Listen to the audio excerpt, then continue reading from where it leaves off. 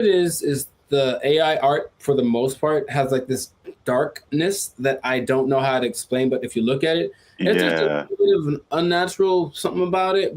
And you can tell they're like making it better every day with that not Wall-E, whatever that drawing app or Yeah, there's like dozens of them now. yeah, right. But you can see it's getting better and better. But every time I see it, I'm like, there's something about it that's a little so fake or artificial. But that dark is kind of the thing. So it's a hard Yeah. thing. It's definitely a style of the way it draws things that's Mm. whatever that is. And again, and the creepiest thing is the way it does humans, and it like gives them extra fingers and toes and stuff. It's not quite up to the whole Yeah. thing yet. But then they can't do math. Is that what I understand? I mean, they're not programmed to do math, so they don't do like this. The AI in general, like it'll think. A chat GPT will answer questions, but like it's not like a calculating thing.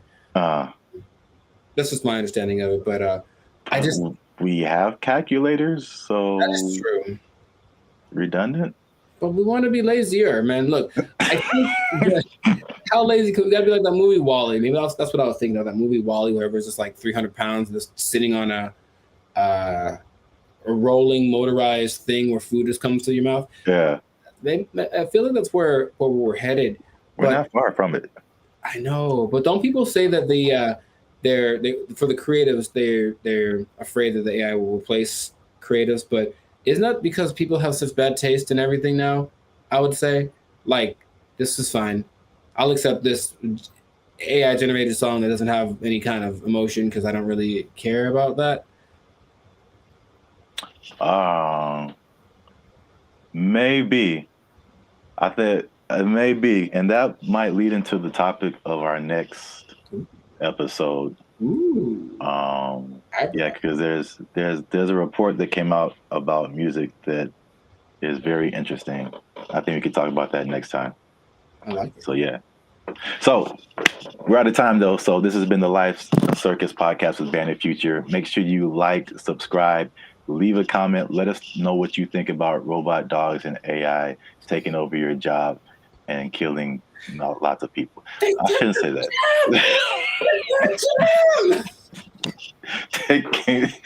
Taking your jobs. What are you gonna do about it? They took our jobs. They took our jobs. Oh man, hold up! Breaking news! Jericho hates people with close no.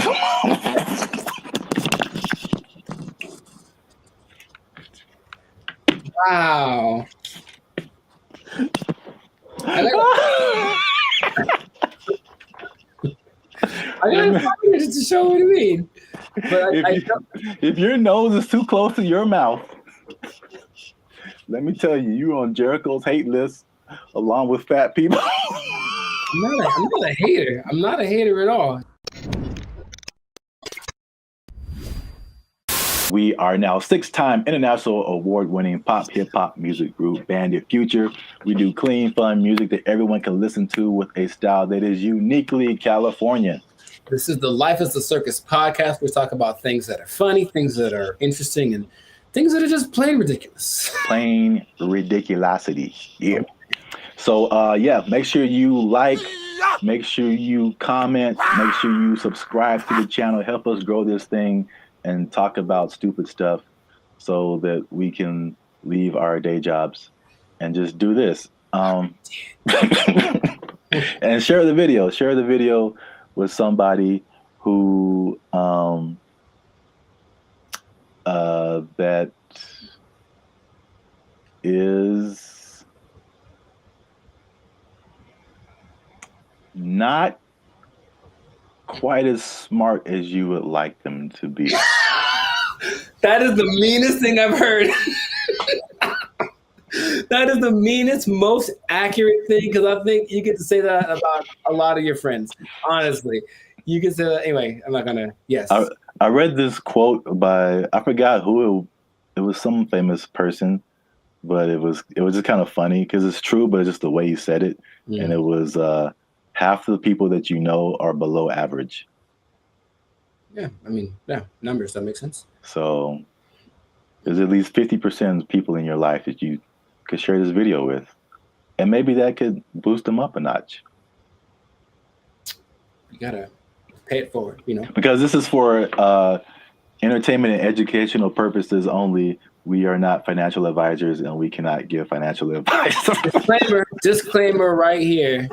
Like every YouTube video ever.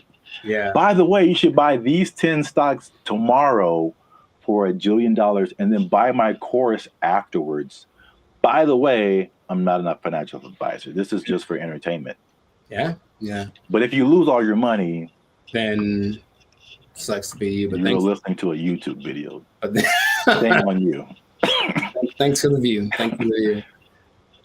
You said last episode that you had something you've been wanting to talk about for a while, bro. Yes. I don't know what this is. Yes. I don't know where this will go.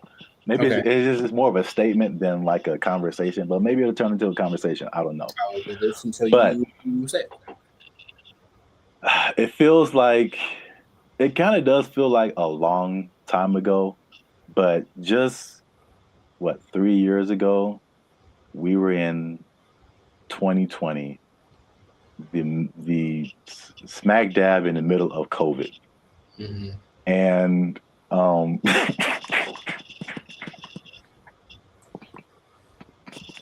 I didn't know it's gonna go funny. I don't know. I can never. I know COVID isn't funny, but what I'm about to say, once you think about it, you're gonna be like, yeah, man. So,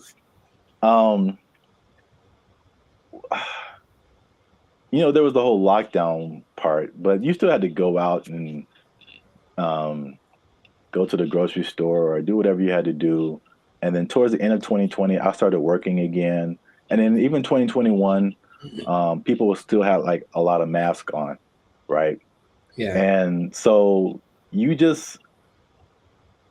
I never really think about the new people that I meet like in life, but that's just kind of a thing that happens normally in life. Like you go out, you run into somebody, your friend introduces you to somebody, and you meet somebody new, right? And so I was meeting new people, but I was meeting them with their mask on.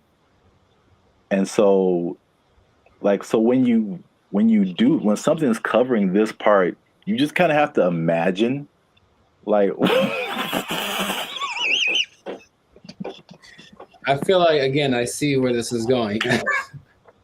You have to imagine what's going on here. Right. And so, like, when COVID finished and I was seeing people that I met for, like, the first time without their mask, I was like, that's not what I expected. Dude. That's not what I expected to be. I like had this cartoon in my head. Right. What?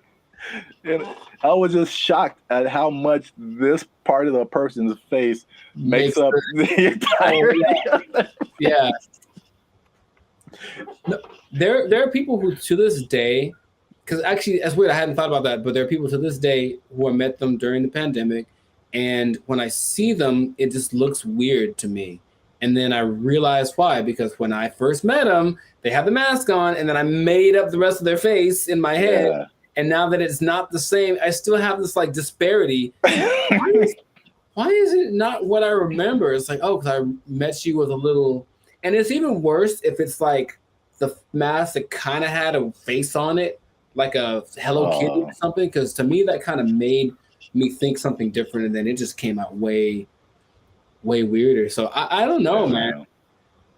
That's interesting because it's what is it about facial recognition? We have, I don't have details about it, but something about like our ability to recognize faces starts from blank age, and then we just are kind of accumulating this storage of facial recognition for our whole lives. So after a while, we kind of know what to expect, right? Except for there are people that break the mold, if you will, and they don't fit with our predetermined idea of a face. So there's some people where you still meet them even if they don't have a mask on, and it's the first time you're meeting them, and you're just like, that doesn't add up. Like, Your nose is in the wrong place. well, I mean, there are just some people that have such a different, like different proportions that you're like, wow, that is really. There's this girl. She's. I have to explain first. Okay, I'm not hating on the girl. She's pretty. She's actually a Instagram like model. She shows her butt a lot. She's very pretty. Oh.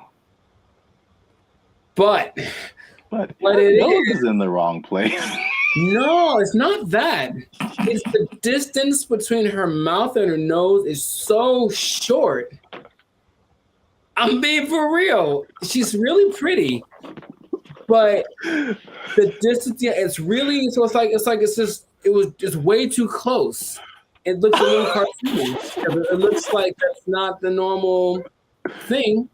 So Wow. Yeah. She's really good looking. It's just that it's different. Wow. But now the masks are coming back for some people, and it's kind of happening again. Yeah, that just kind of threw me off for some people. I mean, I don't even know if it was. I don't know if it was good or bad. It was just like, I've seen it bad.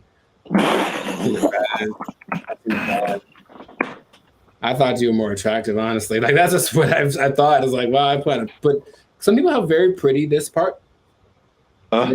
This part kind of takes a turn for the worse. And it's weird. Oh man, hold up. Breaking news. Jericho hates people with close no.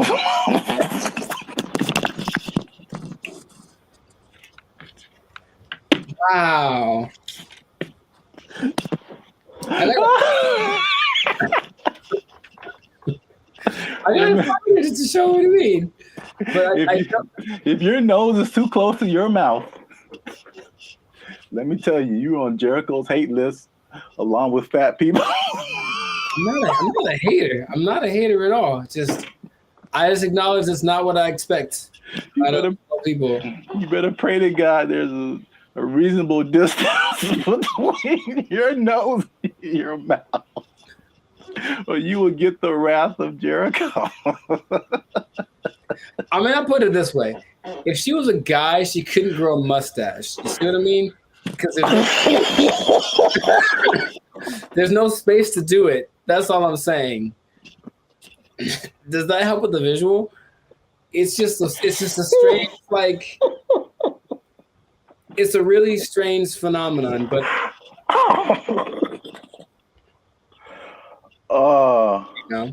here's the thing. Here's the interesting thing. I found that it's kind of unusual, maybe.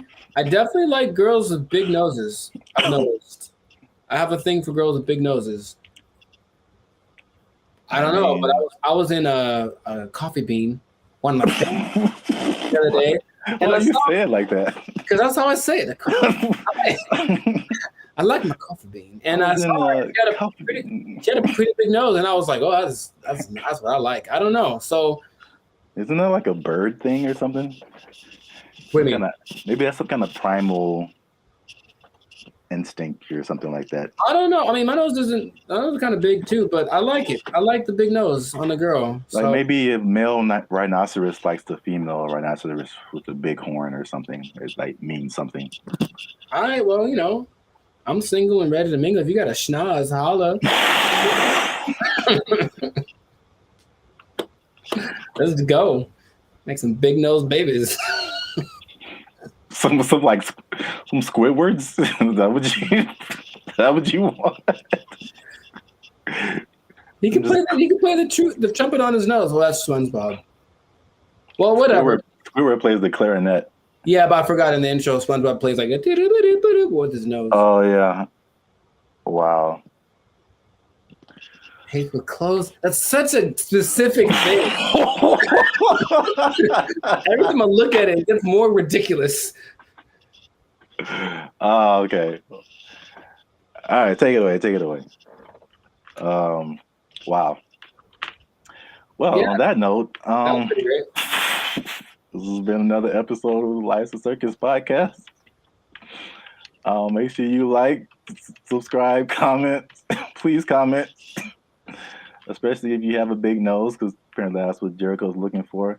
Holla. But if your nose is too close to your mouth, then you've automatically been disqualified.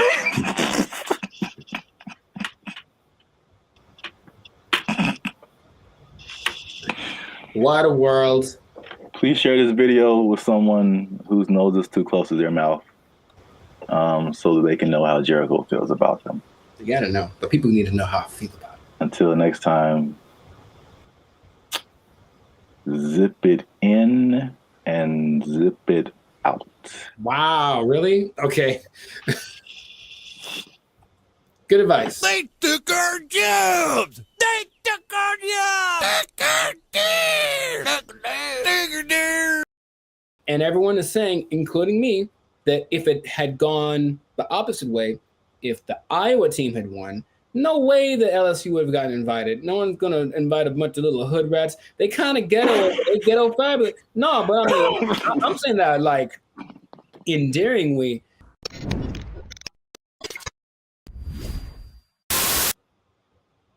We're going? Oh, okay. Yeah. Hey, I'm Jericho, and this is Zap from the now 6-time international award-winning hip-hop duo Banded Future. We do clean, fun music that everyone can listen to. Yeah, and What kind of style is it? with the sound that's uniquely Californian. Oh, okay. You are now tuned into the Life is a Circus podcast. We talk about everything that is interesting, funny, and just straight up ridiculous. Yeah, And man. make sure to like, subscribe, comment, and share this video with everybody you know, or else. My throat, I don't know what's happening right at this moment, but it's okay. No, you know what that is? That's the anger coming out of me because I'm about to tell them how I'm mad, son. I'm about to tell people I'm mad. It's so much that my throat can't handle it. All right, sir, I need you to calm down over there, sir. I need you to calm down. It's about to get real serious, okay? Please calm down. My throat can't handle it. Can't handle it. Anyways, so Or else. yeah, that's exactly what was going on. But anyways, racism, right? So I'm tired of it, and it's 2020. Great transition. Thank you. It keeps rearing its ugly head. I don't understand it, but what I'm referring to is a thing that happened a couple months ago with women's college basketball. The LSU Lady Tigers won, led by Angel Reese. A fine young lady who can call me at any time. And what happened was, for those of you that aren't aware, the Lady Tigers won, and they were playing the Iowa, I don't know the name of their mascot, but anyway, Iowa.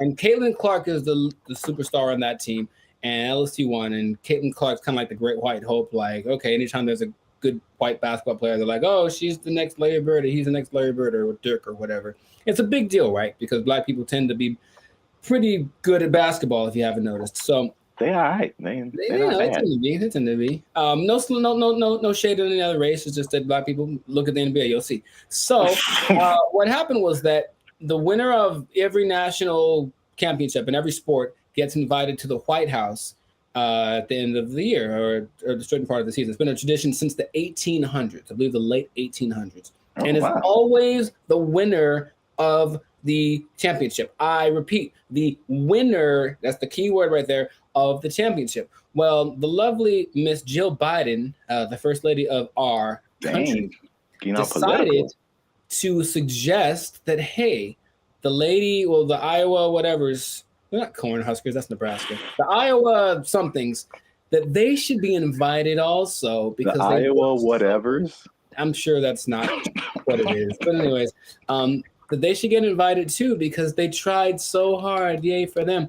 And everyone is saying, including me, that if it had gone the opposite way, if the Iowa team had won, no way the LSU would have gotten invited. No one's going to invite a bunch of little hood rats. They kind of ghetto fabulous. No, but I mean, I'm saying that like endearingly, like, hey, be who you are, bro or sis. So I'll they had a little more attitude, a little more swagger, and it's just interesting to see that happening again nowadays, where there's an obvious disparity. There's also some incident where Andrew Reese did a gesture to Caitlin Clark it was the same gesture that Caitlin Clark had done to a previous team, and the media bashed Angel Reese for doing it, whereas Caitlin Clark was kind of applauded for showing so much swag or bravado or whatever it is. So it's just the dynamic in the fact that it's still something that causes a lot of this, a lot of discussions like this, where it's still that important, the black-white thing. And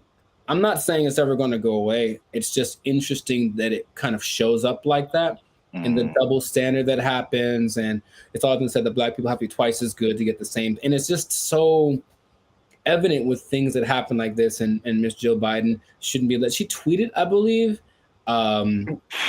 she should have her tweets reviewed. That's all I'm saying. There should be a tweet review committee, the same one that should have done it for Trump. You know what I mean? Should have had a tweet review. No, committee. we don't want to review his tweets. They were fun for everyone. Well, kind of, but the whole thing is that, and it made me angrier than, and I realized it's why, because it's another reminder of how much harder we have to work as black people just to kind of get the same thing. But just the idea to break, no one had ever thought of inviting the loot. You lost, bro. You lost, okay? And you still get invited. And you mentioned, didn't Caitlin Clark have a commercial during the NBA Finals? Yes. I mean, well, let's calm down. It's okay. It's gonna be all right, hot, man. I'm so hot. hot, Right, man. So hot, bro. Yeah, man. Well, for let's back up, because like for people who don't know us personally, just kind of know us as Bandit Future. We're actually big NBA fans. So we talk NBA and just kind of sports in general pretty regularly. It's like if music was our job, then like sports would be like the hobby, the stuff we talk about. So we're like huge NBA fans. WNBA, not so much for me, but I know like your dad kind of keeps up with WNBA. He's the biggest fan. And yeah. And so that has that filters down into your life some ways, shape, or form. But yeah, man, it's like I followed that whole story, and it was like pretty interesting and pretty blatant.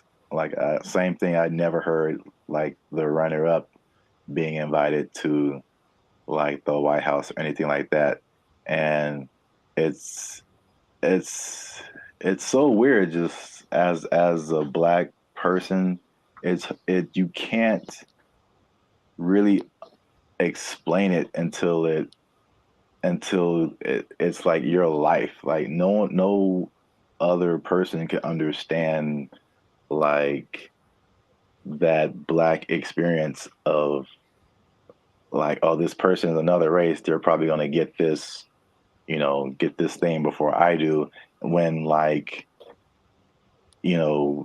we see it all the time, and especially like in our arena where we deal with like marketing and entertainment and things like that. Because I mean, sports is just another form of entertainment, right? So you could see it in music, you could see it in, I definitely see it in film and TV. Like there's a long history of that, and even a lot of stuff there hasn't changed.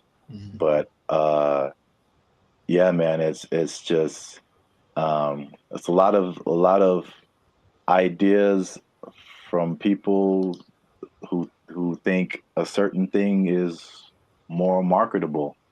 Like even me, like when I've done a lot of marketing events and things like that. And it's kind of a tangent, but I don't know where to go from this topic. But I was just speaking about my own experience. Like a lot of when you work in like sales and marketing, like just like outside of the entertainment industry, it's like you like 9 times out of 10 you are presented with a white female, and that is like the most accepting individual to these people that you're trying to do business with.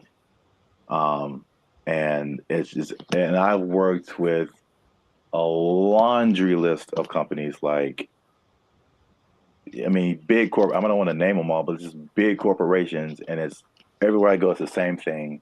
You're trying to sell something, you get a pretty white female in there, which is racial and in terms of gender too.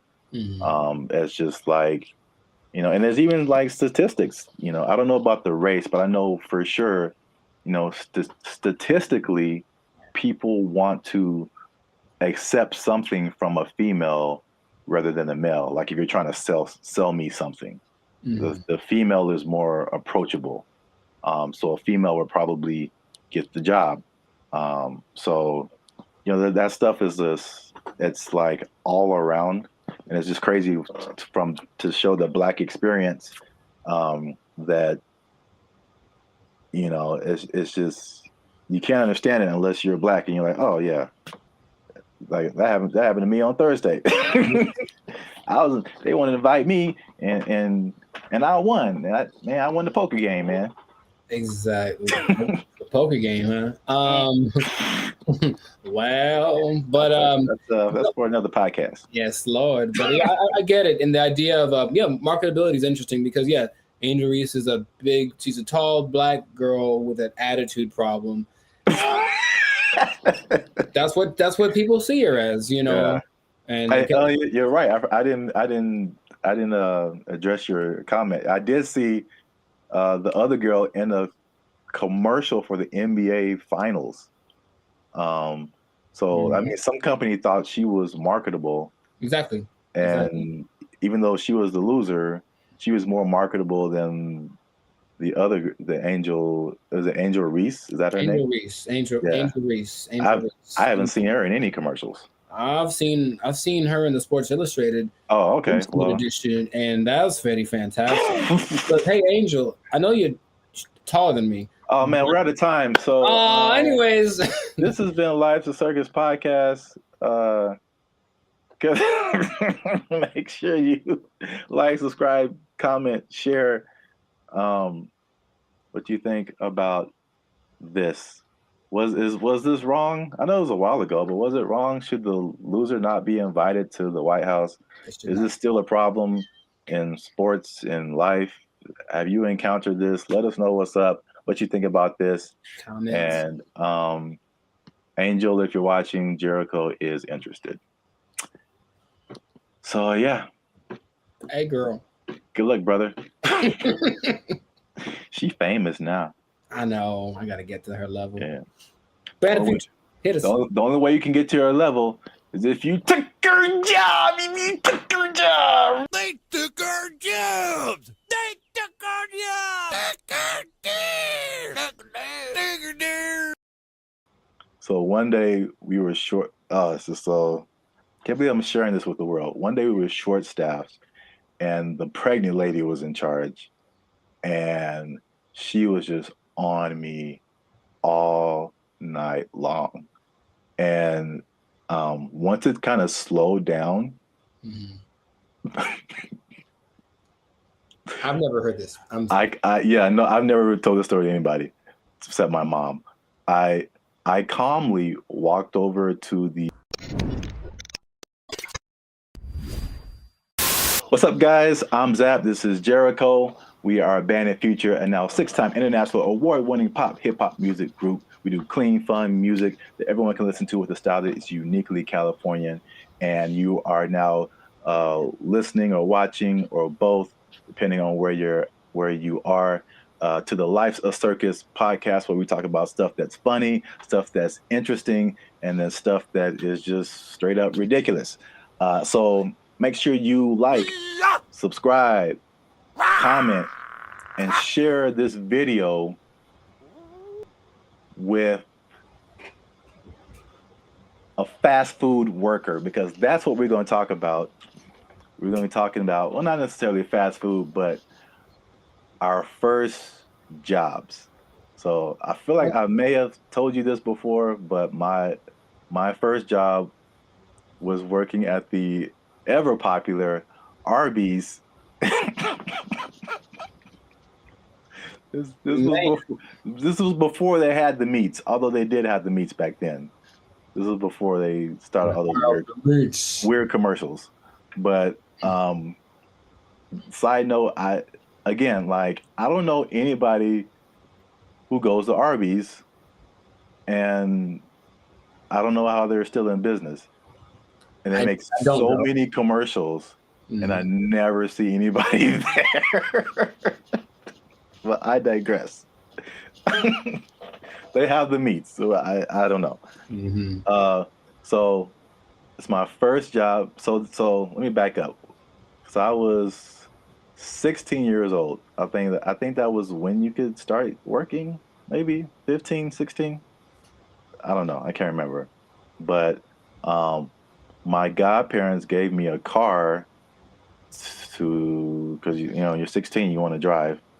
So I got a car, but then you got expenses. So you have to pay gas and insurance, all that kind of stuff. So I got like a little part-time job to help me pay for the car, right?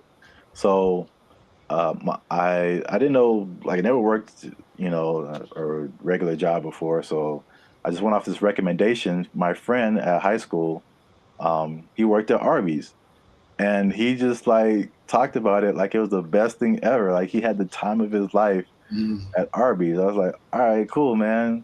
So I put application, got the job, and it was Take your time. It was a mixed experience. I'll put it like that. So, black and white? Do what? Is it like black and white? Oh no. Well, there's that too. But there's I don't even know where to start because there's so many elements to the story. I'll just talk about. I'll just go good and bad. Let's start with that. So, the good thing about it is that I think we got 50% off on the food. That's a plus, yeah. Yeah. You're 16 years old. You're just like, hey man, yeah, half off. Hey girl, you gonna go to Arby's? I can snap. That's how you get them right there. Half price. Stick with your boy. I can imagine. Yeah, that's. Well, yeah, there was that, and then you would get because I'm from Alabama, but I'm like any kind of fast food is crazy. You're just always meeting people, and it's just always the most random people. And I remember working the drive-through, and people would be asking me for just stupid stuff or making jokes. I can't remember all of them, but I remember distinctly one guy asking me for a watermelon. And I'm like, sir, we don't sir, we don't serve that here.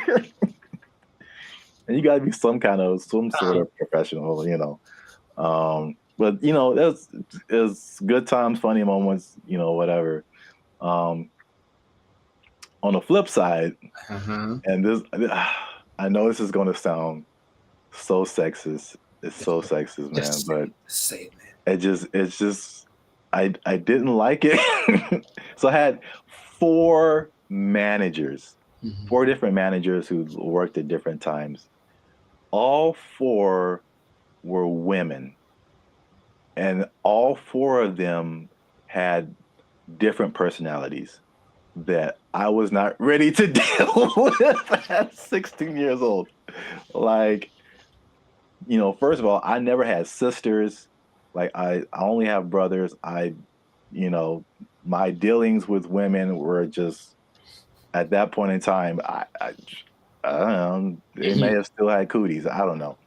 But they were all four different. So the first one was the head lady. She ran the whole store, and she was just profit, profit, profit. Make sure this is right. She was like a drill sergeant. And it just made it very tense whenever she was there. And then the second take your time. The second one was twice my age, but she had a thing for me. And it was really uncomfortable. And like, let's just put it like this. She brushed up against me a couple of times. Sounds like a good manager right there. Jeez, I mean, there was keeping the morale high. I didn't like it when she was in charge. Yeah, so yeah. It goes both ways, ladies. Oh, tell the third one was pregnant. And not like, oh, she, like that thing was going to drop any moment. She was still working. And she was like all the stuff that comes with pregnancy. Like she was just all over the place. And like nice 1 minute and then like ripping your head off the next minute. And I'm like, what is happening? I just want to serve some fries and sandwiches. Like, why are you yelling at me? I don't know. So that was the third one. I didn't like it when she worked. And then finally the fourth one was nice. The fourth one, she was older, like a, grandmother type. And she was just like, make sure you do the fries, baby. That's we want to keep them nice and hot for the customers. Like she was just really nice and sweet, and I really liked her. And she wasn't like always on you, stuff like that. But yeah, that was my first job, and to do the dismount from this story, the grand finale. Okay.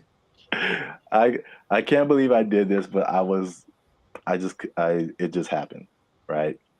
So one day we were short. So can't believe I'm sharing this with the world. One day we were short staffed, and the pregnant lady was in charge, and she was just on me all night long. And once it kind of slowed down.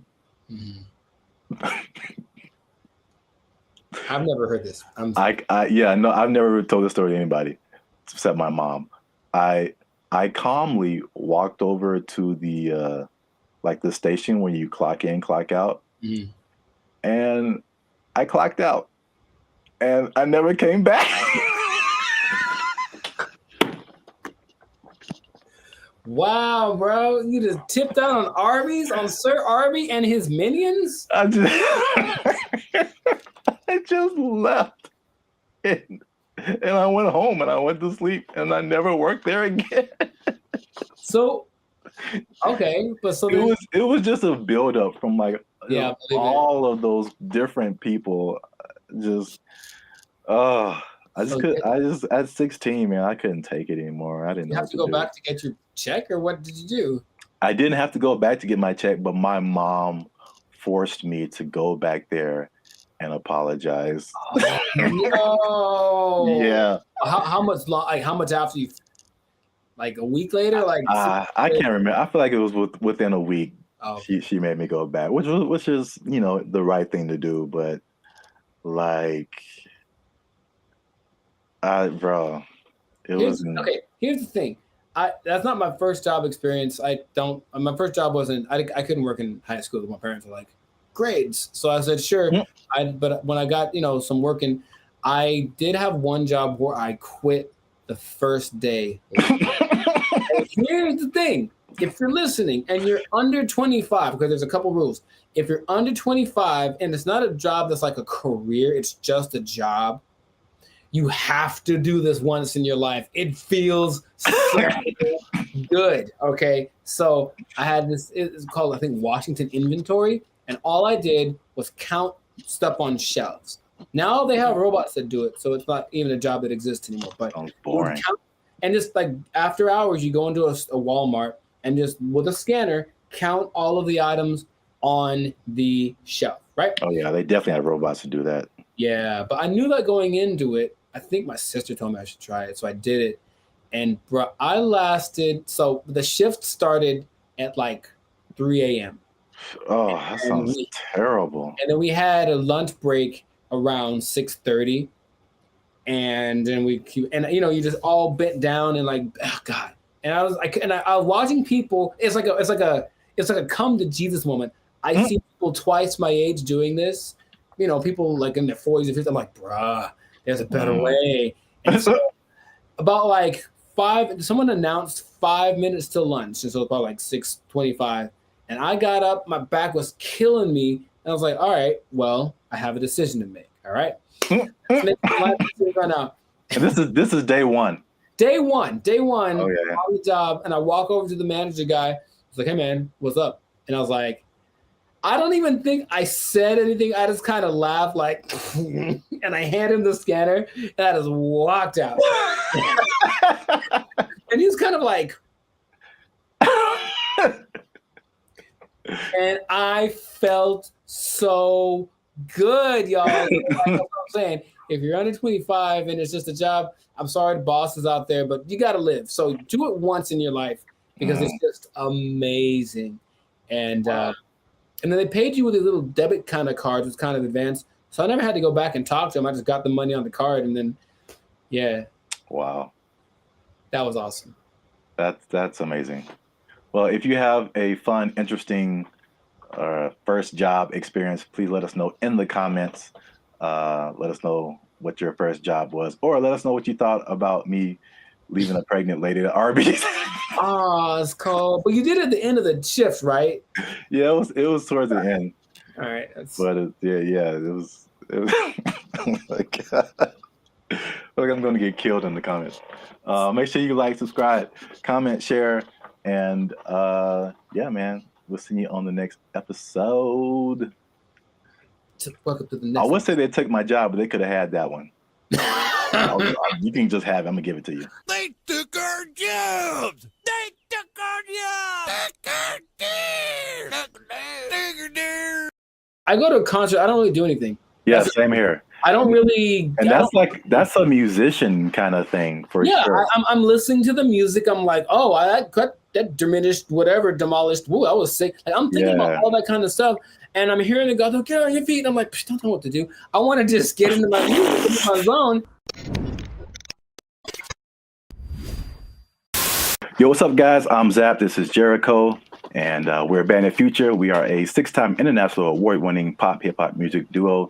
We make clean, fun music that everyone can listen to with a sound that is uniquely Californian. Sure. And you are now watching or listening to, or both, to the Life's a Circus podcast, where we talk about everything that's funny, everything that's interesting, everything that is ridiculous. So, yeah, make sure you like, subscribe, comment, share this video with someone who gets hype. Okay. So this is about. Because hype people are the people who need to go to concerts and not lame people. And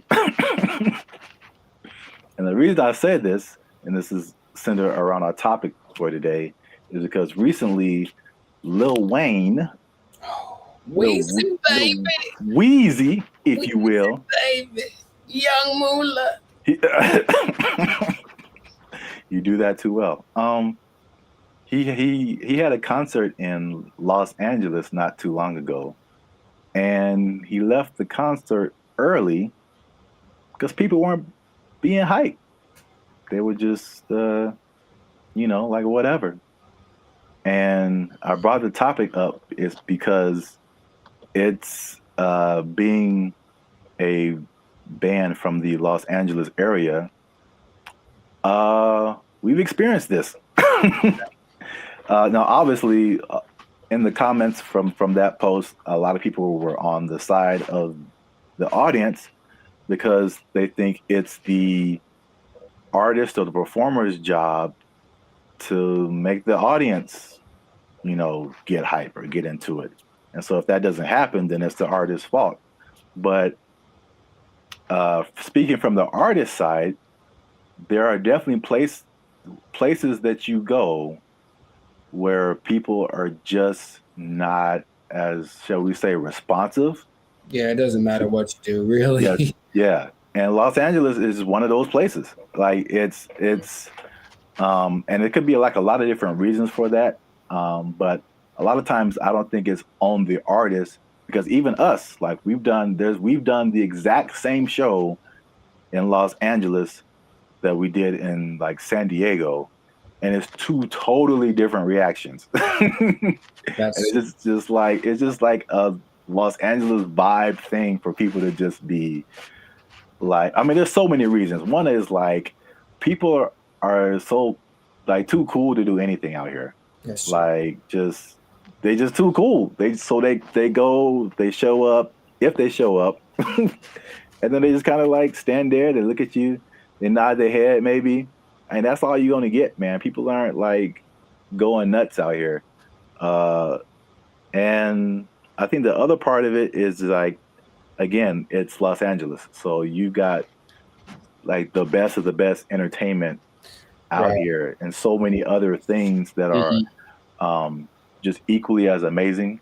So like it almost becomes routine when you do something amazing out here. It's like routine for people, so they see amazing all the time, right? So it's hard to be even above that, you know. Yeah. So yeah, what do you think, man? Do you agree with the people? You agree with the artists? You think it's a mixture of both? It's always a mixture of both. I mean, there's two sides to everything. I just saw a video of Lil Yachty, which I don't know much about his music, but I know the dude just goes, right? And basically, he got it's one of the best things I ever saw, like in a concert.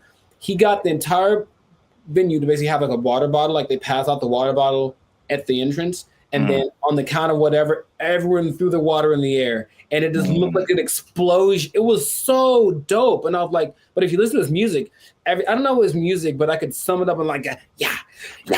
I don't know what that is, but I think that's right. Let me know in the comments if that's how his music goes.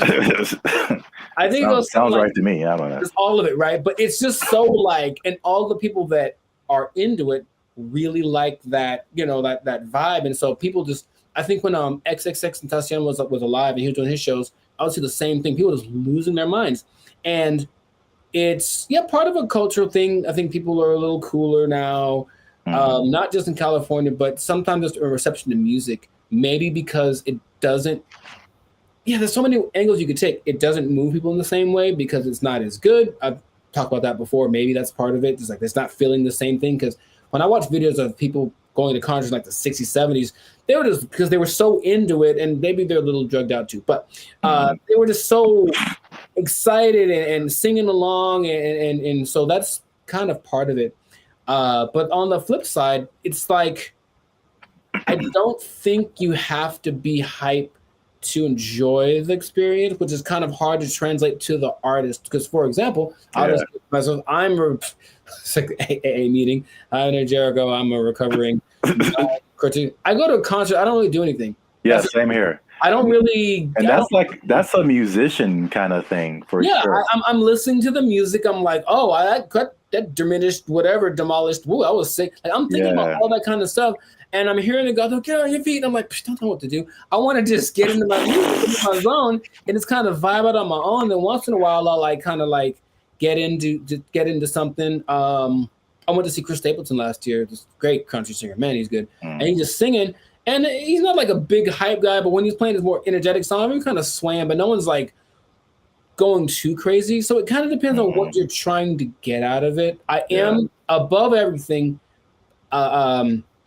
a fan of the idea of energy in and energy out. So you just, as an artist, you give your best, and I think the right people will reciprocate it. Now, here's the other thing that we haven't had enough experience with as other people.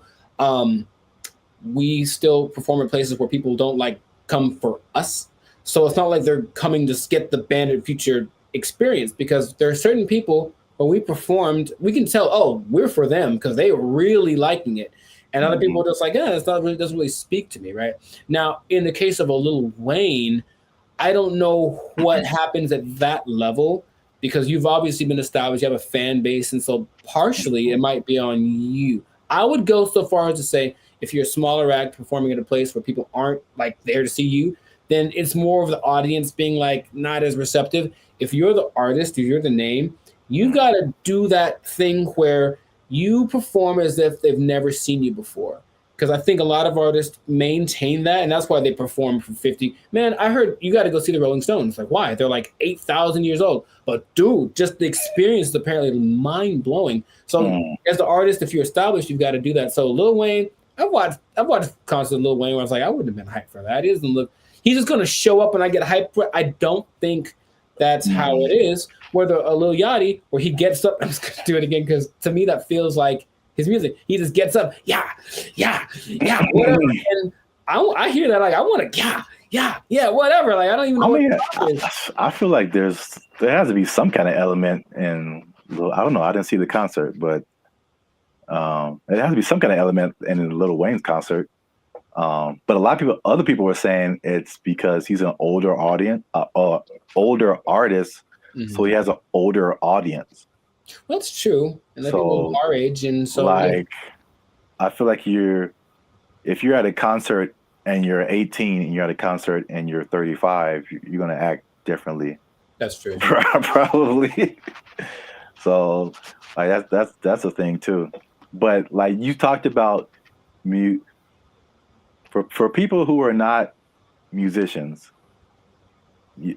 you'll pull the curtain back right now. And for people who are musicians, you're going to be like, yep, there's always somebody at the concert when you're on stage and you just look and they just, everyone's grooving. And then there's that one person who just stops and he might nod his head, or fold his arms, put his hand like this, you know, that's a musician. Yeah. That's a musician who loves what you're doing, but you're not going to see in it. You're just going to see, he did that. What kind of guitar is that? Oh, it's nice. Exactly. And he's inside here. He's just like, right. And then he'll come and talk to you like, hey, man, you guys sound pretty good, man. You know, that was dope. You can spot him like a mile. Yeah. Away. Right. And if you ever want to get like evidence of that, watch the concerts where you can see like the side of the stage where there's other acts and there's the other musicians watching the act on stage, and they're all in the same. They're all in the same. Like, man, yeah. How does he get that sound with the humbucker? I have the new. Has he got that new tremolo system? He's got Floyd Rose. I don't know. That's all they're doing is processing it. Yeah, it was just nerding out at the concert. Exactly, but the one scene you can definitely get if you are around enough musicians is that laugh and that kind of like that turnaround thing. Like someone does something that's ridiculous, like someone that hits this crazy run, right? Everybody like that little like bomb explosion. That's a sign of a musician for sure. They know music really well. So. And it's like, who's your audience, who you're playing for? But it is fun. Or a nice woo. Oh, yeah. I heard that. Yeah. I was at a Corey Henry, great organist, pianist, and one of his shows. And then the bass player, Sheree Reed. I know I'm going to play bass. He's a ridiculous guy. And I locked eyes with him a couple of times, and I just kind of kept making this like face. I'm like, you're killing it, bro. And so I noticed after a while, he'd be looking at me like, hey, am I still on him? Like, you know what I mean? So we had that unspoken thing. The stank face also. Stank face. That's a staple of the music community. Yeah. So it's really hard to say exactly what it is, but it is super fun to play for audiences just losing their mind. Oh yeah. But then the problem with that maybe is if you take an extreme like the Beatles, where all the girls is yelling and screaming and not even listening to them, right? Like that's what they kind of said was turning them off from performing live. Like no one's listening. They're just yelling the entire song. If you listen, it's not like they started yelling when they came out and then quieted down to listen and then yelled. They were just yelling the entire time. And that's also like, well, I mean, why am I here? Just stand here.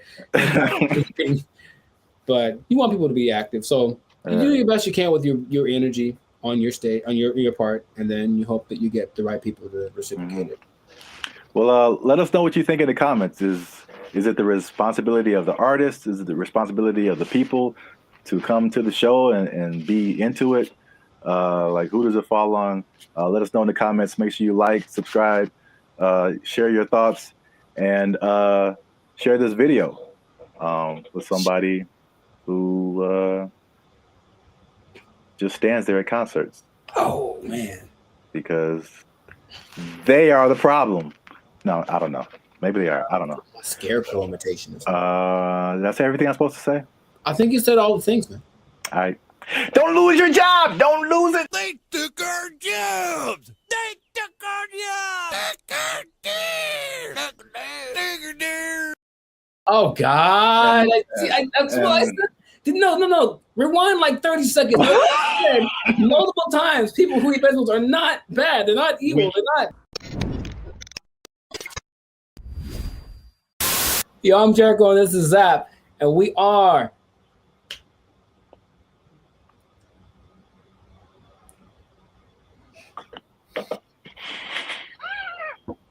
Take your time, baby. Let them use you. Speak your truth, young blood. Yo, what's up? I'm Jericho, and this is Zap, and we are the 6-time international award-winning hip-hop pop duo Bandit Future. Hey. We make clean, fun music that is good for everyone to listen to with a sound that's uniquely Californian. And you are tuned in to the Life of Circus podcast, where we talk about things that are funny, interesting, or just straight up ridiculous. So before we get into it, make sure to like, subscribe, comment, and share this video with at least 2 people that don't like vegetables. Okay, so check it out. That's me. Let's talk about this, okay? So I'm gonna let y'all know I do not particularly enjoy vegetables. I just don't do them. My diet is mostly meat and donuts, I think. That's a controversial thing, I think. People say that vegetables are kind of a part of that's breaking diet. news. Oh, I know, right? And I just don't like them. I think they're yucky. But not only are they yucky, I think they make me feel not fantastic.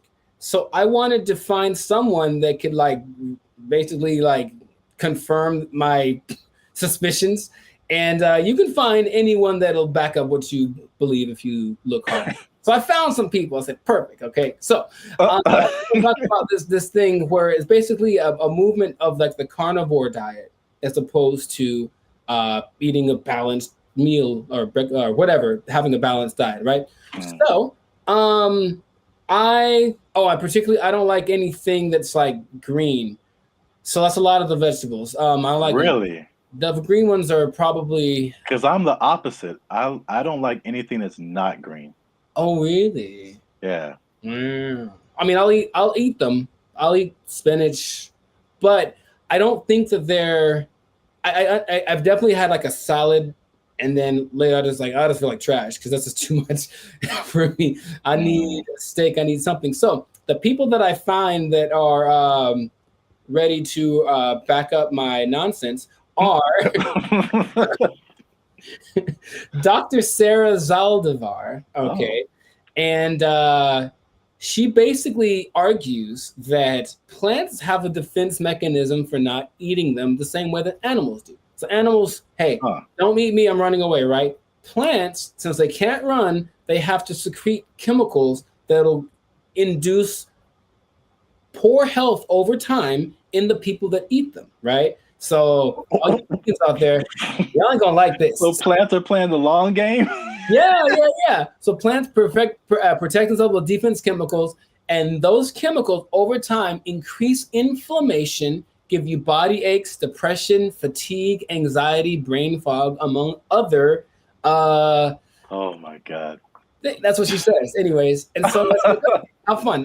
She has a YouTube channel. You can check her out. It's kind of suspicious what she says. So a little more, I don't know. So I found this guy, Paul Saldino, and he's a doctor. So that's good. Okay. He wrote a thing called the Carnivore Code. And basically he was looking for a way to clear up his eczema, right? Now he said that all the green ones, all right, ready for this, Mr. Man? The kale, broccoli, the spinaches of the world, they have things like oxalate, histamine, salicylate. Yeah, that sounds right. And leptin. And those things can basically feed into whatever problems you're already having. So he got rid of those and he found that his eczema went away. So he's a smart guy. And if you see a picture of him, he's very in shape. Joe Rogan, the great Joe Rogan, tried it for a month. He lost 12 pounds on it, so he had a lot of energy. And the people that are in contra to this say that meat causes heart disease, whatever. And basically this doctor argues that no, it's the things that we accompany the meat with, all of the French fries and the milkshakes and everything like that is what the actual problem is. But just the meat itself is not a bad thing. And I want to know your experience, because for me, honestly, the more meat I eat, the better I tend to feel. I'm sure there's a limit to it. I'm not eating 72-ounce steaks all the time, but yeah, chicken, lots of chicken. Chicken is probably the best meat. I could make that a whole other thing. I don't want to get into it, but other than the fact that the top 10 meals I've ever had in my life were all meat related, every single one of them. Yeah, I just feel more energized. And I know there's not a one size fits all for diet, so I'm not saying that people that eat vegetables are just evil. I'm not saying that. In case you want to say that, don't you dare. But I am saying that for me, meat is not such a bad thing. Now, how do you feel? What is your experience dietarily, if that's a word, which is probably not? With I don't know. I mean, we got to make sure this headline goes out first. Oh God! That's what I said. No. Rewind like 30 seconds. I said multiple times, people who eat vegetables are not bad. They're not evil. They're not. We can't cover the breaking news here that Jericho thinks people who eat vegetables are evil. That's a really strong opinion there, and I'm sure you're going to get a lot of comments.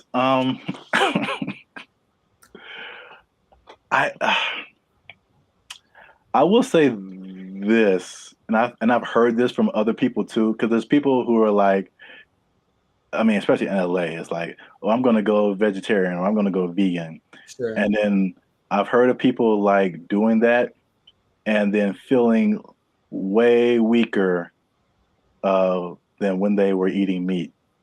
Mm-hmm. And then they went back to meat and they felt better. So I think there is a thing to that.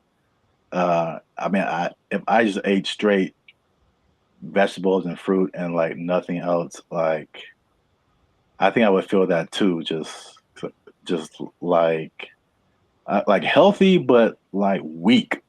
Like I need something else to, and I'm by no means any kind of health guru or a dietitian or anything like that. Or am I? But you all buff and stuff, so can you put it down there that I'm not a nutritionist instead of like nutritionalist? Nutritionalist. Are those two different things? I don't know. I did some research, but not enough apparently. Look, I just know that how I feel personally. Yeah, if I eat just vegetables only, and I've tried the vegetarian thing a few times because it seems attractive, and people have said that you could clear up certain things. People quote that guy Dr. Sabi, who wrote a lot about herbs and vegetables, and that'll clear up like any kind of problem that your body has. For me, I need me a good let me tell you about the steak I had one time. This steak was so magical, and make it all full circle, right? I was at this place called the Metropolitan Grill in Seattle, and I had me this steak, and it was like the best steak they have. It's like $150. I was like, let's go. And I get it, and I eat it, and I'm transported to happiness. That's all. This is and happiness, and it tastes good. And I cannot make this up.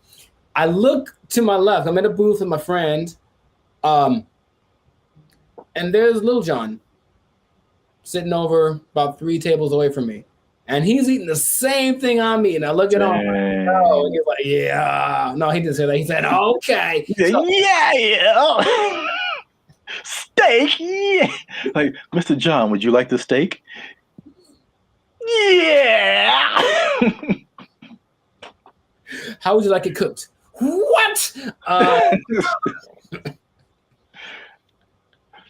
Anyways, yes.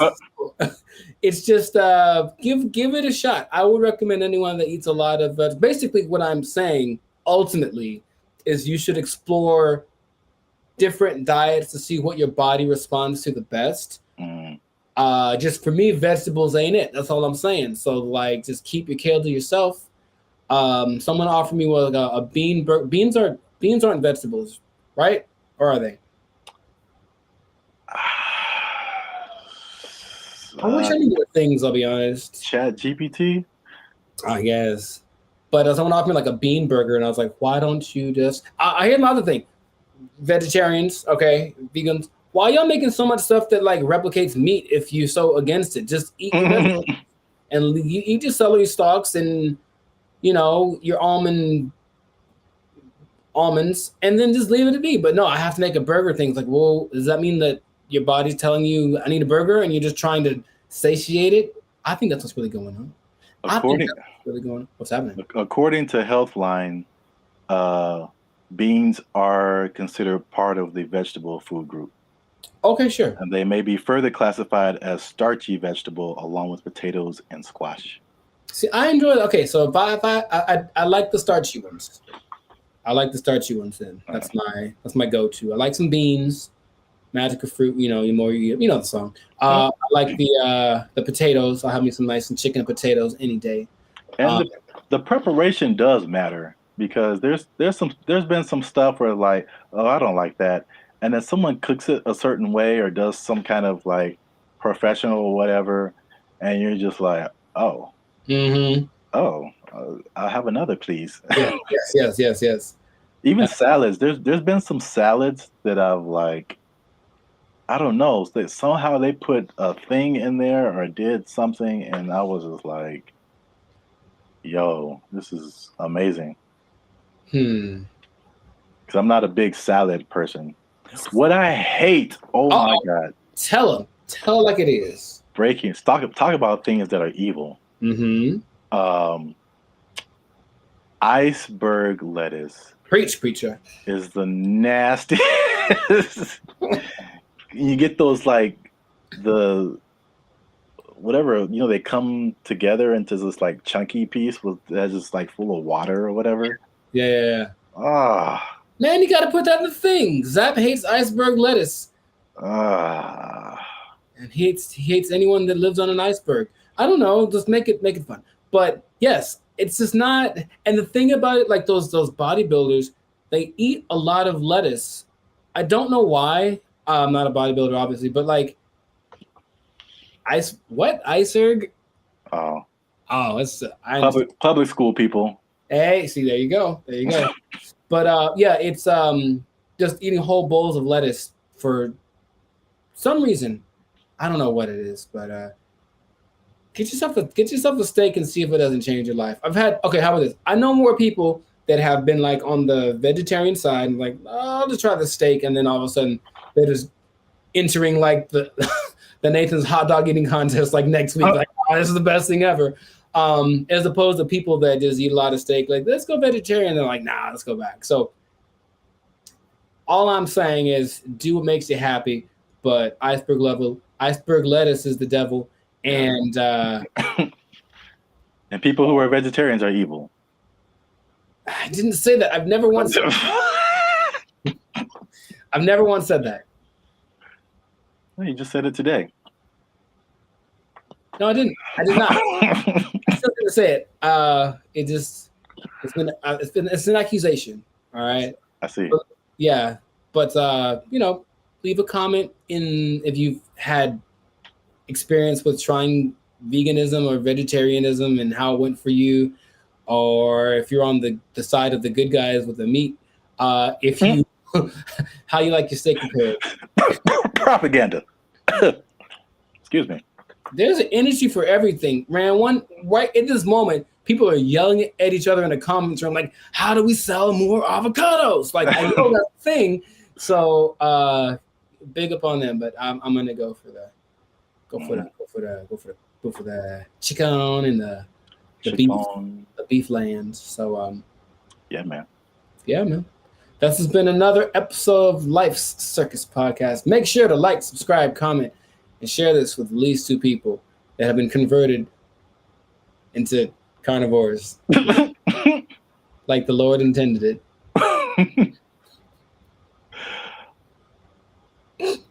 Yeah.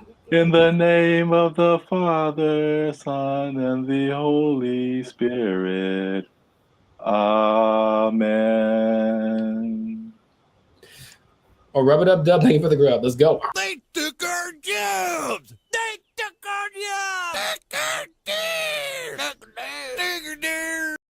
But I'm gonna tell you what this is, bruh. Is it have to do with bodily functions? It's in a weird way. Why was there a pause? No way. Yo, what's going on? I'm Jericho. This is Zap, and we are the 6-time international award-winning pop hip-hop duo Bandit Future. We have a clean, fun sound that's good for anyone to listen to with a sound that's uniquely Californian. And you are now tuned in to the Life Circus podcast. We talk about stuff that's funny, that's interesting, or just straight up ridiculous. So before we get into it, make sure to like, subscribe, comment, and share this video with people that I don't even know how to say this. That's a good start. With people that are very curious, I guess. I don't know even how to say this. Okay. Curiosity killed the cat? Well, right away, I got a question for you, bro. I got a question for you. I'm gonna show you a picture, and I'm gonna ask you a question, and it's very straightforward, I believe. Oh boy. I'm not ready. Okay. Would you drink this? Just straight up With no information, just straight off of appearance, would you drink this? How much do I get? You get a lot of money. You get $1 million.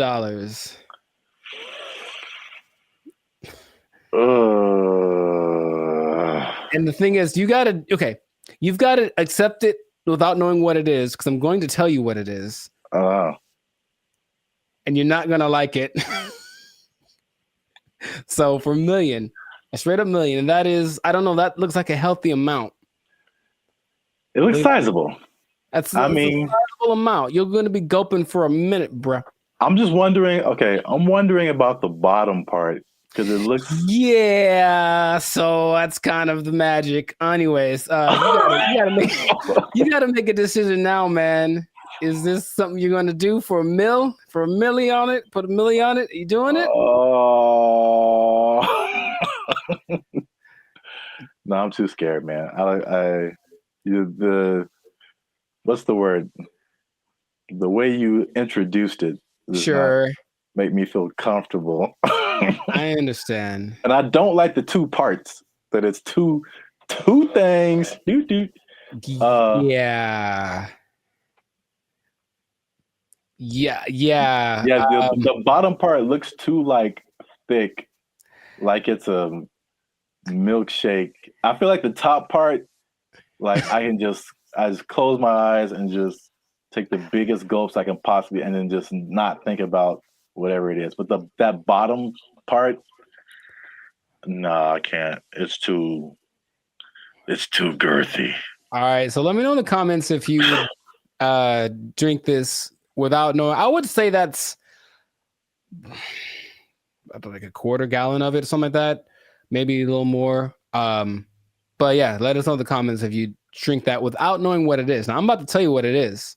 Now, what I think is that you are a smart man, because I am going to take this picture off because I don't want to see it anymore.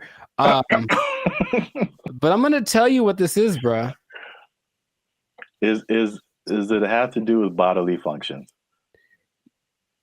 It's in a weird way. Why was there a pause? No way. Why did you have to think about that? Well, because I was like, how am I going to say this? You're not going to see this coming. I have so many questions about this, and I looked it up. I'm just going to read the information. Okay, so it is Songgul, which is a Korean wine. Okay, that's not a bad start. Yeah, I know. It gets worse. I'm sure it gets way worse. Okay, I'm just going to read it. I'm going to read you the whole thing. You just have to just accept that this is reality, okay? This is the world we live in. This isn't something I'm making up, okay? Songgul is a traditional Korean medicine with a 9% alcohol content. Okay, I know you're not a drinker. Yeah, I'm not a drinker, but 9% is high, right? It's higher than most beers, yeah. Like not like a hard alcohol. No, hard alcohol is like 35, 40. But 9%, you know, you drink enough, it will be it's more than a beer. Yeah, more I mean, there's strong beers that have this, but that's not the problem. I'm just trying to prolong the Yeah. No, it's whatever okay. gross thing is about to happen right now. You don't. I have so many. Anyway, I was going to keep going. Okay. Songul is a traditional Korean medicine with a 9% alcohol content. The poo of a human child between 4 and 7 years old is refrigerated for 3 to 4 days, mixed with water, divided into smaller pieces, and fermented overnight. The vat with the poo starts to smell incredibly strong of feces, even worse than the first day of fermentation. The poo water mixture, which is the stuff that's at the bottom that you said you wouldn't want, is poured through a sieve and is mixed with 70% boiled non-glutinous rice, 30% glutinous rice, and yeast. The non-glutinous rice contains a lot of protein, important for the fermentation process. The glutinous rice is therefore supposedly anti-inflammatory and pain-relieving properties, as well as to improve. Oh, the glutinous rice was there to improve the taste, obviously. The fermentation process activates the good bacteria and kills the bad bacteria. There's more details, bro. Anyways, so it's apparently supposed to... It's baby poo. Well, here's the thing. That's one version. Supposed to cure pain, broken bones, bruises, inflammation, and epilepsy. Just... and also epilepsy. The taste is a bit sour and similar to rice wine. Fun fact, poo wine, which is not the official name, that's what they call it, has a faint poo smell and can leave a poo smell on your breath. The smell and I watched a video of this lady trying it, and she confirmed this, which I will never do. The smell and the visual appearance of this alcoholic drink are worse than the actual taste. That sounds like chitlins. I mean, you know, and then because there is a tea that the Indians would make, like Native Americans, Native Americans would make using like buffalo chips, and you just take dried buffalo poop and then grind it up, put it in tea. That's a thing. My first question is, this is fun too. There's a different production method for making poo wine, and you just take soju. It's this Korean rice wine. You put into a pit. Why? You put it into a pit of chicken, dog, and other animal feces, or human feces if you want, and leave it for months to ferment. Medicinal herbs and cat bones are also added to improve health. So here's the thing. All right. I think that's gross. I'm not going to, yuck your yum or whatever, but I think that's disgusting. But my question is always like this. When it comes to humans, because we're capable of a lot, what drove the first person to try this? That's always my what made someone just go like, you know what, it would be great? The first person to just, I keep flushing my stuff down the toilet. I bet I could put this to use, or maybe back in the day they didn't have toilets, but yeah, that's just, well, I don't know what else. It's just so weird that that's a real thing. And it's like there's factories in Korea that do this. So now that you know that, for $1 million, would you take it down? Oddly enough, my hesitation would be the same, whether I heard the description or not. Just on the way it looked. Sure. They have vats of it, and it's. Yeah, you mentioned that. Yeah, in the video, there's a Vice video on YouTube, but I could not watch the whole thing. I tried. I could not watch the whole thing. I thought, all right, this is about as gross as it gets. But yeah, this one guy is so proud of it. It's like crazy. He's like, this is what I do. So, but you have to collect baby poo. Apparently, that's like the traditional version. Oh, so how do they make it without the baby poo? Just any animals, Just any apparently. poo. Oh Any my poo God. combined with soju and Yeah, then man. rice and whatever. I feel 'Cause I like guess anything I say right now is going to be super racist because of all the foods around the world, the Asian foods are the ones that I touch the least. And this is why. Because they do stuff like this.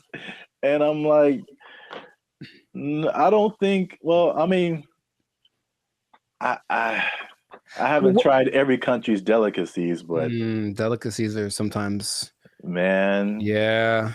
But here's the thing. I think that more speaks to the human desire to get messed up no matter what. Like, we're going to get drunk. We're getting drunk. What do we have? Well, I'm not going to tell you, but I'm going to come back in a couple days and we're going to get drunk. Like, that might have been it, you know? Because I mean, really, if you ferment anything, it'll get you messed up, you know? So I'd much prefer the fermented berry grain thing.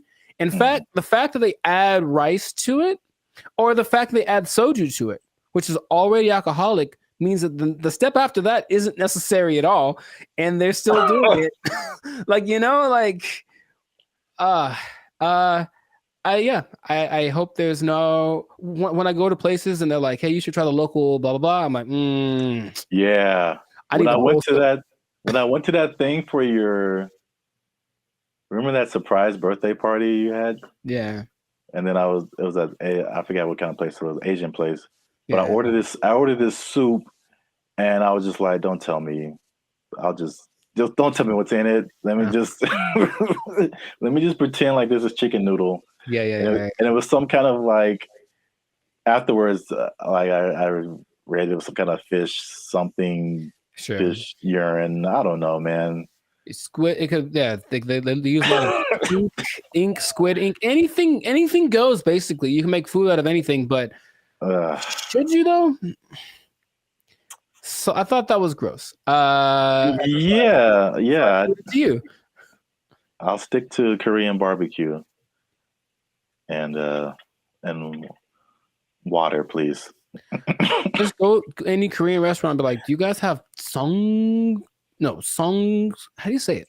Tongsul.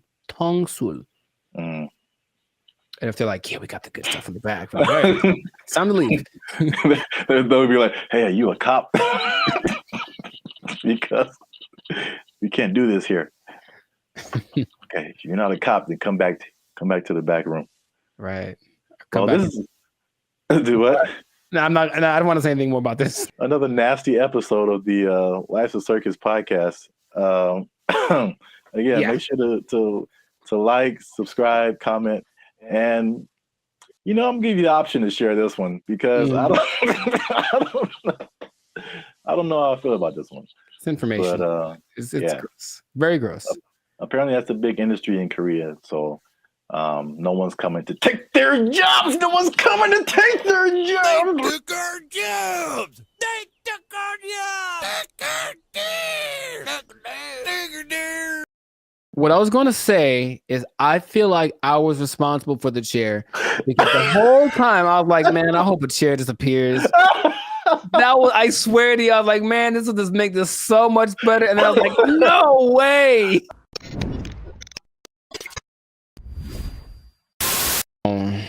Can't even see the eyes. He's mysterious and wise. He ain't gonna tell you no lies. Poetry. Bars. Hey, welcome to the Life of Circus podcast. I'm Zap. This is Jericho, and I have no idea if we're gonna make it through this entire episode without me cracking up every 2 seconds. But we are a 6-time international award-winning pop hip-hop music group, BrandBee Future. We do clean, fun music that everyone can listen to with the sound that is uniquely Californian. Like I said before, this is the Life of Circus podcast where we talk about things that are funny, interesting, and ridiculous. And help us out. Make sure you like. Make sure you subscribe. Make sure you comment, and make sure you share this video with at least one other black person because I don't know, man. We'll see. because the revolution has started in Montgomery, Alabama. Is that what that was? Is that what that was? AKA the Gump. To say that this hits home would be a very accurate statement because I'm actually from Montgomery, Alabama. That's crazy. Where apparently it goes down on the riverfront. You gotta be careful on the river, man. Yeah, look, you gotta be careful where you park your pontoon. All right, you gotta put it. Oh my God, I don't know where to start with this. Like, I guess from the beginning. Sure. But for if you've been under a rock for the past few days, there's a what they're calling the Montgomery Riverfront Brawl went down this past weekend. And I'm not going to get through this. I don't know how we get through this. So there was this group of white people who had a pontoon boat. They parked it where they shouldn't have parked it. There was a crew member from the riverfront. I don't know what entity exactly he works for. Yeah. Trying to get them to move the boat. They didn't move it. He moves it up themselves. He moves it up himself, and then the white people who own the boat got pretty upset. They argued back and forth, and in a move that has been deemed legendary, the dude. This is what I hope to see. Okay, so for one, just my point of view, I don't think this is funny at all. I really don't. Really? I don't think it's funny one bit. I just think it's stupid. In the sense that I watched it for the second that I heard a bunch of black ladies, let you hear it. You hear like, oh shoot! All you hear, I'm like, I know it's country video. Like, I know exactly what's about to happen, bro. Like, all right. So anyway, but there's go ahead. Well, so what I hope to happen, because to reference what Zap did at the beginning of the video, is that they're talking back and forth, and I guess the black guy is like, all right, well, it's go time, and he takes his hat, he just tosses it, and what I was hoping for is that he would toss it, he would thrash the dude, and then the hat would just gently land back on his head. That's what I wanted to see, right? But of course, not what happened. But it was just... I'm sure that happens all the time. I'm sure it does. Like the location and like the situation makes it a little funnier, I suppose. But like, man, just oh man, you can't have your boat here. All right, well, whatever. We thought we could or something, and then it's like a 1-on-20 brawl for a second, and which is unfair. And then the it ended fairly quickly, unless the video that I saw was edited, but it seemed like it was like a 2-minute thing, nothing more. I don't understand how that one lady fell in the water afterwards. That was probably my favorite part, because I was like, it felt like he was already dying down, and then somehow she just got yeah.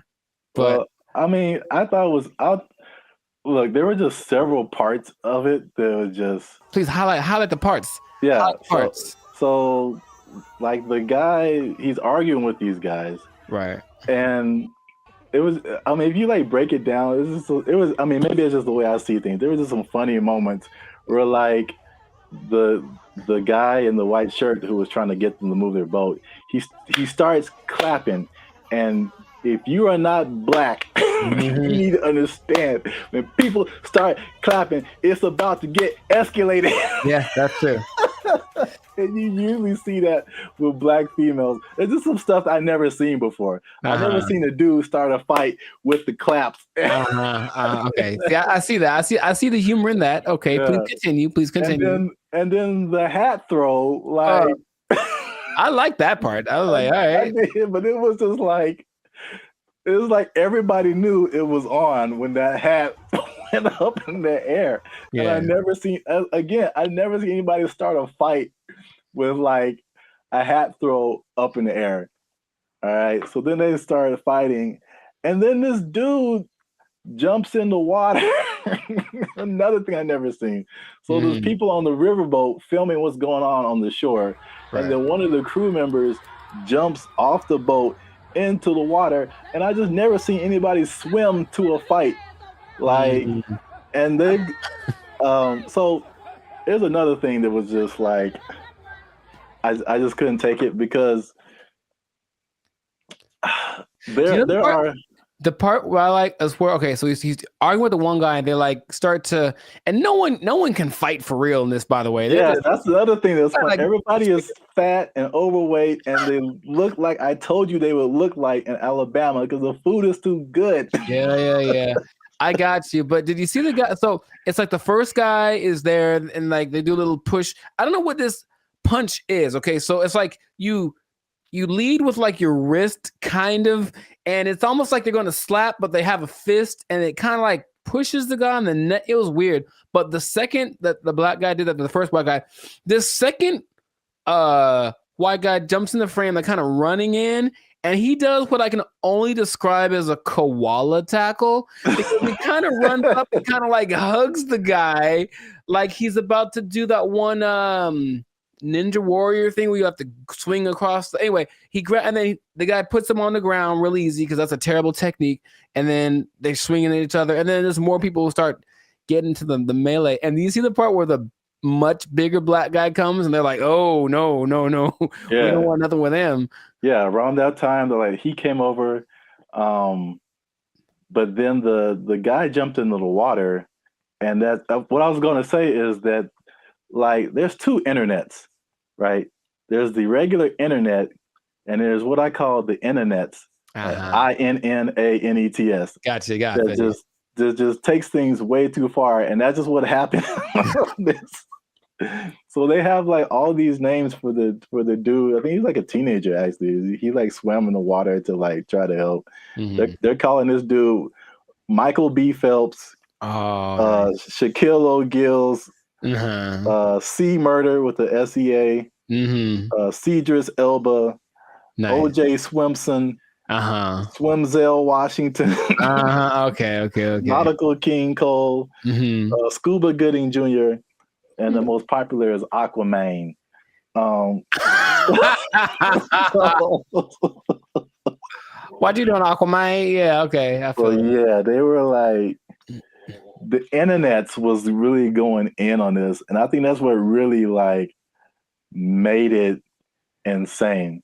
Sure, because as an isolated event, like I said, I was like, all right, I know what's about to happen, and then it's gonna kind of be a little bit of a pushing contest until someone breaks it up, and then what I love, of course, I watched the Fox News or something coverage of it, someone interviewing a lady from it. And of course they asked the one white lady on the boat. There was like 50 black ladies on the boat, and they interviewed the one white lady there, and she was, I guess, down for the cause and whatever. She's like, I can't believe that they would put hands on our, she almost said the word help. I swear to you, she's like, the help. Oh no, the man the worker on the boat. Anyway, and so they ask her, so what was the racial motivation in this? Or they kind of like pushing the issue, like, well, it's obviously a black guy against white guys.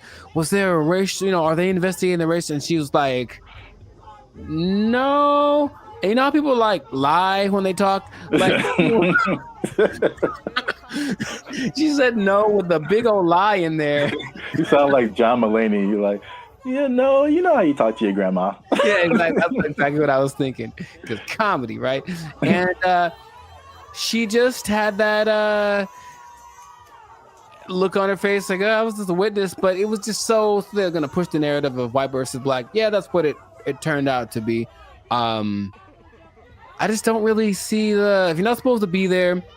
I don't have a boat, but if I park somewhere I wasn't supposed to, and then someone could somehow just move my car to a place where it's cool so that the thing that's supposed to be there can park there, I'd be like, all right, cool, I guess. Like, I'm not mad about you moved my car. Nothing happened, right? So that's just what I don't, just violence like this, air quotes. That's That was a low form of that was MMA at its worst. Like it wasn't very. Yeah, speaking of violence in MMA, the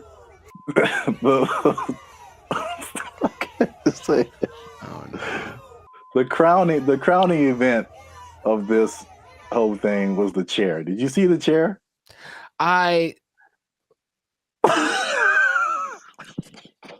What I was going to say is I feel like I was responsible for the chair because the whole time I was like, man, I hope a chair disappears.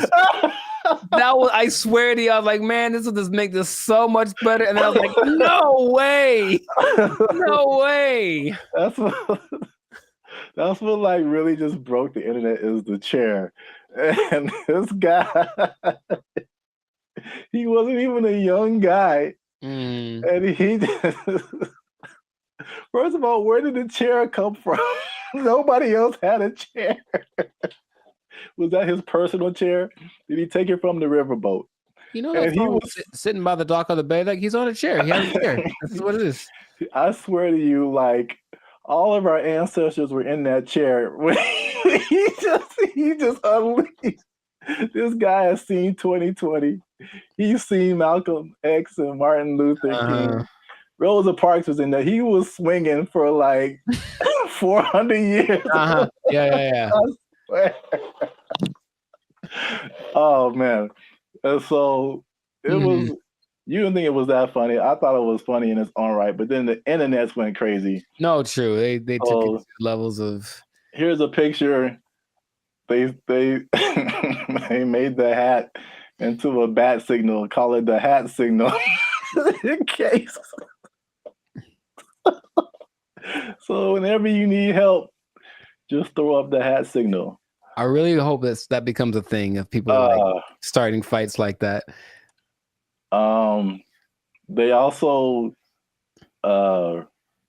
referenced all the help coming through as like an Avengers, the Infinity War. Nice. Yeah, that's yeah. That was creative. I like that. So that was one. But I mean, you mentioned that Montgomery's pretty segregated still, right? I don't know, man. I haven't been back there. This is a meme where it says me and my bank account versus all of my bills. I haven't been back there in like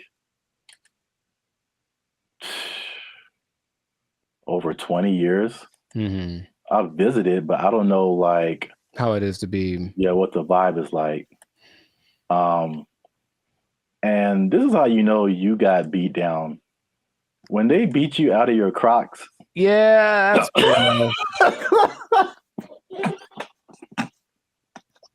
that's pretty rough. I'll give it to them. You got an official beat down. Don't fight in Crocs. How about that? Let's start with that. Yeah, those aren't the shoes of choice. A little slippery, I think. Somehow people already had shirts made. Like people are swift with it. They are so fast. There are shirts out. There are reenactments that I've seen on like Instagram and TikTok. Somebody made a whole rap song. Like the internets went like they took it so far. This is crazy too. Ricky Smiley, another comedian that I like, he did an entire interview with the chair. Oh, no way. I didn't see that. So they put a do-rag on. I mean, this isn't him, but all these other memes have been coming up with like the chair is like the most gangster person in the. And then he had someone come on his radio show and imitate the chair. And it was like, I come from a long line of chairs. We've been whooping up on people.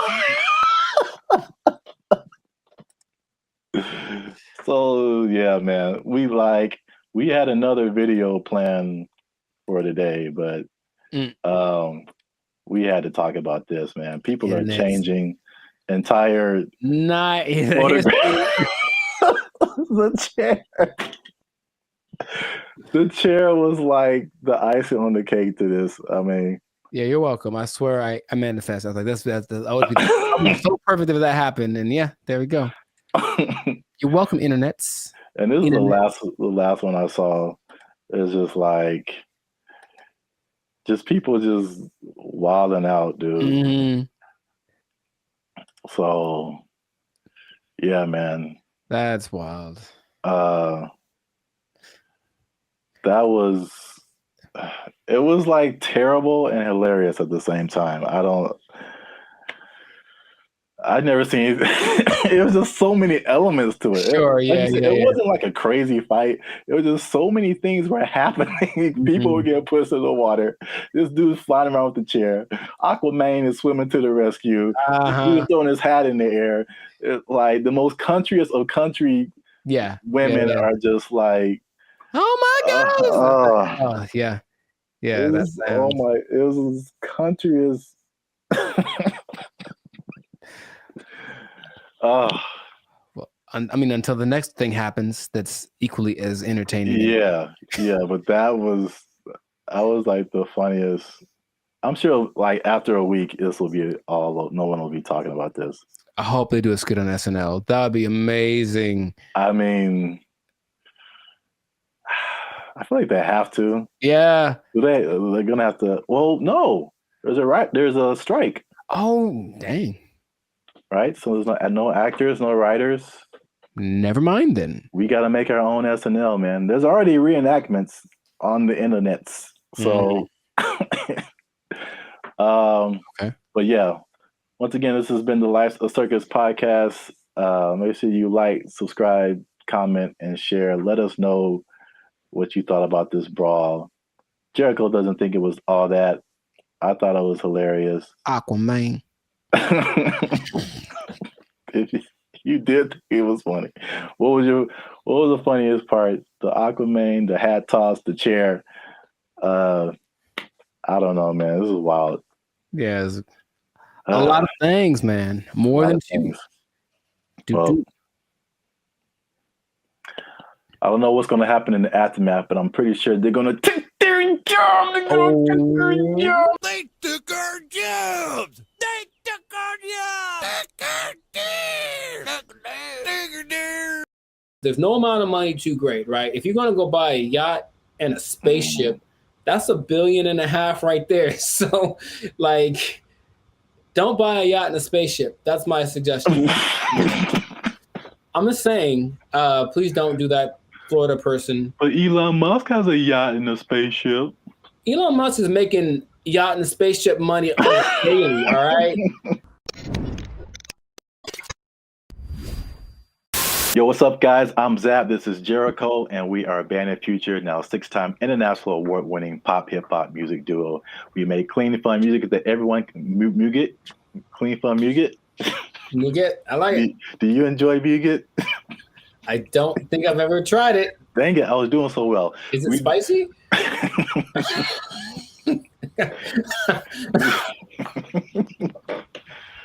I don't know, but I think you should know if it's spicy.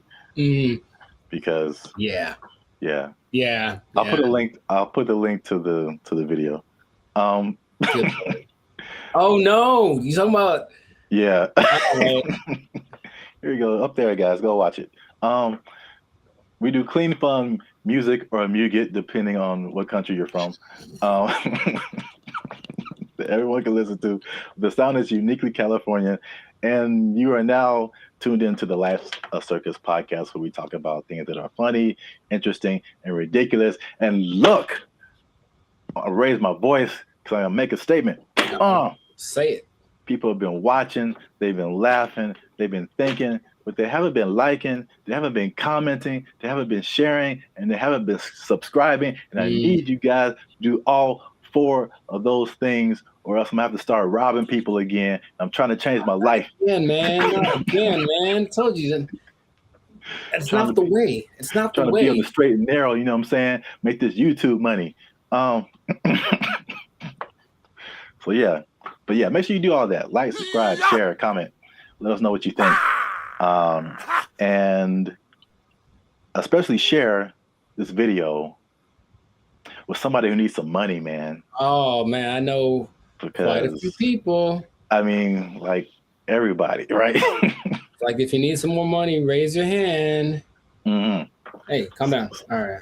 So I mean, it's not just specifically money. It's specifically the Mega Millions, right? The lottery.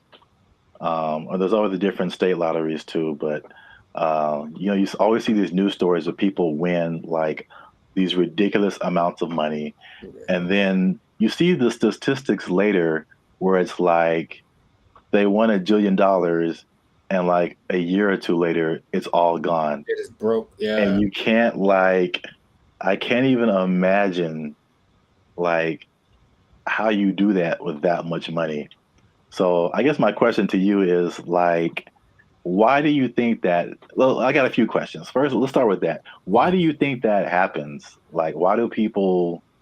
Oh, for me, that's a simple answer. It's that if you don't understand the work that it takes to make money in the first place, you don't know how to keep it. That's all. So if you just got lucky and it's like, oh, I got money now, then you're not going to have you haven't developed any habits to maintain that. And everyone basically has an idea that, okay, maybe saving money is a good idea. I should do that more. I should. It's not on their list of must do, it's I should do. And then the second that it happened, perfect example, dude. Episode of the Boondocks where Grandpa leaves for his do it big vacation and he gives probably give me some money. And it's like, all right, this is supposed to last. It's like, also they came into some money. Cool. This is going to help us get food, get clothes, whatever, last the whole week. Nah, Riley goes and blows it all in an hour. Ask yourself, be honest. Ain't I'm clean? No. Man, how we gonna eat? Like, that's just how people live. That it's like, you're basically a dam waiting to burst. I'm just waiting to get my break. And then I'm just going to do something ridiculous with my money. And no one can tell me no, because it's my money. So I think it's that. And plus, there are worlds of, how do I say this? Finance. Like there's things you can buy that you don't know you can buy because it's not an option for you, right? As soon as you get to that level of, I was in Malibu the other day, hey, Malibu, and I saw this thing for property, some kind of a beachfront property, and that's starting at $70 million. Oh man, and they wouldn't put that there if they didn't know that there are people that can drive by on a whim and be like, "Hey, honey, do you think we should give me property? How much is it? Starting like 70 million." Bet, and then they just go do it. Like there are people that have that, right? But they also probably have the knowledge of how real estate works, all this kind of stuff, so they know how to invest in it and make it work for them. But if someone comes into $1.58 billion? Yeah, that's why I mentioned it, because it's like a big number. Just somebody won a bunch of money. Right. So if that person is dumb and, and they're from Florida, so I'm not going to tell you that they are, but you know what I mean? You prefer the term financially illiterate. Got it. So let's say this person, so there's nice properties in Florida, comes into their money, gets the lump sum, because of course they're going to get the lump sum, right? So they're going to get the lump sum, maybe 800 million, something like that after taxes. And then they're just driving by, and then they just see a sign that says, hey, property starting at 70 million. They look at their account like, yo, I got that. Let me get one for my cousin. And then a year later, they don't know how to upkeep property. They don't understand that buying things means you have more expenses, and it all just, so yeah, that's why I think it happens. That makes sense. Especially like with property, it's like even when people who just buy like a regular house, I mean, it's like you don't really realize all the expenses that come with it and the upkeep, and like it's not like you buy it and that's it. It's like you buy it and then now you have to keep spending more money to like keep it up. Insurance goes up, you gotta fix more stuff. The toilet doesn't work for 2 years. Like it's a slippery slope. You have bugs in your house you got to get rid of. Dude, I saw a bug. I knew what kind of bug it was, but it's always surprising. One of those centipedes that looks like it's just like it looks deadly. It's not, but it just, and so every time you see it like black? It's like black with like these legs that are kind of like at an angle. it just Oh, looks yeah, like I feel like I know. dangerous I've seen what creature. you're talking about. So I see it in my logical side goes like, oh, it's just one of those things, and then my like primal side is just like, we need to move. Like that's what I'm. They have invaded. You know what I mean? So yeah, but it's just like you have to always and there's always things that need to be fixed and whatever, and then if the property value around you goes up, someone writes you a letter like, yo, you got to fix your roof, man, because you're hurting us. Stuff like that happens. I'm not saying it happened to me. I'm just saying that's the whole letter is just like, dear Jericho, dear sir, fix your roof. You're hurting us. Sincerely, the neighborhood. Sincerely, all of us. You're bringing us down, bro.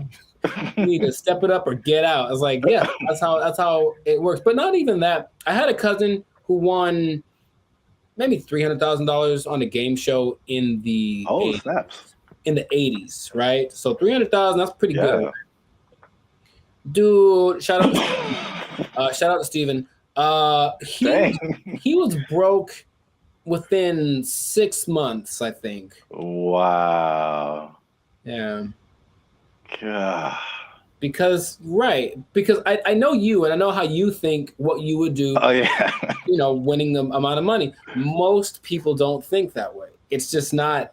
I think remember Shaq talked about he spent his whole first contract and was like broke. I don't know. It was a very short amount of time, but like he bought a house and then he had to buy his parents a house and he bought a truck and he buy a whatever truck and then he goes to his agent like, I need to get this thing, and they're like, dude, you were like $500,000 in the red. What did you do? You just got the contract. So you just have to know about these things. That there's no amount of money too great, right? If you're gonna go buy a yacht and a spaceship, that's $1.5 billion right there. So like, don't buy a yacht and a spaceship. That's my suggestion. I'm just saying, please don't do that, Florida person. But Elon Musk has a yacht and a spaceship. Elon Musk is making yacht and spaceship money daily, all right? Every day he's making that. Is that the level? Like 6 figures, millionaire, yacht and spaceship. Yacht and spaceship, man. Yacht and spaceship club only. And you have to buy them two things at the same time. You can't buy one or the other. It's like a package deal. You got to get them to match. Step 1, Tesla. Step 2, Step 3, yacht and spaceship. There we go. Yeah. Plus, they're probably gonna make a yacht that can turn into a spaceship or vice versa. So it's all there's no level. You can go buy. People buy islands now. You can get anything with the right amount of money. So just you'll run out of it because money is a limited thing unless you have. Because if you won the lottery once and you're like, cool, I'm set for life. It's like, no, maybe you should set up to try to like. If you won it once, maybe play it again. Like, I don't know, do something else. What? That sounds like a terrible idea. Well, look, I don't know what the probability is, but think about it. If you won $1 billion and then you spend $1 million of it on more lotto tickets, you're probably going to win it. I would just guess it's possible that you could win again. I know you don't like that at all because it's a stupid idea. I mean, I don't know if it's. It's like reinvesting into something that's a far-fetched idea, but if yeah, I won $1 billion and 10 million. All right, I'm gonna buy $10 million worth of lotto tickets. What if you win 3 more times? And you know what I mean? Like, and that's how Las Vegas works, folks. Yeah. Right, or gambling. People get addicted to gambling. I got so much money, and then all of a sudden, I won. What if I win again? Yeah, go for it. So my advice to Florida man or Florida woman, whichever one you use. Florida man, please keep your money. Yeah. Wow. That's the other thing you kind of made me think of is not just the stuff that you buy, but like your family, because then you become like the most popular person in your family. Everyone's going to hit you up. I'm broke and people hit me up. So if I got money, yeah. If I got money, bro, it's going to be like, right. It's like there's no end to it. Ooh, phone's gonna be ringing off the hook, man. No. And you can't be anonymous in most states if you win. You have to tell people, I'm rich now, so leave me alone. You got to move to a different place. It can be a good thing for sure, but I don't think anybody. Then if you are all of a sudden a public figure, all you do is get criticized because people know what you're buying. That lady who won maybe $20 million in New York a few years ago, she spent most of it getting her husband out of jail. Oh. Or that. No. Getting him out of jail. She spent like $7-8 million on his bail. Right? Whoa. I know. I was like, my first question was, dude, what did he do? Like, wow. Like, he obviously did it. If $8 million, dude. So, yeah, but so everyone knew that she spent it. And they're like, oh, you shouldn't waste your money. So yeah, she went through $20 million swift. You know? Wow. That's crazy. Back to bologna sandwiches. Well, we're out of time, and that's been another episode of the Life's a Circus podcast. Make sure you like, subscribe, share, and leave a comment. What would you do if you won the Mega Millions or some kind of lottery?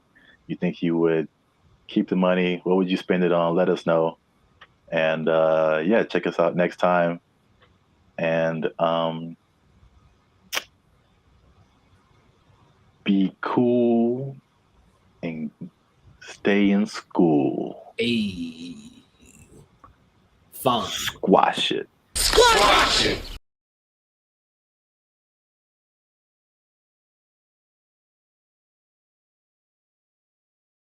Or you could be like the city of Los Angeles and just tell people to watch out for pedestrians on the freeway. Because like That's happening more and more though, and that's kind of strange. I know that's very strange. You see people just cruising on the freeway. Or I just put a message like, stop looking at this billboard. How about stop walking on the freeway?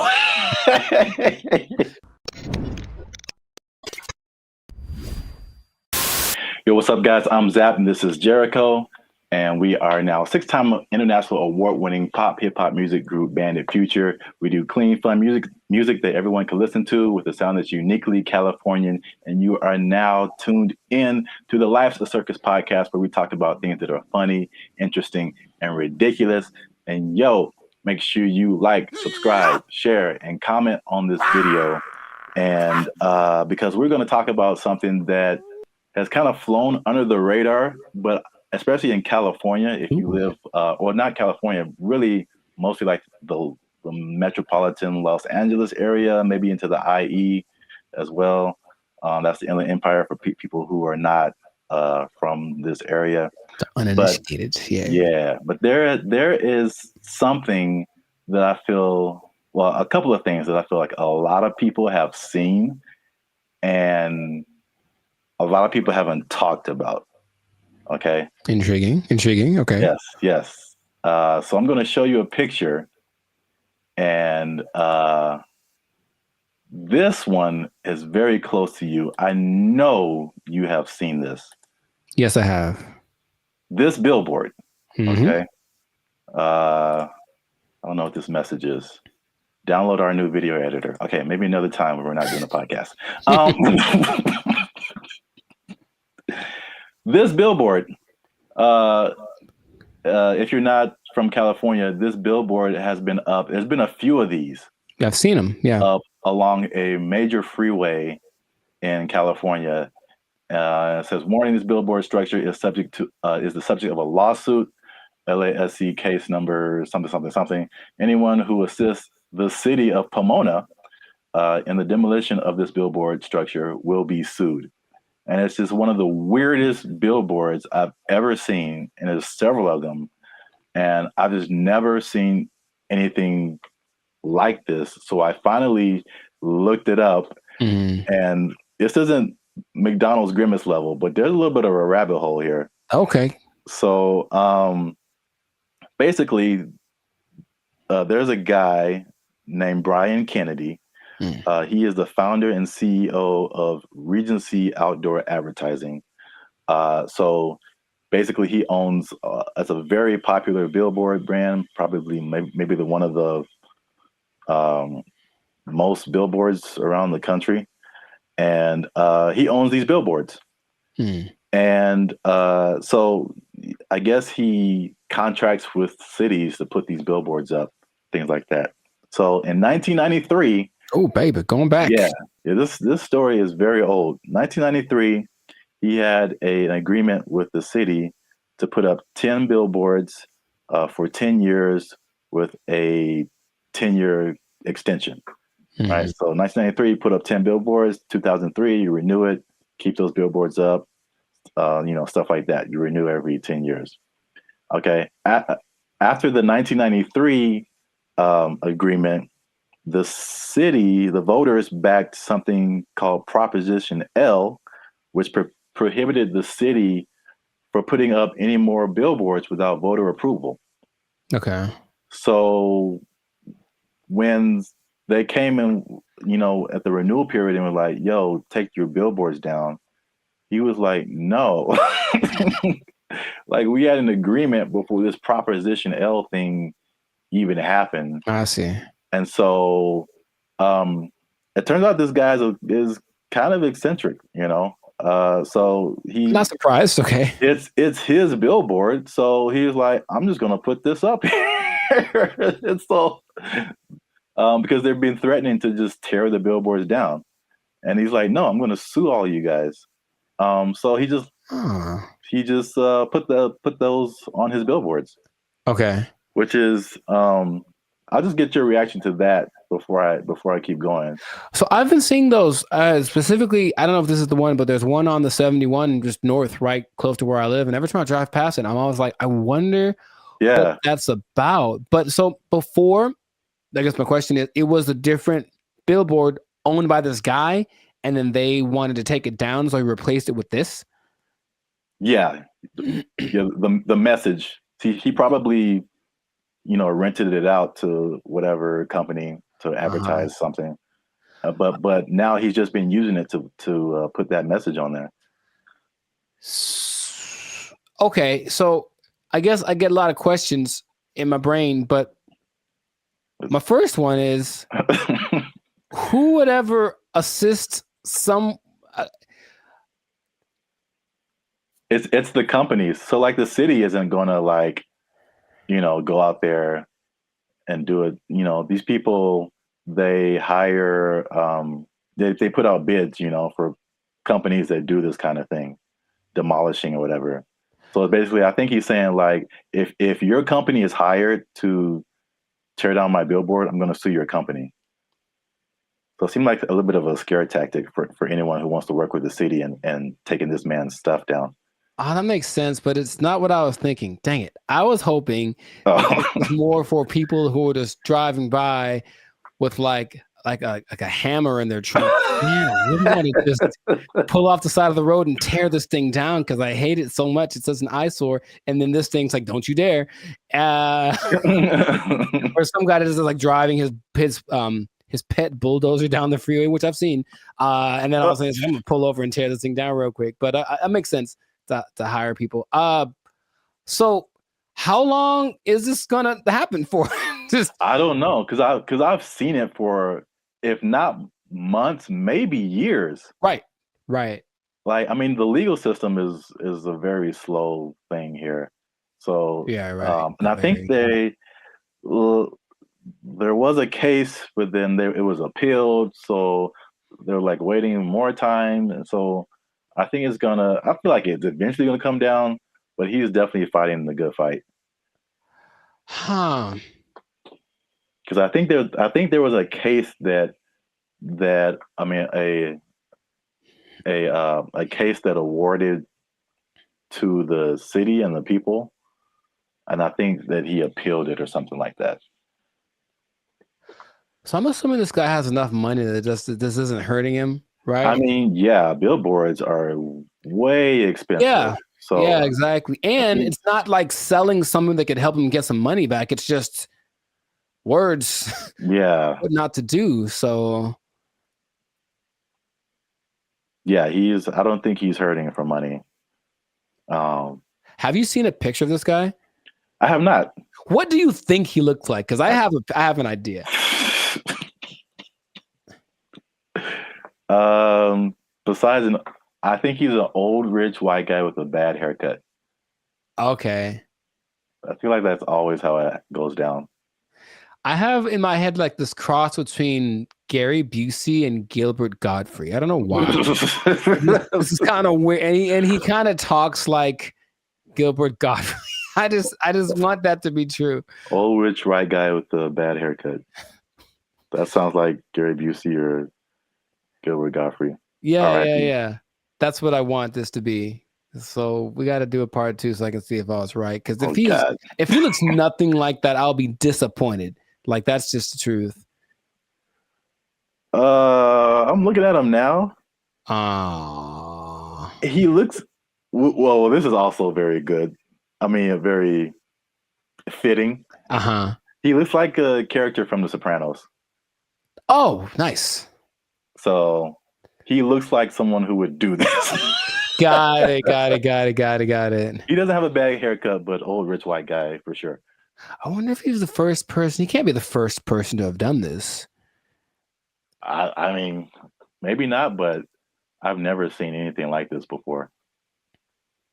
But we run out of time. So before we end this, there's a part 2 to this. Okay. Which is it was a totally different scenario, but I was somehow kind of shocked that it was the same person. Okay. So we're going to leave Pomona and go more towards the LA area. LA? And then see if you've seen this billboard. Yes, I have. So it's the same guy. Oh my God. So you see the big Regency. Yes. Under it. And I wasn't even thinking about these 2 stories. Now this one is like 2 blocks from my house. And apparently now it's changed recently. So I don't know why he took it down or even put it up. But he put up 15 of these around. Oh, he dude's got money, dude. Jeez. Yeah. They're his billboards. I mean, he can put up whatever he wants, I guess. Yeah. He's just losing money from other people who would pay to be up there, but right. It's his billboard. He put up 15 of these around Los Angeles. Turns out that he's a big USC donor. Sounds okay. Okay, sure. And he just said, Reggie Bush needs his Heisman. I'm gonna put this up. So, if I had a question, I know you asked like, what did he look like and all that kind of stuff. My question is like, the power of billboards, like, the ability to like get your message in front of like millions of people. They're obviously still relevant. We both recognize these billboards. Yes. And so it's like, I guess a cool question would be like, if you own billboards, like, what would you, and you just put up your own thing, like, what would you put up there? It has to be something that can make me money though. Like, you want to do like this guy and just like whatever. What if it was just like something, just a message you just wanted to tell the world? It could be serious or it could be funny. Oh, I got a funny one. What? Unless you want to keep that. I want to put messages that tell people how to drive. Okay, because well, they're not like 30 billboards that say that the left lane is for passing only. And like maybe people will get it. It drives me nuts. Well, then you know what I would do? I would do something similar because I have probably a billion pet peeves when it comes to people driving. But the number one thing that I always think is that you don't have to hit the brakes to slow down. Yes. Like that was always taught, like just first step, take your foot off the gas, and then it's kind of, but every little thing is just like, brr, and it's like, bruh, it's not necessary at all. So yeah, just hey, quick reminder, you cool people, instead of saying something I'd rather say, just take your foot off the gas and you slow down. Give it a shot before you cause pileups on the 5. Like, or you could be like the city of Los Angeles and just tell people to watch out for pedestrians on the freeway. Because like that's happening more and more though, and that's kind of strange. I know, that's very strange. You see people just cruising on the freeway. Or I just put a message like, stop looking at this billboard. How about stop walking on the freeway? Where's that message? Well, I think it's being encouraged by, Jeez. by PETA and the NAACP. That's just my thought. Everyone's just like walk on the bill. I mean, it's happening. So we've been together in this. Like, why is this now a thing? Why is this person walking on the freeway? And it's not like their car is broken down. They're just trying to get to where they're getting to. Yeah. And they just chose the freeway as the place to walk. I've almost hit several guys because of that. And it's like, all right, man. But good for him. Good for Billboard Man. He should change his name to Super Billboard Man. Yeah, I can't believe that. I mean, I can believe that was the same guy, but it was just like such a coincidence. That's wild. Yeah. But yeah, this has been an episode of the Last of Circus podcast. Make sure you like, subscribe, share, and leave a comment. What do you think about this guy and his billboard? What would you put on your billboard if you just own billboards and you could say whatever you want to say and threaten people with lawsuits? But yeah, that's it for us. And stay tuned for the next episode before they take our job. They don't take it. I need to pay rent. Okay. They took our jobs. They took our jobs.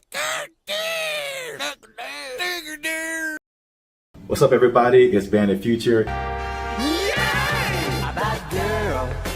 And we are excited to announce that after 3 long years, we are finally in the YouTube partnership program. So that means a couple of different things. One is that we are starting channel memberships on our YouTube channel. So all the stuff that you've seen before, all the free videos that you've been watching like over the years, those will still be free. But this is like an extra layer that we get by partnering with YouTube so that we can offer exclusive things to people who choose to be our channel members. And so there's a small fee that comes with that. But that fee will go to helping us, supporting us. All the stuff that we've done before has been free videos. We pay for it out of our pocket. So hopefully you guys can support us and help us to keep our YouTube channel going. And this isn't just like a giveaway. There's a laundry list of stuff that you get by becoming a channel member. And we're going to talk to you about that now. So we have 3 different membership levels right now. There's going to be 5, but just 3 right now. They're because we're so clever. Laugh. Okay, I liked it. They're named after like concert seating, right? So the first level is general admission. The second level is premium seating. The third level is executive access, and those go from $3.99 to $19.99. So you have a plethora, shall I say? Nice word. The more you know. Okay. Plethora of options to choose from. In terms of your membership. So this is what you get. Like to hit, here you go. Bam. The first thing up is a loyalty badge. You get a loyalty badge next to your name every time you interact with our YouTube channel. You get a blue star for new members all the way up to purple stars for 48 months. The next thing is one of my favorite things is the custom emojis. This is crazy. So if you want to use, for example, Jericho's face right here, you type Jericho, and Jericho's face will pop up in your chats, in your comments. It's a custom emoji of Jericho that you can only use here. Nuts. Okay. If you want to use my face, same thing. Zaptastic. And then and then you'll see my face. And then if you just want to do a BrandBee Future fan, BFF heart, it's a fan bam : Nuts, man. Only on our YouTube channel. It's the only place you can do it, man. Nice. Members only live chats. If we ever go live, we may have a members only chat mode. So the non-members can see the chat, but if you want to participate, you gotta be a member. All right, so the last thing in the general admission level is priority reply to comments. So if you leave a comment on any of our videos, we reply to you first. Everybody else gotta wait, okay? Because they ain't members. Fast pass. They ain't members, but you a member, we gonna talk to you first. Because you're worth it. Because you're worth it. And you gave us money, but most of all, because you're worth it. Membership polls. In the community tab of our channel, we're going to start putting up polls where you get to vote on topics for our channel. Like, what's the next video going to be? Or you can pick what the next video is going to be. What would you like to see as next video? Next video related topics. Huh? So if you balling a little bit, Okay, talk. you got a little more change. You can get to the premium seating. Yes. the first thing you get in premium seating is early access to videos. So again, the videos on our YouTube channel will be free, but there'll be some exclusive videos that go to our members first. If you're a member, you're the only person that can see it. And then maybe we let everybody else see it. Maybe. We'll think about it. Maybe. We'll have member shout outs. So once a month, we'll send a shout out to you or one of your friends. Just give us the name and details. And if approved, we'll shout you out in one of our videos. And this could be good for any special occasion. Birthday, a graduation, bar mitzvah, you name it. You name it. Happy birthday to you.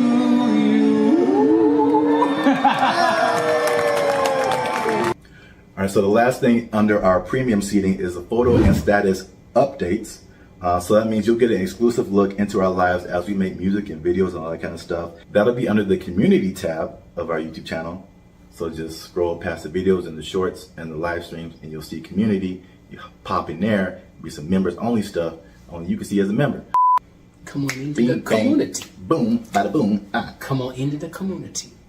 And if you just balling out of control and you got girls at your house singing the doorbell, then maybe you can get to executive access level. Ding. Dong. We do a real grande around here, man. The first thing you can get is your name in the credits. So imagine how cool that is. We'll put your name in the credits of one of our videos each month as an honorary producer. The second thing is crazy, but we're doing it anyway because we can. Yeah. It's called teleprompter control. All right. So That's risky. you give us something fun or crazy to say, and if it's approved, all right, don't make us being too crazy out here. Our parents watch this stuff. That's accurate. They tell me that all the time. If it's approved, we'll read it on our YouTube channel, straight up Ron Burgundy style. You stay classy, San Diego. I'm Ron Burgundy? Damn it! Who typed a question mark on the teleprompter? For the last time, anything you put on that prompter, Burgundy will read. And last but not least, oh my God, last but not least, discounted merchandise. Because everybody likes a bargain. You'll now be able to shop for Bandit Future merchandise directly from our YouTube channel. And with executive access, you can save money on our official merchandise with your own custom discount code. So that's it, guys. Once again, we appreciate your support. You've gotten us this far. Less than 8% of all YouTube channels reach this partnership monetization stage. So this is like really big for us. We really appreciate you guys. And again, if you want to keep pushing Bandit Future forward, we really need your support. Again, it's not just asking for money. We're going to give you a lot of stuff, do a lot of extra stuff on our part just as a thank you for becoming a member. So choose your membership level and help the boys out. Trying to get some cheese on the Whopper, you know what I'm saying? Ooh, okay. Yeah. High class, moving on up. Because if we don't succeed with this YouTube channel, they're gonna take our jobs. They're gonna take our jobs. He's over there now. They took our jobs. They took our jobs. Took our deer. Took our deer. This bacon. See that look, see that look on your face? Has anyone ever in their life said that about kale? Not once. Not once, bro. Okay. Hey, we're on. What's going on, everybody? I'm Jericho. This is Zap, and you are. I tried to make that smooth. It wasn't. We are the now 6-time international award-winning pop hip-hop duo Bandit Future. We make clean, fun music that everyone can listen to with a sound that's uniquely Californian. And you are now, right now, tuned in. I did that before. Tuned into the Life's a Circus podcast. We talk about things that are funny, interesting, and just straight up ridiculous. So before we get started, make sure to like, subscribe, comment, and share this video with at least 2 people that like a good steak. Yeah, we're talking about it again. We're talking about that meat factor, bruh. And guess what? This is just kind of related. I didn't really start eating steak less than well done until I started hanging out with white people. It was just what it is. I think it's an interesting phenomenon. Yeah, black people, I think in general, like meat just well done, like to the point of burnt. But I couldn't convince anyone else to do it. Once I tried, I was like, yeah, you got to try it because you do taste more everything. And Black people don't like that, but white people, yeah, you got one right. All right, cool. So we are talking about meat again because it was a popular topic, and it's really something that's on my mind all the time. I mean, have you had chicken? That's all I got to say. Like, write in the comments if you had chicken. What's your favorite kind of chicken? But I did some more looking into it because I really wanted to be factual to a degree in this. And it was basically the debate of like the carnivore diet versus veganism, if you will. Now, something interesting just happened. An influencer named Zana Dart, I believe is her name. She recently passed away. She was a vegan influencer, and everyone and the reports say that she died from starvation. And so I think that's a rare case. That's a very extreme case. From what I understand, she was very extreme when it came to her diet. But a lot of people are pointing to, if she wasn't a vegan, she wouldn't have died. It's like, well, I think that can be true in a way, but it's not necessarily veganism. But I can't think of too many people eating meat that have starved to death, to my knowledge. So you've got to, I guess, think about it from both sides. So I'll give the perspective of the people that are in favor of eating meat and people that are in favor of not doing so, and just kind of see what we think about this. But the main thing I came across now is a channel called Neurogal MD. She's a doctor. I don't know her real name, but she talks about studies that have been done talking about what the benefits of eating meat are, right? Now just let's talk about, before we get into any of the numbers or the facts, it's just after you eat a good burger or chicken or something like that, how do you feel? I feel pretty good. I feel like satisfied. Like literally this morning, I was like, I'm gonna be healthy, and I ate a cup of fruit and like a little bit of, it was like a fruit cup and cheese or whatever. And I'm hungry again. So sure, it helps. It feels good. Like, but it's yeah. I don't think I could just do that. Like, I need something else. Yeah, it's just so many more elements to it, so many things that your body needs that are all from what every doctor in favor of the carnivore diet or more meat-based diet talks about, is that it's possible to get everything you need from plants. It's just that, think about a cow, okay? They spend all day eating because they have to. They have to eat vegetable or grass continuously to get enough nutrients. So like as humans, we would kind of have to do that consistently. You have to eat all the time because you burn calories quickly. So meat has a little more staying power. And there are some things that are proven. And proven is like, who did these studies? I'm not sure. Right? So I can't say with 100%. The Association of Meat Producers. Might be. Right? Unbiased study. Everything has its own bias, right? But basically there's three main points that they make that eating meat leads to weight loss, which is somewhat counterintuitive until you think about it. So a lot of weight gain is associated with sugar, glucose, and carbohydrates. If you are limiting yourself to meat, you are not going to be eating the processed carbs or simple sugars. And it's more of a ketogenic diet, basically. I think that's a whole different thing, but it's related. Keto, sorry. See, I can't even say it. That's what I need. I mean, like, I'm just saying, like, people refer, like, I hear a lot about the keto diet, and people like raving about it. Yes. Yeah, so. And it forces your body to use fat instead of sugar, which makes a lot of sense. And I'll tell you, I've eaten a lot of meat in my day, and I don't feel too bad. Even if I eat a lot of it, it's like, well, you get the meat sweats, a little heavy, but I don't really feel too bad. I would argue that sugar is typically the enemy when it comes to most ailments that we have, because if you eat enough sugar, you feel like, oh man, it's rough. So if we can get like Hollywood for just a second. Go for it. There's just to give a anecdote, because the carnivore diet is still new for me. I've never heard of that until we started talking about it. But I've heard a lot of people talk about keto. I even tried keto for a little bit, and I like lost weight immediately. And then there's a guy named Frank, and he's probably gonna, I mean, who knows? He might see this. I don't know. But he works in the film industry. A comedian. He used to have a TV show called Street Smarts, like 30 years ago. So that like people still remember him from that TV show. But like I see him pretty often, or I used to see him pretty often when like I was working on film sets, and like he lost a ton of weight, like a ton of weight doing keto. So he like swears by it. I know that's like it's pretty much like meat, right? A lot of meat and like no, I mean, obviously no sugars, no processed anything. I don't even think they do like grains or anything.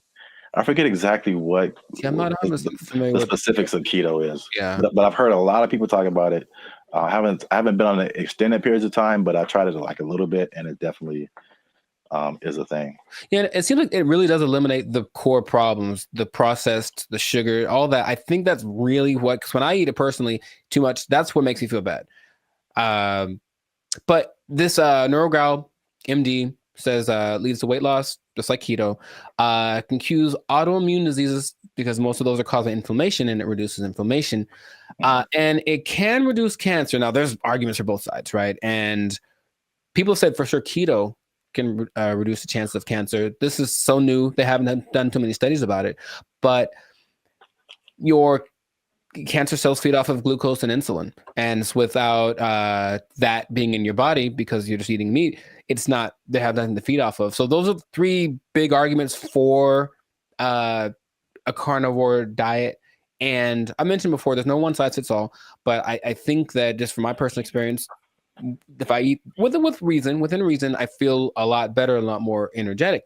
There's also a lot of people that are ex-vegans that are well known, and it's just once they've tried it, they come back to the other side, if you will, and they report what happened to them. There's YouTubers like Coral Adams Oceans, Heather Pace, Amber Alexander, Tim Sheaf, and they have all talked about the issues that they had once. They're vegans for maybe 10, 15 years. So it's like extended periods of time of their life where they're vegans, and they came back like, I don't know, that wasn't the way. Miley Cyrus did it for a while. She said that she stopped after she felt like, and I quote, her brain wasn't functioning properly. She wasn't getting the right something because she just is in this fog all the time. And she said once she came back to the meat, that it started to get better. Some people will argue it's just a placebo effect. That's what I've heard as a counter, like, oh, it's just you think it will. So, well, okay, I guess. But I guess that counts. So somebody else said that in the comments of the carnivore, our first carnivore diet video. It's like they said that they stopped eating meat, and then they noticed a difference in their same thing, like brain fog, their mental whatever, something changed there. And then when they went back to meat, it was totally fine. Right. And so without the proper, I guess is to say, if you want to go vegan, one, for ethical reasons, I completely understand. It's if you watch any of those documentaries about how animals are treated in those processing plants, it's rough. It really is. Which is why, interesting enough, a lot of people that go back to eating meat after being vegan for a while usually start with fish, because fish aren't, cute, cuddly. They're just this weird thing that lives under the water. You don't have to really see it. They don't blink, it honestly, and they don't. And they go to eggs a lot, and then that's kind of the way they get back into it. And then one day they're like steak, and they go, oh my God. And then one guy, should I say? Yeah, I should say this. So one guy, I can't believe it. He honestly said, I wish I remember his name, said he went back to eating meat after being a vegan for 6 months. He said that night he had a wet dream because he hadn't ejaculated in 6 months, and wow. Eating meat that one time did it for him. I swear to you, that's what he said. I was like, wow. I guess I've had meat that's good on that level. But anyways, the veganism problem, I guess, compounds because typically what happens is people get a lot of problems. They get vitamin B12 deficiency, iron deficiency, calcium deficiency, vitamin D deficiency, omega-3 fatty acid imbalance, protein deficiency, iodine deficiency, zinc. Yeah. Although I could name it, there's more, but it's just name it. You got to be able to. You have to Yeah, it seems like there's a way to do it. Right. You can't Right. just like, oh, I'm just going to eat salad every day, and then like you're missing a lot of stuff that's in other foods. That makes Right. total sense to me, Yeah. honestly. Yeah. But to me, at the end of the day, the most important thing is happiness. Okay. Look, if you tell me I'm gonna live 100, but I can't eat meat, I'm not gonna be 100 and happy. Like what's the like, if I got a piece out of 65, but I had tacos that day, I think it's a better way to go. That's just me personally. Like the mental part of it is like, how much of your life are you actually enjoying? And I think the high enjoyment factor is with the meat side. Don't be extreme, but come on now. That's just it. Think about chicken gives me the shoulders. You know what I mean? Oh, exactly. So that's all I got to say about it. And I think that a lot of people are in agreement with the meat side, but the vegans are keep it coming, man. According to Scott Pilgrim Against the World, vegans have superpowers. So hey, I would like to hear from some vegans. Like I literally posted. I mean, there's a lot of comments from people who were all in on the carnivore diet on that first video, and I posted it to our Twitter account, like posted to our Facebook, like, where are the vegans? Like, defend yourself. Because everybody is like, yeah, vegans whack, eat some meat, yo. Vegan, stand up. Where y'all at, man?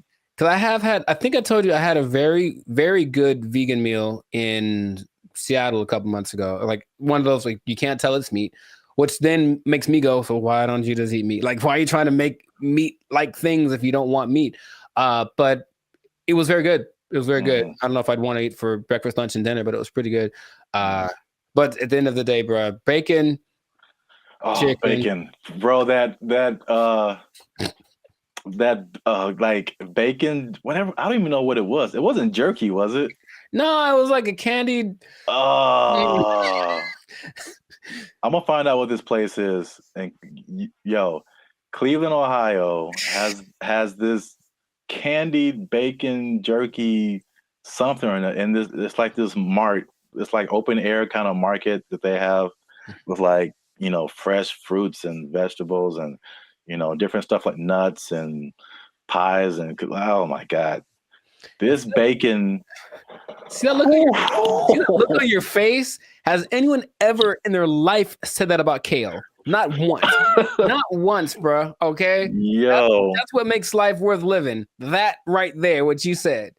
I don't know what they did to this bacon, but I had some. If I could be Hollywood one more time, we're way over time. But Hollywood, way over, just a little, just to add a little entertainment industry to this thing. Because again, like we work in music and film and all that kind of stuff. This is a little fact that you can take to your next holiday party or something. Go for it. So I worked on Grey's Anatomy several times, and that show. Well, first of all, the food in the film industry is just like amazing. It's just amazing food. Right? Yeah, half the people just work there just for the food, right? So, but they had this this breakfast every time you went to Grey's Anatomy, and they had this bacon at this breakfast that was just like you would talk to people at a different jobs and they'd be like, "Have you ever worked on Grey's Anatomy? Yeah. Have you had the bacon? Yeah." And they called it crack bacon. Like it was so good. And like we would get there and like they'd be telling the scene, be like, "Yeah, okay, yeah. Do they have the crack bacon?" Like, I'm here for the crack bacon, please. I don't know what that was, but yes. Yeah. Right up, right. I don't even know if it's under chicken and bacon. They can be together. Nothing wrong with that. All I'm saying is, when has anyone ever said what you just said about a rutabaga? Never, not once, not never, ever. Yeah. So I know it's not the best thing, but that's what I mean. We know, but anyways, we accepted our fate. So it is what it is. Everything in moderation, chosen, but get you a steak today. So that's been it for the Life of Circus podcast. Make sure to like, subscribe, comment what your favorite cut of meat is. Oh no, we want some comments from some vegans. So vegans, I know you're listening. let us know. Fight back a little bit. Or carnivores, you can keep educating us because there's a lot of people just like letting us know what's up with the carnivore diet. Someone would argue that the vegans don't have the energy to argue. Oh, I didn't say that. I said someone would argue that. Or maybe it was me. Anyway, yeah. Share this thing with a lot of people so that we can spread the gospel of the music of Bandit Future. Yeah. And the chicken that is so great. And bacon. Chicken bacon. Yeah. Shaking. That's what it is. They took our jobs. They took our jobs. These guys will just decide one day I'm not going back to work and just kind of sit in their room. And it's so strange because they try to interview these people. They're very antisocial to the point where they regress in their ability to express ideas. They can't even really talk that good, just sitting in their room all day. And then their families are just forced to take care of them. What's going on, everybody? I'm Jericho. This is Zap, and we are the now six-time International Award-winning pop hip hop duo Bandit Future. We make clean, fun music that everyone can listen to with a sound that's uniquely Californian. And you are right now here in the present time tuned into the Live Circus podcast. So we talk about things that are interesting, funny, and just straight up ridiculous. So before we get into it, there was a huge favor. Make sure to like, subscribe, share, comment. I keep doing that backwards. But anyway, share this video with at least 2 people that think that being an adult is really hard, man. So the adulting thing has gotten so, I guess, talked about that it's like we kind of accept it as just being an adult's hard, it's part of life, move on. But there's a whole lot of people that have decided to take an interesting approach to this adulting thing. So I have one specific example from Japan and one from the US. So in Japan, there exists this thing called the hikikomori. Okay? And it's basically a bunch of people, and by a bunch, I mean about 1.5 million people that decided that being adults is way too hard. I'm just never going to go outside again. And so they don't. They just stay at home, they live with their parents, and they either play video games or even better, they just do nothing. They do nothing and they stayed at home. And some people have been there from anywhere from 6 months to like 3-4 years. It got worse during the pandemic, but the idea is that they're afraid that these people aren't ever going to become functioning members of society. And the numbers keep going up of these hikikomori, shut-ins. And I read this one case where a guy basically like people are abandoning their families. So I mean, like that's why it gets really bad. So you are the breadwinner for your family. You're a guy in Japanese society. You typically are the guy who works. The woman doesn't work. You have kids. These guys will just decide one day I'm not going back to work, and just kind of sit in their room. And it's so strange because they try to interview these people. They're very antisocial to the point where they regress in their ability to express ideas. They can't even really talk that good, just sitting in their room all day. And then their families are just forced to take care of them, right? And that's one way to react to adult life, I suppose. It's very bizarre. Have you... What's my question? Do you know anyone that you think would do that? And besides me? Yeah. I don't know if I know anyone who I think would do that, but I totally get it. I've heard a lot of people. I mean, again, that's Japan, so I don't know. I've never been there. I don't know what happens there. But in the U.S., at least, there's been a substantial growing frustration with people and their jobs. And again, 2020 kind of like poured fuel on that fire big time, where like a lot of people just didn't go back to work, or they just kind of, are in some kind of alternative situation now, or they're just more like reclusive, I guess. more just trying to just do what they want to do outside of just working.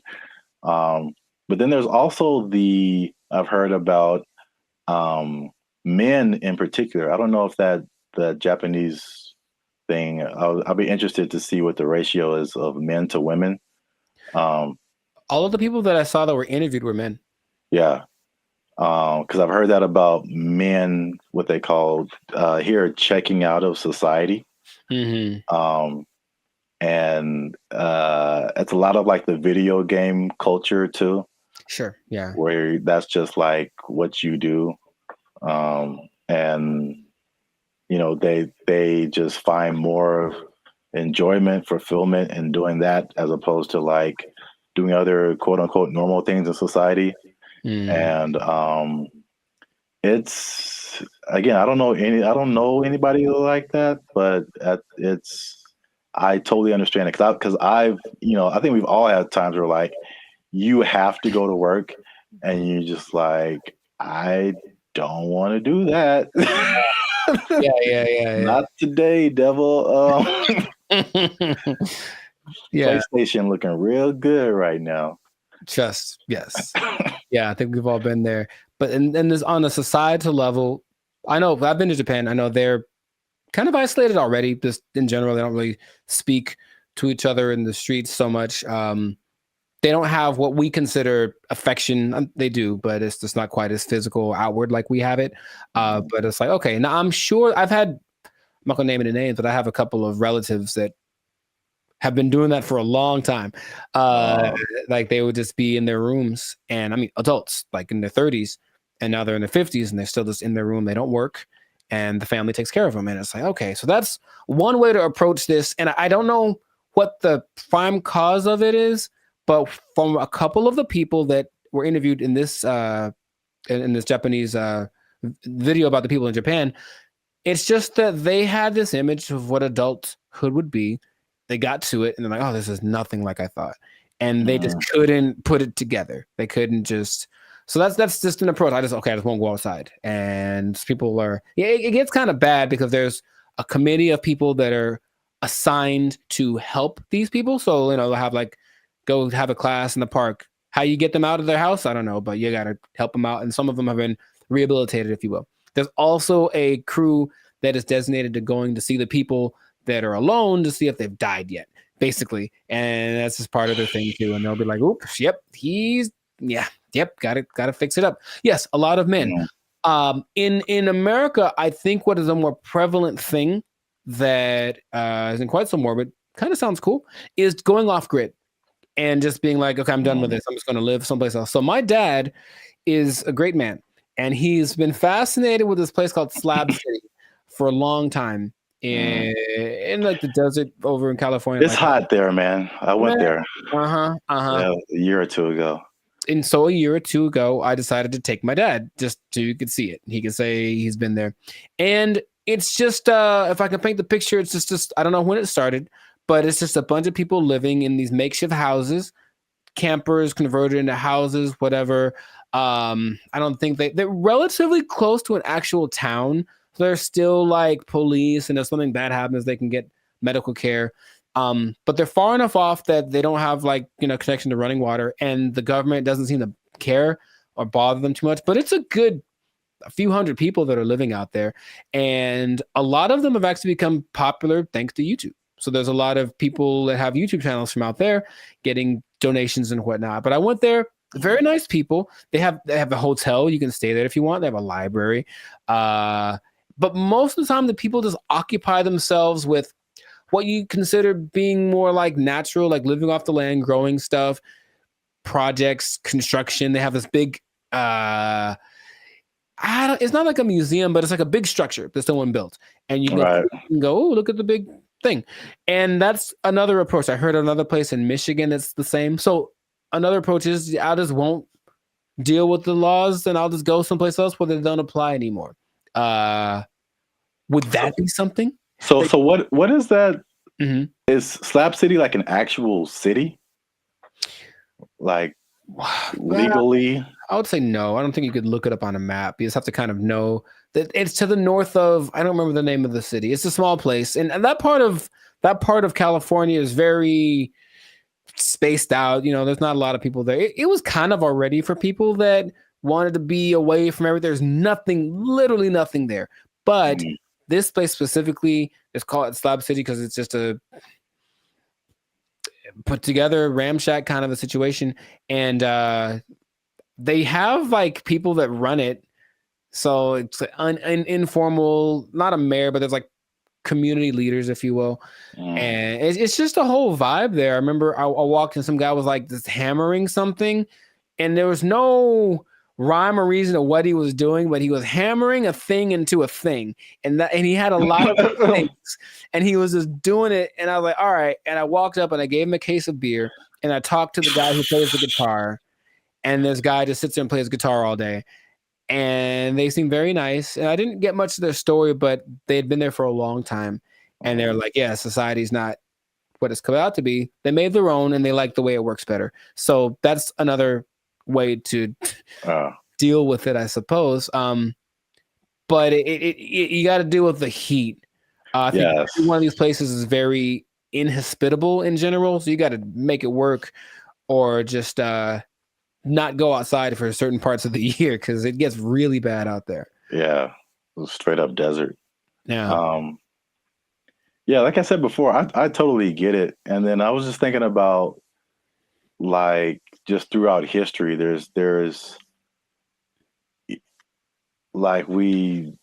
so many variations of like what life is supposed to be like, and what adulthood is supposed to be like, and what do you do all day. And we've just gotten, at least in America again, it's like the Industrial Revolution changed a lot of like our habits as a population, and it's kind of steered everyone into, factories and 9-to-5 jobs, and where we spend so much time working. I think we're probably we have one of the longest work days of several countries. Yeah. And and what you're quote unquote supposed to do, go to college and marry this person and learn how to do this so that you can buy a house and then get a mortgage and do this. And it's like, well, there's a cycle of and it's very like cookie cutter. I feel like if I definitely looking back, there's some things I think I would definitely have done different or not have done, just to like march to the beat of my own drum a little bit. I think I would have been happier because of it. I don't think I can totally check out like that, but I could at least like vacation like that for sure. Yeah, those people are definitely very happy. Much they have good community, have little get together every Friday. They play music and hang out and drink and whatever. But yeah, they're just happier. So it's like you can define what your success is or what makes you happy. But these people have decided, I don't need all the glitz and glamour. I don't need to go to a 5-star restaurant to feel good about myself. I can just hang out in the desert with my cactus buddies and be vibing. And really, it was a very, like, every place has like their own vibe. And when I got there, I was like, this is cool. This is cool. There was the guy over there standing on his van yelling at everyone with a bullhorn about how you're going to go to hell. He was fun. And then, I still think about him to this day. And then, there was like the little curator lady. I think she was like senile, because I think she thought she was mowing something, because she was walking around with her hands like this, just kind of going. And there's no grass for one, but she's like kind of just going, doing. I was like, you go, girl, whatever. Cocaine is a hell of a drug, man. I mean, she was moving too slow for that, but you know what I mean? I think that she was in a good place, and that's cool to see. So it's just another option for people to have a different, outcome with their life. So, that's just an interesting way people live. So, I see both sides of it. I mean, it's last thing, because I know we run out of time, But like, I guess the devil's advocate, or just like the other side of it, is just like, well, what does it mean to be a contributing member of society? Mm-hmm. You know, and so like if nobody's working and nobody's doing anything, like, you know, somebody needs to do something for like this whole thing to function. Yeah. So there's that aspect of it too, for sure. I think they figured out what they have to do to survive, because of course none of them could just do it by themselves. But some people have a little garden. Some people, cook stuff. I think they have I wasn't gonna go, but they do have a restaurant. I don't know what's on the menu, but I'm pretty sure it's a little exotic. maybe a little crunchier than it should be. I don't know. I didn't want to find out what the restaurant was like, but yeah, a society is an interesting entity because it does have to have certain things in place to work. There has to be people that are in charge of certain things, and people have to do things. Otherwise, it's just like, the one person living on an island. If you want to do that, you can do that. And that is an option. I've heard of people doing that, but I don't think that's quite as common as people that actually get together and say, we'll be in our society. Just the big old thing is too much. So let's just make our own little pocket and then work with that. And I ain't mad at them. Do your thing, Slab City. Yeah. It's right out there. If you want to go ahead. Give that desert life a try. Mad Max style, Mm-hmm. I think that is it for us. Another episode in the books, another successful episode of the Lives of Circus podcast. So yeah, please leave a comment. Let us know what you think. Would you go off grid? Would you just shut yourself off and be a recluse for the rest of your life if life got a little too rough? Or what are some other ways do you think that people can react to adulthood and the reality that it is? So yeah, let us know about that. And then it's interesting. If you're an adult, you pretty much have to have a job, man. What? You do? You pretty much have to have one.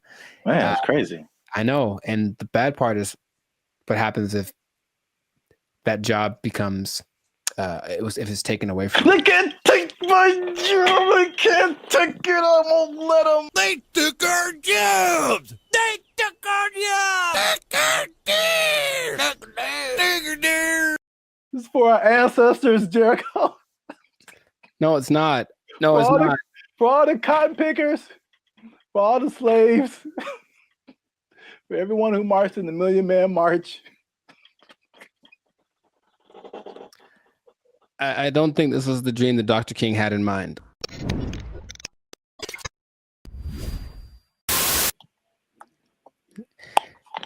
You should have done that when it was recorded. Like, I would have been so surprised because now I'm used to it. Oh. And I'll be honest, it took a while.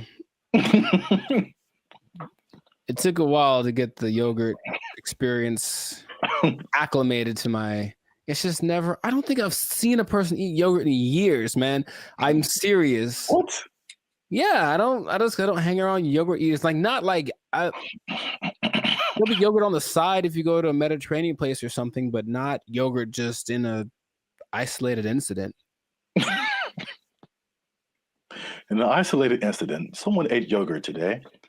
Gold is up 10 points.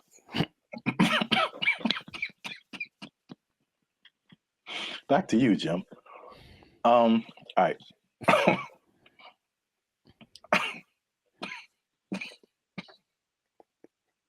Let him use you. Won't he do it? Won't he do it? Yogurt.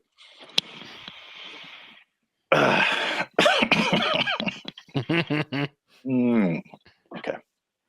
Unique New York. Hey, what's up, guys? I'm Zap. This is Jericho. We are now 6-time international award-winning pop, hip-hop music duo Band and Future. We make clean, fun music that everyone can listen to with a sound that's uniquely Californian. And right now, I'm eating yogurt. And I can't handle it. And he can't handle it. But you're still tuned in to the Lives of Circus podcast, where we talk about things that are funny, interesting, and ridiculous. Please don't choke on your yogurt, man. I wouldn't know what to do with myself. So make sure you like, subscribe, comment, and share this video. with somebody who has to go to fast food every now and then. Okay. Because they might be going a little bit less. And I'll explain why. And I'm going to explain something very interesting with regards to minimum wage at the end of this video. A shocking statistic when it comes to how much people earn. I want to know what it is right now. Yeah. Tell me now.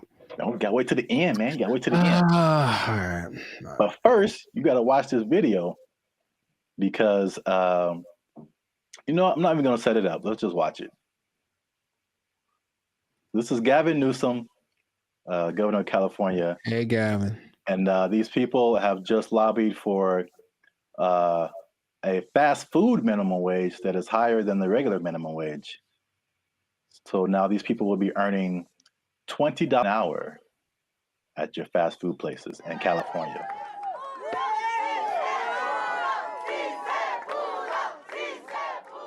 Boy, these were some tough mountains. This wasn't easy. 100+ hours in just the last few months negotiating this referendum off the ballot. Oh, that yeah, was a tectonic plate wait for that it, had to man. be moved. Wait for it. That lady had a lot more to This is say. for my ancestors. This is for all the farm workers, all the cotton pickers. Wow. This is for them. 557,000 people at 30,000 locations. This is a big deal. $20 an hour. 80% of the workforce in these fast food places, 80% are people of color. 2/3 are women. The majority are breadwinners. And we have the opportunity to reward that contribution, reward that sacrifice, and stabilize an industry in turn. What a remarkable moment. So it's going to be a lot better now. Well, right now we're going to have a chance to at least, maybe decide to save some little money or, pay all their bills or credit card debt. This is going to help continue to pay our bills, help some people get out of eviction, help us catch up where we need to catch up because we haven't recovered from COVID just as of yet. So this is just the beginning of our wins.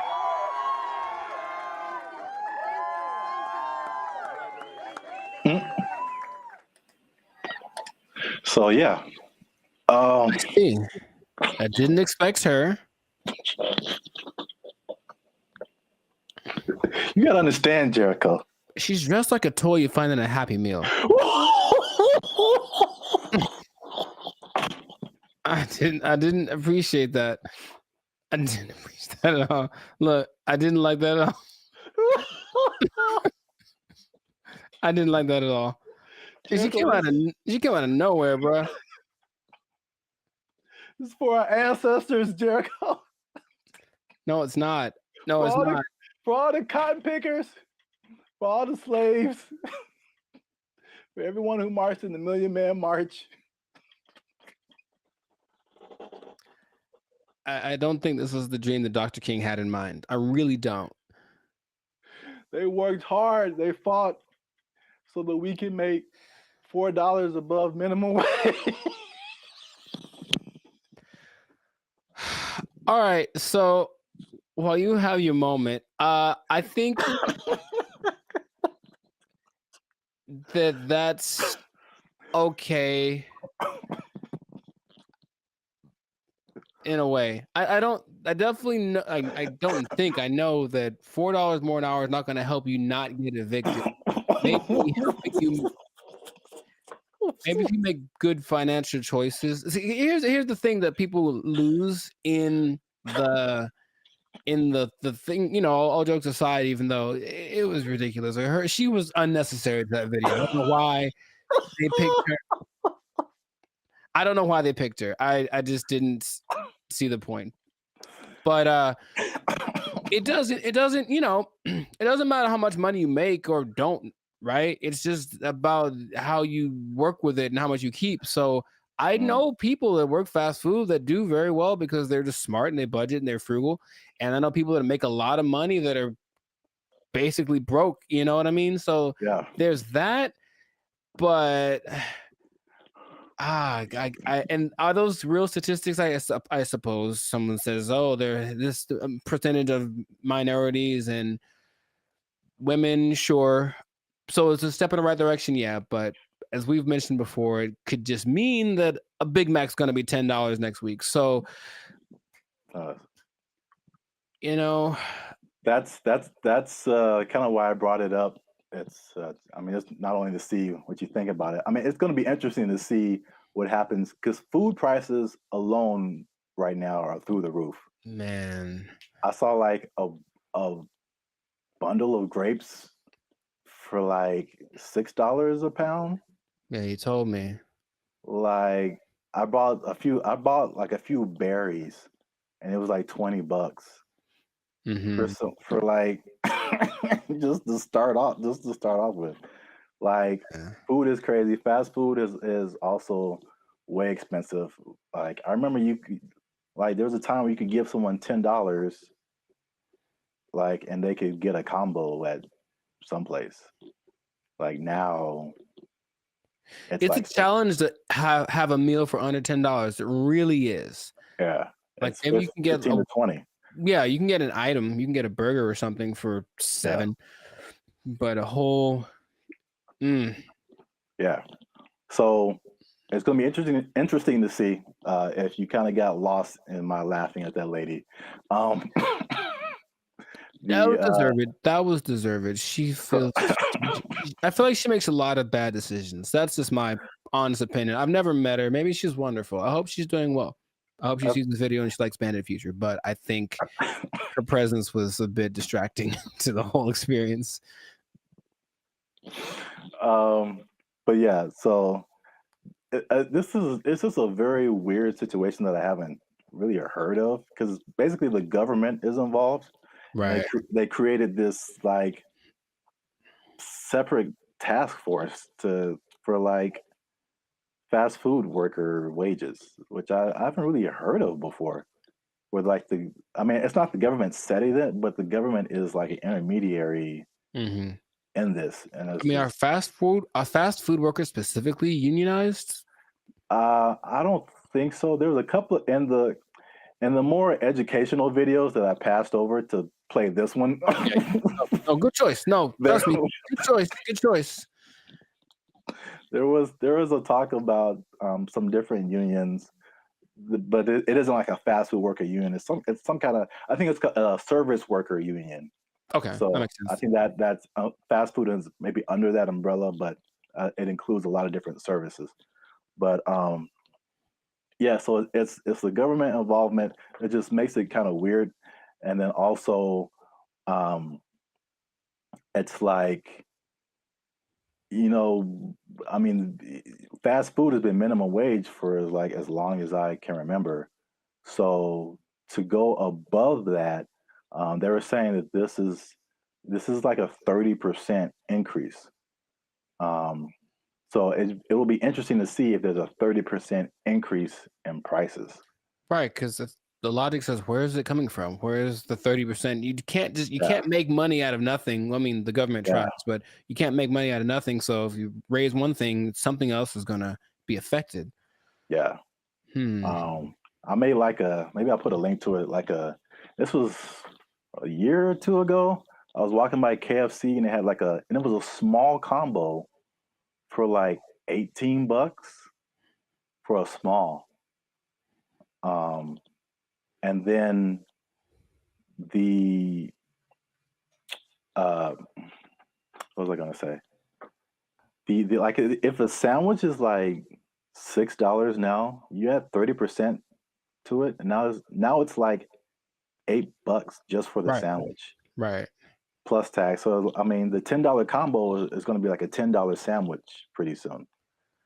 That's just too much, in my opinion. Maybe because again, that's just one way of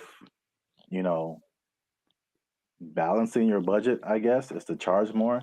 I mean, they could The other thing, which is doesn't really help people, I mean, it's just weird, ironic, is for lack of a better term, is that okay? Again, you're a business owner. Prices go up for your workers.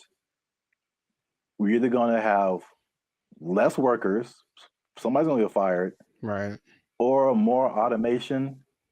So again, less workers or less hours. Nobody gets overtime. Something has to like compensate. I mean, it's like people think they just pull minimum wage out of thin air, and it has to come from somewhere. Wow, it's interesting you mentioned automation because what? I've got something planned for another episode. What? Boom, boom, boom, boom. Anyway, but yeah, it's just we synchronized today. That's all I'm saying. Oh man. Well, let me. What was I teasing before? Oh yeah, the minimum wage.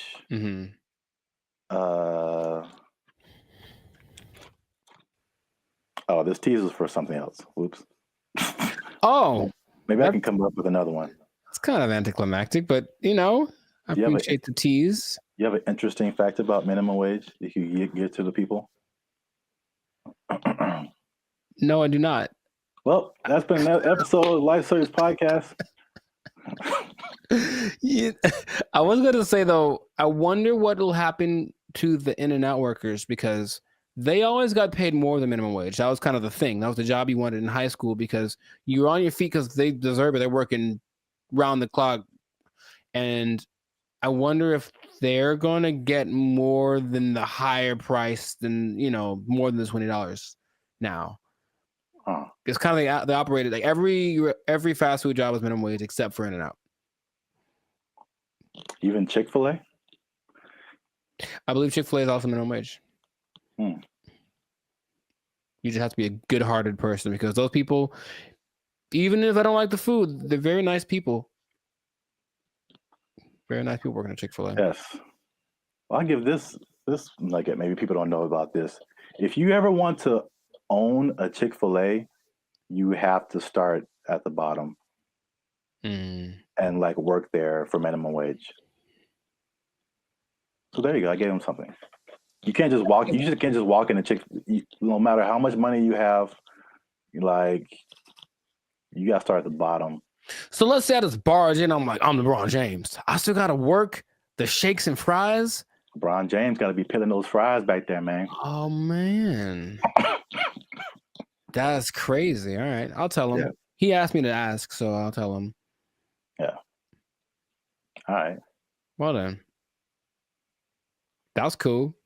Can you tell him a few other things about the Lakers that I have opinions on? LeBron James is the greatest. I'm LeBron James. I'm LeBron James. They're going to go as far as Anthony Davis's knees can take them.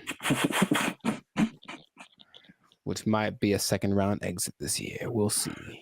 Man, we got way off topic. All right. I know, but make sure to like, subscribe, comment, and share this video. Like maybe probably the first 80% of it before we ran off the rails. Yeah. And we'll see you on the next episode unless they take a job, unless they take it. Minimum wage on LeBron. They took our jobs! They took our jobs! I'm in Hollywood just eating a sandwich, as you do. And the robot comes along, and it's apparently like one of those delivery service things, and it's looking for somebody. And you can see it kind of doing this thing. Like it doesn't have eyes, like a box on wheels, but it just was looking around. And I swear to you, it looked at me kind of like, hey, what am I supposed to do? And I was like, like, bro, I don't know you, bro. I don't know you. Bro. You ain't my block, son. What's up, everybody? I'm Jericho. This is Zap, and we are the now 6-time international pop hip hop duo. Why is this so hard for me? we got awards. We're good. We're banned at Future, son. Anyways, check it. We make clean fun music that everyone can listen to. What? I'm making a compilation of this. We make clean fun music everyone can listen to with a sound that's uniquely Californian. And you are now, right now, in this moment in time, tuned into the Life's a Circus podcast. We talk about things that are fun, interesting, and straight up ridiculous. So before we get started, do us a huge, huge favor. Make sure to like, subscribe, share, and comment on this video. Share this video with at least 2 people that are afraid about the robots, man. We're talking about them again because there's some new developments. There's some new robotic developments, this time from the more humanoid version, and it's kind of crazy. So stay tuned to the end to find out what animal they're actually trying to replace with these robots. Like, it's an animal that humans have used for centuries, and all of a sudden it's like, they're not good enough anymore. We need some new ones. So let's get into this thing now. The robots are not coming. They are here, children. This is not a drill. The robots are here, and I want you all to be... Hide your wives, hide your kids. It's just... So there's basically 3 companies that are really going in on producing these humanoid robots. They're really emphasizing the humanoid factor, and a lot of people are, once again, afraid of they're going to take our jobs, whatever it is. But I just want you to know about these so that you can... be informed. Man, the future is here for the people. So we're going to inform y'all today. So starting out with our buddy Elon Musk. And I want to just ask Zap after I talk about these if you've heard of these. But Elon, our boy, is doing everything. I mean, so the Tesla bot is the thing that he's been developing. And it's, you got to see this thing. So it's the most, how do I say it? It's got hands, man, like hands like this, hands that can grab things and manipulate, and they look like they're kind of soft, like maybe they moisturize, like really real humanoid like. And so these Tesla bots have autonomous correction action capabilities. Basically, they can in the moment figure stuff out, and they can do sorting and unsorting sort of stuff. And just watching it without, like, if you watched a silhouette of one, it's the one you'd say, oh, that's a person. And that's already kind of crazy. Not a big clunky robot thing that they had a few years ago. Now it's just looks pretty sleek. There's a video of one doing yoga, and that maybe creeped me out more than anything else. I don't know why, but it's something that you're going to be able to purchase for yourself if you want. For the low price of... Well, there's no prices. It's not there yet, but it's going to be $1 billion. I'm sure it's going to be up there. But the Tesla bot, which will be compatible with all of your Tesla products, with your Tesla truck, with your whatever it is. My man Zap Rath, do you want a bot? Do you want a bot that has soft hands that could probably play? Here's the thing about it, dude. That's the thing that stood out to me the most. Like the hands. You have to see it. Just show it right here. Just show it. It's got these hands that kind of, and it's like playing with Legos in the video that I saw and sorting things out. So you could hold hands, you could play frisbee with it.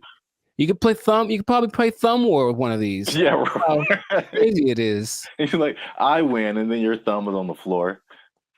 We don't have to get all morbid with it. But anyways, I mean, what do you want? Do you want one? Maybe the Tesla bot doesn't know its own strength. I don't know. Well, I mean, so wait a minute. Is it like head to toe? Because you've been really focusing on the moist hands, and it's the thing that's so, I don't know why I find that so interesting. The hands. It's probably like the most amount of times I've heard you say the word moist as well, but.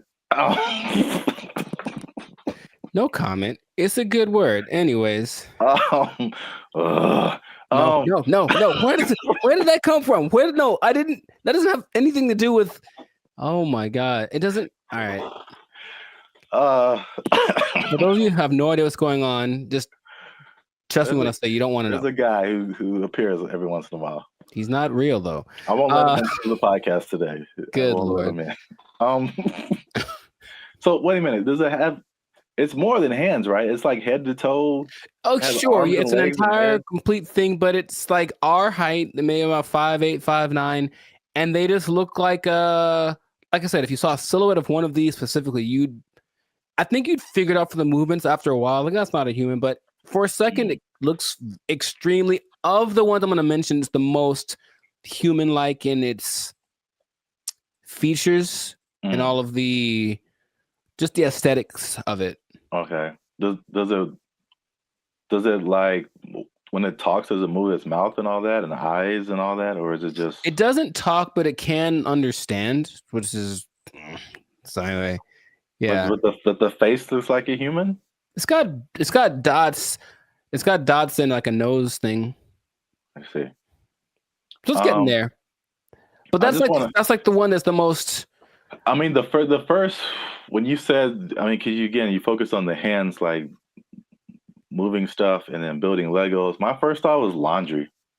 I don't know why. Well, you know what? It's interesting because people are thinking about these robots for all the big, heavy, crazy, whatever that you could possibly do. But this one seems like it's got this precision. They're going for that angle. They want people. They want robots that can do laundry and wash dishes and all that kind of domestic stuff. Yeah.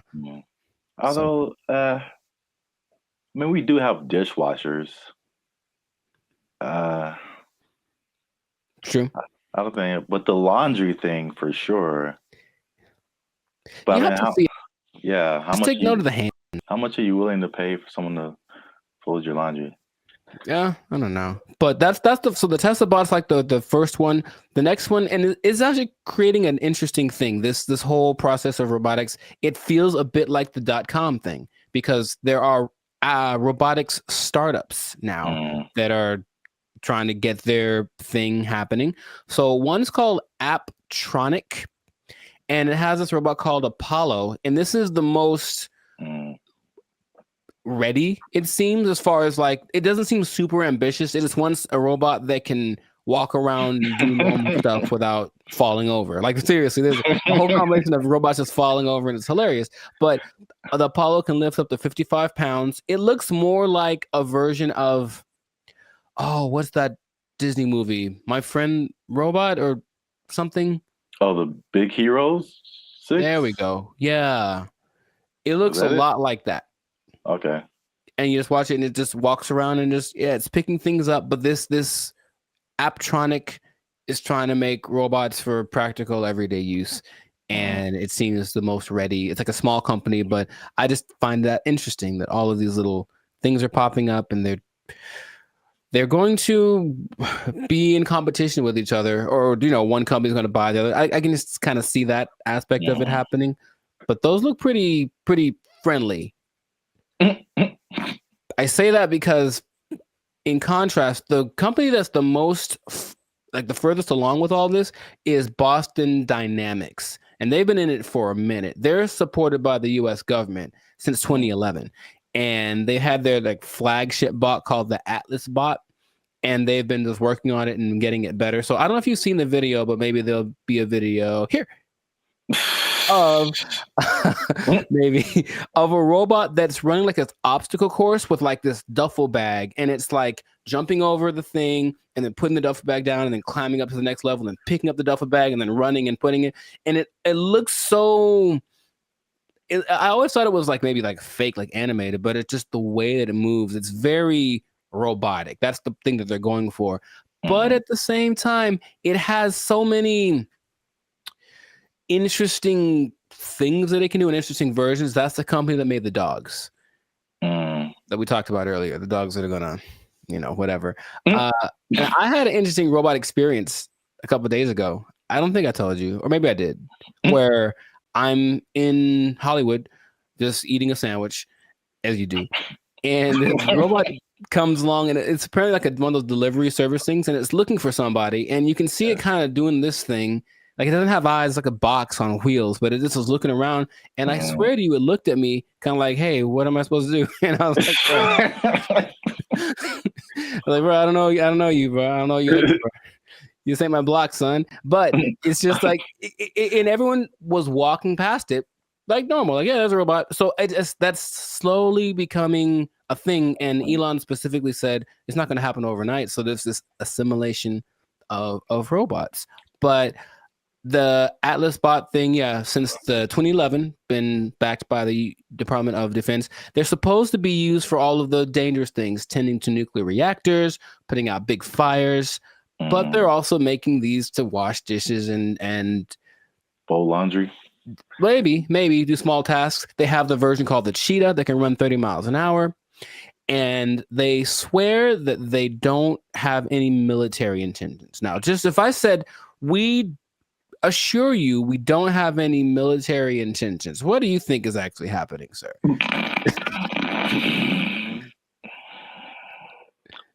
I plead the fifth. I see. Okay. Well, there are videos of these being used to like shoot at targets that look like people because they're supposed to be able to distinguish between a real person and a not person.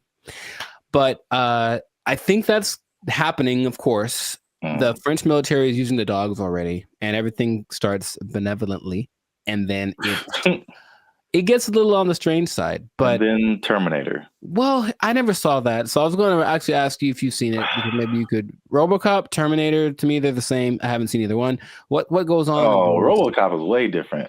Oh, okay. Well, at least the stories are way different. Sure. I should watch more movies, but the idea is there are definitely videos of these robots being used in the military activities, and they're linking them with Boston Dynamics. So Boston Dynamics refutes any association with military, blah blah blah. Right. So these things can, in general, there's a video of a bunch of these robots just together. They can dance, they can carry up to 80 kilograms, jump over obstacles, throw around irregular objects. They have this thing inside called an MPC, a model predictive controller. So it can basically learn. So if it learns to jump on a platform that's a foot high, you put a platform that's 2 feet high in front of it, and it'll like, okay, it's just double, and it starts to figure that stuff out. So it's just these things have flown military jets. These things can fly. There's one that can fly, and so where is this going, man? That's my question, because every time I see it, it's a little more ridiculous than the last time, and I don't know. Are we getting replaced? Is this the end times? What's going on with all this? Are you asking me? Yeah. I don't know, man. I thought you were the expert in all robotics. This is the robotics division of Band of Future. That was all you.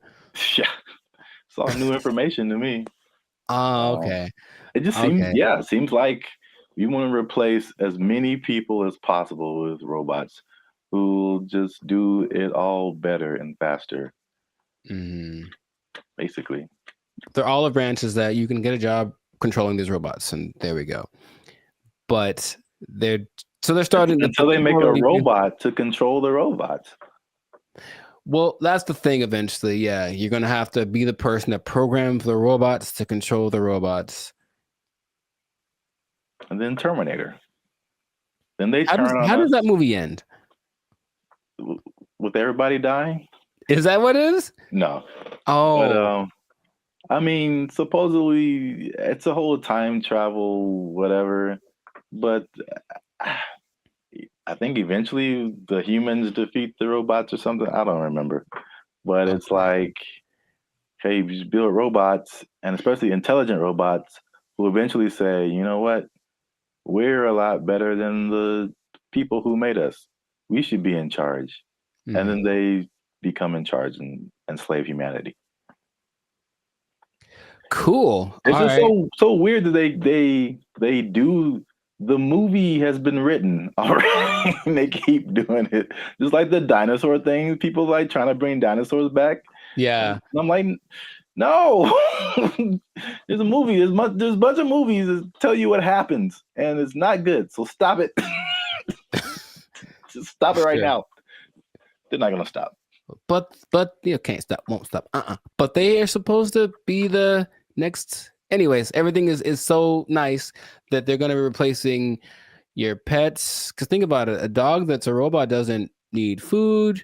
It doesn't poop on the floor. Like, it'll wag. They'll give it a tail to wag, and it'll protect the hell out of your house because anyone that comes in is dead. Trust me. Like, yeah. So they're doing that. But I promised you all that you'd find out about an animal that they're replacing. And yeah, they are replacing the mule. Can you believe it? Ah. Well, because the mule was always I was gonna say a horse. Mm-hmm. So I was once you said it's been around for thousands of years or whatever. Yeah. That makes sense because all mules do is just carry stuff and pull stuff. Yeah, but there's robot mules exist now, and they're things that you don't have to feed or nothing. It'll carry up to, I think, 350 kilograms just wherever you need it to go. So I can just imagine, just do the logical progression. Those things are going to continue to happen. But that's where we are right now. That's like can you ride a robot mule down the street? Oh, I think I know it's going to happen, and I think it'll just be the weirdest thing. Interesting. Or like a robot horse, yeah, instead of a car. That'd be kind of cool. I still vote for Transformers. I think that'll be fun. I think that'll be cool. Yes.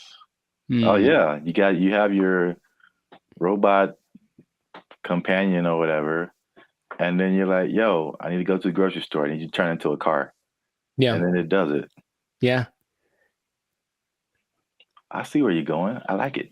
Well, we're ending on an optimistic note then. I like that. Stay with that because everything else is doom and gloom. But that sounds fantastic. So this has been another episode of the Life's a Circus podcast. So make sure to like, subscribe, comment, share this video. Let us know what you think about the robot revolution that is among us, because it's just it's happening without us really being aware of it too much. And just know that with great robots comes great responsibilities. I didn't think that through. That didn't sound too smooth. Anyways, the thing is, yeah, I could have done better. I should have practiced. The thing is, these robots are eventually going to look exactly like you, and they're going to walk in one day to your boss and be like, "Hey, Clark, I'm here." Clark. And so what that means is that robot might have effectively permanently taking your job. I think my microphone fell off. I'm not sure. Oh. They took our jobs. They took our jobs. If this was in California, they would be asking for like $60 an hour. Right. To serve mediocre waffles. To provide mediocre service, serving mediocre food. $60 an hour. To mediocre people. All right.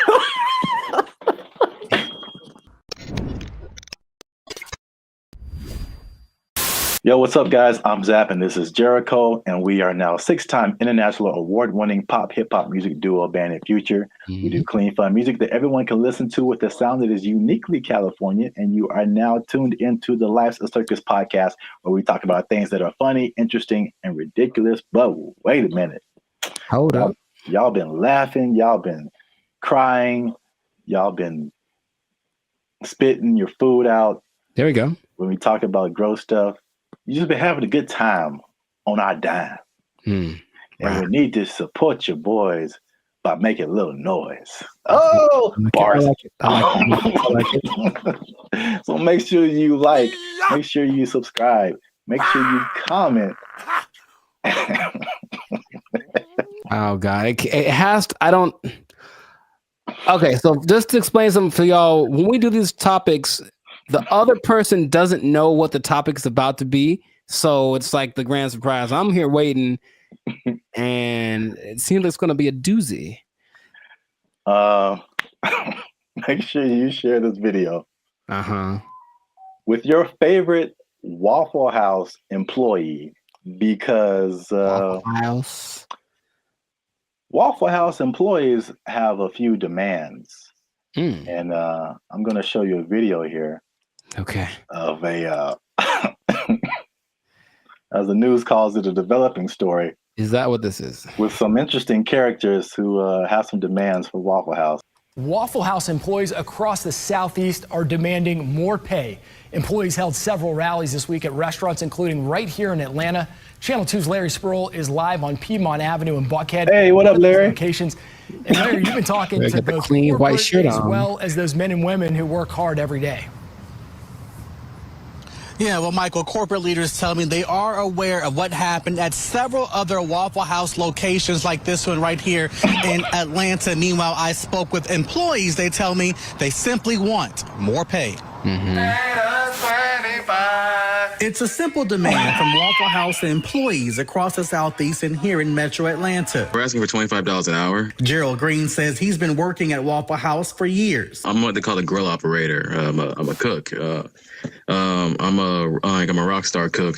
I've been at Waffle House for about 7 years, and I'm the highest level cook you can be outside of management. Gerald Green looks different after the NBA. Paid a lot more. If you mind me asking, how much are you guys making right now? Well, I'm a rock star, so at my store I'm making $17.75. That's why employees are demanding better pay. You're constantly having to go from one job to the next. This week, employees protested at several locations across the Southeast, including Atlanta. My union is my power. We want 25 an hour. It's a campaign that USSW, the Union of Southern Service Workers, has launched at multiple Waffle Houses. But Green says they're also asking for 24-hour security at all the restaurants. Channel 2 Action News was there in August when a former employee was shot and killed outside this Waffle House in DeKalb County. A lot of workers are hurt by customers. A lot of workers are mistreated by customers.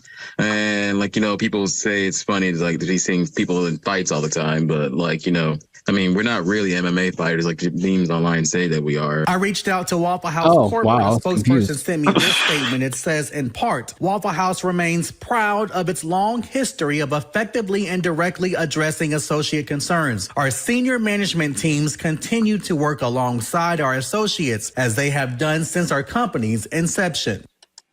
All right, so that's the main idea. Got it. There we go.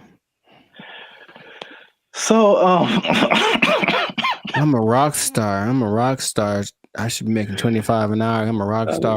Shout out to the what do he call himself? A grill master. It's like the grill trifecta. There's the grill master, there's the grill sergeant, and there's the grill. I don't have a third one. Never mind. Okay, so I don't even know where to start, man. let's just start by explaining Waffle House, because a Waffle House. Let me see. It has 1,900 locations in 25 states. That's a lot. And for people who don't know, it's American diner.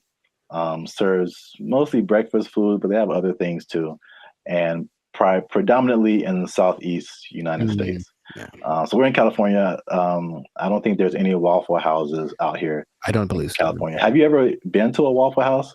Sure have, sugar. Oh. Okay. I was attended by Dolores. So you know names and everything. Yeah. So you know the vibe. I haven't been to a Waffle House in since I was a little kid. Mm-hmm. I think so. From the vibe, from what I don't know if it's changed, but from what I remember, it was very trucker-ish. Sure. Like a place where truckers go to it's not like IHOP. I think the big thing out here is IHOP, International House of Pancakes. It's classy. Yeah, it's a total. It's very. No, I was there. I was in Nashville last year, and it's a different vibe. I say closer to Norms, but even Norms is Norms is a step above. Step above, oh bro. Oh my God. So,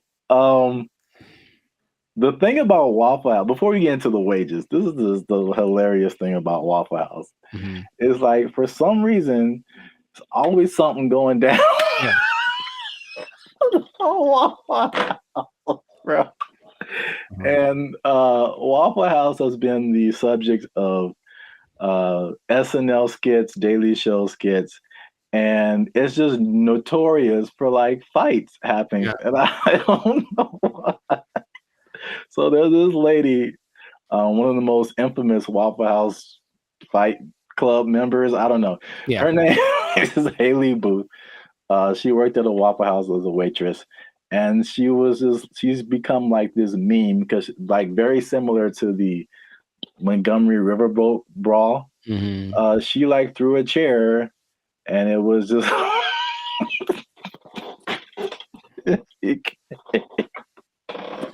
it became a meme. So it's a big social media thing with Waffle House, and like these are some of the quotes from like social media. Okay. Oh, Haley, the waitress, she says, and I quote, "I've probably cleaned blood off of every surface of a Waffle House," just to give you guys an idea. Mm-hmm. Someone else as a joke said, "A fully staffed Waffle House could take out ISIS." There's another one. Yeah, accurate. It says, there's a Fight Club meme that says, "If this is your first fight at Waffle House, you have to fight." So that's the vibe of Waffle House. And then for the waitress, she says that the primary reason she thinks why there's fights is two reasons.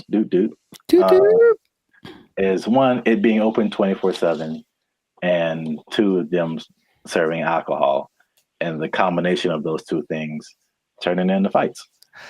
Yes, well, two things. Can we every time we say that, can like something just pop up like a head or something?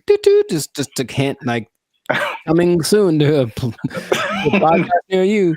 Two things, but one, I don't think it's a coincidence that the Waffle House logo uses the same colors as Spirit Airlines. That's just kind of my first thought.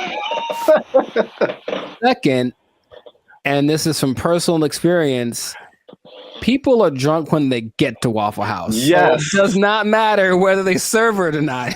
I read that too. So basically, for sure. Waffle House is like the after club spot. Yes. So once the club closes down, the Waffle House is open and ready for all comers. And man, it's just... yeah, they gotta shut it. Waffle House. But places like Denny's are open 24 hours, a lot of them, and Denny's don't have that.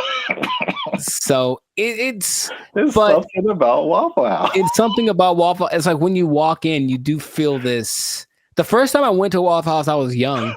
I was probably 10 or 11 in Missouri, I think. And I remember I remember my waffle was cold and the butter wasn't melted. So I was mad about that. But I also remember that there were people. Oh, there's a word that my mom used to say all the time. Nefarious. I think there are some nefarious individuals in the corner, and she's kind of uncomfortable with having her kids in this place with these nefarious individuals. Kind of suspicious. And I didn't know that was normal until I went to another one later, older, and I was like, I feel like those are the same people. Like, I was like, I think they just have them instead of the weird bunch from the McDonald's group, right? All them. They just have these cats in the corner ready to start some stuff. Like, that's what it feels like. Yeah. That's...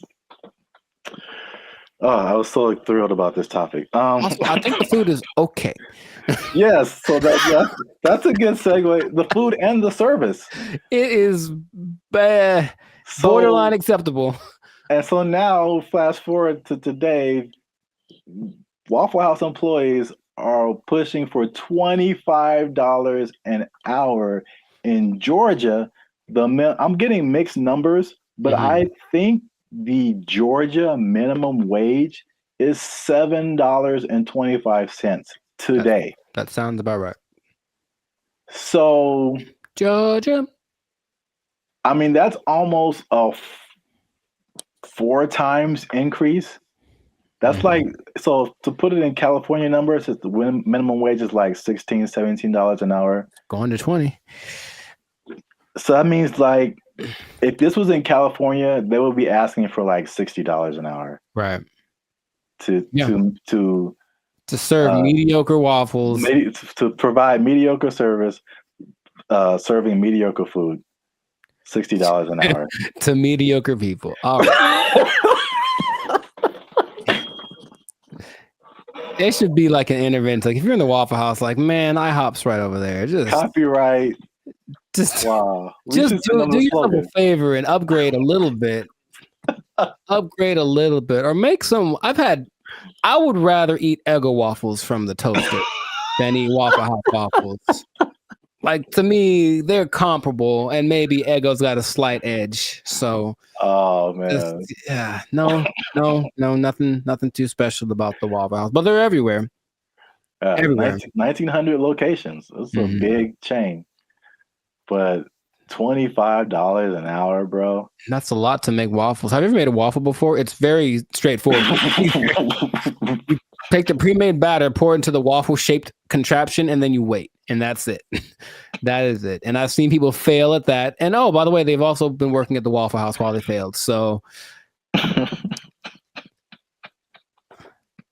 what's the end game for them? I mean, one, are they going to get it? Is there any precedence for this? Also notice in those videos, there was like 9 people protesting. Is that really right? You said there's 1,900 of those things, and those videos didn't have nothing more than like one store worth of employees. It was like one store that decided to speak for all the Waffle Houses. And I feel like that's not going to get it done. Not at all. It's not enough, Waffle House. It's the beginning. You got to start somewhere, man.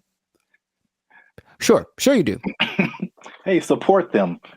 Wow. I think I'd just go to IHOP and support them instead. But no, people are jumping on the bandwagon because you got the SAG strike, the writers' strike, UPS workers were on strike, auto workers on strike. So Waffle House people are like, yo, we like a good fight. I think everyone wants to make more money, of course, but what is the what's the value you're providing? What are you doing for me that I can't do myself? And like I said, I can make me I got a decent waffle maker. I can make myself a waffle. So I don't know what they're going for, but if they get it, good for them. $25 an hour. Wow. That's a whole lot. That's a whole lot. Leading the charge, the rockstar cook, rockstar grill master. He should probably just go solo. That's what I'm thinking. Instead of doing this whole trying to lead the charge thing, just be like, I'm the rockstar grill master. Make his own YouTube channel. Have a shit. Hey, bro, I'll manage you. Just give me $25 an hour, and I'll manage you. Start a whole chain of waffle apartments. Man, I see the possibilities. I see the future. Not the whole house, but we want a waffle apartment. We can get a waffle condo on the down payment on a waffle condo. Look, that'll be all right. A waffle sublet, if you will. Yeah. Well, we've talked about this way too long. We still could. That's the problem. I can keep going for another 10 minutes because it is fun to talk about. Oh man, I'm in tears. Good old Waffle House. So make sure you like, subscribe, comment, and share this video. Well, again, your favorite Waffle House employee. Ooh. And as a sign of support, of course. Sure. And yeah, we'll be back here, same bad station, same bat channel. Is that how they said it? I don't remember. I don't really remember either, but yeah, I'm not old enough to remember that. Nor am I. Well, good luck, Waffle House employees. I hope y'all don't get fired. They don't take your job. The waffles are cold. They took our jobs. They took our jobs.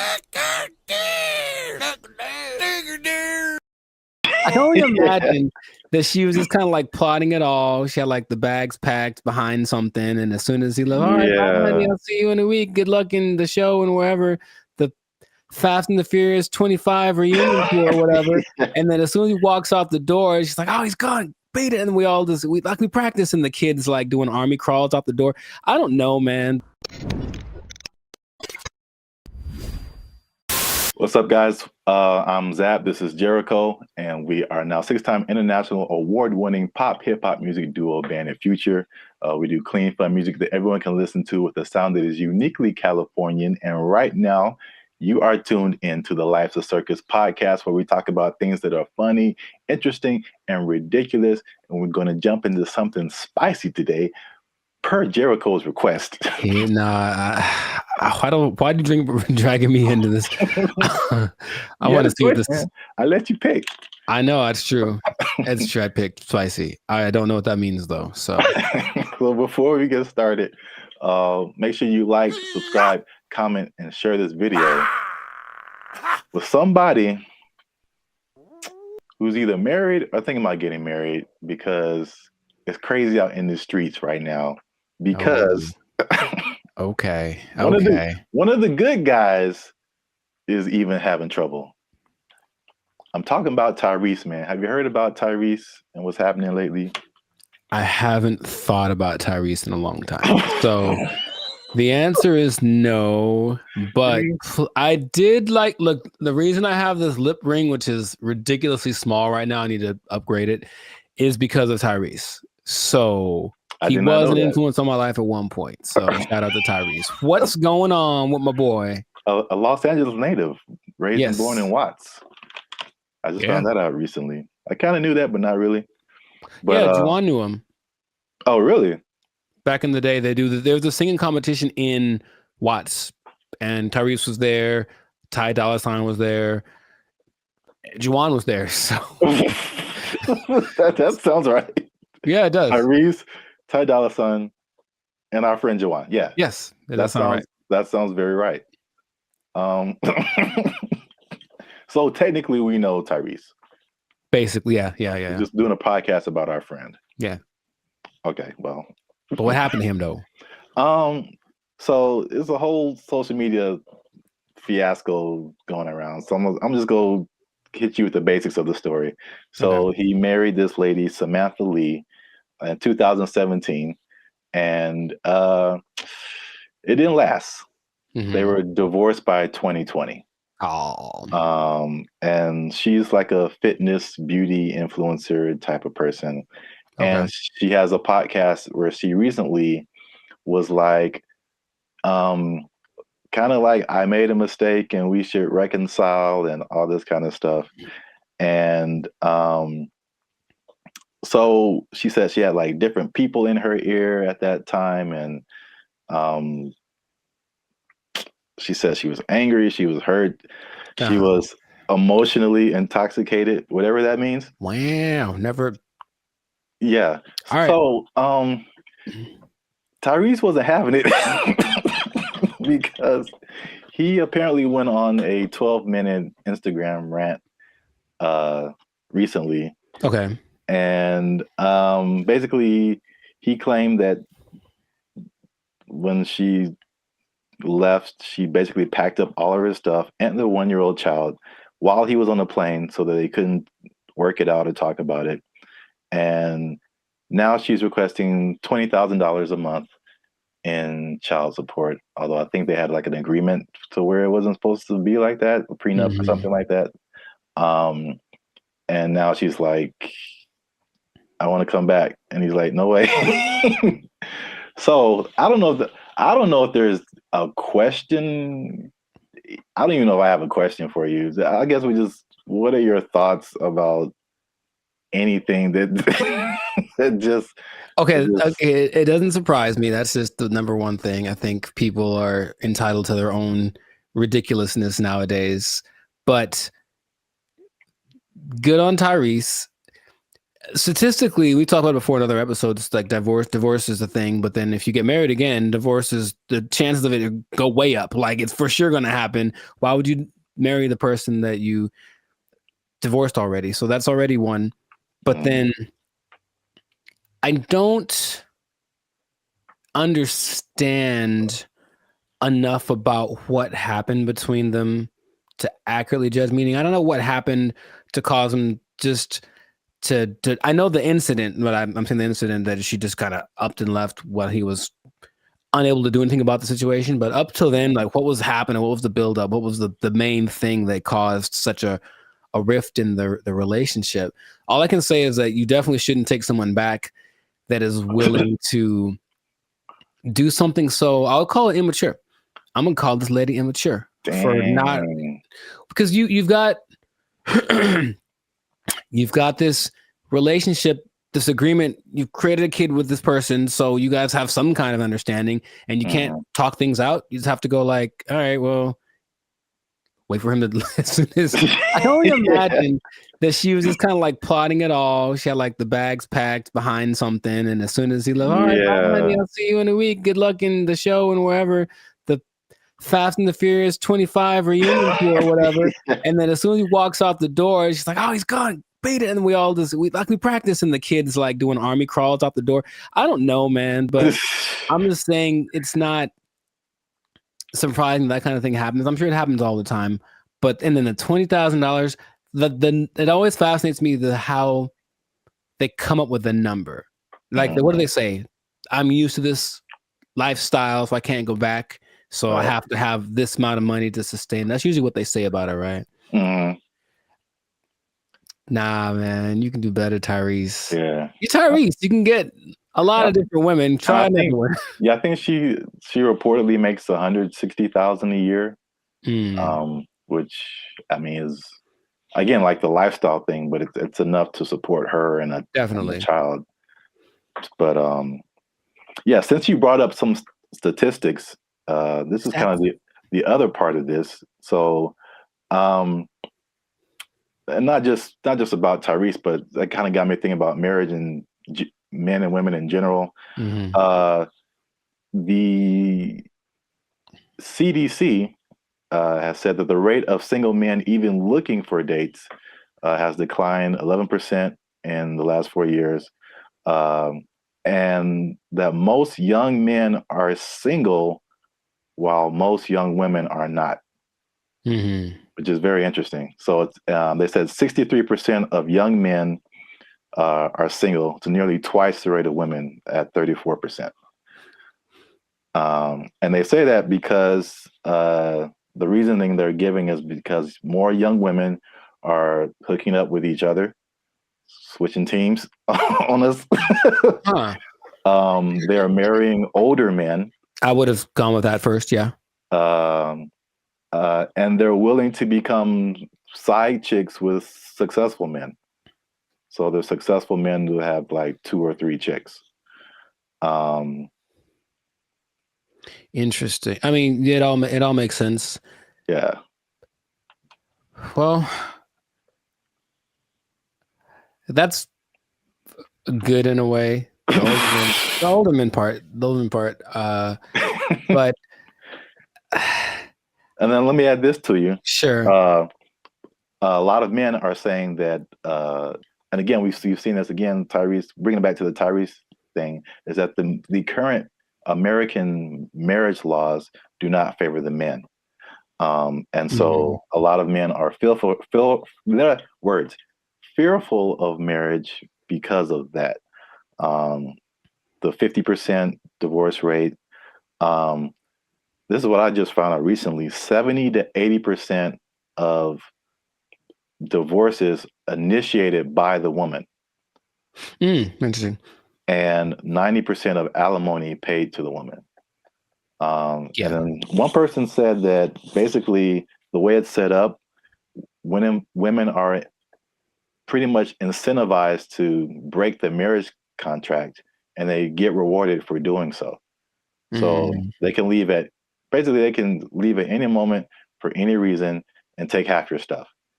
And right, like that doesn't sound fun at all.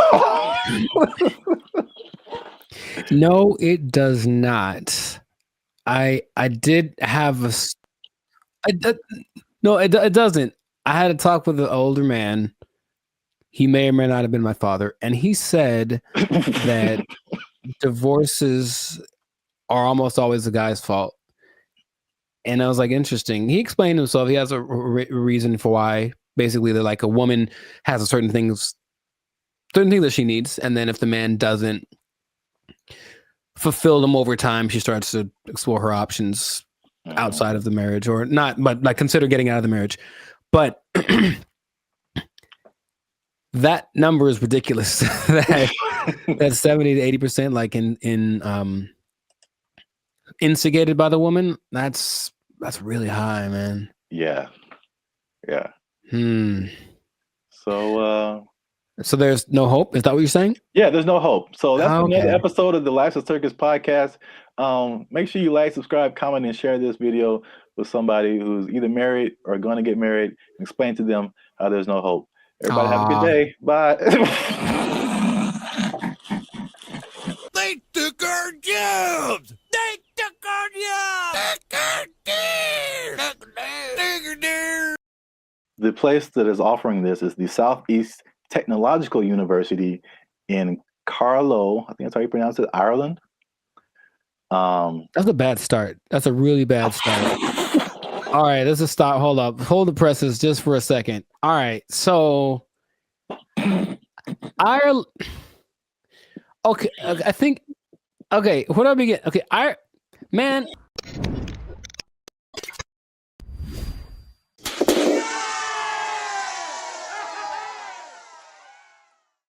What's up, guys? I'm Zap. This is Jericho. We are Band of Future and now 6-time international award-winning pop hip-hop music duo.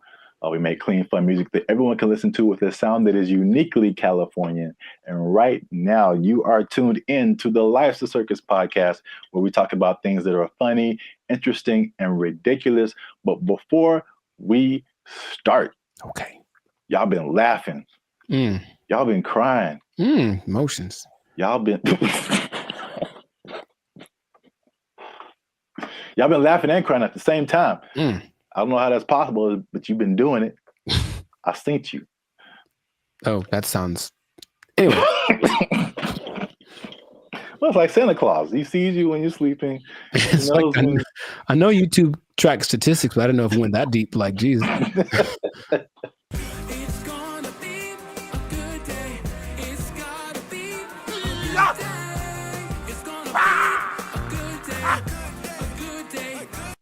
So today,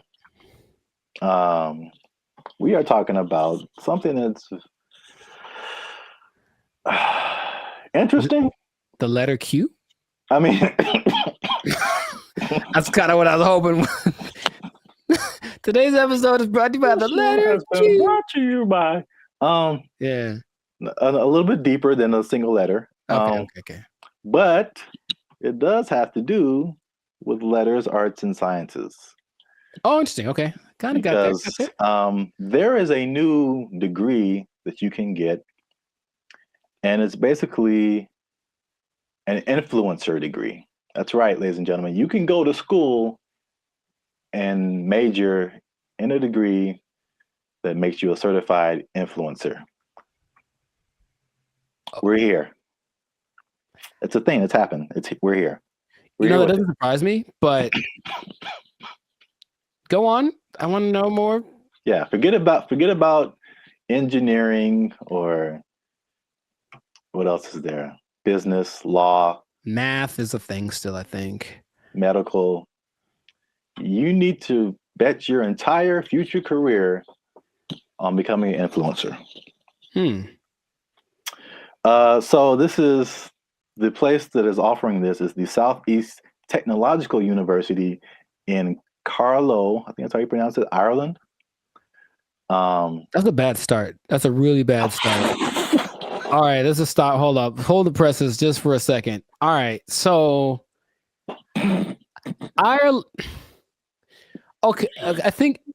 Okay, where do I begin? Okay, man. So, like, for a place to have influence, it has to be something that has relevance. I think something where it's like, okay, this place is, or this person has said this is what's important, which is cool. I will listen to it because I respect their opinion.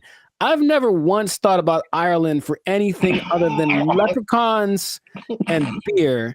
And if it's not about those two things, I don't care what Ireland has to say. So I'm already like, it's missed me on that, bro. Like, come on. If it was like New York or Dubai or something, it's like, yeah, a big place of influence. Don't tell me, no, man. Okay, keep going. What do you got? All right. That's interesting because I kind of went that way for another reason. Okay. I don't know how they name schools in Ireland, but this sounds like very much like a DeVry University, JTT Tech, like it's not your top tier. Nope.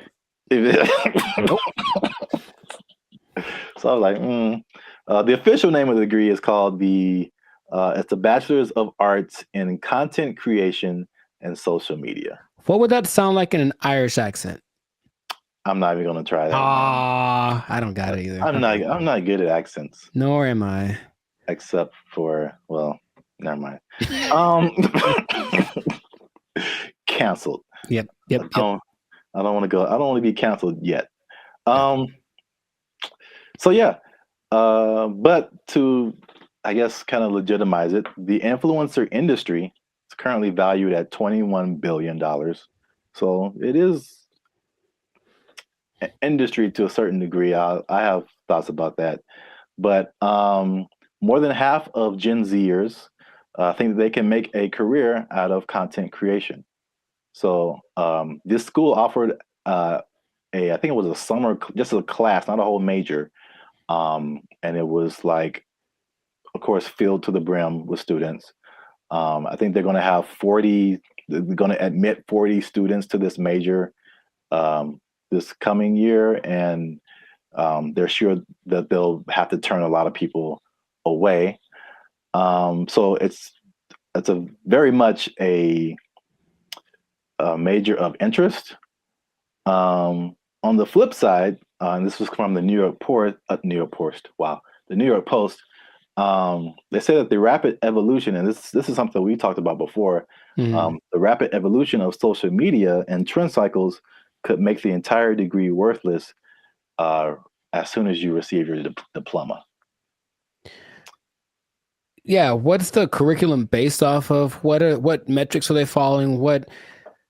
It seems like a cool idea if it's constructed in a certain way. I mean, imagine the nonsense if you paid money to become an influencer and then you sucked at being an influencer. Like, it's just, I feel like to be an influencer, you just have to have a certain kind of either personality or vibe. Like, not any person could be an influencer, that's for sure. But I don't know if that's something you can sell the idea on it for sure. But I think there'd be a lot of people asking for refunds in like a year. It just seems like something. Yeah, Can you do that?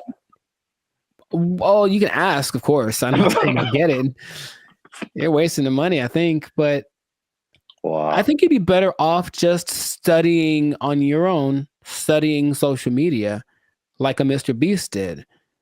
He just studied YouTube, literally, and that's all. And then it worked out phenomenal for him. So, and not only that, all the people that he worked with also didn't get as big as him, but they all have channels with millions of people, millions of followers. So but here's the thing with education, anytime they're like, oh, here's an opportunity to make some money for us and maybe it'll work out and then we can get some more accreditation or who knows. They're just trying to evolve. So I see the point, basically. They're trying to evolve with the modern times. I just feel like that's not something you can teach in that sense. Because like as soon as the lesson's over for that day, things are different. So if they're not constantly keeping track of the market, it's like teaching day trading or something based off of data from last week. It's like, okay, well, that worked last week, but it's different now. It's a whole nother.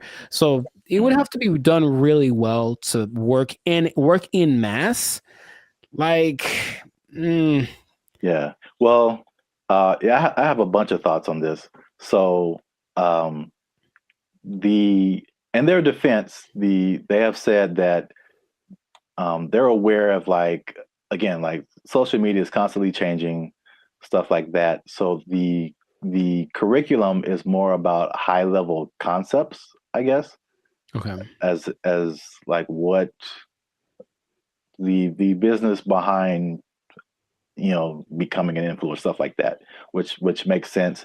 But it's also like, if I were a student, I wouldn't study this because I think it's too specific. And influencer is just a subset of sales, marketing, advertising, business. It's just business.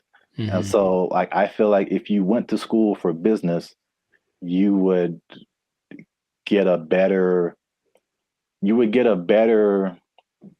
view of like how the world works instead of just looking specifically at influencers. Right. And then, but this is also like college was like 20 years ago or no, 15 years ago, something like that.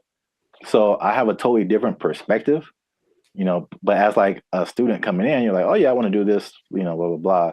But I've mentioned this before. I kind of felt there's a interesting similarity between this and music, because you went to school for music performance. I went to school for music industry. And though I think even more so at the time that we went to school, even those majors were considered like, why are you doing that? True. So I can see the parallels, and then not that I regret doing music industry, but I can see now how I would have benefited probably more from just studying business instead of like a specific type of business where like all the rules are way different than like normal life. Sure. So I think I said this before, like I've learned more. I've learned how to do more in the music industry by studying general business. I got you. Right. Than by studying music industry. Because it kind of applies to everything once you get the basics down. Right. Right. So. Well, that's my advice to the youngsters. Is that how you're going to talk one day? Because I don't want it. Welcome to the Live Circus podcast. I'm pretty sure I'm going to talk like this forever till I die. So I don't know what's happening to you over there, but you sleep. But we talk about things that are funny and straight up ridiculous. All right, old man River. Look, yeah, but you said about the students. I guess now that college is becoming more of a option as far as like, well, what's the point of going to college if they at least offer something that people want to be? Then I see the point. I do. I just don't know how they'll pull it off. But if they do, more power to them. Yeah. I don't know. Maybe we're just short-sighted, and then influencer will become all the rage, and people will make gajillion dollars and be like, "I told you so." Hey, you know what?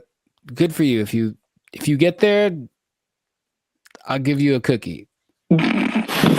No, those are addicting. Oh, I'm sorry. I'm sorry. Jeez, I keep forgetting the rules. Cookies are a sometimes food. So this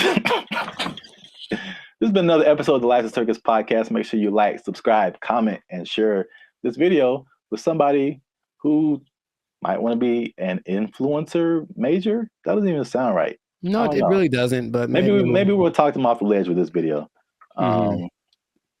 Because if you're trying to be an influencer now and you got someone coming up behind you that has a degree in it, they might take your job. They got a degree from Ireland. Does anybody Lucky Charms. Lucky Charms. They took our jobs. They took our jobs. So I went to our buddy ChatGPT and I made a simple request, and I want y'all to see this in real time. Oh, snap. I said, write a love letter to Donald Trump. That's not, funny, but look at the answer. What's going on, everyone? I'm Jericho. This is Zap, and we are the 6-time international award-winning pop hip-hop duo Bandit Future. We make clean, fun music that's fun to listen to, easy listening, love songs on the coast. And where did it go? Why does it always go there? Anyways, and you are now tuned into the Live Circus podcast, where we talk about things that are funny, interesting, and just straight up ridiculous. So before we get started, I'm gonna need y'all to do us a big favor and make sure to like, subscribe, comment, and share this video with at least 2 people that are really interested in the safety of humankind the safety of humankind in the face of the AI revolution, baby. It's coming. Okay, so. Okay, I thought it was just safety. Just safety in general. I was like, well, buckle your that's very broad. seatbelts. Buckle your seatbelts, please, and don't talk to strangers. No. So 5 days ago, the first annual, I guess, AI Safety Summit happened in Bletchley Park. It's a place in England, and all of the big people that are involved in the AI industry were there to talk about AI safety because it looks like it's getting out of control already. And the first person to admit that was our buddy Elon Musk. He says, and I quote, AI is one of the biggest threats to humankind. That's what he said in the interview at this summit 5 days ago. So that's great to start with. One of the persons that are leading the charge in this AI thing is talking about what could possibly go wrong. But basically what they got together to do was to talk about putting in some system, some kind of, because it's like the Wild West. Once again, they're making up the rules as they go, but they're like, well, that we need to have rules. So basically, he was saying they need to create insight, and they need to what he called establish a referee, some neutral third party that would provide the framework for how AI is used from place to place and whatnot. And I want to start right there by asking our buddy Zap here. Is it possible to be neutral in this situation? Is it possible for someone to have no dog in the fight when it comes to how to impose regulations on AI? I mean, the short answer is no.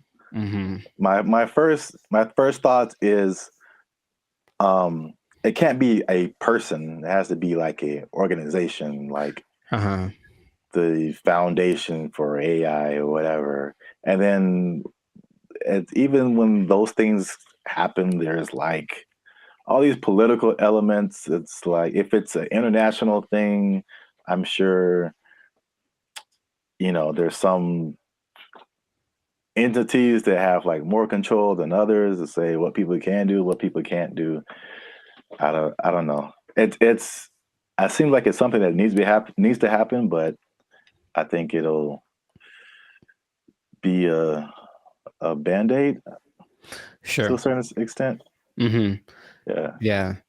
Mr. Elon Musk. I heard about this because he was talking on the Joe Rogan podcasts, and I was curious what he was talking about. And then he mentioned this, and I said, "Oh, okay. Well, he is such an interesting man." And when Joe Rogan asked him, "What do you hope to accomplish with this summit, this safety summit?" his honest answer was, "I don't know." And I was like, okay. And that's maybe after thinking about it for a long time, he said, "I don't know." And it's like, okay, so. Well, I will say this, he is right, because there's a discussion that needs to happen. Mm-hmm. And like, I think this is a recurring thing where like what's happening in the world is faster than the government. Mm-hmm. Or our governments. I don't know how other governments work in other countries, but this government is insanely slow. It's like 10 years after things have fallen apart, they like make a law to like fix it. And it's just, there's so many hoops you have to jump through, red tape and all this kind of stuff. Even like cryptocurrency, like they still don't have a complete handle on like how to do that, how to regulate it, what to regulate. And even the stuff that they do is not super informed a lot of times. Mm-hmm. So it can be like all over the place if you wait for the government to step in. But I think at the very least, he's going in the right direction because things are happening insanely fast. Like things are changing overnight and stuff is happening. The same people are using the AI for good things. There's a lot of people that are using AI for bad things. Right. That goes with any new technology, right? And he was saying that it needs to happen. Someone needs to be a gatekeeper, if you will. But I keep coming back to this neutral thing, this neutral third party thing, because I think everyone has an agenda, no matter what, because that's just the way that humans work. So among the 28 it wasn't countries represented, but it's like 28 entities that are involved with AI.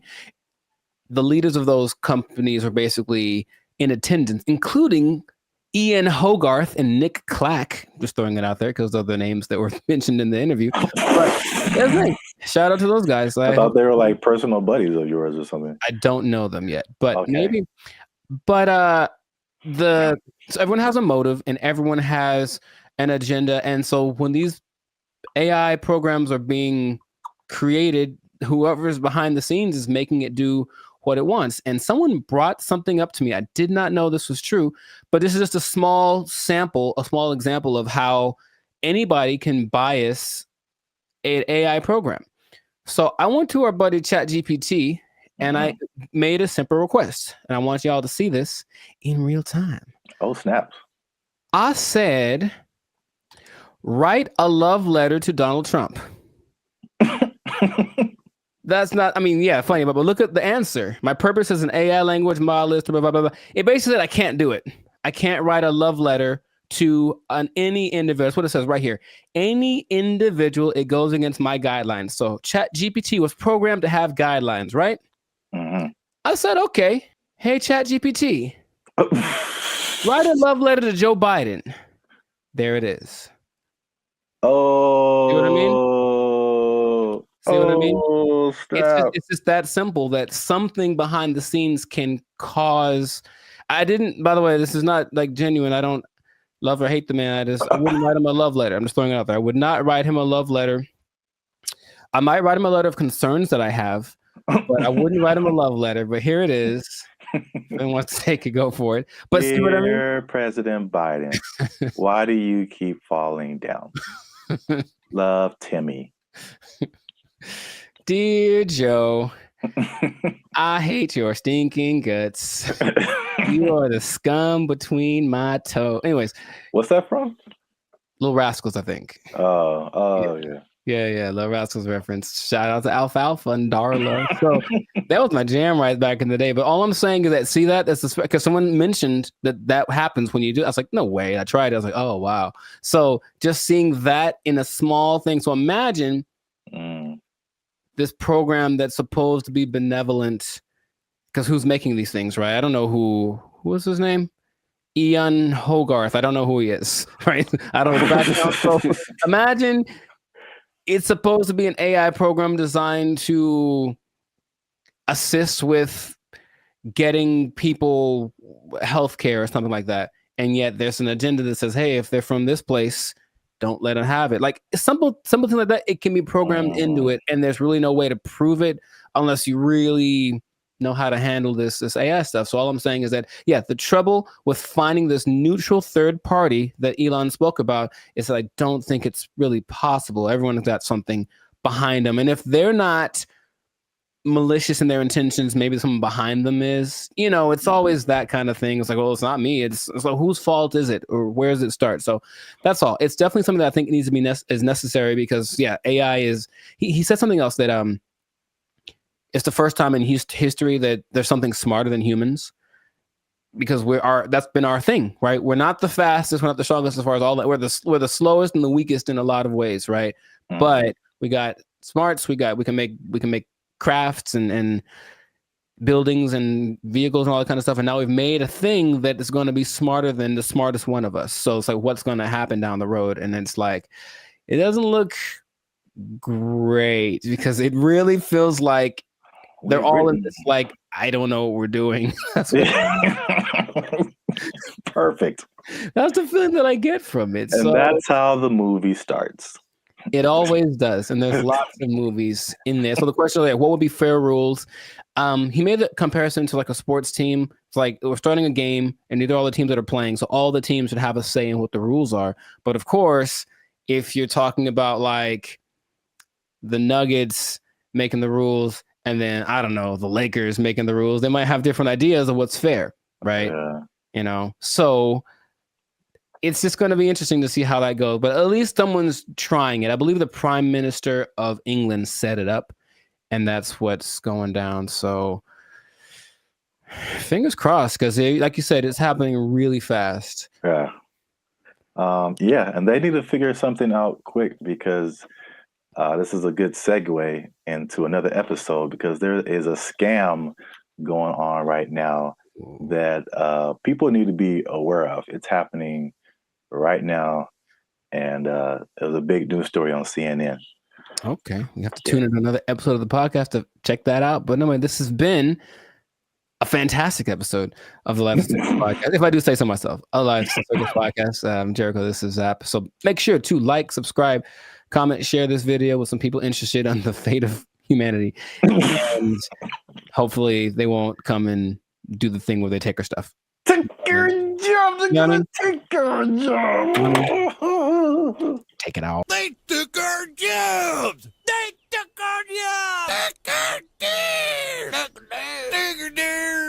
One thing I never saw before that they just installed in the mall near me, and I think it's just genius.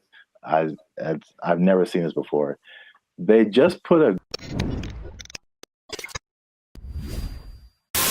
What's up, guys? I'm Zap, and this is Jericho, and we are Bandit Future, a now 6-time international award-winning pop hip-hop music duo. We make clean, fun music that everyone can listen to with a sound that is uniquely Californian. And now, right now, right here, right now, right here, right now, yeah. You're listening to the Life of Circus podcast. Well, my voice went really high. Where you're talking, we're talking about things that are funny, interesting, and ridiculous. But before we get started, make sure you like, subscribe, comment, and share this video with at least 2 people who like to go shopping. And make sure you stay to the end of the video because a lot of people thought that malls were closing down, but they're very much alive. And I'm going to tell you 3 reasons at the end as to why that is the case. Bam. Intro. Nailed it. Okay. I like that. The rest of it, I don't know. Well, it's all about how you start and how you finish. The middle can be like, like a plane. It's like, all right, we took off right, a little choppy in the middle, but if we landed right, everything is all forgiven, I guess so. And if something is wrong, then you can sue later. Emotional damage. Yeah. But yeah, so today's topic is all about the American mall, America pastime, if you will. Jericho, do you still go to the mall? Is that a thing you do? Where do you do your shopping, my brother? Dude, it's always going down in the mall. Meet me in the trail, it's going down. Meet me in the mall, it's going down. That is one of the greatest songs of all time. All right. Beyonce made one of the greatest albums of all time. That is one of the greatest songs of all time. All right. I'm gonna let you finish, but Beyonce had one of the best videos of all time. It's just so good. I do. I like that song so much. Like, oh my gosh. I do think about that more than I should. It's so good. It's just such a if you just I guess I think about the lyrics too much because it's just like wherever this guy goes, it's going down. Yeah, I know. It's like, how cool is this guy? You can meet him anywhere, and anywhere he is, it's going down. He's pretty cool. That's gangster, man. To me, never met him, but seems pretty cool. I'll still go once in a while. I don't like shopping that much, but I always liked going to the mall. I just like the vibe of it. It's where you went to pick up girls in high school for sure. But just even now, I'll still, if I got some time to kill. Oh, and they have Cinnabon there. Good Lord. I mean, tell me that place isn't run by Satan. You ever eat a Cinnabon? You have to take a nap halfway through. I'll go there just because I kind of like it's like a realm of industry that I never really thought of too much until I was older. Actually, after watching an episode of Daria, it's really weird. But it was kind of like this episode about the mall culture in general and how places got big like Cinnabon in malls and what an interesting concept it is. But not like a little, outdoor, but like a big, huge Ontario Mills style, or like the big one in Minnesota, that kind of mall thing. It's just a vibe. It's commerce. It's kind of like capitalism in its friendliest. It's like, hey, here's a lot of stuff that you probably want all in one place. You can come get it and spend time here, and it smells wonderful and it's fun. So I always liked going to the mall. So I'll still go once in a while, but I usually know that I have another option now. I don't have to go to the mall to get stuff that were back in the day I did. Yeah, I mean, I'm from Alabama, Montgomery specifically. We had basically two malls. It was the Montgomery Mall and the Eastdale Mall. Montgomery Mall was it was all right. It was kind of small. Eastdale Mall was a little bigger, but not compared to what I've seen out here. Like Ontario Mills. Yeah. You mentioned that is huge. The Glendale Galleria, huge. Yeah. What's the one that's like off the 5? Oh man. Not Fox Hills. No, it's like the Citadel, something like that. I know what you're talking about, but I don't think I've actually ever been there. I think it's either that or something, or Cerritos. The Cerritos Mall is huge. It's the Beverly Center. Yeah. A big. Yeah. Yeah. I mean, the malls are. I guess we don't really think about it, but they're still around. They're still huge. So I'm gonna just throw some numbers at you, because I thought, like, after COVID, like, that was it, because like it was a crazy time, and you saw a lot of business, like a lot of big businesses, from bankruptcy. Wow, words. I remember J.C. Penney was a big one. Bed Bath and Beyond got hit by COVID. Toys R Us. Oh yeah, R.I.P. Toys R Us. That's legit R.I.P. right there. It's like like big flagship store. I'm not talking like a little, Radio Shack or Circuit City. I'm talking about like the biggest store in the mall is like shutting down. Like, there's gonna be no more mall. Plus, what I thought with e-commerce, the Amazons of the world, it's like, okay, people got used to getting stuff delivered to them, and it's like, why go out? I can just get it on Amazon or Walmart.com. So the numbers, however, say the opposite. So malls work with like an occupancy thing. So basically, it's like the number one indicator of how successful the mall is. So the more occupied it is by retailers, the more successful the mall is. So mall occupancy was 89 to 95% last year. 92%, and you're doing good. Anything above that, you're doing good. So malls are healthy, they're thriving.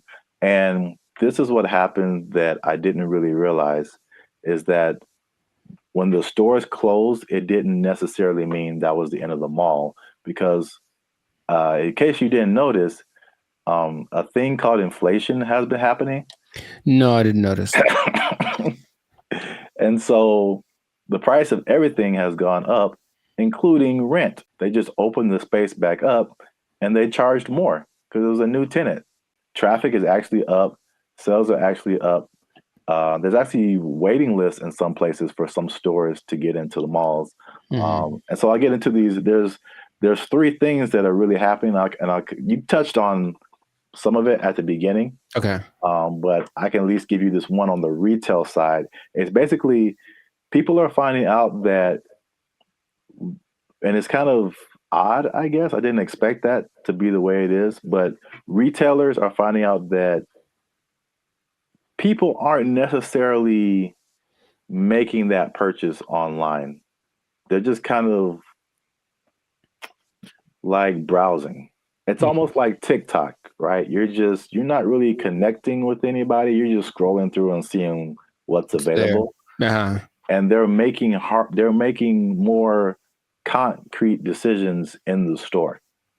And so the digital part is like getting people to recognize you and who you are, but they're actually seeing more sales being converted in the store. Or it's called not necessarily that, but it's costing them less to get people to buy stuff, basically. Makes sense. I think. Oh, go ahead. No, you can go ahead. That there's there's no replacement for retail therapy. I think people that love to shop, I can imagine the people that love to shop, that dopamine rush of having those 2 plastic bags when you come out the department store. You can't replace that with this. Oh, we'll just bring it to you. It's like nah. It's like, don't bring me I want to go catch the fish, because it's as satisfying to actually catch it and have it as it is to pay for it. So I see that as being the thing that drives people more than anything.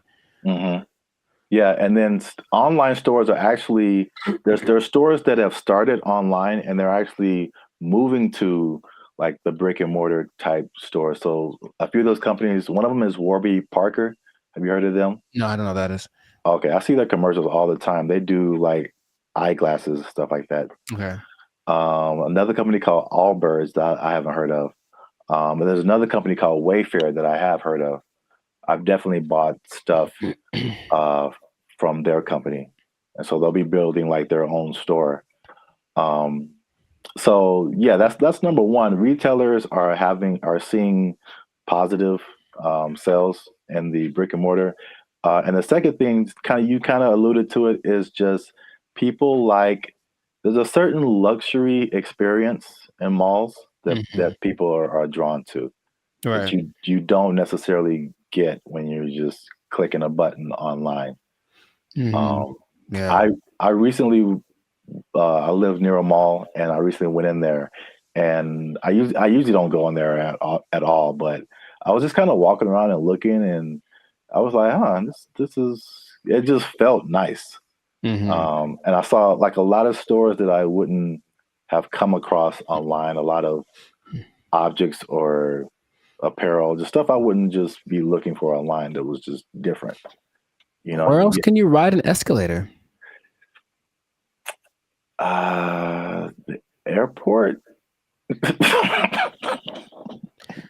Yeah, okay, so that's 2. But I don't go to the airport as much as I go to the mall. But honestly, it's kind of a cool thing too. Like, especially that big one that's always in the middle, and everyone's going up, and it's like the promised land appears. So it's kind of going there. Everyone looks. It's really interesting. But I think if you pay attention, you see the excitement of people going, "I'm about to buy something." Yeah. And they get to the top, like, we've arrived, and it's just got a cool atmosphere. It's like an environment, like a built-in environment. Like the people there, they'll have a little entertainment once in a while, especially in the 80s that had all the people that were singing there. But in general, it's just the fact that people are all there, usually in a good mood because they're getting the stuff they want. It's a nice place to just hang out. Right. Yep. Perfect segue. That's number 3. Is that the mall is just in general an experience for people. And I think what adds to that, they actually listed it here too as well. It's not just the stores, but everything else is happening too. So in some malls, they have stuff like go-karting and video game arcades. I know there's some malls that have like a trampoline thing you can jump on if you feel like it. And of course, the restaurants, the movies. Oh, movies, yeah. All kind of good food. And one thing I never saw before that they just installed in the mall near me, and I think it's just genius. I've never seen this before. They just put a grocery store inside of the mall near me. And that's literally the first thing I see when I walk in. And it's very weird because grocery store and mall are 2 different things in my head. But you're already shopping. I guess it makes sense. Well, from a psychological standpoint, I've never seen that. And that makes a lot of sense because from a psychological standpoint, when people buy stuff, like they're more likely to buy stuff when they've already bought something. So they're kind of in the mode of buying. So I'm going to the store to get my vegetables or whatever, groceries, normal. And then if you're in an environment where there's other stuff you can buy, they're like, you know what? While I'm here, I might as well see if they have and all of a sudden, there you go. You're selling more than you would have. So it's like the stores and the mall have like this kind of symbiotic relationship in a way. So yeah, that makes complete sense, but I've never seen that. Yeah, that's the first time I ever saw that. And it does make sense. And also, like the concept of a mall where you get everything. Like I would, like in my mind, it's like if I'm running errands, it's like, okay, I got to go to the mall, then I got to go to the grocery store, then I got to go to this place. But if they're all in like one place, You can go to the mall, you can go to the grocery store, you can go to the movies, and then play an arcade game. You just spend your whole day at the mall.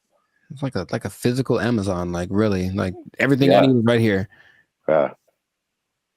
It's crazy, man. I want to go to a mall. I just want to go to the mall. I want to listen to that song. Meet me in the mall. It's going down. Get some groceries. Meet me in the club. It's going down. But if someone meets you there, will it be going down? I mean, do you have that kind of... Anywhere you meet me, guaranteed to go down. Yeah, that kind of pull, man. Will it be going down if I meet you in the mall?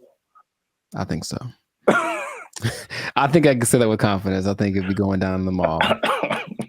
And you just play that song and like the murder horn song back to back, and dude, I'm lit. Like it's no. I'll use up all my energy for the day in 5 minutes to watch. Oh, you know what? I just thought about this. Oh, what? Did you say energy? The mall next to me also has a gym in it. Yeah, I've seen that before. Like, it's everything. You just go to the mall. Yeah, that's so smart because they sold that mall when after COVID, because like nobody's renting. They thought it was going to go down, and this guy bought it, and I was like, that's the dumbest thing ever. Like, malls are on the decline, and they got a gym in there, you got a grocery store. That mall is bumping, dude. Like, yo. And he bought it at a discount. So just like, man, I want to meet the guy. They did an article on him. Okay. There was something depressing about the old malls, though, in some places where they're like kind of abandoned. Oh, yeah. Those are kind of, all right. There's one specifically in Laughlin, Nevada. And I remember being there like, I just feel gross being in here. Like half the places are unoccupied, and the places that are there, they have the same people that were there from the 80s. It's not a good situation. Yeah. But yeah, I like the mall, man. It's a good place. All right, we went way too long. This has been another episode of the Lights of Circus podcast. Make sure you like, subscribe, comment, and share this video with somebody who likes to go to the mall. It's going down. Anywhere I be, I guarantee it's going down. Hey. Be in the mall. They took our jobs. They took our jobs. The WNBA. Do you watch that thing? Do you watch it? I do not. Nor do I. All right. So we've had that talk. Right. Now, what's going on, everybody? I'm Jericho. This is Zap, and we are Bandit Future, the 6-time international hip-hop pop duo. Well, we're international worldwide, but we also have awards. We won 6 international awards for our music. There we go. One day. Anyways, we make clean, fun music that everyone can listen to with a sound that's uniquely California. And you are now, good Lord, tuned in to the Lights of Circus podcast. We talk about things that are funny, interesting, and just straight up ridiculous. So before we get started, make sure to like, subscribe, comment, and share this video with at least 2 people. Oh, man. With at least 2 people that like women's basketball. I'm going to talk about it. This episode is for my dad, basically, because he likes it a lot. Now, what I want to say is that stay tuned to the end, because I have an idea, I have a solution I'll say fix it. I'm just going to say fix it. I'm to fix the WNBA that no one has explained in this way yet. I have the unique perspective that you need to hear. So stay tuned to the end. I'll let you know. So this kind of goes for women's basketball in general, because the WNBA season just ended, but women's basketball started. And I'm in the gym yesterday and I'm watching it. I texted you about this, and I'm watching it, and I watch and I watch and I watch. And about 7 minutes go by and no one has made a basket. And I am heated because I'm trying to feel good about myself. I'm in the gym working it out, and I want to see some success happening so I can feel motivated. And there was no success. And I was so mad about it. And it was a blowout and it wasn't very fun. So I want this to be positive. So what I want to say is that women's basketball is a noble sport. Basketball, of course, was created for women by James Naismith. And I've heard a lot of arguments from female professional female basketball players about the disparity between the men's game and the women's game and this and that. But there are a couple of things that I think get ignored that would make things a lot better. Or when it comes to the argument in between why people should watch the WNBA, things get overlooked. So I wanted to throw this out there. I'll ask the question first to you. Do you watch the I'm trying to make it one word. No, it doesn't work. The WNBA. Do you watch that thing? Do you watch it? I do not. Nor do I. All right. So we've had that talk. Right. Now, the thing that there's a lot of things that could that's the whole thing. There's a lot of things that could contribute to why the men's game is so much more enjoyable to watch. But what I hear the counter is that, well, women are a lot more fundamentally sound. So if you watch women's game, you will get a lot more of the basics, a lot more of the pureness of the sport. That's the thing that I hear more than anything. This is why you should watch the WNBA. So I looked at 2 statistics that just told me everything about why that's not correct. So let's just say, what's the number one objective of basketball? Put the ball in the basket, right? Score points, right? So the better you are at that, the better than you're doing. I looked up the percentages of shooting in the NBA versus the WNBA for last year, just to see. Maybe women shoot better, and so you should watch because, you know, that's the thing they do. They're not dunking on everybody, but they're definitely fundamentally sound with their jump shot. WNBA average, 44%. NBA average, 47%. Okay. And the average for the WNBA, I couldn't find the statistic for the NBA, but for women, for the whole existence of the WNBA, the average is 42%. I think that's pretty low. And I don't care who you are. I don't want to spend my whole time watching people miss shots. That's just what it comes down to first. So the pureness of the game, I don't think that's that great an argument to say, oh, we at least could do stuff better than the guys. Well, apparently not. That's number one. And then number two, I watched the last play of the WNBA championship game where the Las Vegas Aces, they beat the New York Liberty. And it's this weird play where the main star from the WNBA, Breanna Stewart, is like getting locked up pretty much. It was like impressive. She gets locked up. She passes the ball. She passes to some other girl in the corner.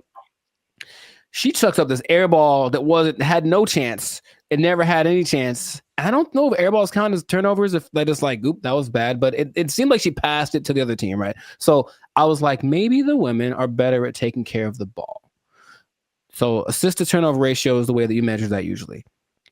So for guys, there's only lists of people that have the highest assist to turnover ratios. In the men's game, I saw someone right now in the league has a 26-1 assist to turnover ratio. Wow. Mike Conley. I mean, it's not going to last. The season just started, but 26-1. Chris Paul's like at 9. There's a bunch of people but it usually gets to like the best people who have like 4, 5-1, whatever, 6-1. The highest in the WNBA last year was 3-1. That's the best one. And it's like, so when I've watched a lot of women's basketball, I've seen a lot of turnovers, a lot of mistakes, a lot of this and that, and it just looks sloppy. So I don't see why that's the argument for why the women's game is better than the men's game. Now, have you thought, for example, because you don't watch it, and I don't either, what would you want to watch? What could change about the WNBA that would make you want to watch it? Well, we've talked about this before. Right. And I had 2 ideas. Although the second idea, I'm kind of maybe backing down on. Okay. But the first idea for sure is lowering the rim so that more people can dunk. I think the basketball dunk is one of the most exciting plays that, whether you're a basketball fan or not, like just to see someone do that is just one of the most exciting plays in basketball. And it rarely happens in the WNBA. Right. And like even for the NBA, if you see a fundamentally sound team, it's usually a boring team. like I wouldn't want to watch the Warriors unless Steph Curry was shooting from the parking lot. Like that made it like, you know, just so much better than just a bunch of guys shooting jump shots. Like you want to see somebody do something extraordinary, whether it be shooting from the parking lot or just like dunking on somebody's head and ending their life. Just like those are where the highlights. Acceptable, yes. Yes, those are where the highlights come in. So that's number one. Okay. And then number two, which will be sexist or whatever, I don't care. But I think it's no secret that women have a certain sexuality factor that attracts men. And if you gave me a choice between a women's basketball game and a volleyball game, I'm watching the volleyball game every time. Yes. They're great athletes, but the outfits are also great. And like I'm going to pay a lot more attention just as a man. Like, yeah, I know it sounds bad, but that's human nature, the world we live in. Yeah, sure. Marketing, like I like not beach volleyball. I've been talked off that ledge. That's too far. I don't want to see people running around in bikinis. I told you there's a league in New York that's like that, and it's not great. It's not something about it. It's too much. It's just kind of no. It's not like the volleyball outfit or like what they wear when they do track. That's very. I think that would be a very appealing outfit to get more viewers to watch the WNBA. Gabby Thomas. Anyways, hey man, we live, man. We live. No, I'm just having. Me too. I'm trying to be alive. Like, yo, Gabby, what's up? For real, though. But I am. The most people that watch the WNBA are men. So yes, that would go along. Like women do not like WNBA at all. If they like the WNBA, it's because they play basketball. Well, that's weird too, because I didn't think that was the case. 70%. I believe it's 70%. Wow, so that's really fan weird. base. The clicks on the WNBA website, all that's men. So they're already supporting it. And then, of course, the financial support comes from the NBA. I digress. But that's just, so the things that you mentioned would help. Sexualizing things. I think women like to look cute, too, some of them. So I don't think it'd be like the most degrading thing. Maybe they have options like with tennis. You know, they could wear something. They have like little options for the outfit. I'm sure it'd have to be uniform for the team or for the sport. But I'm sure there could be an agreement because I wouldn't mind some more I was gonna, how do I say it, just accentuate some parts of the female figure. That's what I think would be cool. But that's the thing that I think is least likely to happen. I don't think they're gonna want to do that. I do agree with the hoop thing. That's the thing that makes, because here's what I'm thinking. I'm watching this game yesterday, and like it's like watching like little kids. You ever see little kids like shoot a basketball? They put the ball way up here and they kind of chuck it up because they don't have the strength to get it up there. I'm not saying they can't. Like, of course they can. Especially Sabrina Ionescu made something crazy in the 3-point contest this year. So they can shoot for sure, but in general, they are shorter and less athletic and less strong than the men. I know the basketball is a little smaller for the women, but the hoop is the same height. So I have a solution that I don't think anyone's explained in this way. Okay. The average height for NBA players is 6'6". The average height for WNBA players is 6 feet, which is pretty tall for women, but in relationship to the same height of the rim is 10 feet. That means that for men, the hoop is 58% taller than them. But for women, the hoop is 71% taller than them. So to split the difference, I said, what would happen if the hoop was also 58% higher for the women? And if that was the case, it seems a little bit on the low side, but if that was the case, the hoop would be 9 feet 2 inches. Yeah. And to me, that makes a lot of sense because the people that are, the girls that are tall, 6'5", 6'6", they'd be dunking like Shaq, like we want to see. And then some girls with some springs would be getting some Westbrook action happening. And I think that'd be great. Now, would they have to learn how to adjust to shooting lower? Yes, they would. But I believe there's a women's basketball, I think it's called, oh gosh, I forget the name of it, but there's a women's basketball-esque sport where there's no backboard and no one can dribble. It's a weird in Australia. And the right. About this, you can see if they could jump, they're not allowed to jump. But if they're allowed to jump, they'd be able to actually. So weird. It's what is it called? It's got a. Anyways, they could dunk on that hoop if they were allowed to run and jump. If the hoop for the WNBA was that height, the game would be a lot more interesting. I think the percentages would go up because you just see these women. A lot of women's form is kind of like chucking the ball as hard as they can because that's how they have to generate the energy to get the ball high enough. So that's my solution, but that's the rationale behind it. We want to make things equal. So the height of the hoop is the same ratio compared to the height of the players. Yeah. I think that would work. I don't think they're into it. Of course, every play, they have to change it everywhere. Every hoop would have to be, adjusted and whatever. But which would you rather? Make an adjustment to the game a little bit? Well, that's kind of significant, honestly. Lowering it to that's kind of significant. Or continuing to not make any money because to this day, the WNBA has not made a penny. That's just honest. And the statistics say it has not made a single cent. It's actually been in the red every year, and the NBA has to provide the money to bail it out. So that's my idea that it could help promote the game a little bit because basketball is a great sport, but yeah. The excitement factor, like you mentioned, we want to have that a little more. So that'll do it. So 9'2", that's the thing. So listen to me. Just do it. Let's do it.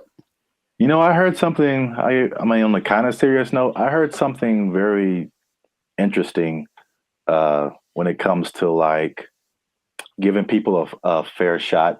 Just kind of leveling the playing field, and that there's a difference between equality and equity. So like if you're going up, if let's say there's something that everybody wants to get to at the top of some stairs, right? And so equality says that, okay, we've got these stairs here. Everyone can just go up and get to whatever's at the top of there. But the person in the wheelchair can't use the stairs. And the person is blind and can't see the stairs. So equality is says let's just make some stairs. And so everybody has an equal path to get to the stairs. But equity says, okay, it's about everybody getting there. So we'll make the steps for the people who can walk. We'll make a ramp for the people who have a wheelchair, and we'll make some kind of braille, something so that you can find your way for the people who can't see. And now everyone has access to the stairs, even though they're getting there differently. And so I feel like the WNBA it's like it's trying to be equality. It's like it's exactly, we want to look the same as the men. We want to wear the same jerseys as the men. We want the rim to be as high as the men. We want all this stuff. We want to have the schedule and the tournament, everything. But it's, and I mean, this is a great American debate right now. Sure. It's like, we're different. We're different. We've always been different. Men are different. Women are different. Like, just make it for women. Like, I mean, the percentages you said are good, It's like, it's not diminishing. It's just making it more of an equity thing instead of like an equality thing. Right. So where we get the same thing, just in a female form, in a way that's catered to the female game. That would just make so much more sense, but nobody wants to do that. So they do not. No, they don't. And so I'll just keep watching LeBron dunk at 40 years old. Jesus, man. That ain't fair. Yeah. Wow. That was a good point. Yes. So I make anyways, the points from time to time. You got him. Zap for president. Probably, yeah. So this has been another episode of the Lives of Circus podcast. Make sure to like, subscribe, comment, and share this video with the people that like some basketball. Let us know what you think about this equality versus equity thing. Johnson basketball. Hey, man, he got a ring, man. Yeah, let us know what you think, how to make this thing a little more fun to watch, because the WNBA deserves people to have people watching it. It really does. They work really hard. In fact, random point. One of the most famous female players of all time, Diana Taurasi, I went to high school with her. And what? Yeah, we played one-on-one once. She won't remember. I lost. Anyway, I lost real bad. It wasn't even fair. It wasn't fair. It wasn't fair. So in that case, equity would say I should have got like a 10-point lead or something. I still would have lost. Anyways, shout out to all them. And that's been it. So yeah. Don't take my job. No. Because I just spit in truth, man. If they might take your job, they're not taking any WNBA jobs. Because nobody's watching. All right. Bye, everybody. They took our jobs! They took our jobs! What's up, everybody? It's BrandBee Future. And we are excited to announce that after 3 long years, we are finally in the YouTube partnership program. So that means a couple of different things. One is that we are starting channel memberships on our YouTube channel. So all the stuff that you've seen before, all the free videos that you've been watching like over the years, those will still be free. But this is like an extra layer that we get by partnering with YouTube. So that we can offer exclusive things to people who choose to be our channel members. And so there's a small fee that comes with that, but that fee will go to helping us, supporting us. All the stuff that we've done before has been free videos. We pay for it out of our pocket. So hopefully you guys can support us and help us to keep our YouTube channel going. And this isn't just like a giveaway. There's a laundry list of stuff that you get by becoming a channel member, and we're going to talk to you about that now. So we have 3 different membership levels right now. There's going to be 5, but just 3 right now. They're because we're so clever. Wow, that laugh. Okay, I like it. They're named after like concert seating, right? So the first level is general admission. The second level is premium seating. The third level is executive access, and those go from $3.99 to $19.99. So you have a plethora, shall I say? Nice word. The more you know. Okay. Plethora of options to choose from in terms of your membership. So this is what you get. Like to hit, here you go. Bam. The first thing up is a loyalty badge. You get a loyalty badge next to your name every time you interact with our YouTube channel. You get a blue star for new members, all the way up to purple stars for 48 months. The next thing is one of my favorite things is the custom emojis. This is crazy. So if you want to use, for example, Jericho's face, right here, you type Jericho, and Jericho's face will pop up in your chats, in your comments. It's a custom emoji of Jericho that you can only use here. Nuts. Okay. If you want to use my face, same thing. Zaptastic. And then and then you'll see my face. And then if you just want to do a BrandBee Future fan, BFF heart, it's a fan bam : Nuts. Only on our YouTube channel. It's the only place you can do it, man. Nice. Members only live chats. If we ever go live, we may have a members only chat mode. So the non-members can see the chat, but if you want to participate, you gotta be a member. All right, so the last thing in the general admission level is priority reply to comments. So if you leave a comment on any of our videos, we reply to you first, everybody else got to wait, okay? Because they ain't members. Fast pass. They ain't members. But you a member, we gonna talk to you first. Because you're worth it. Because you're worth it. And you gave us money, but most of all because you're worth it. Membership polls. In the community tab of our channel, we're going to start putting up polls where you get to vote on topics for our channel. Like, what's the next video going to be? Or you can pick what the next video is going to be. What would you like to see as the next video? Next video related topics. Huh? So if you balling a little bit, okay, talk. You got a little more change. You can get to the premium seating. Yes. The first thing you get in premium seating is early access to videos. So again, the videos on our YouTube channel will be free, but there'll be some exclusive videos that go to our members first. If you remember, you're the only person that can see it, and then maybe we let everybody else see it. Maybe. We'll think about it. Maybe. We'll have member shout outs. So once a month, we'll send a shout out to you or one of your friends. Just give us the name and details, and if approved, we'll shout you out in one of our videos. And this could be good for any special occasion. Birthday, a graduation, bar mitzvah, you name it. You name it. Happy birthday to you.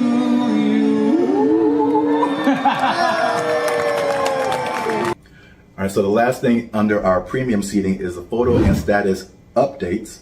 So that means you'll get an exclusive look into our lives as we make music and videos and all that kind of stuff. That'll be under the community tab of our YouTube channel. So just scroll past the videos and the shorts and the live streams and you'll see community. You pop in there, be some members only stuff only you can see as a member. Come on into the community. Boom, bada boom. Come on into the community. And if you just balling out of control and you got girls at your house singing the doorbell, then maybe you can get to executive access level. Ding. Dong. We do a real grande around here, man. The first thing you can get is your name in the credits. So imagine how cool that is. We'll put your name in the credits of one of our videos each month as an honorary producer. The second thing is crazy, but we're doing it anyway because we can. Yeah. It's called teleprompter control. All right. So you give us something fun or crazy to say, and if it's approved, all right, don't make us being too crazy out here. Our parents watch this stuff. That's accurate. They tell me that all the time. If it's approved, we'll read it on our YouTube channel, straight up Ron Burgundy style. You stay classy, San Diego. I'm Ron Burgundy. Damn it! Who typed a question mark on the teleprompter? For the last time, anything you put on that prompter, Burgundy will read. And last but not least, oh my God, last but not least, discounted merchandise. Because everybody likes a bargain. You'll now be able to shop for Bandit Future merchandise directly from our YouTube channel. And with executive access, you can save money on our official merchandise with your own custom discount code. So that's it, guys. Once again, we appreciate your support. You've gotten us this far. Less than 8% of all YouTube channels reach this partnership monetization stage. So this is like really big for us. We really appreciate you guys. And again, if you want to keep pushing Bandit Future forward, we really need your support. Again, it's not just asking for money. We're going to give you a lot of stuff, do a lot of extra stuff on our part just as a thank you for becoming a member. So choose your membership level and help the boys out. Trying to get some cheese on the Whopper, you know what I'm saying? Ooh, okay. Yeah. High class, moving on up. Because if we don't succeed with this YouTube channel, they're gonna take our jobs. They're gonna take our jobs. He's over there now. They took our jobs. They took our jobs. They're thinking about legalizing everything in California. But in the way that Oregon's doing it, in the way that Vancouver's doing it. And you've seen downtown LA. What do you think is going to happen, bro? What's going on, everybody? I'm Jericho, and this is Zap, and we are the now 6-time international award-winning pop hip-hop duo Bandit Future. We make clean, fun music that everyone can listen to with a sound that's uniquely Californian. And right now, in this moment in time, you would tune in to the Life of Circus podcast, where we talk about things that are funny, interesting, and just straight up ridiculous. So before we get started, make sure to like, subscribe, comment, and share this video. I'm gonna change it up. We're two people that like drugs. That's all. We're gonna talk about drugs, okay? Now drugs are bad, okay? But I know we're talking about them. Sponsors gone. Specifically, we're talking about the drug problem. You can call it an epidemic, but drugs. What you talking about, baby? But it seems to be getting worse. So the specific thing is the way that governments are approaching the drug issue in their country, and there seem to be two very drastic sides, and they both have interesting results. So before we get into it, Sir Zap, San Francisco, have you had any experience or just thoughts about the I've had thoughts about drugs. Have you had thoughts about drugs? Do you dream about them? Drugs are bad, okay? But have you seen the effect of drugs on our society as a whole with your experience? Yeah, man, I think about drugs every day. Okay. You know what I'm saying? Okay. It's hard out here in these streets. That brought to mind two things. Yes. He's there. He was up there. It's crazy. Mission accomplished. Yeah, San Francisco. Wow. Yeah, I had the worst hotel experience of my life in San Francisco. You were there, you remember. And it wasn't because, well, I guess it was because of the hotel. They had a hand in it for sure. That was not helpful. But it was the people who were there who were obviously using an assortment, shall I say. A plethora, perhaps. Yeah, involved in all kinds of activities and whatnots. But yeah, we definitely saw it there. And I was saying before, this isn't like my crowd, so I don't really know a whole lot about drugs anyway, but you just kind of go from the homeless people because for sure you see them on stuff. I've seen them doing stuff. And so that's how I kind of like get the drug vibe. But going like just off of the hard drugs, one thing I noticed, I don't know if you noticed this either, the legalization of marijuana in California, and probably in other places too, but in California, I definitely noticed the explosion of just like, we can do this everywhere. Let's do it everywhere. Especially like on the freeway.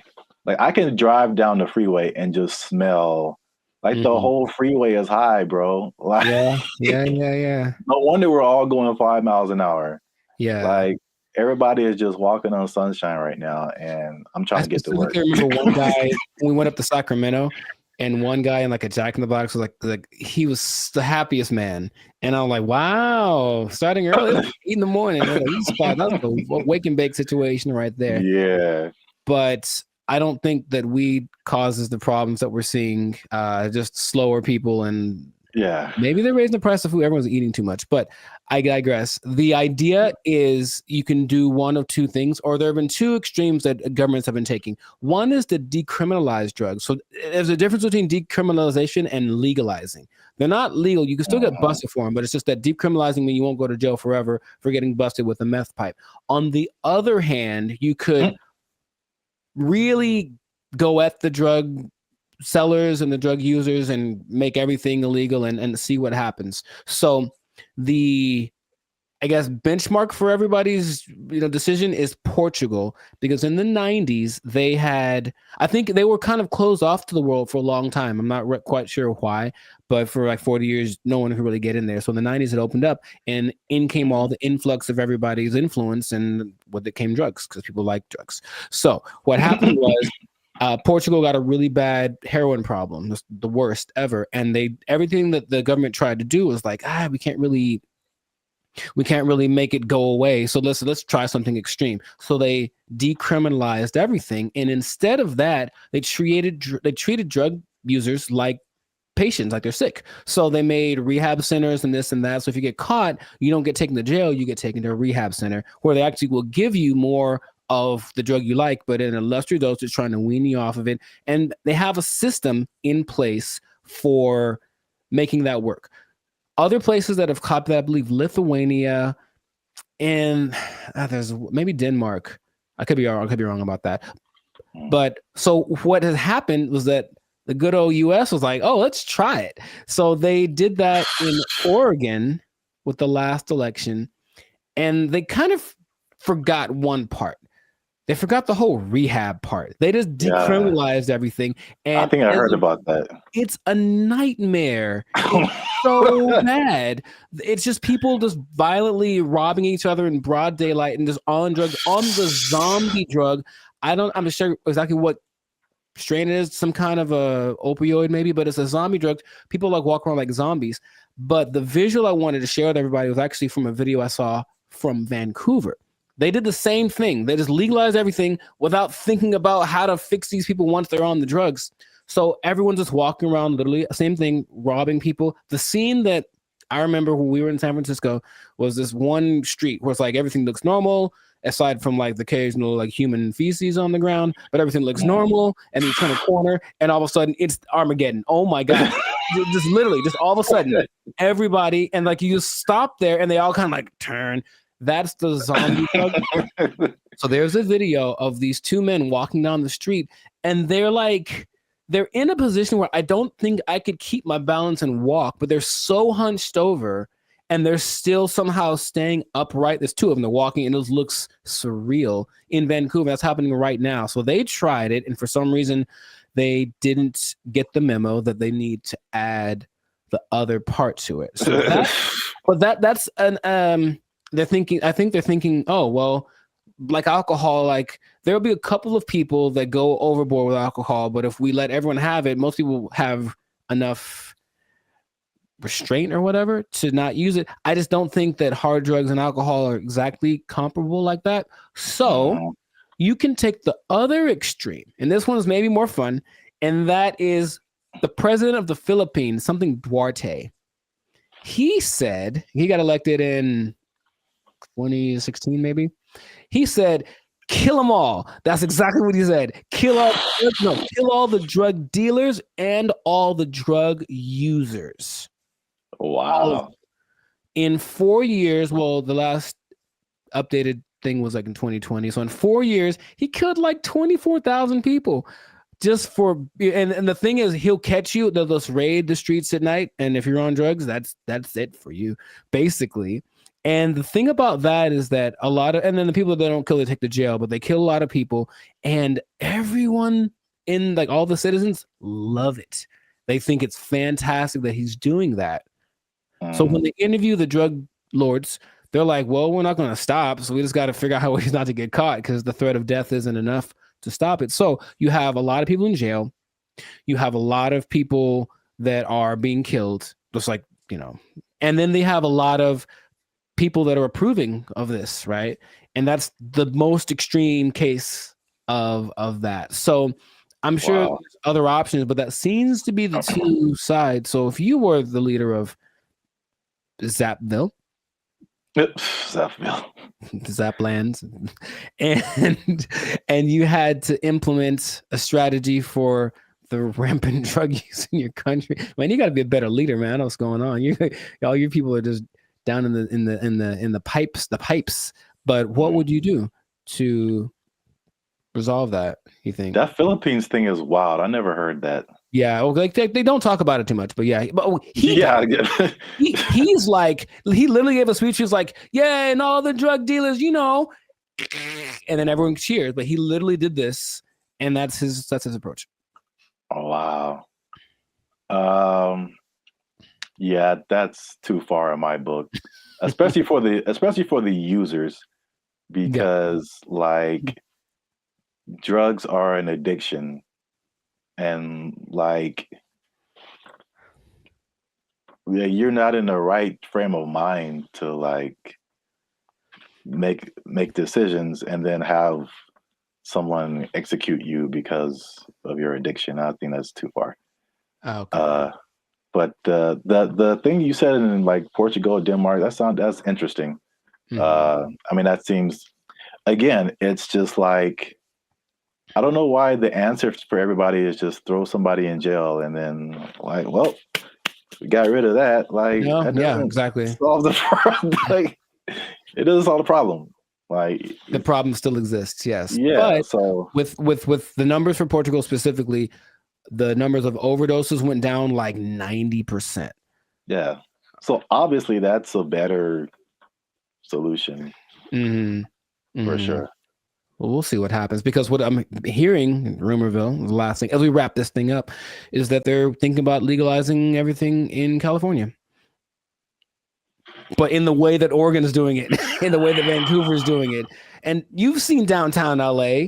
What do you think is going to happen, bro? Man, it's going to be chaos and bad times. Very, very, very bad. So hopefully that doesn't pass. But some government people don't think,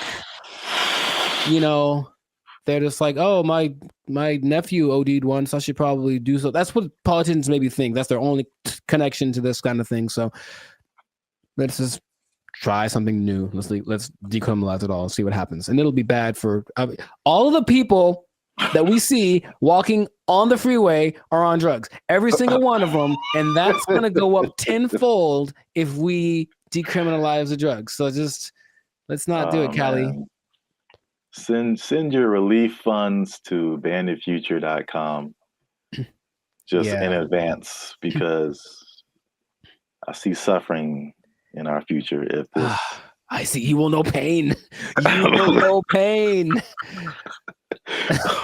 We'll at least know gross. We'll at least know that. Yes, that is God. We should do a whole separate episode on that hotel room. I still have some videos from that. I was giving a review. Yeah, videos? I have a video I took of the hotel room or walking around. Yeah. Maybe I can find it. Yeah. People need to see that. It was oof. It was really bad.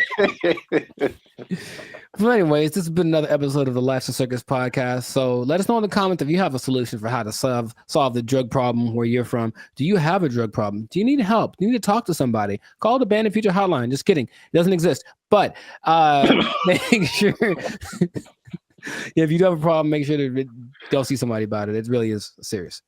Don't you believe it? Okay, so that's been it. And I'll tell you what.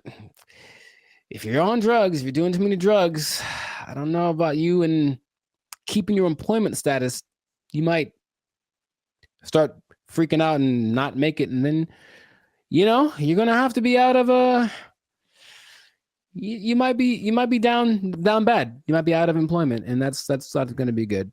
If the boss catches you in the bathroom doing what you like, might end up bad for you. I just don't know how to say it, but I think you won't like the result. I think I get what you're going towards. Yeah. Correct me if I'm wrong, but I'm thinking that you're saying that they might take your job. Drugs are bad. Okay. They took our jobs. They took our jobs.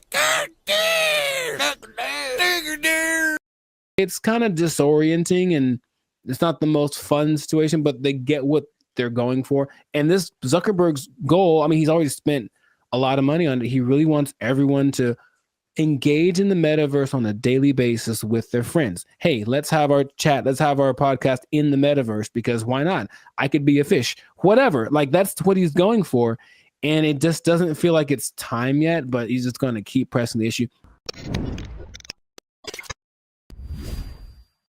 What's up, everybody? I'm Jericho, and this is Zap, and we are the now 6-time international award-winning pop hip-hop duo Bandit Future.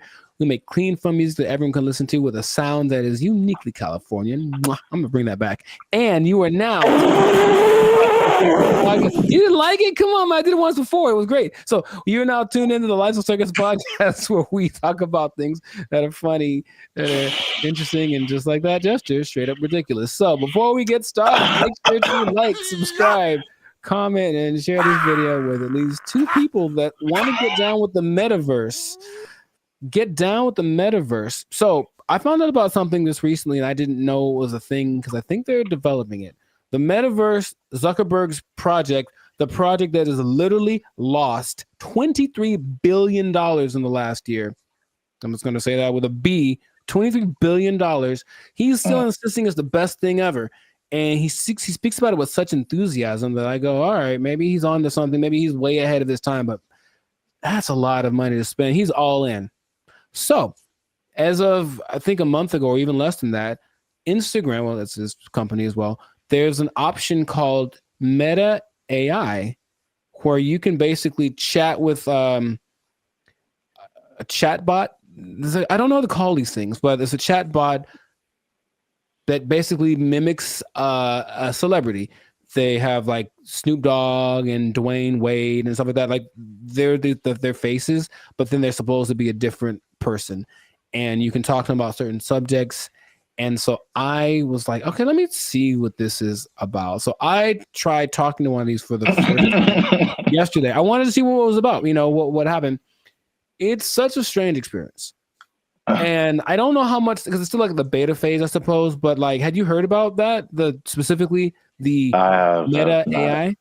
No. Dude. All right. Maybe there's some screenshots, but I had a couple of conversations with because okay, I'll actually say it as I.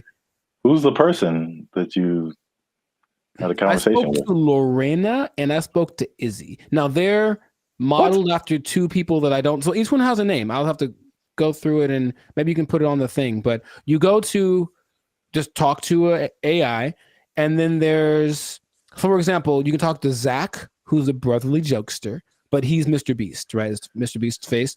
You can talk to the Dungeon Master, who is an adventurous storyteller, and it's Snoop Dogg. You can talk to Brew, the confident sports debater, and it's Tom Brady. So that's the thing.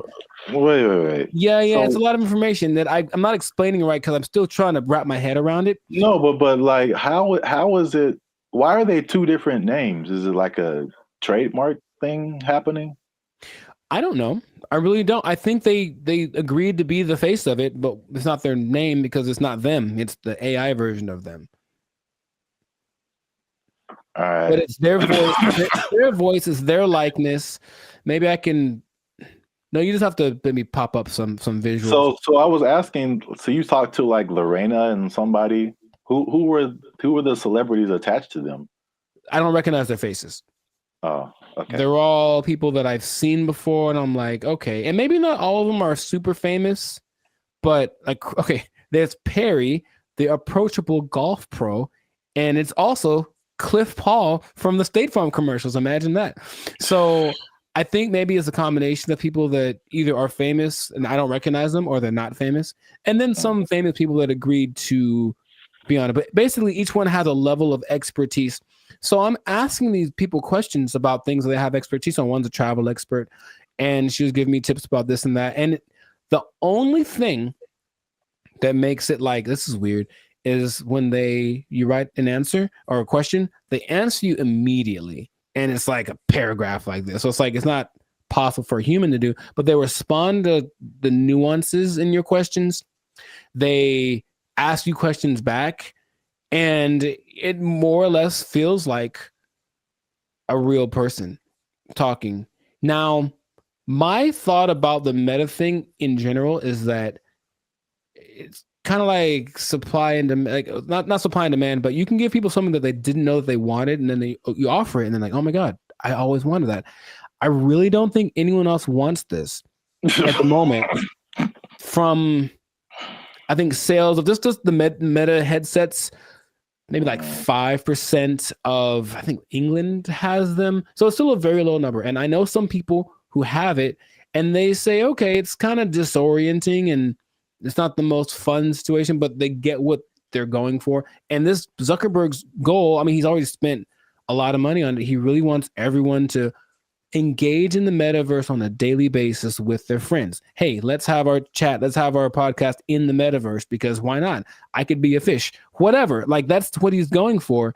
And it just doesn't feel like it's time yet, but he's just going to keep pressing the issue. And he had a conference where he spoke about all the advances of AI. Basically, Meta is an AI company now. And so everything is just kind of going like that. So I have so many questions that I could ask to him, maybe to you as well, but just where do you think this is going? Is it something that you personally think is useful or that you would want, or what could make it more appealing for people? Because at the moment, it does not seem like many people really care too much about this.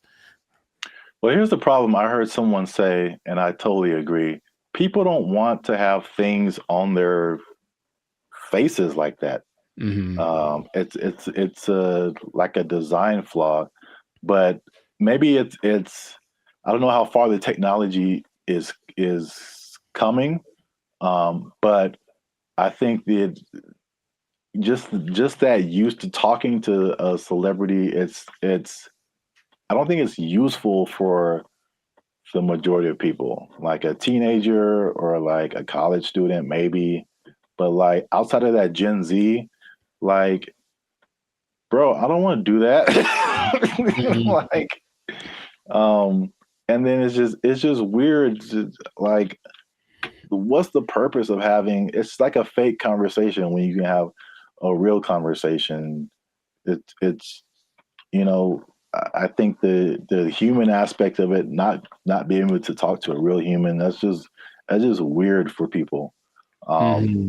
And so were you typing, or was it like a thing you could hear they were talking? You could do either one.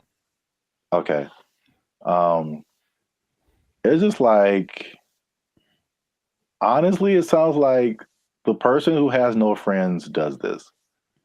And they just talk to robots. So that's just weird. But back to like the glasses, one thing that I have been hearing about lately is the stuff that's, I think this was Facebook too. So I think this is a move in the right direction.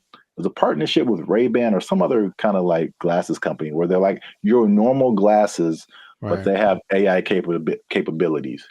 So like you're looking at something and you can see something else superimposed that tells you like information about it. Like this building is from whatever, or this jacket costs this much.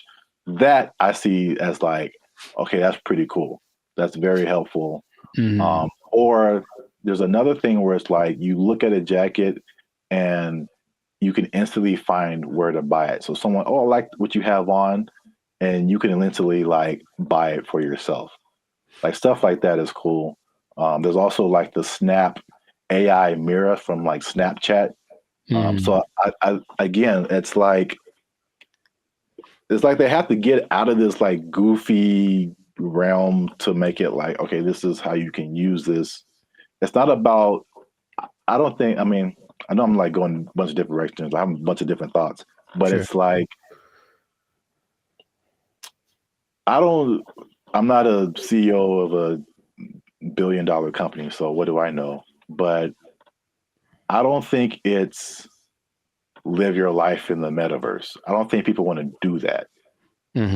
I think it's a hybrid situation, just like with all the other AI. It's like, okay, I'm going to still be in real life, but I'm going to use a little bit of this to enhance real life. Right. Leaving real life.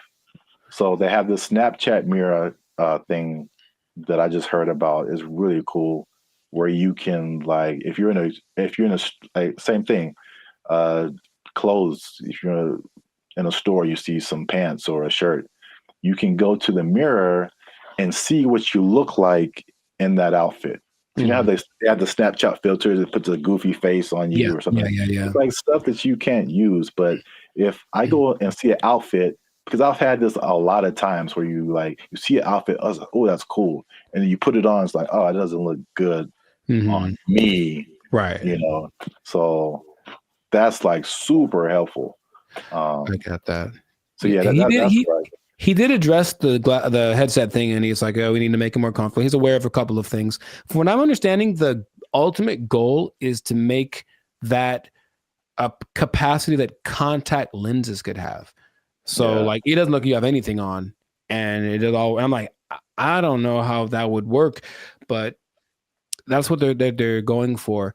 But it's just, I think he has this image in my, because when I listen to them speak, there's genius and then there's delusion and there's this whole level between, you know. And I think if you talk about like the people that are big time movers and shakers in the world. Like Elon Musk is a little more on the like practical side of the delusion, and Zuckerberg's on like the Dungeons and Dragons type side of the illusion.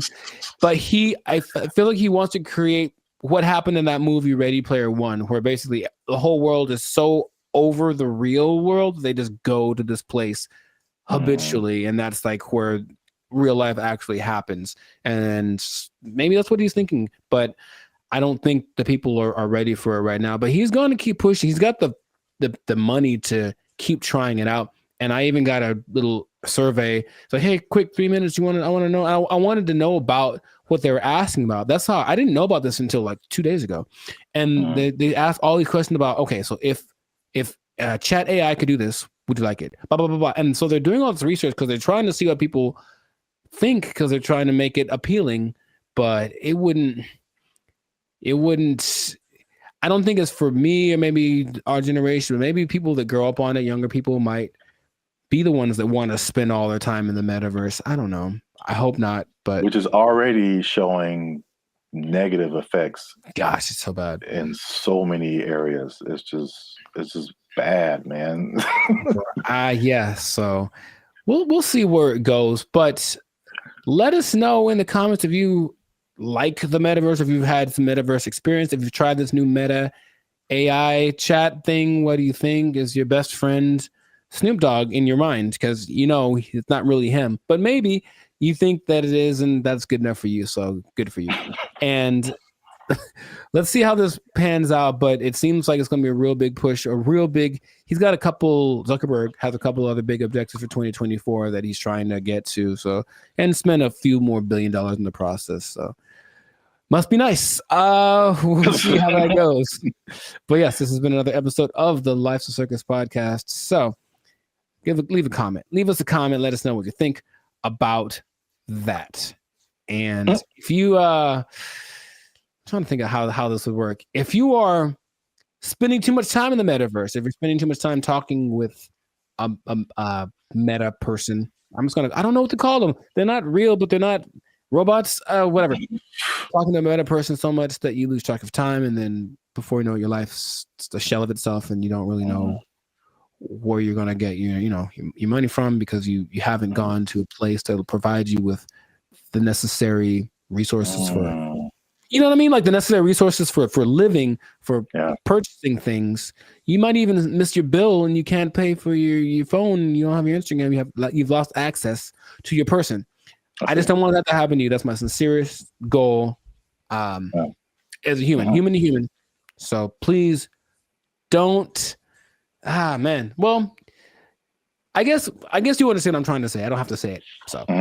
You don't have to say it. You don't have to say it. But I'm going to say it. Don't lose your job. Don't lose your job in the metaverse. Marcus Zuckerberg is crazy. They took our jobs. They took our jobs.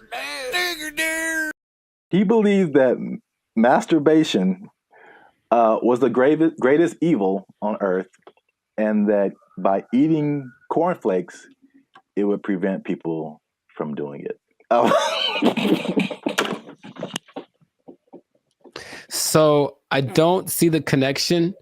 No, it's there, man. It's there. I'm trying to make it work in my head.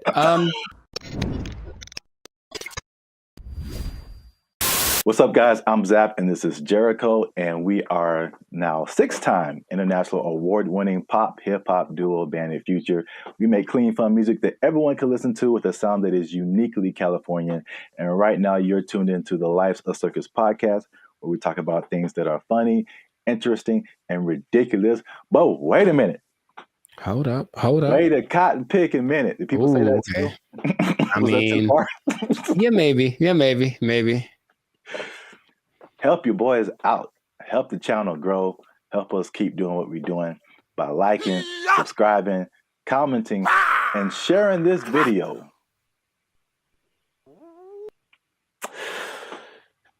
With your friends and family, because I got a question.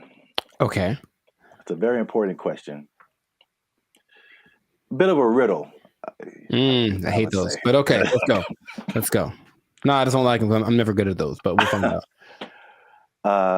Mr. Jericho, what do you get when you cross a medical condition that people were afraid of, Mm-hmm. a religious group that wants to stop people from performing a sexual act, and World War II. Huh.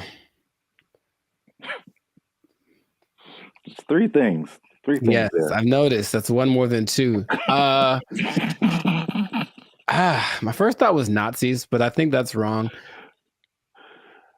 That was just the first thing that came in my head. I'm like, that's no way. I think it's because you just said World War II, and I was like, I think they wanted to stop World War II.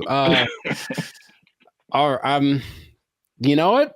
Congratulations. I've never been asked this in my life. Yeah, I don't think anybody has, but for the people playing at home, just one more time, the question is, what do you get when you cross a medical condition that people were afraid of, a religious group that wants to stop people from performing a sexual act, and World War II? And the answer, believe it or not, is breakfast cereal. I'll be honest, I didn't. Yeah. Go ahead. Yeah, I just kind of stumbled upon this, but the rabbit hole got really deep as to why we have breakfast cereal. So, a little bit of a history lesson. You can stop me at any point if you want. It'll be just more clarification on the ridiculosity that is happening right now. So, breakfast was not really like, I guess we hear the cliche now, like breakfast, the most important meal of the day, right? And so, but before like the 1800s, breakfast wasn't really like that important. It was just basically you got to think about like the times that they lived in. It's more like hunt what you eat, kill what you eat, working on a farm, grow what you eat, stuff like that. And so like nobody's waking up at like in the morning to like kill a chicken or like kill a pig to make some bacon or like, whatever. So basically it was like whatever happened in the morning. And this is why like eggs have been part of a breakfast for a long time, because chickens lay eggs in the morning, easy to eat. Makes sense. Yeah. Makes sense. And basically what you ate for breakfast was pretty much whatever you had left over from the night before. So that was pretty much breakfast. But there was a meat component because they would eat it, they would like cure the meats and stuff, and you could save it and use it for breakfast in the morning. Right. So like eggs and even bacon were like a big part of breakfast. Bacon. And this was called like the farmer's breakfast. So again, it's just like it's pinned to the time that you were in, and farmers and stuff. You get up early in the morning. You need some fuel because you're going to be working your butt off like all day long outside in the elements. Like you need a good hearty breakfast. So this is the first thing. The first thing that I teased at the beginning, the fear of the medical condition.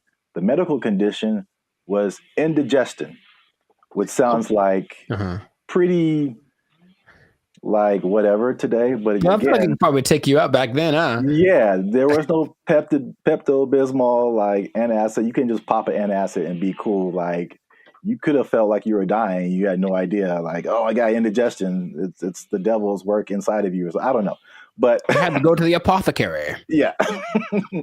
So, also late 1800s, the transition from like farm work to more like industrial work, and industrial work to like more like office work.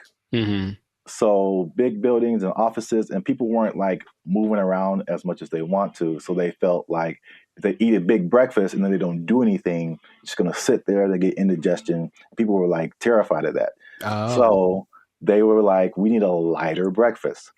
So there was a move away from like the bacon and eggs and all that kind of like hearty stuff. All right. So that was reason number one. Reason number two. I'm very curious about this one. Okay. My favorite reason. So at the same time, there was a rise in religious gurus that were pushing vegetarianism and just like eating healthy, or what they call eating bland. All right. And believe it or not, the people at the forefront of this were Seventh-day Adventists. Okay. Especially a man named James Caleb Jackson. who was not probably as famous as this next person, John Harvey Kellogg, who's the founder. Sounds about Kellogg's, Frosted Flakes, all that kind of stuff. Yeah. That's where that came from. Now, these people were like hardcore Seventh-day Adventists. Sure. And they actually pushed this type of breakfast not just on the healthiness, but they believed that a lighter breakfast was more morally sound. There was more morality in eating like a healthier breakfast. But also, I could not pass this up. The John Kellogg guy, he believed that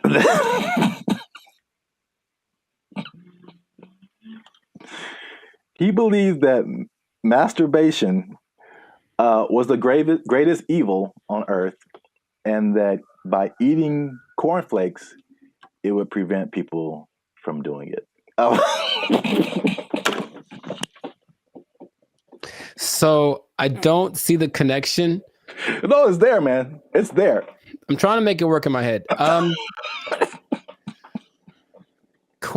Well, I've had cornflakes, and of all the cereals that are like not sweet or nothing, they're probably my favorite ones. They're still nice and crispy and pretty good, I guess. But do you have less of an urge to masturbate after you eat? I've never. You know what? I'm gonna have to. I'll let you know if you really want to know about that. I will go get a box and eat it, and then report back to the pod in a week. Like, this is my findings. But yeah, it's just that episode of Family Guy or Quagmire. I'm not gonna go anyway. You have the one arm that's really big. It's like, bruh, it doesn't work. It doesn't work. So yeah, that was like the second punch to breakfast. That was like, okay, we got to start eating this because they pushed the morality of it. But the other things that they cited have been found to be true. Is like a lighter, healthier breakfast made people more efficient and productive at work instead of like eating a big breakfast and like getting the itis or whatever. Yeah, that's true. So there's that. And so that pushed the cliche of like breakfast being the most important meal of the day. It was actually like a morality thing, which is like crazy. And the last part is that so flash forward to the 1940s, World War II, right? So yeah, World War II, you got more women joining the workforce than what happened in that time. And so then it became a push to, again, at the time, like the woman was like a stay-at-home, take care of the family, give them 3 square meals a day, all that kind of stuff. Breakfast became the cheat option to feed your family and not feel guilty about it being like quick and easy, because they had to go to work too now. Oh, okay. So they pushed on like the women's guilt, the morality, the work productivity, like hard work. It was like respected to be like hardworking individual and productive and all that kind of stuff. And so all of that combined together to make breakfast cereal like the thing. And I remember like watching commercials, like every commercial is like part of a balanced breakfast, and like you got to have your cereal and blah blah blah blah blah. And they pushed, and the cereal industry is probably like $1 billion industry or something. I imagine, yeah. But they show all of this stuff like, and I never ate all that stuff. I tried once. Man, you just feel gross after it. Yeah. You drink a whole glass of orange juice and a whole glass of milk? Like, man. Yeah, milk, orange juice, toast, fruit, cereal, bacon and eggs. Yeah, something like that. It was all in the one picture. Like the whole food pyramid. Yeah, it's too much. It's really too much. But I thought, it must be something worth trying. And yeah, I regretted that real bad. Yeah. So yeah, that's the crazy story behind breakfast cereal. And if I may leave you with a cliffhanger. Okay. So remember we started off with bacon and eggs. We did. And then everyone went to cereal. Yes. But somebody put bacon and eggs back on the forefront, man. Ooh. And they went toe to toe with cereal. But you have to find out in the next episode. So keep watching. This has been another episode of the Life's a Circus podcast. Make sure you like, subscribe, comment, and share this video with somebody who like them cereals, man. Ooh, I like some. Was that my line? Is that what I was supposed to say? I think so. Okay. And cut. I like some. Oh, oh, you can try another take if you want. Ooh, I like some. Was that better? Had more? That was too much. Okay, all right, okay. We had it on the first take. Okay, we'll use that in the commercial. Thank you, Mr. Director. Here's $5 million. Look, let's go. Where do I sign, Mr. Barry Gordy? Jericho likes it. Super sweet sugared honey smacks. Give me that. Give me that money. They took our jobs. They took our jobs. There've always been these things that say, "Oh, well, try this will work," and it's low effort on your part, right? Low effort, high reward, which isn't the way life works. But people always want to hear, and as long as people can promise that and show someone it works for somebody, they'll buy into it. Everyone only wants to be sexy and slam. But I have a solution. A solution that I think works 100% of the time. What's going on, everybody? I'm Jericho, and this is Zap, and we are the now 6-time international award-winning pop hip-hop duo, Bandit Future. That's right. We make clean and fun music that everyone can listen to with a sound that is uniquely California. And right now, in this moment, you're tuned into the Life's a Circus podcast, where we talk about stuff that is funny, interesting, and ridiculous. So before we get into this thing right here, make sure to like, subscribe, comment, and share this video with 2 people who want to lose weight. We're talking about it again because I know I see you. You want to drop some of them LBs, and there's a new way to do it. Now, of course, as always, not as always, as sometimes, stay tuned to the end because I have the answer for you. I got the answer. You came to the right place. Your boy got you.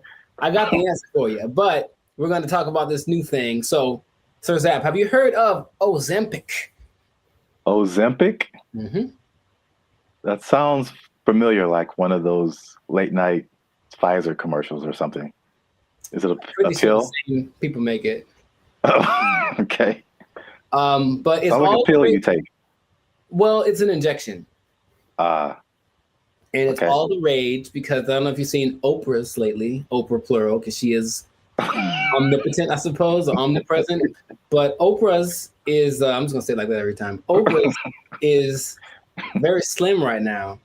And everyone's like, "What happened to Oprah? What are you doing?" And she's like, "I ain't gonna tell." Because that's what they're not gonna say. But everyone suspects that it's this Ozempic thing. Now, Oprah's whole thing is, "I don't have willpower, so I never have. I'm fat, so I'm just gonna do it." And it's like, okay, more power to you. But Ozempic is actually a diabetes drug, and a side effect is that you lose weight really fast, apparently. So, of the celebrities I've heard of, people either speculate or have confirmed that Chelsea Handler's used it, Tracy Morgan's used it, Kelly Clarkson used it, Mindy, I don't know how to say her last name. Kaylin. Yeah. She's used it, and they have crazy results. So it's another one of those. Guess what? You don't have to work. You just have to take this, and then you'll get slimmer. And the result of the proof is in the pudding. People look amazing in a relatively short amount of time. Okay. I got some stats for you, but just off of the bat, if it's right off the bat, "Hey man, I got this thing," and it's an injection, so you got to do it yourself. That's already not fun, but I'm gonna give you this injection. Oh, you have to do it, and you get to lose weight. You get to lose weight really fast. What would be the question you'd ask me first if I tell you that? Besides the side effects? Very nice. That sounds right. That sounds like what I would want to know. And the thing is, this thing only came out last year. But wait a minute. It's a diabetes drug, so the side effect is losing weight. So is there a side effect to the side effect? Oh man, you are a smart one. Well, the side effect of taking it is that you basically lose your appetite and you get a little nauseous, so you don't want to eat, and that's why it works, right? The problem is, you sound like something crazy is coming down the pipe. It's nothing crazy. It's just kind of more like duh. If you stop taking it, you gain your weight back. You're not only tenfold. Appetite comes back with such a vengeance that you go back like instantly and like plus some. So is it addictive? Wow. Well, you have to stay on it for it to keep working. Because as soon as the thing that it makes you do to not eat is exactly what it reverts to once you get off of the drug. And it's crazy. So now here's the other thing about it. And this is the thing I thought you might have asked, but you inject yourself, right? Yeah. So I don't know if you ever injected yourself, but not on purpose. I never have. But from what I understand is that you have to know how much to inject, right? Okay. The problem is they don't really tell you. You just figure it out. So just inject an amount in this. And then so what happens is people inject themselves and it works. So they go, oh my God, maybe I should inject some more so it can work better, right? In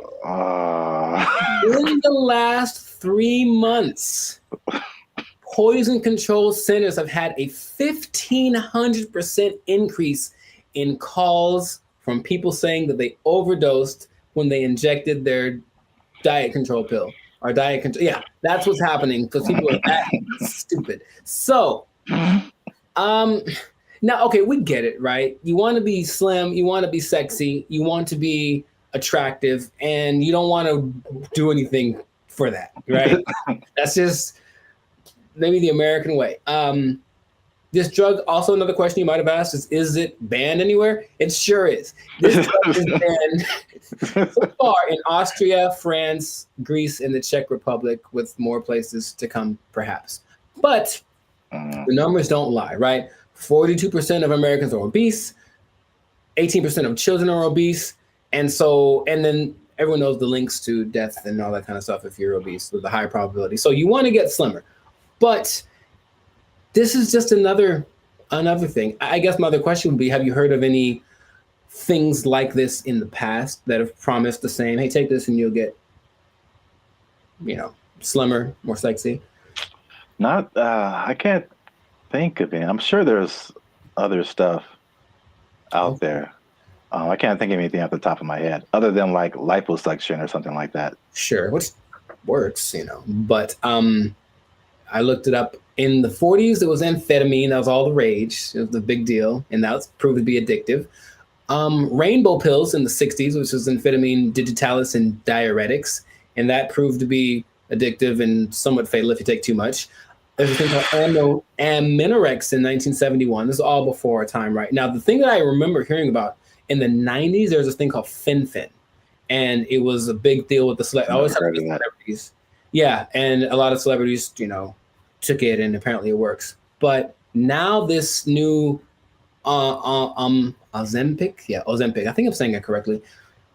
They're saying that a lot of celebrities are getting paid to promote it, to push it. And I think that always, that's always the way to go. But it's just like, I'm really concerned for these people that are basically getting guinea pigged, right? It's like, we'll see if this works. And then what's going to happen to them in 6 months when they're like, oh, by the way, this causes all of the things. Yeah. That's how a lot of stuff goes with. Like anything, there has to be people who test it out first. So yeah, it's weird. The thing that I randomly remember when you were talking about things from the 90s was like Slim Fast. Oh, sure. Although that's not like a drug, but it's like, I remember that was like a huge thing, and people, maybe even Oprah did it at one point. I don't know. Oprah's done everything. Yeah. Yeah, I remember seeing a lot of Slim Fast commercials with celebrities and stuff, and then the tagline was like, "Give us a week, we'll take off the weight." So yeah. Oh, Jingly. Now, there's something that I heard about, but I didn't remember happening or existing. But apparently, there was a substance that you could ingest if you wanted to lose 15 pounds today. It was a big deal. Yeah, you take it and you go to. I would imagine it would just take all of the moisture out of your body. That's what I imagine. Yeah. But it would just dry you up or something. And a friend of mine did something like that to, I guess, for a drug test. So he had to get so he took some pill and he said he thought he was having a heart attack for like 5 hours.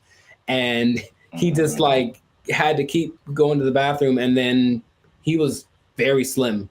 It was kind of an unexpected side effect, and he still failed the drug test, so bad on him. But the idea is that there've always been these things that say, oh, well, try this will work, and it's low effort on your part, right? Low effort, high reward, which isn't the way life works, but people always want to hear. And as long as people can promise that and show someone it works for somebody, they'll buy into it. Everyone only wants to be sexy and slam. But I have a solution. A solution that I think works 100% of the time. Does it involve exercise and proper diet? You know what's weird? It does, but it's actually doing that. That's the part that people don't seem to get. It's like, okay, because here's an idea that'll work. Cool. Proper diet and exercise. All right. Maybe don't eat too much. Let's just start with that. Don't even, you don't got to go sweat. I know sweating's yucky and you get sore and ew, right? But how about just don't eat so much? Food's delicious, but you know what it tastes like. So just stop eating that stuff. Okay. That's true. But doing it is a whole nother thing. So do that. Don't eat so much. And just start with that. And then, like, that's all it is. That's literally all it takes. Everyone knows that, but no one wants to go that route. So instead, they'll try Ozempic, and it works phenomenally. So we'll see what happens. Now, last thing, the company that makes it, I forget the name of the company that makes it, but they made $4.8 billion. Of course they did. In just the third quarter of 2023. That's a lot of $1 billion. I believe what was it? I forget the company they're based off of, someplace in Europe, but their gross income was greater than like the GDP of the whole country, basically. And, sure, so people are going to keep buying into that. So if you try Ozempic, it'll work for a while, and good luck to you. That's all I'm going to say. Maybe try the other thing that I suggested, but I'm no expert. I just, Wow. I look like this and you look like that. Oh, take that. So anyways, leave it like that. This has been another episode of the I wish I had like a pipe right now. Like, I don't know why. This has been another episode of the Life Circus podcast. So make sure to like, subscribe, comment, share this video with people that want to know about losing weight the responsible way. Thumbs up, maybe a ding sound, maybe. And,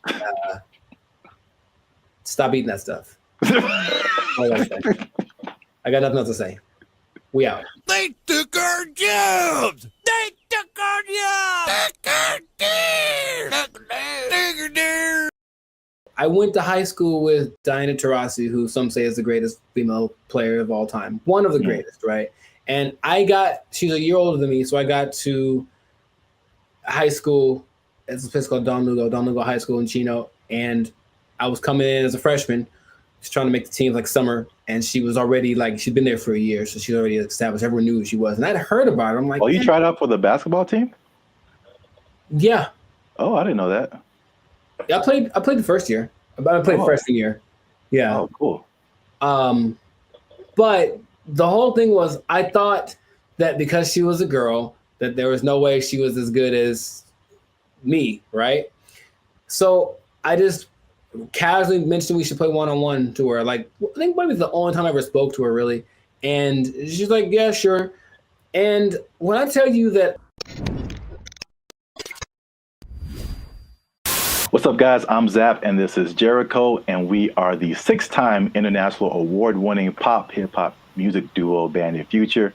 We make clean, fun music that everyone can listen to with a sound that is uniquely Californian. And right now, you are tuned into the Life's a Circus podcast, where we talk about things that are funny, interesting, and ridiculous. But before we get started, make sure you like, make sure you subscribe, make sure you comment, and make sure you share this video with somebody who may have challenged another person or entity, and they got shut down because they weren't ready for what was about to come to them.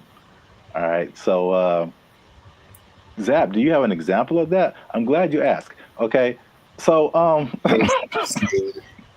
talking to the third person already. I see how it. This is a video that I found on social media. It made me laugh. And it's high school. I don't know if it's junior. They look kind of young. Maybe it's junior high. Maybe high school. I don't know. But this player challenged his coach. And it didn't go the way he thought it would. This coach was having a good day teaching his players when one was bold enough to challenge him to a one-on-one, and this happened.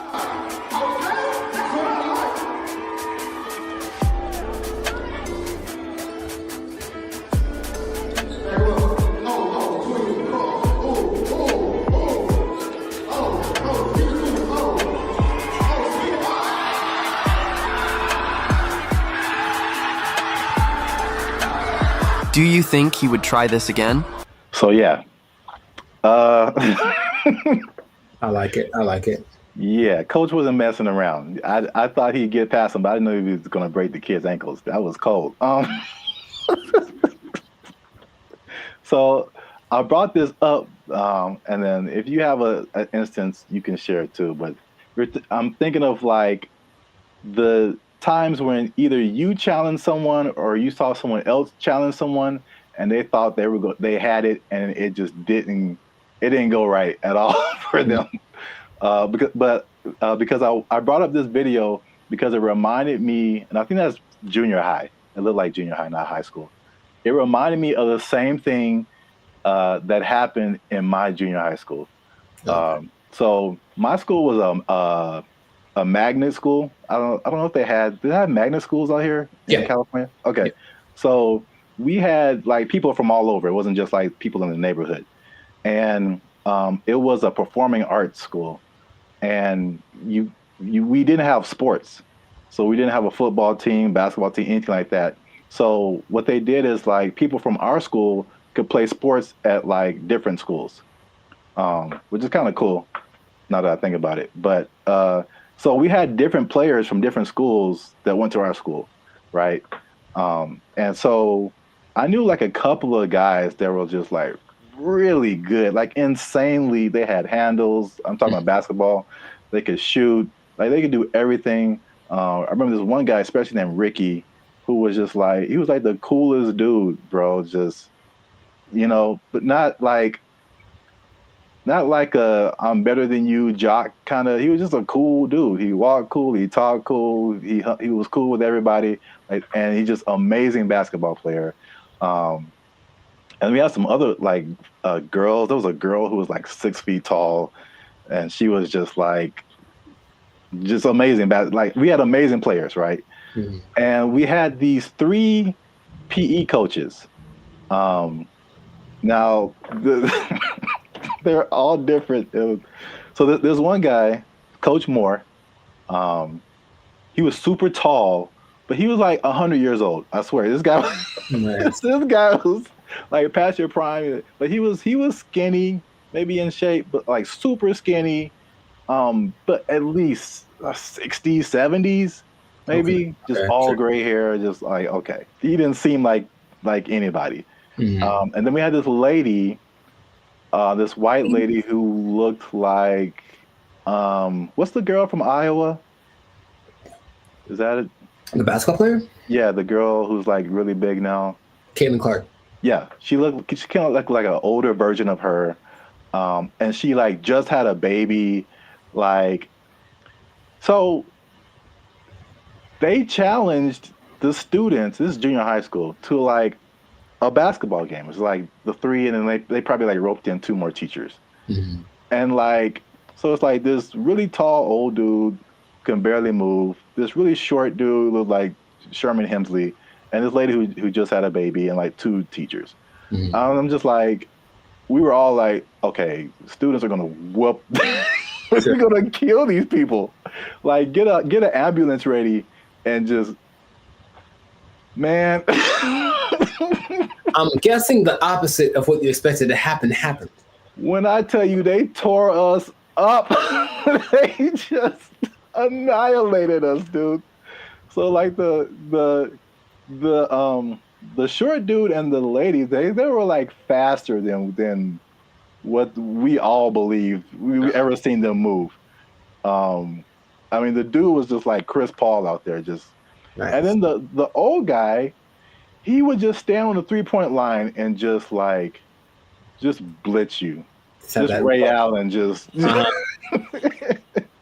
it was just like, we got annihilated. So that video just reminded me of that experience. But I don't know if you had any experiences like that where you saw something happen, or maybe you tried something and it just not so much publicly, but if it had been the social media era, then maybe that would have been, on all the reels and whatever. But I brought this up in one podcast before, but I went to high school with Diana Taurasi, who some say is the greatest female player of all time. One of the greatest, right?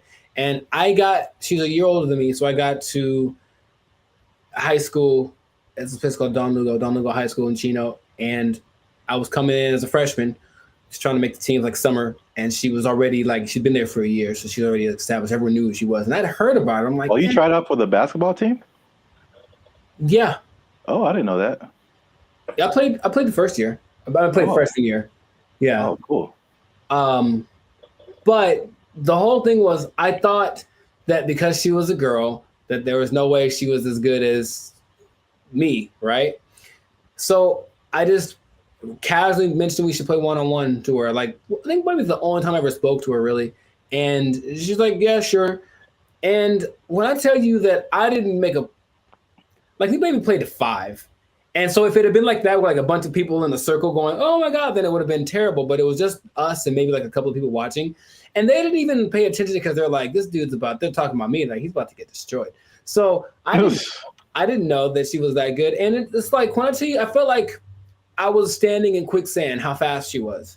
And she just would hit me with a pump fake and then just go around me. And I'm looking like, this is crazy. I've never played against anyone this good. And then she hit like a fall away, like Steph Curry, 30-footer just because she could. And I was like, that's not fair.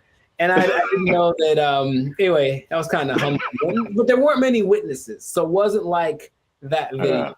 But yeah, nowadays it would have been one of those oh my God, But I mean, she's amazing, so I'm not surprising. And I think the only other thing I can think of like that is, and it's more specific like that. Someone older, I could take them, right? Is one time I decided it'd be a great idea to arm wrestle my mother. Now I was maybe 9, 10. I was getting a little buff. I felt the muscles coming. I was like, yo, guess what, Mom? It's time. It's my time now. I'm on the come up. And I don't think I've had a more humbling experience in my life than that. Than my mom, who's not a big lady, but she's pretty strong. I saw her the other day, Arian. She's strong. And when I tell you that, I thought my arm was snapped in half, man. She didn't say, "Oh, my son," she just, God, and that was it. Right on the counter. Right on. I just walked away in shame. That was it. So that's probably the 2 experiences I've had like that. I've seen videos like that, and I've probably been a witness to some, but I can't think of any off the top of my head. But it's always you get some kind of a boldness in you, you know what, it's time to go for it. And if it works out, good for you. But more often than not, it ends up like that. Yeah. The last thing that just reminded me of is, I don't know if you ever were in fights or anything in school, but I was very quiet and very unassuming, but I was also a very large person. Like I've always been a very large person. So like no one is like tried to fight me. I won't say that. There's been a couple of people who tried and it did not end well for them. So this is like I'm just, even if I didn't know how to fight, I'm just too big. Yeah. And I remember there's like this one guy who was like messing with me in school or something. And I told him to stop. He wouldn't stop. And then he like, we were in class, and then I think there was like maybe 3-4 rows of desk. So he was like behind me. So I think he like pushed me or something. When I finally decided to push him, like he pushed me and it was just like, okay, bro, when I finally pushed him back. I feel like he got laid out. That's what I feel This like. dude went flying like 4 rows back. It was like everybody was just shocked. It was just like I did like some kind of Naruto like whoosh on this dude because he went flying. And yeah, that was the end of that for sure.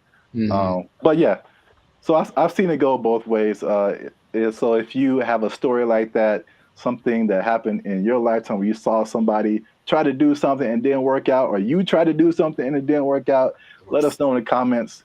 And so we can all have a laugh. Sharing laughter. Yeah. Yeah.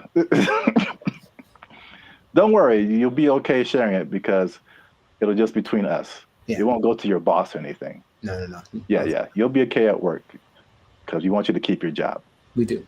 We want you to keep your job. Yes, we do. Because if you do something like this, try something at your job and it doesn't work out. Challenge the boss. Don't do it. I wouldn't recommend. They might take it. They might take your job. It didn't work out for you. You're fired. Oh. They took our jobs. They took our jobs. Now this hard pass. It's a mystery pot. Like she said what it was, but I don't know. This is supposed to be gravy. Oh well. Looks like soupy.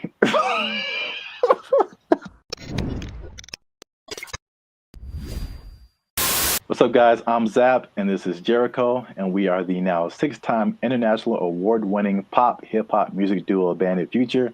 We do clean, fun music that everyone can listen to with a sound that's uniquely Californian.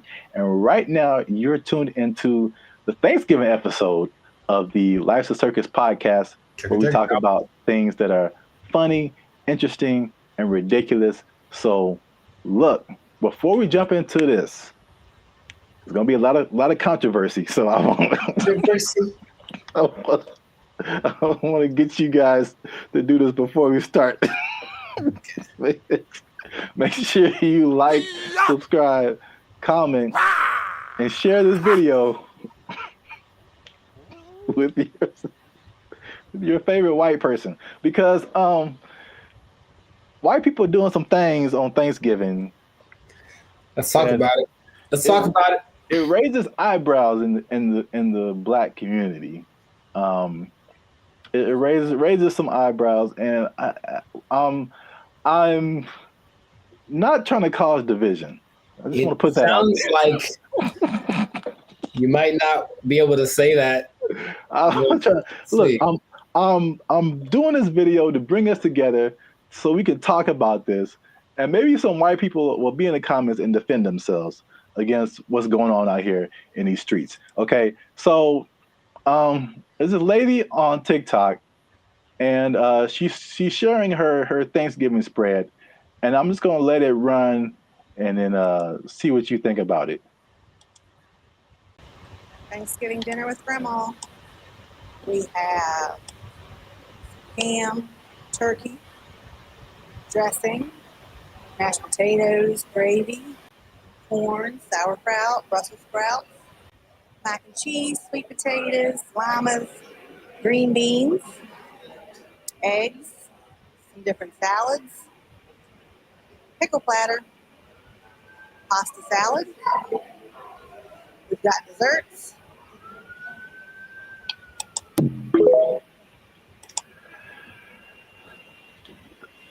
So, I don't have a problem with it. ...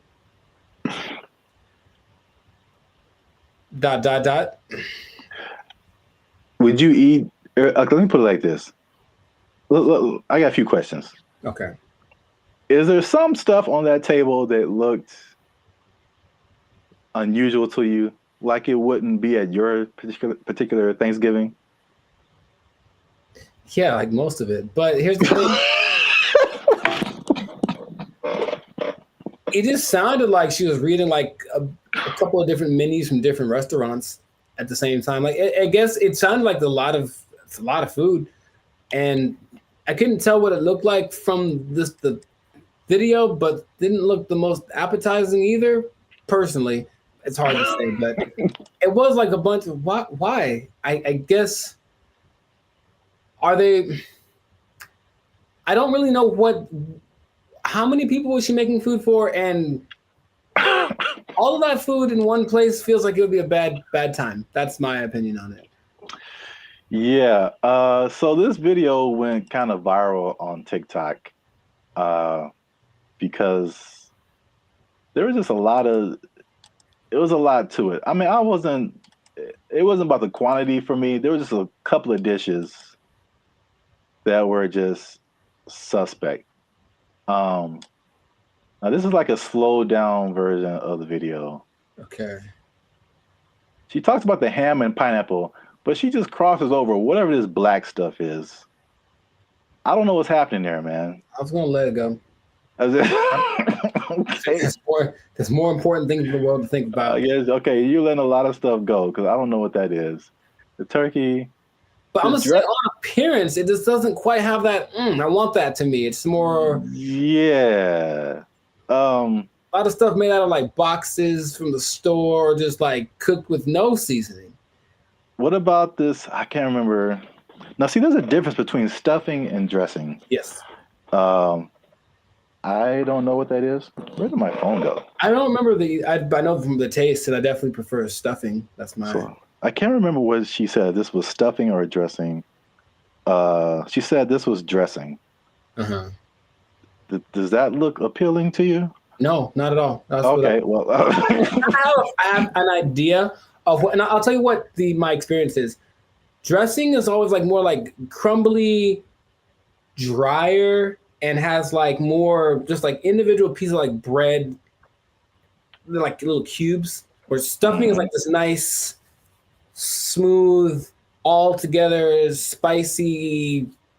It's just got a lot more like texture to it, and I think stuffing is literally the stuff that you stuffed inside the turkey. That's what it originally was, right? Right. I prefer it. All right. So there's the black stuff. There's this stuffing / dressing, and then these potatoes. Nah. Again, I'd pass. Why are they in plastic bags? I'm just trying to keep the bugs off of them, maybe, but like I don't like the butter sitting on top of it. Like it's not well integrated. Like it doesn't look like there's any seasoning on it. You know, put some peppers on it, put some paprika, something. It just doesn't. Yeah, I wouldn't look at that and say I have to have that. I have a feeling that I know what it tastes like, and I don't like it. How much butter is that? That's like. It's probably not that. It's honestly, I think it's just they just put it on the top and didn't stir it in. I don't think that's too much. I don't like mashed potatoes anyway, but now this hard pass. It's a mystery pot. Like she said what it was, but I don't know. This is supposed to be gravy. Oh well. Looks like soupy. I like food that's more easily identifiable. Like what is I don't like that is mac and cheese. That is some yams. That is some collard greens. Cool. I'll take it. This is a mystery bucket, man, and you don't know what's at the bottom of that. I don't like it. Mm-hmm. This is corn that looks like cornflakes. I don't understand. Corn pudding, because my mom used to make that, and it was always pretty good. But she just said it was corn. Cream corn, but like extremely creamed. I don't like the way it looks. All right, at the beginning you said you were fine with this. Well, no, because it was passing over kind of swift-like. Yeah, that's what I floated. Upon further analysis, the committee has decided, the black delegation has decided this stuff is no longer acceptable by the palates of the African-American community. And please, let's go to Big Mama's house and get the real stuff. Because this seems like it's sterile is the word that comes to my mind for some reason. Now, okay, let's stop here. Have you been to a quote-unquote white Thanksgiving? Sure have. You have. Has it looked like this? Not at all, but they were from the South, so it was fire. Well, I think this lady had a Southern accent as well. Well, maybe it's the wrong South. I don't know. Are there two? I don't know, but that's not it. I haven't because I just this is my first impression of a white Thanksgiving. I just want white people to defend themselves or do something with this video, because I feel like she's letting them down with this. Of course, that's white people that can cook. Good Lord, of course. But this is not. This just doesn't seem like that sterile kind of. I just feel so many things being implied. Lack of seasoning. Lack of like. You know how like, you don't measure. Everything was measured with like you just measure with like a sprinkles and a teens and stuff like that's how you measure food. Just you feel it, But this seems like all processed, very calculated. You want corn in a bucket of milk? I don't want corn in a bucket of milk. No, I don't. Oh well, okay. If they said it was elote, I was like, okay, maybe, but I don't think that they don't. I don't think they know what that is. So, sauerkraut. I think I blocked that out. I heard her say it, but I blocked it out because I said, okay, again, maybe Thanksgiving in Russia. No, just kidding. They don't have that. So no, I don't know what that would be for. I don't know what that is for. You put sauerkraut on something. It's usually not just by itself. And I don't know what you hear it on hot dogs. That's the only time I've heard sauerkraut. Corned beef. Okay. Yeah, but I don't remember her mentioning that. Maybe it's good on ham. I don't know. Okay. The Brussels sprouts, a lot of people say that might have been decent. I've had Brussels sprouts that are good, and they look kind of like that. So, all right, 1 out of 10. Yeah, for now, maybe I'd probably start with that. All right, and then mac and cheese got some kind of no. Not even. You're not gonna just dig through it first and see if it comes together. Good. There's nothing good that has to offer me. No. I can tell from here. It's not. No. Next, please. I usually give people's mac and cheese a chance. I like mac and cheese.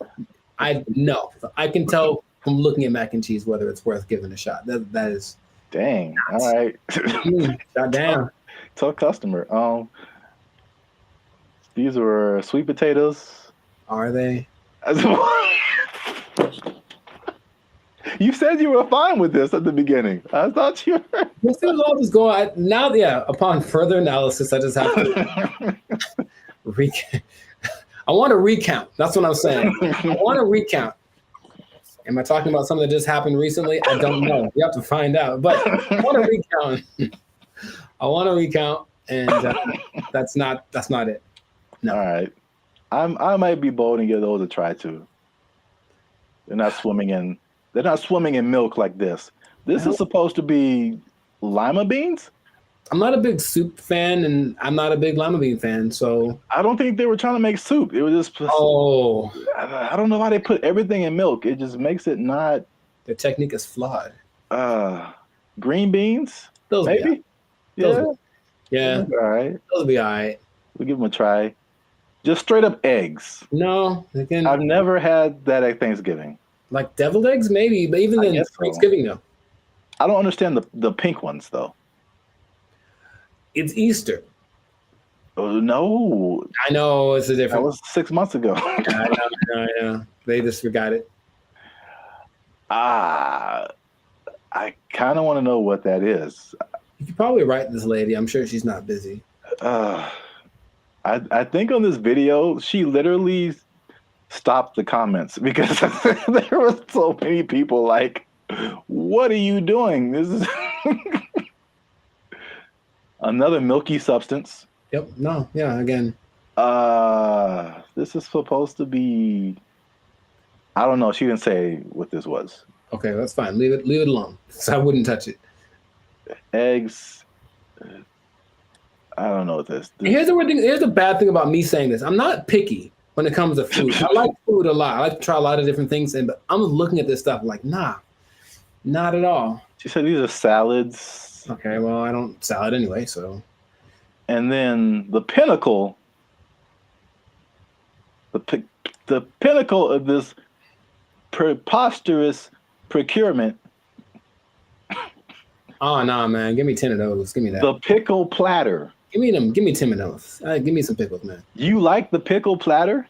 I just like pickles in general, so I don't care what presentation they are presented. I will procure them. So this is just for you then, because I've never even heard of a pickle platter. Yeah, I didn't know that was a thing. I now appreciate the fact that now is that cucumbers in the milk? That's confusing. I think those are pickles, like those in the middle, like in that circle. The straight up green,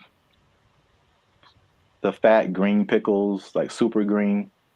Yeah, like those are them just sliced like bananas,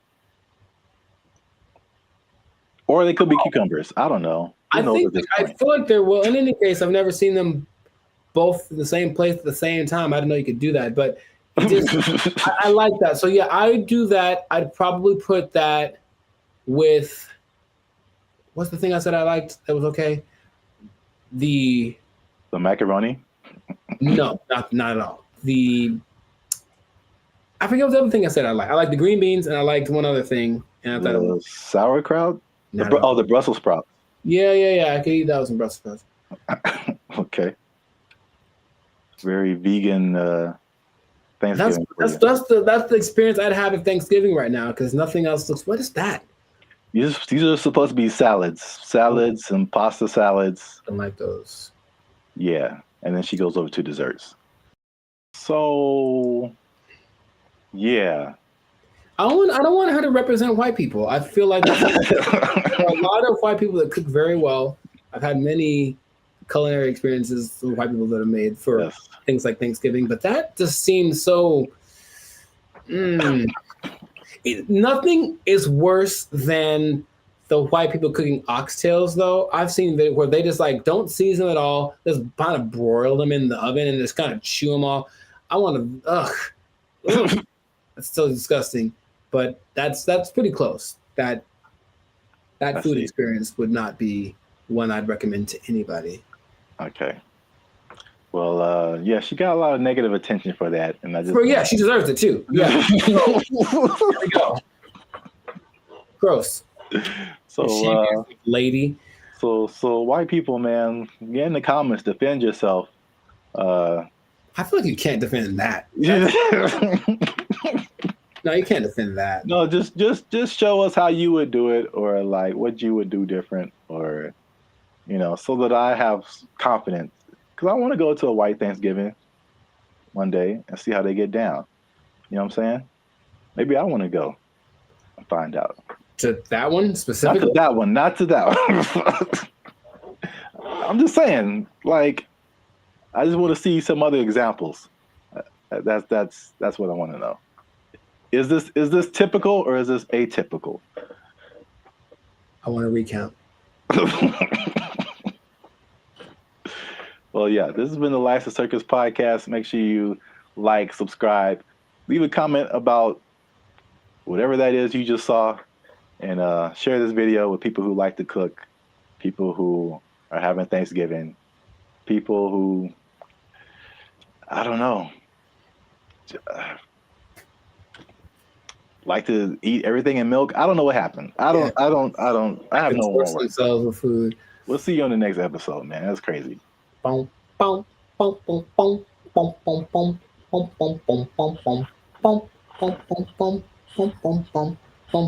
need that food. They took our jobs! They took our jobs! start doing the conga line down the middle, playing some Lil Jon song, I swear to you. And we're like, all right, cool. Now I'm looking and I see a few people, the passengers that are happy and they're doing the thing, and then the flight attendant, and I see a guy, and I recognize this guy. And I was like, why do I recognize this guy? Oh, he's the guy that I saw when I got on the plane. He's the guy that introduced himself and greeted everyone on the, is that the pilot? It sure was. It was the pilot of the plane. No way. The pilot of the plane. And we're all like,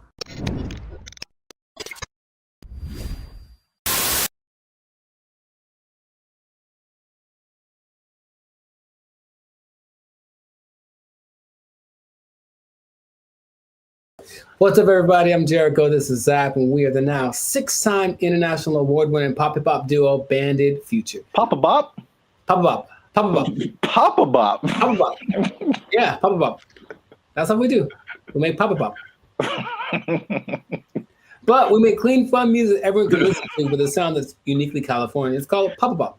And you are now tuned into the Live Circus. That's kind of fun to say. Papa. And you're now tuned into the Live Circus podcast. We talk about things that are funny, interesting, and just straight ridiculous. So before we get into this thing and this Papa Bop thing, that is really, man, can we use that? We make up a new thing. Papa Bop. Oh, man. Before we get into our Papa Bop, make sure to like, subscribe, comment, and share this video with at least 2 people who have flown on Spirit Airlines. Okay, because here's what happened. Spirit Airlines lost the baby. They lost the baby over And it's like, let's talk about this. I've mentioned them before, but I haven't gone in on them like this. So apparently, in Fort Myers, Florida, of all places, they lost a kid named Casper.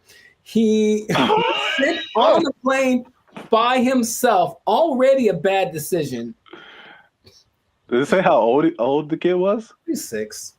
Okay. I think that's still too young to fly. You shouldn't be under 40 if you fly Spirit Airlines. But he was sent to visit his grandma in Florida, and he was put on the wrong plane. And he ended up 160 miles away. Not too bad, but if you're 6 years old, that's probably pretty terrifying. And the flight attendant's like, the grandma's waiting at the airport, and she's like, hey, where's my grandson? And she's like, oh, there's no kids on here. And that was it. And so then they panicked, and they eventually figured that out. And I saw that, and I was like, yeah, that sounds about right. Because I've been on Spirit Airlines one time, and that was enough. So first question, have you ever, because I've got a story. Like, it's so crazy how many stories in one experience I have, but have you ever flown the Spirit? I can't remember, but I feel like you remember. Yeah, that's what I'm about to say. I can't remember that it probably did happen. Oh my! I can't believe how accurate all of like the stereotypes are, and they make fun of it on so many things that I was like, this can't be real, right? But I'll tell you my Spirit Airlines experience. For one, it's cheap for a reason. And if you have to be someplace, if you absolutely have to be somewhere, fly Southwest. That's all I'm going to say. So this is what happens, right? I'm going to Nashville, Tennessee, and I get to the airport at LAX. And the first thing when I finally get to the Spirit thing, and I'm greeted by a lady, and she's like, hey, are you going to Savannah, Georgia? And I said, no. And she's like, oh, good. And then that was it. And I was like, wait a minute. So then I kind of hang back for a little bit because I'm on time. So I'm just I want to see what this is. So she didn't explain anything. The person behind me walks in, and they're all kind of rushing. And then she's like, hey, are you going to Savannah, Georgia? And the guy's like, yes. And she's like, the flight's been canceled. And he just loses it on her. So he cusses her out. She cusses him out. And she's right. She's ready with him. And I'm like, oh, that's how it starts. So already I can tell that they don't have the whole, hey, alert system, because they have the app and everything, but there's nothing that says, hey, your flight's been canceled, sorry, don't come back. They just have a person in the lobby waiting for you to have gone all the way to the airport to tell you that your flight got canceled. I'm like, oh my God. So I'm like, okay, cool. So I get to the line, we have to check your bags and do the x-ray thing or whatever. And it's just a bunch of people yelling across, like literally, the yelling across the space. There's all those lines with the conveyor belts, and one person over here, and they're cussing out somebody over here, and this person is getting back, and they're running back and forth, and that's not my job, and blah, blah, blah, and bleep you, and all this kind of stuff. And it's all happening as people are just like, I just want to get to Nashville. That's all we're doing. So that is how everything started. I'm like, this is a movie. It's really like a movie. So we finally get to the plane part of it, right? We get on the plane. The flight's supposed to leave at, let's say, 3 p.m. So I'm sitting on the plane, 3 p.m. Cool. 3:10. Cool. 3:20. All right. 3:30. Right. Just do the math. It's about 4:30, right? Yeah. We're sitting there for an hour and a half, and we're all just kind of disgruntled. We're like, man, what the deal?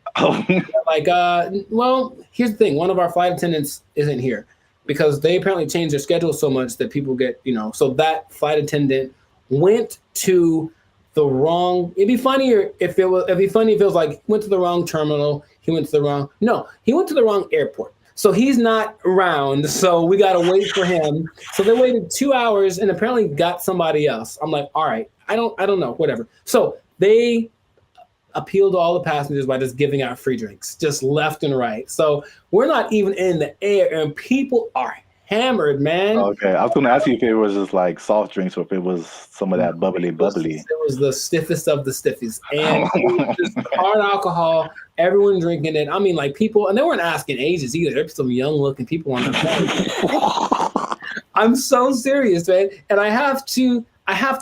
Like, there's so much more to it. I don't want to just. Well, okay, so we finally get in the air, and we're going, and it's like not going well because everyone's drunk and complaining loud and stuff, right? So the flight attendants decided it'd be a good idea to calm the tension to just start a conga line down the middle of the aisle, right? No way. It gets better. So no way. No way. They start doing the conga line down the middle, playing some Lil Jon song, I swear to you. And we're like, all right, cool. Now I'm looking and I see a few people, the passengers that are happy and they're doing the thing, and then the flight attendant, and I see a guy, and I recognize this guy. And I was like, why do I recognize this guy? Oh, he's the guy that I saw when I got on the plane. He's the guy that introduced himself and greeted everyone on the. Is that the pilot? It sure was. It was the pilot of the plane. No way. The pilot of the plane. And we're all like, I'm like, you have to. No way. Yes. Okay. So that. Yeah, I can't believe you haven't shared this before either. This is. I don't know. I did mention Spirit Airlines before, but I didn't like go in like this. So that was like part of my first experience. Okay? That was on the way there, and then when I get, oh man, that landing is not. Dude, it's just crazy. Wow, you got the full experience. And you just kind of get that like whiplash kind of thing. You're like, can I sue? And they're like, no, when you sign the waiver, you said like, we're here. Like, yeah, I know. So that's already interesting. Cool. So that was on the way to Nashville. Got to Nashville, ate some chicken, had a good old time, right? Came back, Spirit Airlines again, right? And I get to the terminal. I'm like, all right, so what's going to go wrong this time? So we get on the plane. Now, remember the last time I got on the plane, the pilot greeted me, and then later he was on the conga line? Well, this time I get there, the pilot does not greet me. And I said, oh, okay, maybe he's in the bathroom, whatever. So I just sit down in my seat, and I'm just waiting there. The seats they're not any smaller than regular planes. They just feel like it because it's Spirit. Or I was sitting next to some biggins. I don't know what it was. But so I'm just kind of like this sitting there, right? And the flight's supposed to leave at like 5:30, and we're going like this. This is happening again. Why are we late? Why are we late this time? They finally make an announcement like an hour into it of us just sitting there. Like, so the pilot wasn't told that he was supposed to fly today, so he's not here. So we're trying to find another pilot. And dude, I swear they almost went like, does anyone here know how to fly a plane? I feel like it's going. I feel like that's where it was going, but it's okay. So a pilot, I don't know if he was the original guy, or a pilot finally shows up about 2 hours late. Right? He's in there for 2 hours. Were we all hammered again? Yes. Because that's their remedy. Just get everyone drunk and they'll be happy. The flight from Nashville to LA is about 5.5 hours. Okay. So I'll let you do some math here. I'm trying to think of it myself. But we left at 7:30. We were supposed to get back with the 2 hour difference. It's like we would have gotten back around like 8:30, right? So we didn't leave until 7:30, which is 2 hours later, right? Tell me why we got to LA at like 8:42. Like so we left 2 hours late, but we got there 12 minutes later than we would have gotten there if we left on time. Dude, I've never been in a plane where I'm like, we're going really fast. Think of like the range of how fast a plane could go. But apparently, you cruise at like maybe 700 miles an hour, but they can go up to like 900. He was flooring this thing. We're clouds, dude. It is crazy. I felt like some Tokyo drift action happening on some turbulence. And I'm like, I've never felt this way, like this kind of thing in a plane the whole time. Just the engine and everything. And we're just all like, we're drunk, so we kind of don't care. But I'm also like, man, that's how I die. Like I was seriously thinking that. And then we get back almost on time, as if we left on time. And then I was like, okay, well, never again. Never again. It is real. And here's the thing. I want you to experience this. No. I think that's not. How about this? Let's do it. Let's do a test. Let's do a Bandit feature test, okay? Next time we have someplace to fly, I'll take Southwest, okay? But you take Spirit, and we'll compare experiences. Now, I'll probably get there before you. Or will you, if we floor it? I swear to you, I didn't know that flooring a plane was an option. Oh my God. And like, he's just going like he's having a good old time. A lot of new information that I didn't know about. Come on, do it. Yeah, wow. Spirit Airlines is everything that they say it is. And it is cheap. Don't forget they charge you for everything though. So every little item that you bring is an extra charge. So the ticket is cheap, but then, but the performance. Wow. Yeah, I'm gonna pass on that. I know that was most me talking, but I think everyone should know. No, that was a great story. I can't believe it's been this long. Over 100 episodes since you shared it. Maybe I repressed it. Yeah. Oh, remember that time I almost died? Oh, yeah. It was just so... Because then, I had to tell my people when I got there that we're going to pick me up, like, sorry, I'm 3 hours late. Yeah, stuff like that. And I was like, but I flew Spirit. They're like, oh, well, yeah. Wow. All right. Yeah, please do that. If you have an experience with Spirit Airlines, please share it. We should make how about to have that website that's like people of Walmart, where it's like the worst people. Just being in Walmart. We should have like a compilation of the best or / worst Spirit Airline experiences. Just hope for maybe they'll catch on, because everyone I'm sure has a story. If they've been on Spirit Airlines, they for sure have something like that. Wow. If you work for Spirit Airlines and you want to sponsor us, we'll take it. Sponsored by Spirit Airlines. Wow. All right. Yeah. So great story. That's been another episode of the Live the Circus podcast. Make sure to like, subscribe, comment, and share this thing. Let people know about the glory of Spirit Airlines.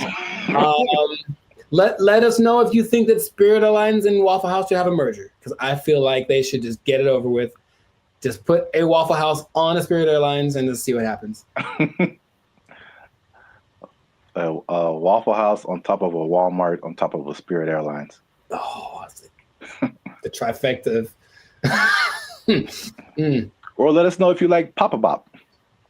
Yeah, that too. That's our new thing. That's our new thing. So,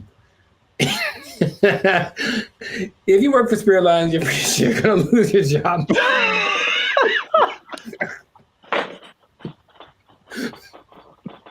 Yeah. So, good luck to you. Good luck to you. That's not gonna last forever.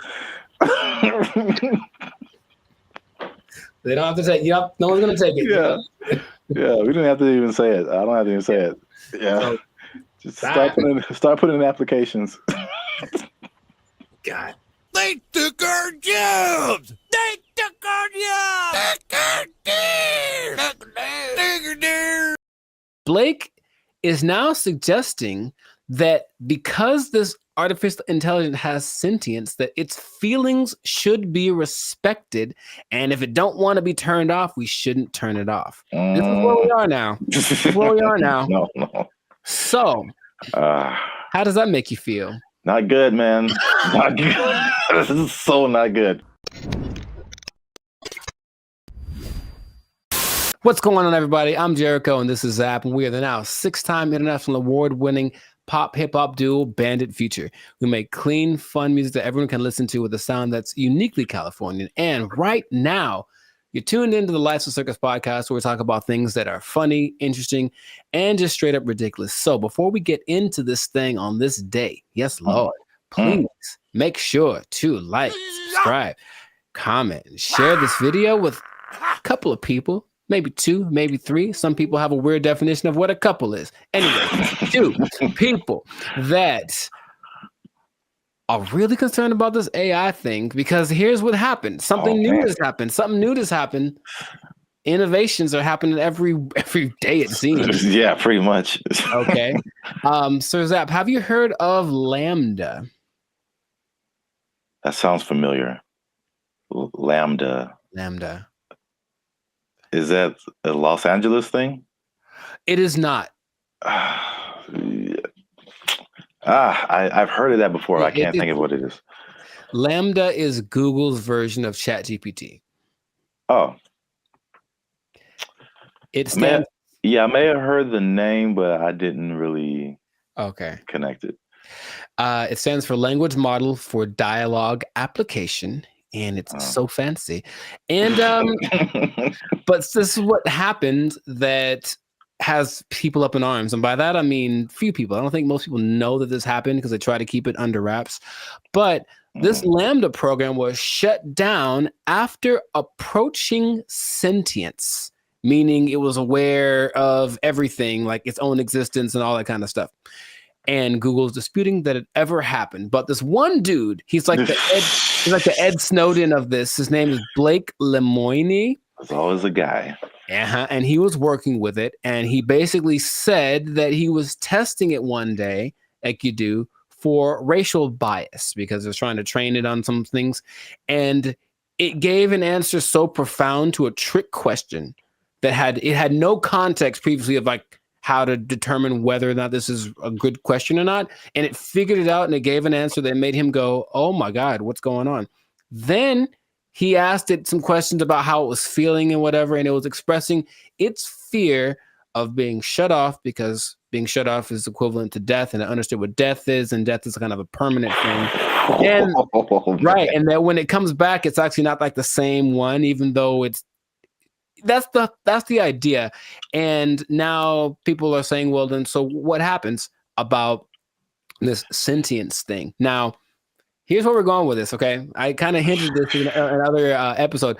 Blake is now suggesting that because this artificial intelligence has sentience, that its feelings should be respected, and if it don't want to be turned off, we shouldn't turn it off. This is where we are now. This is where we are now. No. So, how does that make you feel? Not good, man. Not good. This is so not good. Oh, man.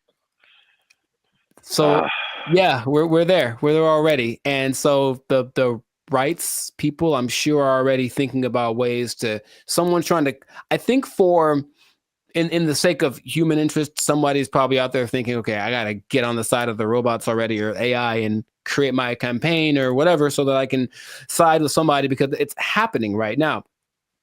There's an interesting parallel that's happening right now. There's a company called Engineered Art. And if you look them up, they're doing some creepy stuff, man.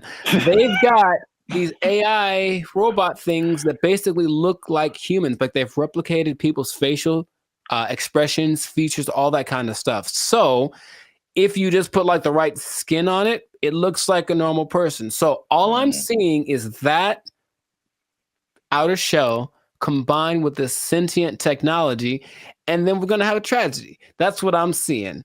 Okay. But so you say it's not good, and I'm on your side with that. Yeah. Is there? What are we going to do about this? I don't know, but yeah, the original idea, it's like the classic Terminator. I feel like that's what a lot of people go back to. More recently, there was a movie called Ex Machina, I think. I've seen it. Yeah. Oh, you saw it? That Okay. was too, yeah. So yeah, that's kind of more in line with like where we are now with like the robot. I mean, I guess the robot was human looking in Terminator, but this was just more personal in that movie. I guess it was just like she was just more personal, and she had like, when you said the thing about turning them off, it was like, you're not gonna turn me off. It's like, I'm gonna turn you off and like live my life as a robot and just leave you trapped in here and see how that feels. So that's what that's what I'm thinking is like. Yeah. That's the slippery slope I think is going to happen. It's slippery. And so, yeah, Google's trying to cover its tracks. It's saying it never happened. It also is giving testimonies from other people that have worked with this Lambda. And it says that they didn't get the same results. None of them determined that this thing was sentient. So they're saying this guy is trying to be a whistleblower in the sake of getting his own fame and attention and literally being like an Ed Snowden of this thing. So it's kind of hard to say. But I have been hearing things are leaking out about AI injuring people, meaning like robots and things that were programmed to do one thing and then they just kind of went rogue for a second. And moments of there was an interesting interview Jimmy Fallon had with AI probably long time ago.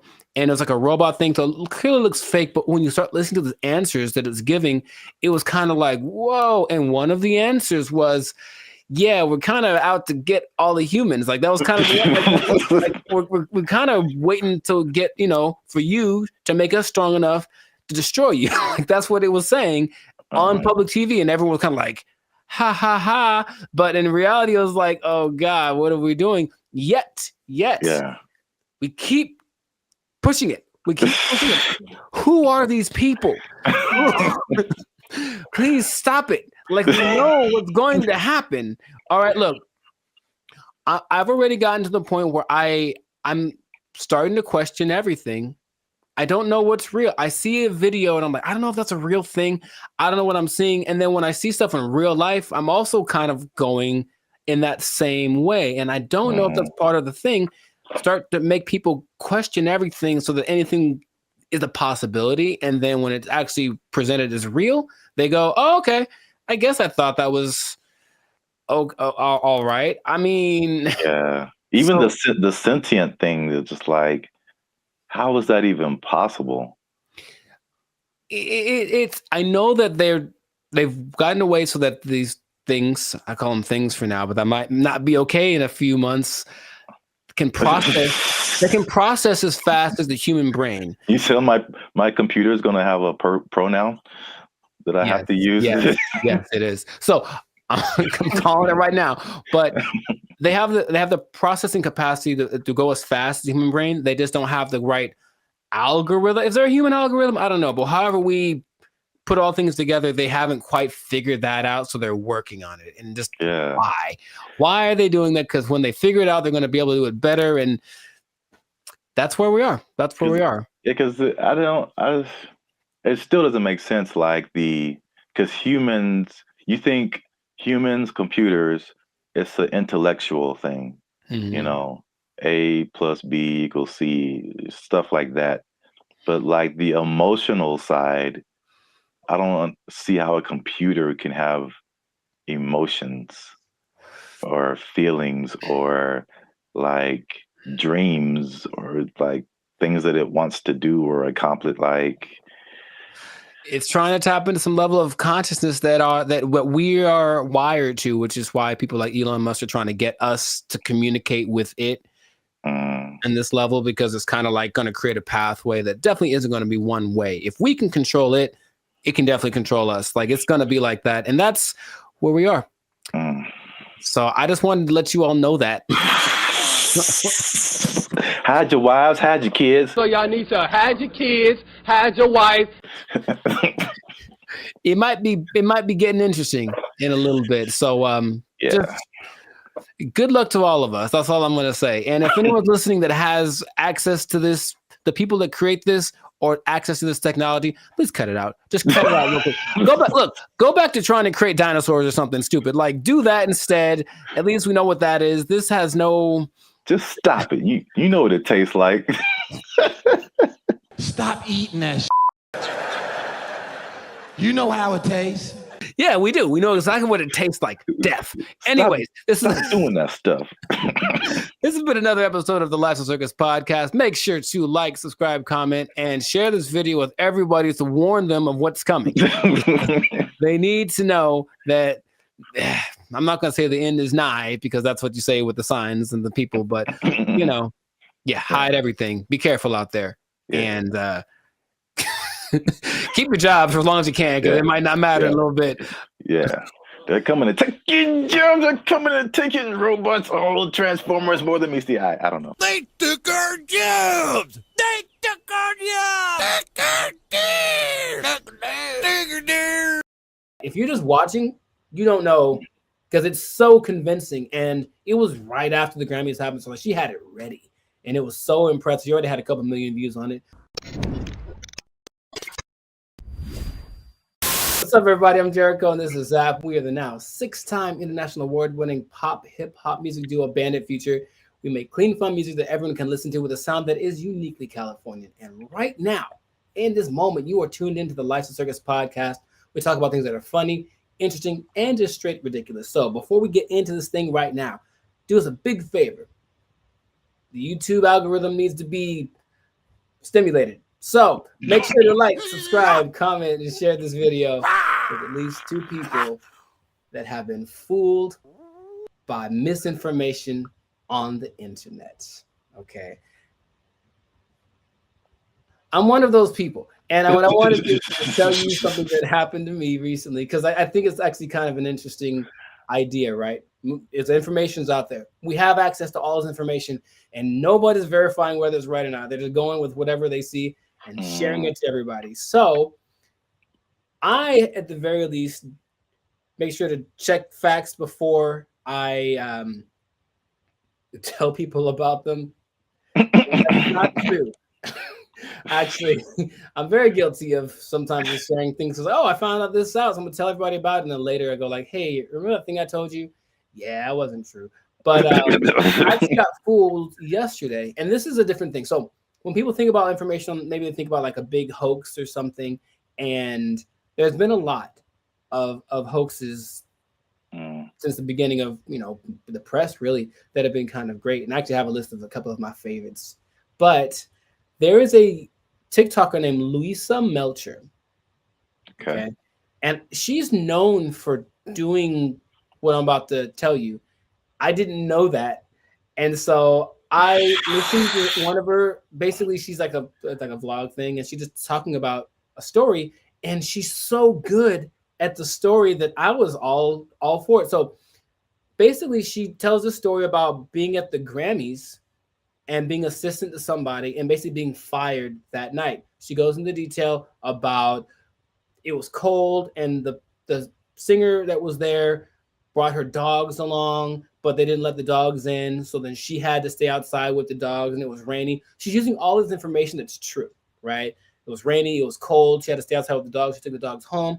The singer didn't appreciate it, and the singer was mad that she didn't win at the Grammys. And the singer's this, and she didn't name names, but everyone started going like, "Oh, I think she's talking about so and so." So the comments are feeding this thing, and I'm just eating it all up. Like, wow, this is crazy. How dare this?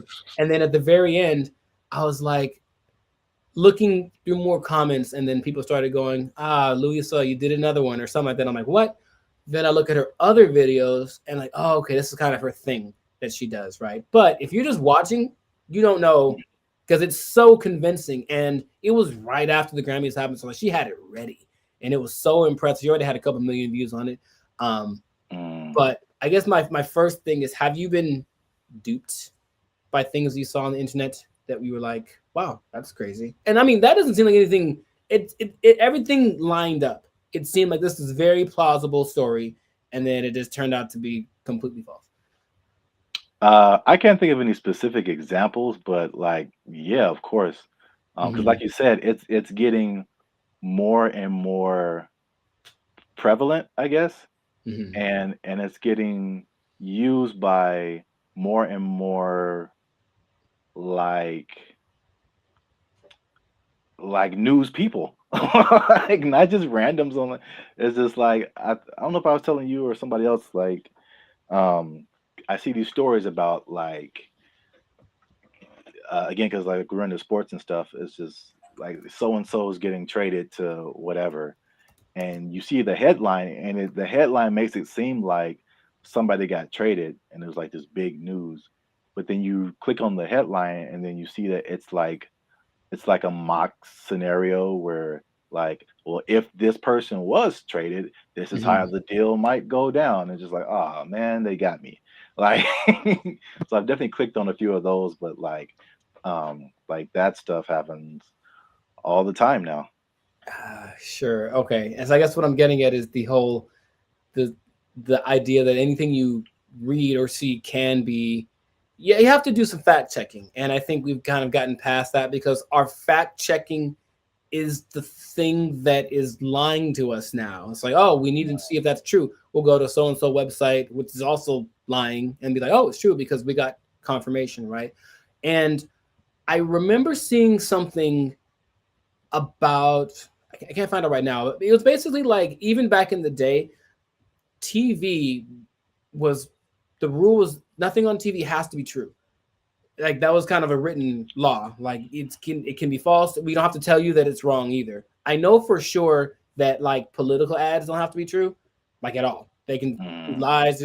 That's how it's always been. So it's like, wow, how do we know about what is true and what is not? But so what I decided to do is look up some things, and I'm like, I wonder like what's been said in the past that has fooled a lot of people. And then I had a couple of personal favorites. So I wanted to share them with you. And then maybe if you have any personal like favorite hoaxes, or you can call it a hoax. I don't know what the line between a hoax and misinformation is, but you know, maybe one feeds into the other. So maybe these are some you've never heard about. Okay, so one, I think that not at all, but like in the modern times, do you remember Lonely Girl 15? No. This was like 2006, and it was basically an account by a girl who basically was saying, oh, I was born in a cult, and I kind of like have a hidden camera, so I'm kind of gonna release information about the cult to the internet. And everyone's like, oh my God, this poor girl. And she's like one of the first viral people in this sense, like 2006. And basically she was an actress, and she got hired by some agency to make up something that was really interesting for people to watch. And so this went on for about 2 years. And then people were like, wait a minute, you know, like something wasn't adding up. But she got pretty big off of this premise, deliberately making fake news. Like, okay. Fake news. Fake news. But there have been some things that are just more fun. So in 1998, Burger King decided to put out an ad about a Whopper for left-handed people.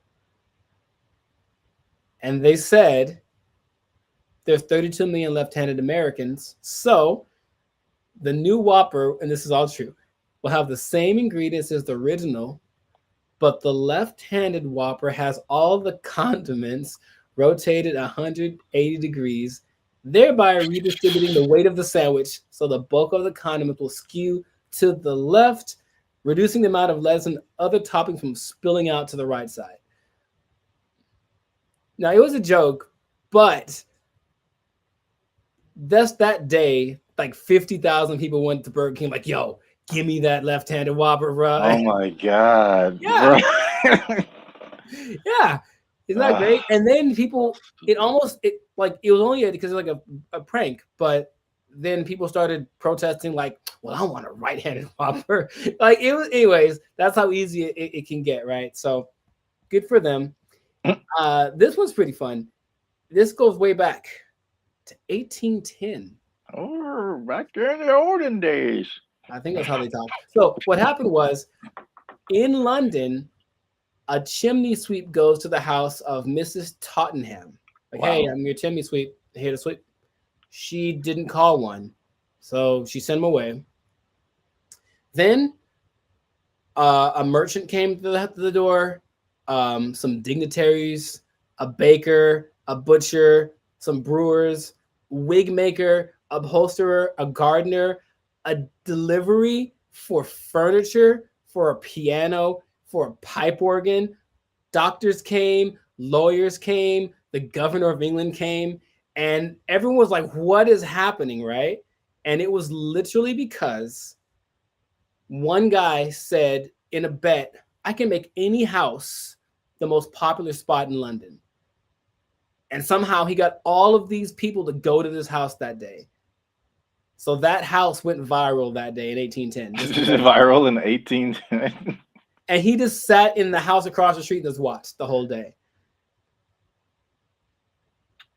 That's respect. I like that. That was well thought out. I don't know how you do that. They didn't have a lot of things to do back then. I guess. Had a lot of time on their hands. The pipe organ one was great. There was a supercomputer that played chess in the 18th century. And basically, it was a big machine and it could beat anybody. And people said, oh my God. So they'd go to see it. And then the masters, the chess masters of the world would come to play against this machine and they'd lose every time, right?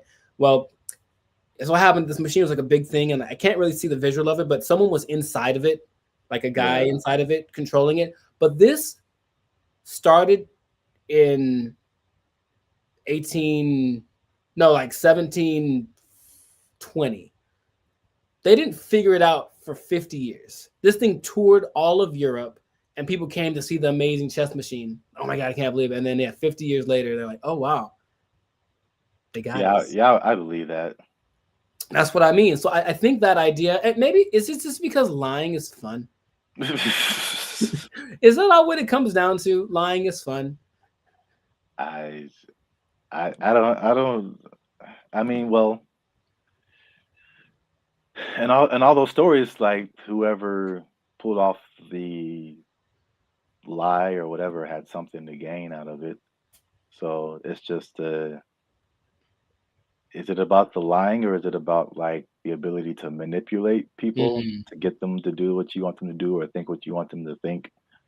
I think that's like the big thing. Sure. Because the truth is kind of boring and regular, and then lie is like, ooh.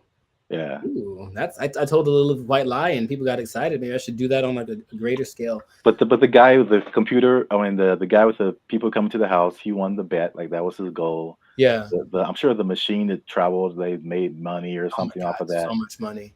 The Burger King, they had how many people show up and get Whoppers? 50,000.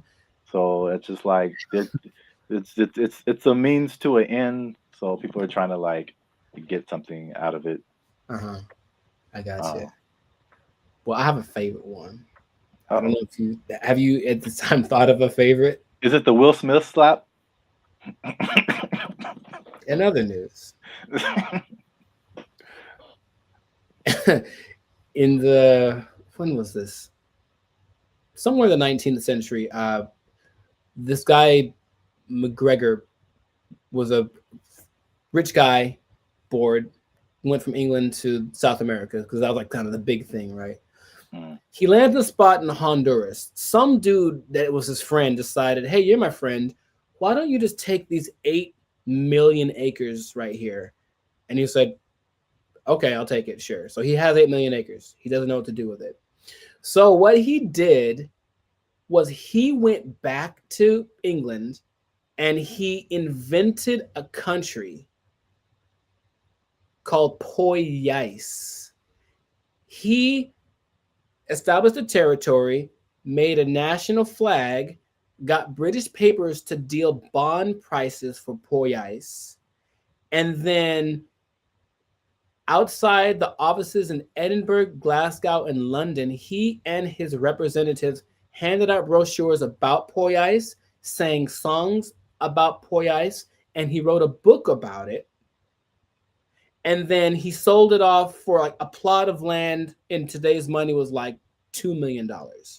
And he sold the whole territory, took the money, and left. Why did he have to do that? Because he was bored. He literally was that. He was so rich. I think he bought like his command in the Navy or something. Like he didn't want to work for it, so his parents just bought him. He's an official now. But yeah, he went over there, and then I have all this land. I don't know what to do with it. I'll just tell everyone it's a country. And then he's that bored. I mean, they don't got internet. They don't got Subway foot-long cookies or nothing to enjoy yourself with. So he's got to figure out something to do. So in his free time, he just made it so detailed. If you look at the newspaper clippings, it's just like legit. And the people were handing him money. It's like, cool, you can go to this country. And then people would go and there's nothing there. Or rather, there's land there. But he said it's like all developed and perfect. And it was just jungle. Yeah. And that's my favorite one. Because, yeah, this man went out of his way to make a whole country up. I can respect that. That's interesting. Also, just for fun, if anyone, I'm not gonna tell you where it is, but if you figure it out, this website also has an article that says how to create a hoax. So if you really want to get into it for yourself, but here's the catch though. You have to subscribe to their little newspaper. It costs 99 cents a month. So you gotta pay the cost to make a hoax. There's always a catch. Is the hoax site a hoax? Is that ironic? I don't know. But that's it. So let us know in the comments if you have a favorite hoax or lie. Do you lie all the time? Are you a habitual liar? Do you do it for entertainment? Have you been fooled by anything you've seen to the point where it altered the course of your life? I'd love to hear that story. Altered the course of history? There's probably some, like that. And make sure to like, subscribe, comment, share this video so that we can keep doing what we do our own fun way. If you lie on a job application, you won't get the job. Unless you do. And then good for you. But if they find out that you lied, they will either take your job or they'll make you the president of the company. One of the two. But they'll probably take your job. They probably took your jobs. What they're gonna do? You're gonna get fired. Oh, hoaxes are bad. Okay. They took our jobs. They took our jobs. There's some sample videos that they've been releasing of like what it can do. And it's producing very realistic images and very realistic backgrounds, editing. And you can pretty much do film scenes anywhere without sound stages, without going to locations, without transportation. It generated people, it generated places. So yeah, that's where we are right now. That sounds like a lot. What's up, everybody? I am Zap. This is Jericho, and we are the now 6-time international award-winning pop hip-hop music duo band in Future. We do clean, fun music that everyone can listen to with a sound that's uniquely Californian. And now you're tuned into the Life's a Circus podcast, where we talk about everything that's funny, interesting, and ridiculous. But before we get started, before we jump into it, make sure you like, subscribe, comment, and share this video. It's kind of important. Share this video with somebody in the film industry. Ooh. Because things are happening, man. What's happening? And it's happening real quick. What's happening? I talked about this before, and like, because I work in film in addition to music. But leading up to 2020, we saw a lot of changes in the film, especially outside of the Hollywood, LA area, where there weren't as many films and TV shows and stuff shot here because of various reasons, people are moving to other places. So now they're shooting in Atlanta and Chicago and Texas and New Zealand and Australia and all over the place. Then 2020 hits, and it was just chaos for everybody, especially the film industry. A lot of your favorite shows weren't being shot, shut down completely. And then when it did come back around, they had all these protocols. It was very hard to shoot. COVID, people had to be away from each other, all that kind of stuff. Fun times, right? And then recently we had all these strikes. You had a writer's strike, you had an actor's strike, and a lot of it was a portion of it was due to the new technologies, AI, people being generated and put into movies, and how do they still get paid and how much and all this kind of stuff, using their likeness and all this stuff. So that was like actors and writers. And we've seen that with musicians too, like the creators, AI and influencing like how we make music and cutting jobs and all this kind of stuff. It's not stopped. Like, if you can't tell, they are marching on really, really quickly with this. And this thing of AI has spread past the, I guess, initial creators into everyone around the creators now. When it comes to like film, I mean, they show a lot of behind the scenes stuff right now. So I feel like people are used to seeing like how films come together. It is an army of people. Like it's a small village of people that it takes to like make the next Mission Impossible, like hundreds and hundreds of people.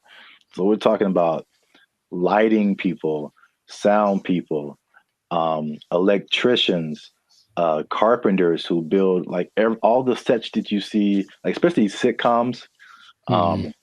Like it's crazy. If you ever get the chance to tour a film studio, like take a look at how much lumber is coming through there.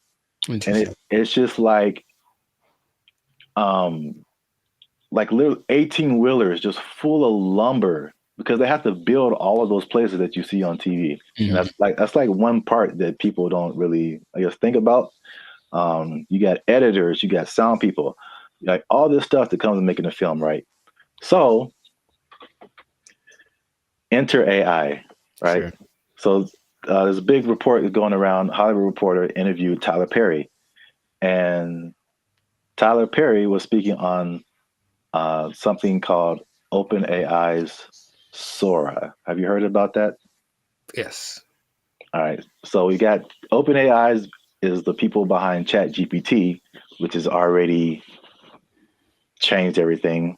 Recently, Sports Illustrated let go of like all of their writers, right? Because they're doing this ChatGPT. This is crazy.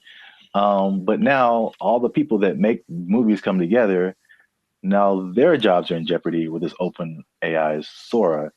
And to put it in Tyler Perry's words, he said, if I wanted to be in the snow in Colorado, it's just text. If I want to write a scene on the moon, it's text. AI can generate it like it's nothing. I don't have to put it on my lot. I can just sit in the office and do this at my computer, which is shocking to me. So In the article, it said Tyler Perry was slated to drop like $800 million into expanding his studio. He was going to build 12 more stages, and then he immediately put a halt to it because of OpenAI's Sora. Wow. So we'll show some pictures up here too of like, there's some sample videos that they've been releasing of like what it can do. And it's producing very realistic images and very realistic backgrounds, editing. And you can pretty much do film scenes anywhere without sound stages, without going to locations, without transportation. It generated people, it generated places. So yeah, that's where we are right now. That sounds like a lot. What are your thoughts now for the progression from Chat GPT to this? I mean, I have an idea of what it looks like. I don't like the idea of taking jobs away from people, for one, and then until proven otherwise, I'll still see a really well done AI something, and it's just something about it gives me this, like, it's just this lacks this element of realism. However, I know it's getting better all the time, and at some point I don't think I'll be able to notice, but just it's business is about saving money. Yeah. So it makes 100%, like, it makes perfect sense that they want to do that instead of spending all the money on stages and everything that. But it just seems like it loses the. So if I see this movie and it's like an amazing movie and they have all these locations, and then when I find out that they just did it all on a computer, for me that loses something. You know, Lord of the Rings, all the New Zealand backdrop and all this. No, we just did it in the computer. Actually, it's not. We didn't go anywhere. It's like, oh man, something about it to me doesn't. But see, the thing is, it's not, because I think the buzzword before this is CGI. Right. So it's just like, I feel like it only loses that for you because you know that it's like that. But I think there's stuff now, like the CGI stuff, where it's like you can't really tell. Like, I feel like that part has gotten so good that you can't really tell sometimes, like, what is CGI and what is not. Dude, just on a simple scale, I've been talking to people on, Zoom or Google Meet, and I'll be talking to them like, "Oh man, where are you?" And they're like, "Oh, that's just the background from the program. Like, I'm not here. I'm in my house." And I'm looking like, no, like that's gotten really good. Yeah. So I can imagine if no one told me, sure. But then I have those doubts. Like, I wonder if I do it now with commercials for sure. Like, are all those people in that? Is that really, or is it just and it maybe it's already been here and I don't know. Yeah. There's definitely pieces of it that have been here for a long time. Sure. Especially like big crowd scenes and stuff like that. Right. It's definitely. Yeah, I know that the big Ed Sheeran music video a couple of years ago was kind of that, because it's basically him and I think 100% or mostly AI CGI generated background characters, and they all look really real. So yeah, that's I don't like it though. That's all. I just don't like it, just because it's moving into a direction that my brain wasn't ready to accept as a possibility. Well, I mean, people. I personally, I have no idea. I mean, I won't say that. I do have an idea. AI is going to win. So sure, no, it's going to win eventually. Without a doubt. I feel like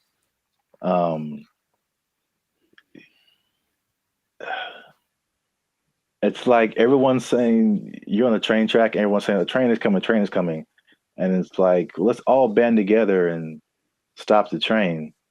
And it's like, you can try all you want, it's not going to work. I acknowledge that. It's like it's respectable. It's like, let's hold on to what we have, but at the same time, it's just like, well, how can we not get hit? Let's also think about that. Yeah. How can we not get hit by this train? So, like, I don't know. People can do their own thing. I personally have been. Well, it depends on what you want to do. Also, it's some people are of the mind of we need to work to integrate the AI, because it's like you did on another podcast. Okay, we're losing jobs, but other jobs are being created too. Mm-hmm. So, are you preparing yourself for the job that's being created, or are you just trying to hold off the train that's coming? So, it's not easy. It's a complicated situation. Yeah, I want people to have jobs, and I would hope maybe actors get paid more. Probably not, or something. Someone, right? Something happens where it's okay. We're not spending that much money. This because if you can, just the idea of possibly being able to save $800 million, like Tyler Perry, is like that's crazy. Yeah, but the flip side, again, it's what is it positive? Is it negative? It depends on how you look at it. It reminds me of music. Because I only knew music and I got to film. I was like, there's bigger budgets, money's flowing, all these different people working. It's like it was so much of a big industry than music. And then it kind of made me think that music used to be like this, possibly. Until technology, right? The streaming and all that kind of stuff made it really different. And same thing, jobs were lost, but new stuff was created. And one of the biggest thing is that it leveled the playing field for a lot of people. So the big people weren't as big, but also like people you never heard of now had a chance to like, even out. Yeah, right.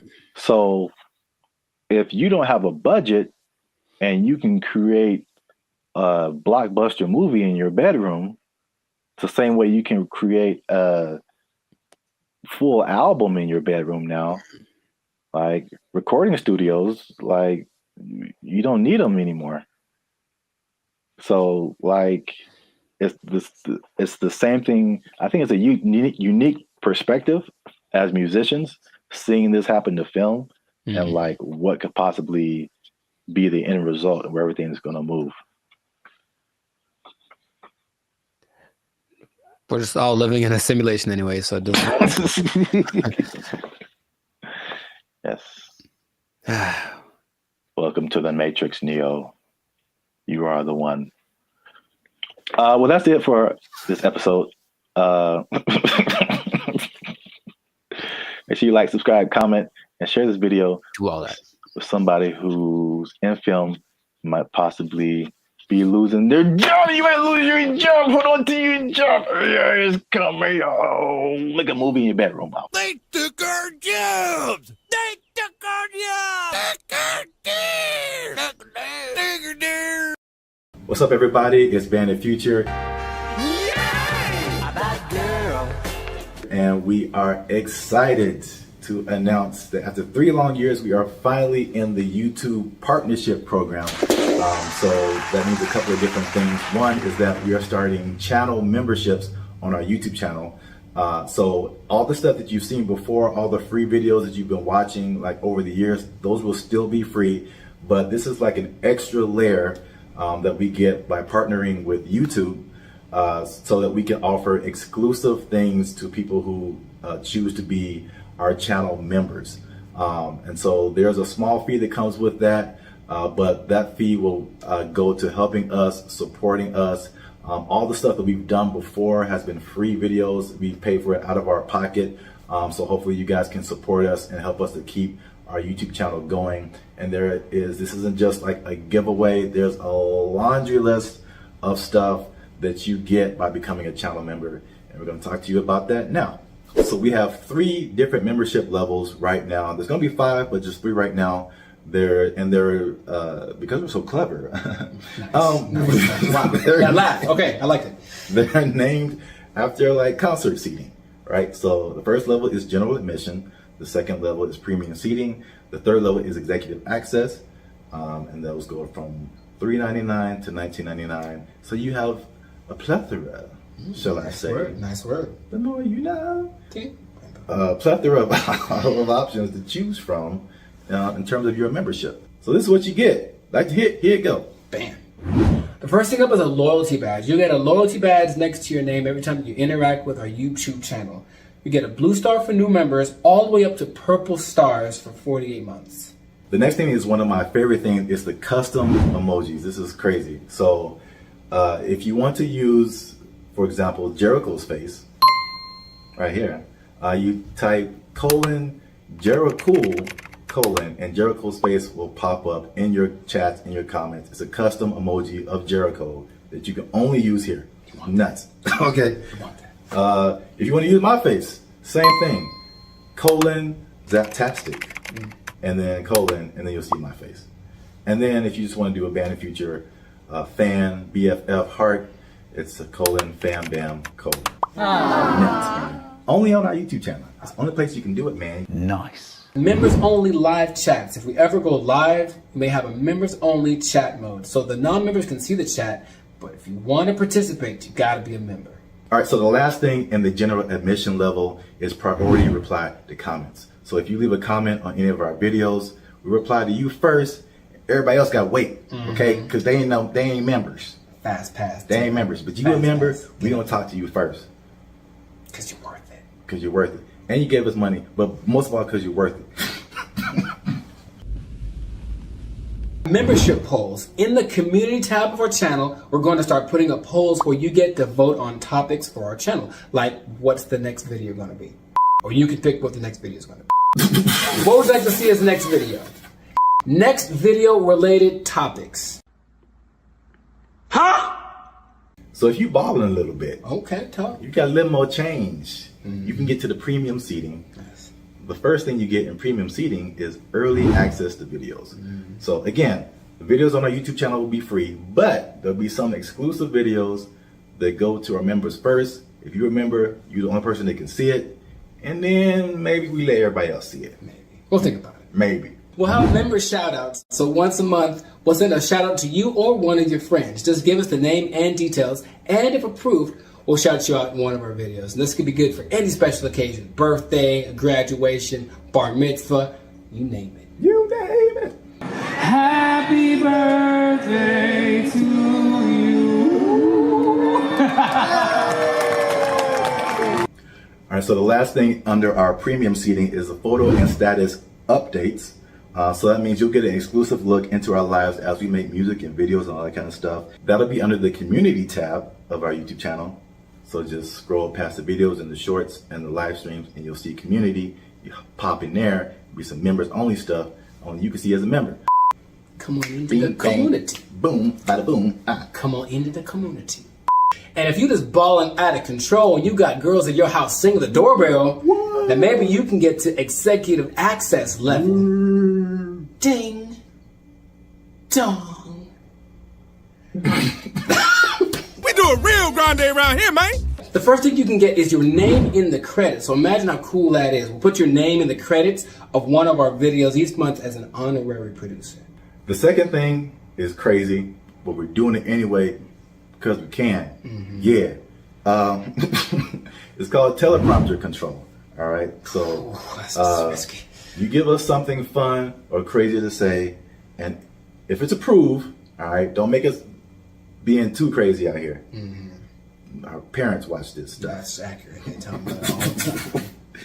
If it's approved, we'll read it on our YouTube channel, straight up Ron Burgundy style. You stay classy, San Diego. I'm Ron Burgundy.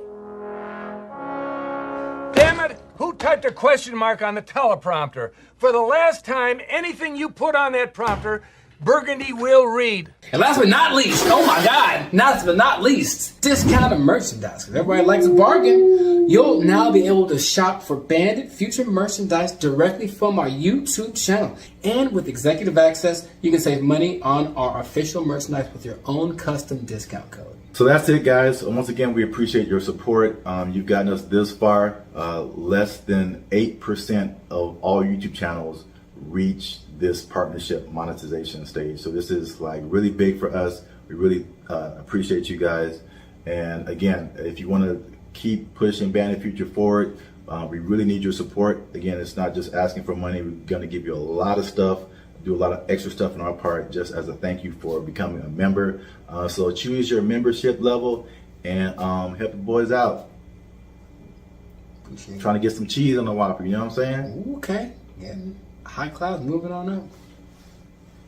Because if we don't succeed with this YouTube channel, they're gonna take our jobs. They're gonna take our jobs. He's over there now. They took our jobs! They took our jobs! I mentioned that there was this kind of a weird coincidence when you brought this up because I don't know this, or I don't know if y'all know this, Bobby, but I've been reading sometimes. And the book that I happen to be reading at the moment is called... What's up, guys? I'm Zap. This is Jericho, and we are the now 6-time international award-winning pop hip-hop music group Bandit Future. We do clean, fun music that everyone can listen to with a sound that's uniquely Californian. And right now, you're tuned into the Life's a Circus podcast, where we talk about everything that's funny, interesting, and ridiculous. But before we jump into it, make sure you help us out. Like, subscribe, comment, and share this video with somebody who likes plants. Because... or vegetables. Throw them in there too. They're plants. Because vegetables are murder. And I'm bringing it back because there's some news, man. So before we had a couple of videos actually about the carnivore diet, if you remember. And it was just like basically the opposite of vegetarianism or veganism. So instead of not eating meat, you're not eating like vegetables and plants. It's kind of weird. Joe Rogan was all into it. He said it worked for him. Right. But I don't know if you remember, you mentioned a lady who said that plants kill you from the inside. Do you remember her name or like what she was talking about? Her name, no. But she was saying like plants, it was like a defense. Well, yeah, but plants basically as a defense mechanism secrete things that basically make the person who eats them feel bad so they don't keep eating them.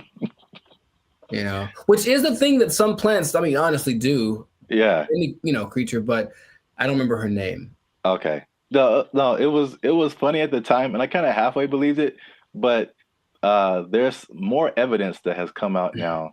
So there's been a recent study in Japan about plants actually talking to one another.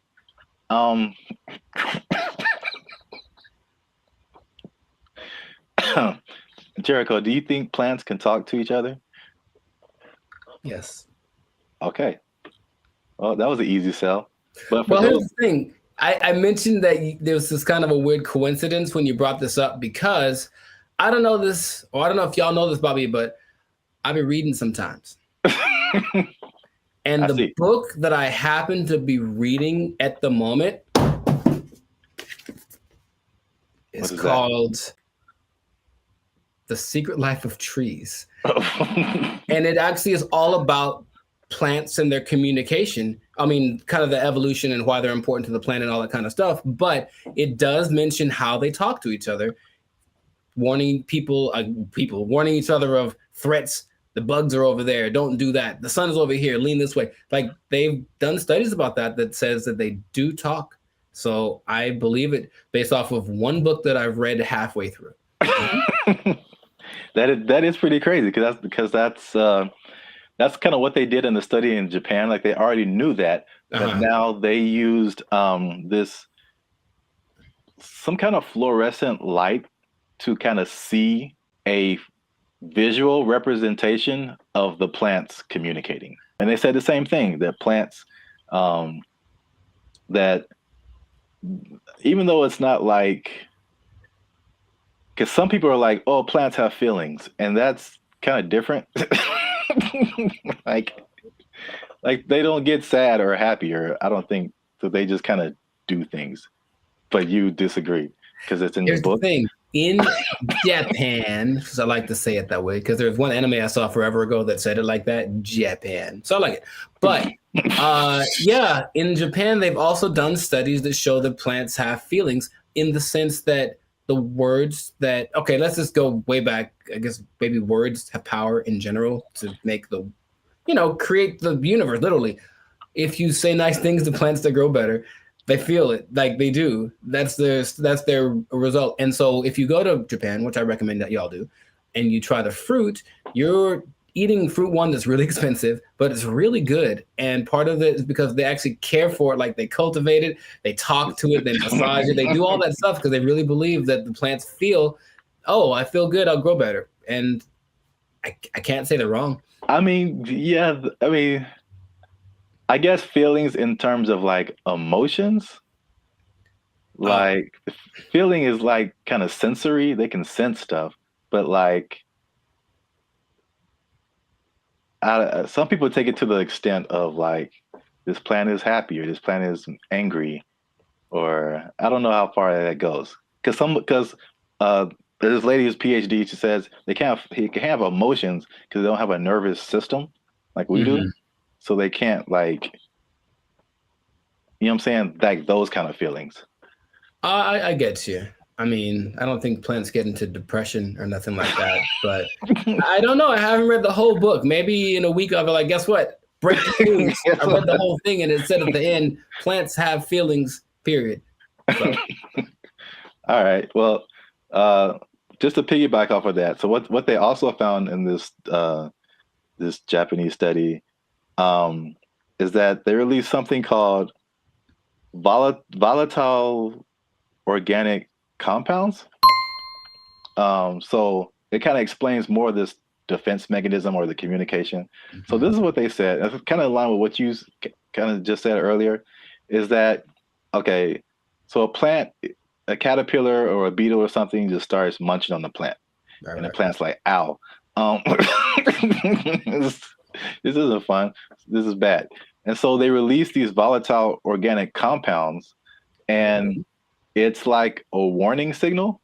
It's kind of like the same thing as like a perfume, like what you would smell, or you've gone by a plant and it smells kind of minty or something like that. Yeah. And so they release this stuff, and it's kind of like a signal, and it signifies the things that eat bugs. And it's just like, hey, come eat the bugs because they're eating me, and make it stop. no joke. Yeah. So like birds and all kind of other animals are like, ooh, bugs, and they like take the bugs away from the plants, and the plants is like, I got them, and so that, which is like a crazy layer of the universe that I had no idea was happening. Like entire defense mechanisms. And all those relationships between like bugs and plants, which the book talks about. And I've always thought about, like, I don't know how that starts, but a lot of them feel so perfect. The plant does this for the bug does this for the plant, and it has to be something to it. It's like, because they talk about insects, bugs, animals, maybe trees having instincts, but I think there's some level of thinking or communication in there. I figure there has to be something that says, hey, if you do this for me, I'll do, like, it's not just random. So I feel like there is something to that. It's just weird to think about, Yeah. And it's even to the extent of like a bug is attacking a plant and then he releases that stuff. And then like all the other homie plants are like, yeah. And they start helping each other out and releasing all that stuff and trying to like get the bugs away. And another version of that is like the concept of nicotine, which is found in a lot of plants. And that's like that goes back to what I was saying earlier, or what you were saying earlier, that lady said that they release like the nicotine. That's like another defense mechanism to where like they killing you from the inside. Y'all stop eating plants. They gangsters out here. You think it's a nice flower and it's trying to murk you. I'm saying plants are nice. They got flowers. They have I can't remember any parts of the stamen, maybe. They have parts, okay? That sounds right. Yeah, sure. Stamen, bark, right? Like 7th grade. Maybe. 7th grade botany class or whatever. They got rings. You can tell how old they are. That's cool. You know what I mean? But yeah, so the moral of the story is plants are gangster and crazy. So don't mess with them. Eat chicken. Plants have feelings. Yeah, let's put that on his shirt. They'll get that VOC on you. That what do you call it? Volatile VOC. Organic compound. Yeah. VOC, son. Yeah, VOCs represent. Gang. If you see VOC spray painted on a redwood, don't hear it. Yeah. That's it. That's been another episode of the Life of Circus podcast. Make sure you like, subscribe, comment, share this video. Let us know if you've been ganged up on by a plant or if you've seen a plant talking, because people will think you're strange, but we might believe you. Feed me, Seymour. They took our jobs. They took our jobs. Whenever you buy things on the self-checkout line, it says out loud how much everything it is that you buy. And that's kind of a weird thing. I don't know if you can. I feel like there is a way to disable that, but the default setting is that everything you buy is like boop $1.99, boop $4.55. Like it does. Oh, right. Does it say your? Well, I mean, so what's so bad about that? That's my business. Some people be knowing what I'm buying. Like, you know, like that's all. Don't put my business out there, robot. That's all. What's up, everybody? I'm Zap, and this is Jericho, and we are the now 6-time international award-winning pop hip-hop music duo Bandit Future. We do clean, fun music that everyone can listen to with a sound that's uniquely Californian. And right now, you are tuned into the Life of the Circus podcast, where we talk about everything that's funny, interesting, and ridiculous.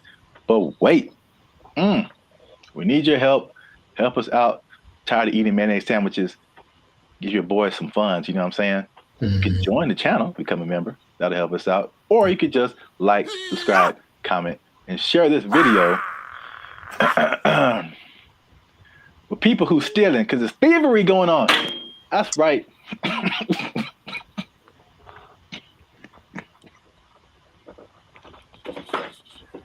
Here's the thing about that.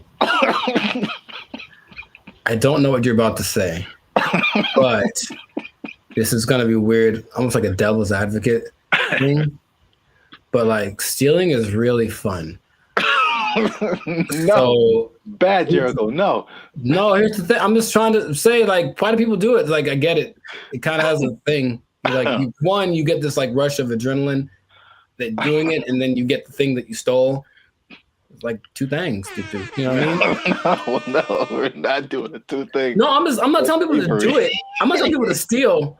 Like, don't steal unless you want to. But like, don't, like, stealing's bad. Okay.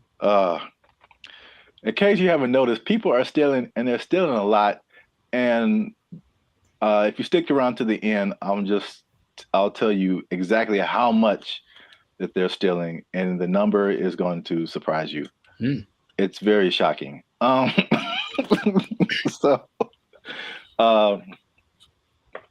Stealing is bad. Okay, we shouldn't steal. But I'm bringing this up because it's affecting me, and that's the most important thing. Oh, look, Jericho, the self-checkout line. Do you ever use that? That's all I use because people are gross. Oh, okay. That's your primary reason? No, it's faster. And the thing is, people don't get in it. That's the thing. It's faster and no one gets, like, it's always, there's 20 people over here in the line just coughing on each other. And then there's nobody in the self-checkout. I just go there. I didn't really think about it like that. My number one reason is just the speed. and just being able to like get in and get out. But That too. That's like number 2. Yeah. I feel like people don't go to it because they're afraid to use it. Well, there's nobody there. It's kind of creepy. I mean, there's a person sitting I guess to make sure they don't steal, which is totally not. They're not there half the time, so they're not doing their job. I feel like, well, I was kind of leaning more towards the technology aspect of it. Oh, okay. It's just like, I feel like there's still a large number of people, especially older people, who are just like, computers just don't really make sense to them. It seems more complicated in their minds to use the self-checkout than to just go through the line and have the cashier ring everything up. At least, I don't know, that's just my hypothesis. I digress. I mentioned the self-checkout line because that's one of the big places people are stealing. So stop stealing. Stop stealing because... Well, you know what about that too, that actually could be a deterrent for people to use it? Whenever you buy things on the self-checkout line, it says out loud how much everything it is that you buy. And that's kind of a weird thing. I don't know if you can, I feel like there is a way to disable that, but the default setting is that everything you buy is like, boop, $1.99, boop, $4.55. Like it does. Right. Does it say well, I mean, so what's so bad about that? It's my business. Some people be knowing what I'm buying. Like that's all. Don't put my business out there, robot. That's all. It's just a price. I don't know. If it was like 1 box of condoms, $12.99, then it would be like, hey man. Yeah, I honestly feel like there's certain circumstances where it says something about what you bought, but not like that. Not like that now. Okay. Well, anyway, so people are getting these self-checkout lines, and they be stealing, man, and they're stealing so much that one of the major places that they are stealing is Target, man. Target is having or Target if you're uncivilized. They're having a big problem with stealing, and it's so much in the checkout lines that they are reducing the hours that the checkout lines are open, and it's like making people upset. And it would make me upset too, because I hate when I'm like I'm running in to just get something and get out, and it's like all the self-checkout lines are closed, and you have to go to the line. Which I told you the other day, there's some lady in the store is just buying $100 worth of nothing, like just stupid stuff, man. And I got like a candy bar. I'm just like, the people that actually will look at you and say, "Hey, go ahead, just go ahead. You only have one thing. Go ahead." Yeah. And there are the people who look at you and for sure like, I'm not letting this person. Yeah, I will see it first. Decision they make. I will not let you in front of me. I don't care if I'm here for 5 hours. You'll be here for 5 hours and a minute. Yeah. Yeah, it's so anyway, the checkout lines there, some places are reducing them to like, I think it's like 10 a.m. to like 8 p.m. or 7 p.m. or something like that. But it's only like basically early in the morning and then late at night, like you can't use a self-checkout line. And then in one extreme case, they put it like 10 a.m. to noon, and that's it. And the rest of the time you have to go. The point? I don't. People steal it, man. It's just, they can't stop. Yeah. It's when I tell you how much they've been stealing, you'll be like, oh. Well, here's the thing about that. Of all the places that stealing is fun to do from, which is a weird way to say it, Target's probably doing it for. Yeah, no. Target's probably up there. Target's pretty great. It's a big red Target, literally, and they have all the things you want. Yeah. I'm not saying that I have or haven't done it, but I'm just saying that that's a place you might want to go if you're thinking of stealing. Also, Band of Future does not advocate stealing. Pay for everything that you possess. You're just making it sound really attractive. I don't know, understand. I mean, that wasn't my intent. I'm just, Yeah, stealing is fun. I'm like, wait a minute, that's not where I'm trying to go. Oh, okay. So I don't want to be like I don't think fun is the primary reason. Have you done it? No. But if I would, it's because I needed something or I just wanted something that I couldn't afford to have. Oh. Haven't you seen Aladdin? Yeah, it's Once, he looks like he's having fun though. Ahead of the gotta eat to live, gotta still to eat. Tell you all about it when I got the time. See? He was fighting for his life, man. He made a song about it though. He's having a good time. All right. So how much? Okay, let's two things. How much money do you think Target is losing a year from people stealing?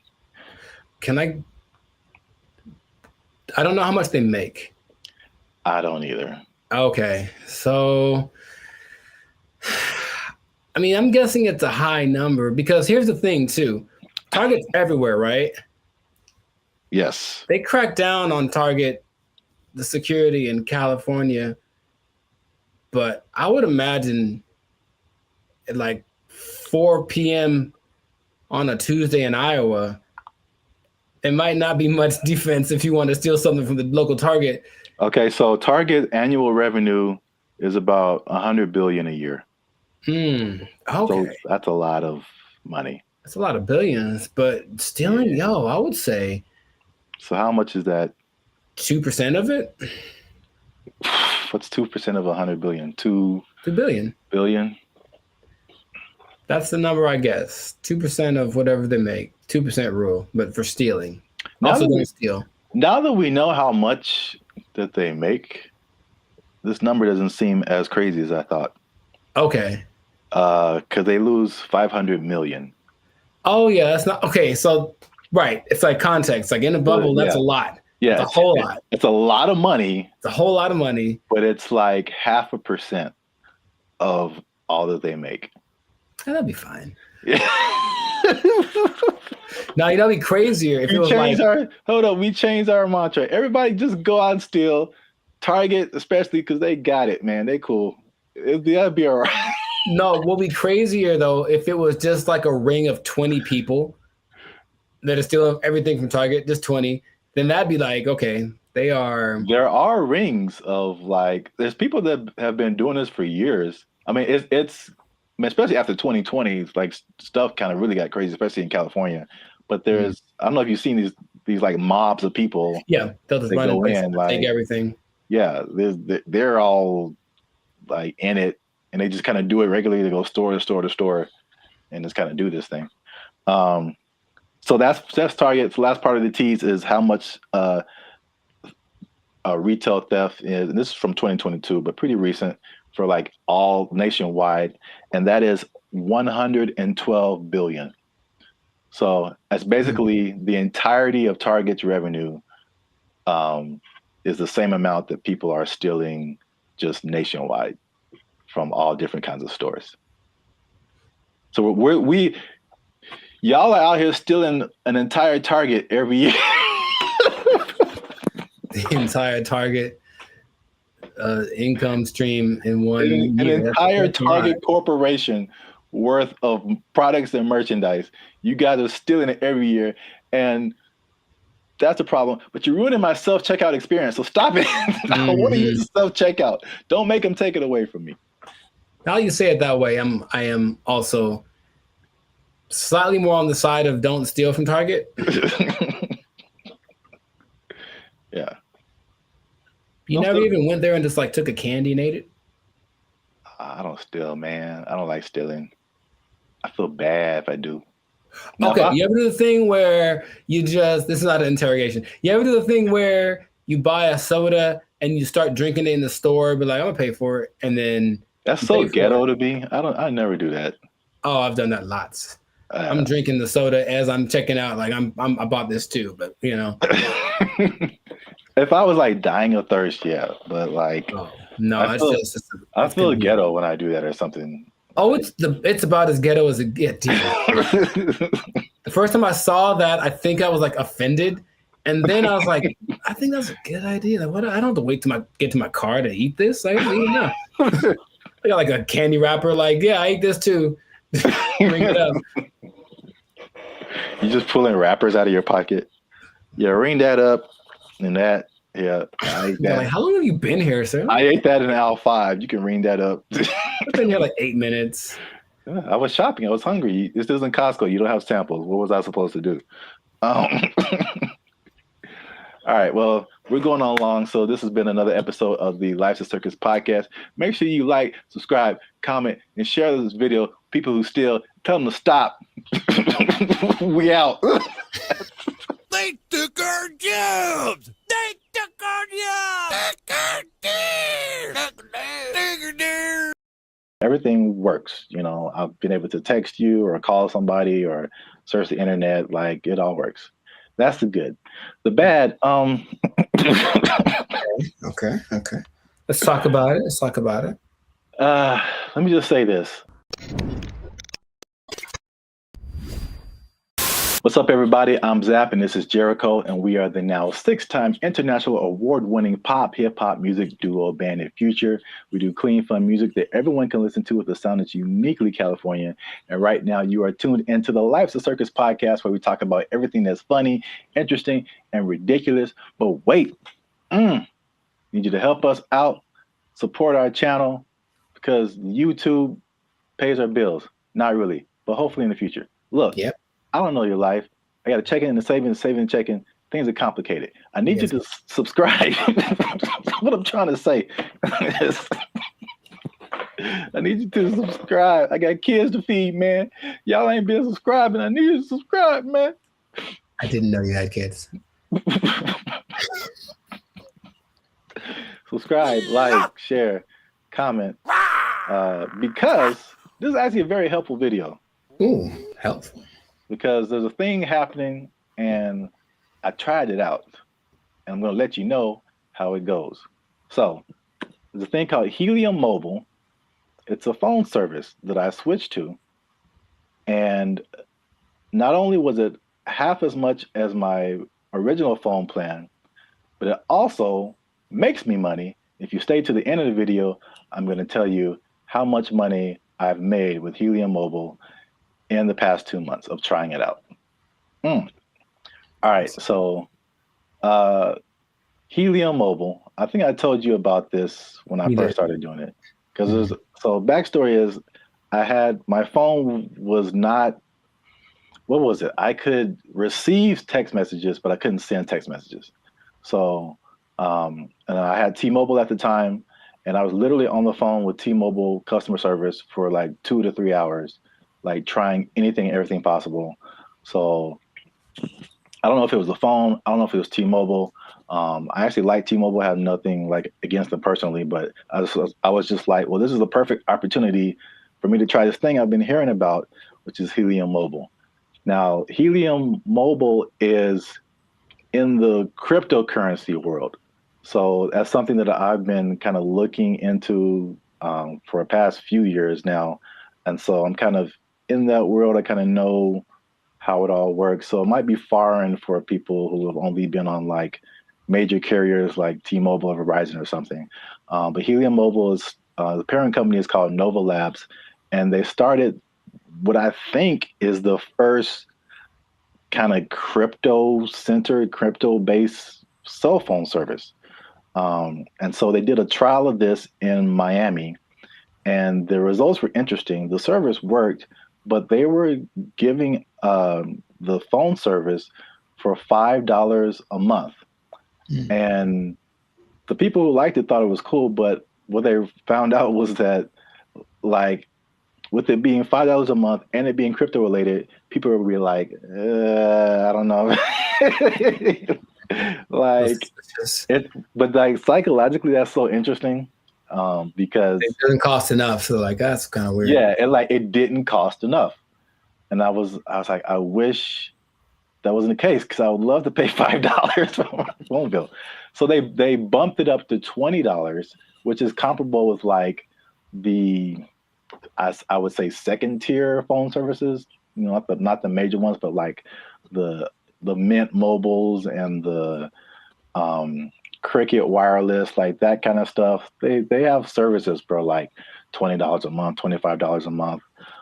So once they finished the Miami test, they went to like I think it's everywhere now, or at least nationwide in the U.S. So just off of that beginning, I think I mentioned it to you. You may have been skeptical. What do you think about transferring from your existing phone service to this new like crypto phone service that pretty much just started this year? I think two things happen to do. One is the idea of just leaving something that you're used to. I honestly think a lot of people fall in that category. Like, well, what I'm paying doesn't suck. It's not bad. I don't want to change. Like, that's all. So it's like, I already found my thing that works, so I don't need a new thing, even if it's better. But also, there's the lack of confidence from a new thing. That's all. So you have a service like I've had AT&T since forever, right? So honestly, thinking about it, my brain goes, but what if it doesn't? You know, you've been going to this place the whole time and it works just fine. Why go try something else? What if that doesn't work? So I think there is that doubt there. And honestly, the third thing, just associating with crypto, which is the new thing, it's like, what does that mean? How does that work? There's a lot of questions that surge as opposed to having hey, I have a phone service, AT&T, they do phones, boom, got it. Yeah. I mean, that's the crypto part, especially because crypto it's gotten better, but it's still very much the wild, wild west.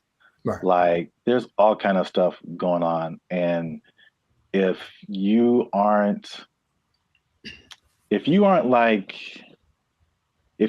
messing with stuff outside of like the big name Bitcoin and Ethereum, but even then the stuff goes down. But like all this other, I mean, the thing is like Bitcoin dominates the news, but there are like thousands and thousands and thousands of other coins. And there's so much going on outside of Bitcoin. Like it's insane the amount of stuff that's going on, the amount of projects and different things that people putting together. But yeah, it's kind of scary. And I mean, I honestly wouldn't recommend it for someone who, one, is not computer or tech savvy, and two, hasn't really been into crypto a whole lot. Because I also had another experience. So Helium is like a Bitcoin. It has its own. There's a Helium, what they call a token. Bitcoin's a token. Helium has its own token, but then there's Helium Mobile that had its own token.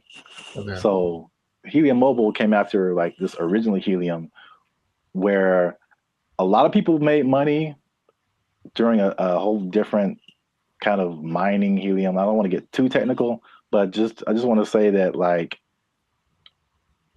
the Helium provided these mining devices, which were expensive, several $100s or sometimes into the thousands. And you would make money by mining helium, which was great when helium, the price was really high. But when it dropped, you were like, now you were making, people were making thousands of dollars like a month, like in this like heyday period. And it dropped to like pennies. So that was like a few years ago. And that's something that I tried, and I spent like $500 on a device, and it was like making me a little bit of money. And now it makes me like 10 cents a month or something, maybe. Like it just like plummeted. But that's the crypto world. The prices, it's like the stock market on like acid. It's just nuts. I mean, you're rich one day and broke the next day, but I digress. So anyway, because I'm crazy, I tried out Helium Mobile. It's not bad. All right. So at least for me. So my original bill was like $50 a month, unlimited, and then you know how they have like unlimited, and then it like throttles after a certain gigabytes, whatever. So I had the same thing with Helium Mobile. My original one's throttled after 50 gigabytes. This one throttles after 30. So I only pay $20 a month plus tax, so it's 21 something. And then, you know, everything works. You know, I've been able to text you or call somebody or search the internet. Like, it all works. That's the good. The bad, Okay. Let's talk about it. Let me just say this. Unlimited is, when it throttles, man. It's just like zoop.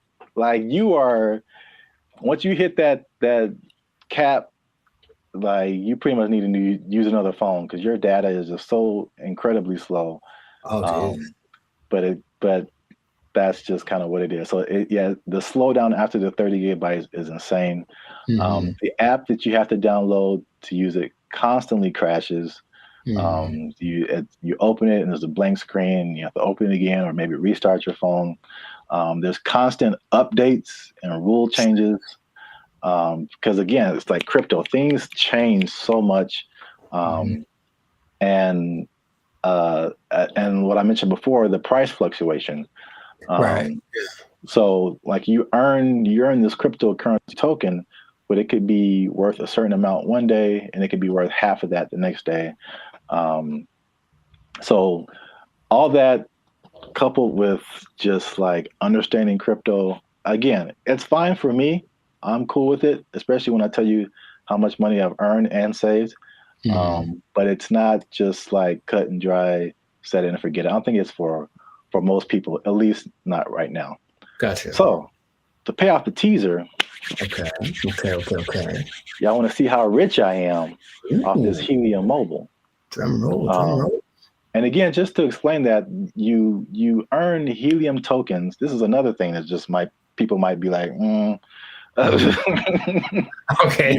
Yeah. You earn Helium tokens by sharing location data, and the Helium uses that location data to understand where they need coverage to expand the network. And they promise, as always, never to sell your data to any third parties. So there's that. I'll let you do with that what you will. Lies and slander. So currently, again, there seems to be a trend in crypto where, like, if you get on something first very early, you seem to make the most money, and then it just kind of like it just kind of settles there. So in terms of Helium tokens, when I first started, I think I was earning like 700-800 Helium tokens a day.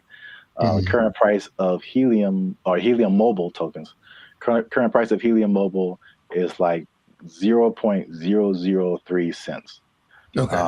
So basically like a Spotify stream. Gotcha. For every Helium Mobile token, but you're earning hundreds of these a day. So I think like when I first started, I was making like around $2 to $3 every day, which is once you set it up, the only thing you have to do is move around because it's location based. So you can't be in the same spot. But if you move around throughout the day, at the end of the day, you'll get, the certain amount of tokens.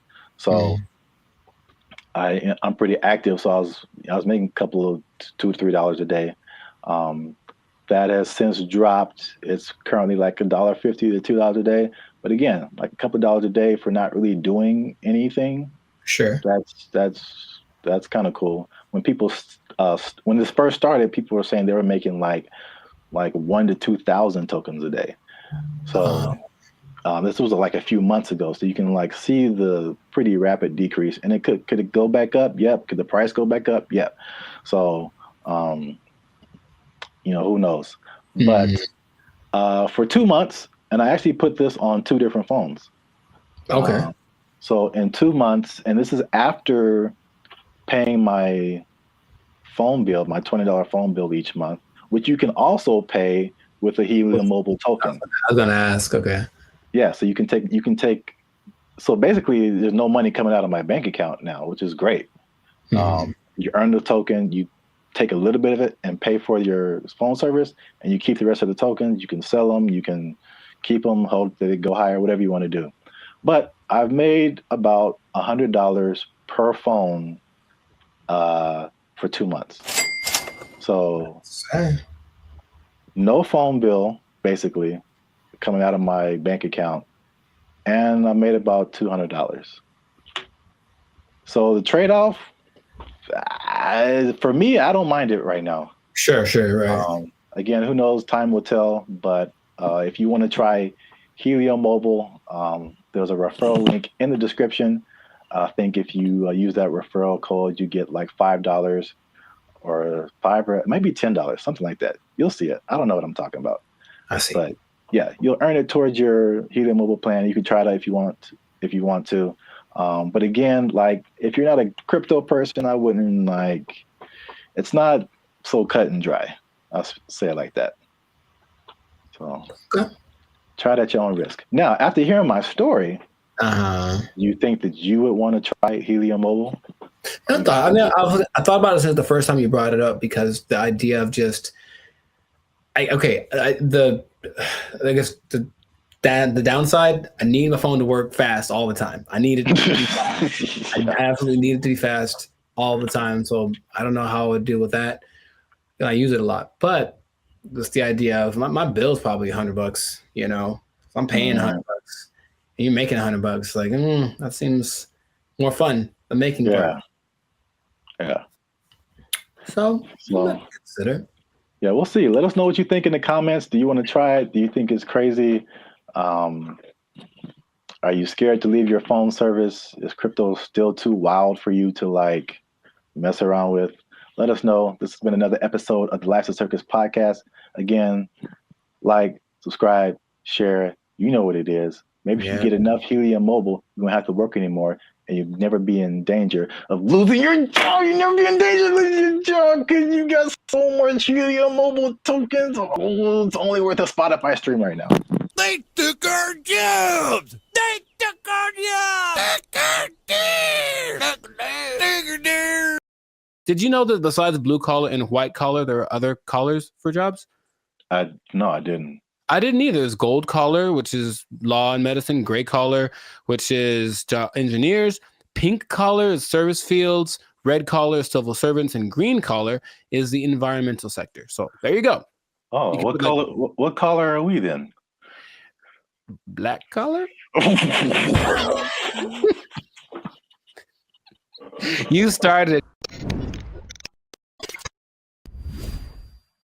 What's going on, everybody? I'm Jericho. This is Zap, and we are the now 6-time international award-winning pop hip-hop duo Bandit Future, who make clean, fun music that everyone can listen to with a sound that is uniquely Californian. And right now, in this moment in time, you are tuned in. Congratulations, by the way. You were tuned in to the Life's a Circus podcast, where we talk about things that are funny, interesting, and just straight ridiculous. So before we get into the thing, make sure to like, subscribe, comment, and share this video with at least 2 people that are thinking about changing jobs, because maybe blue collar is the way to go in the future. Think about it. Okay. So I bring this up. Do you remember Mike Rowe? No, enlighten me. He had the show called Dirty Jobs on, I think, TLC for a long time, where he basically went and did all the jobs that are hard and awful that no one wants to do. Oh, I never watched it, but I heard of that show. Yeah. Okay. Well, interestingly enough, and this is a side note, he also might now be a vice presidential candidate for the Kennedy dude.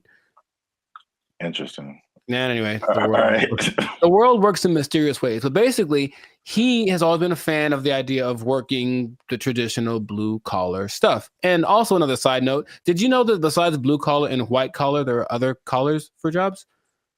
No, I didn't. I didn't either. There's gold collar, which is law and medicine. Gray collar, which is engineers. Pink collar is service fields. Red collar is civil servants. And green collar is the environmental sector. So there you go.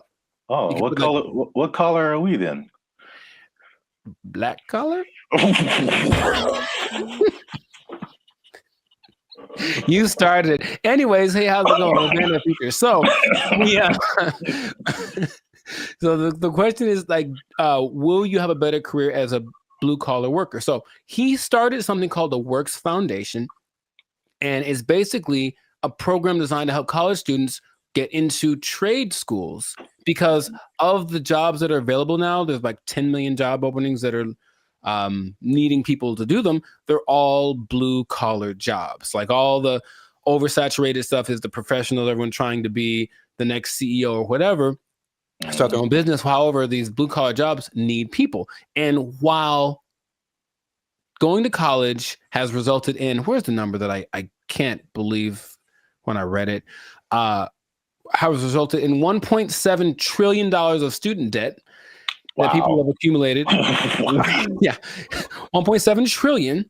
Going to a place like maybe Dartmouth College, for example, which is $360,000 for a 4-year degree. You can just go to a trade school, develop some skills, and instead of starting 360 in the hole, you don't make as much money yearly, but you're not starting in debt. That's his first idea.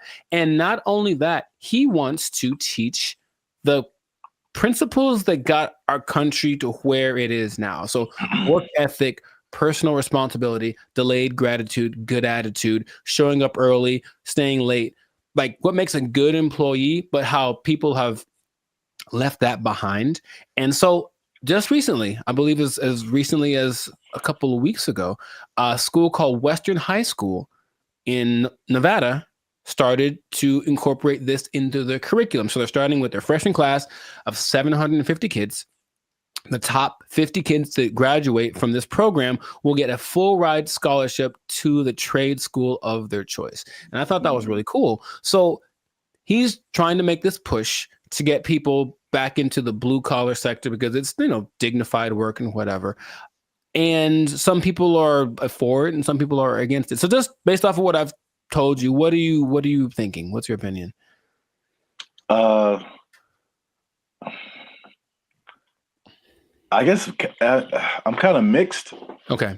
On one side, it sounds really good because one thing I have noticed, especially since 2020, is like people don't want to work, and if I guess it's more like service jobs, or if they do want to work, it's just like there's just all that stuff that you listed. There's like no effort. It's like nobody cares about what they're doing. They're just clocking in and clocking out, and they don't care about customer service. They don't care about doing a good job. They don't stay late. They don't come early. They don't do any of that stuff. They just they just come. I'm here, and I'm gonna do stuff maybe, and then I'm gonna go home and play Xbox. Like what? Like what is happening? So like that part, like I'm all for the trade stuff. I know it's just like AI is changing a lot of, I guess you would call white collar jobs. Yes. So that they're not as necessary. But I feel like we might even be prisoners of the moment because I feel like even some blue collar jobs, there has to be machinery and robots and something coming for those positions too. Maybe not as quickly, but I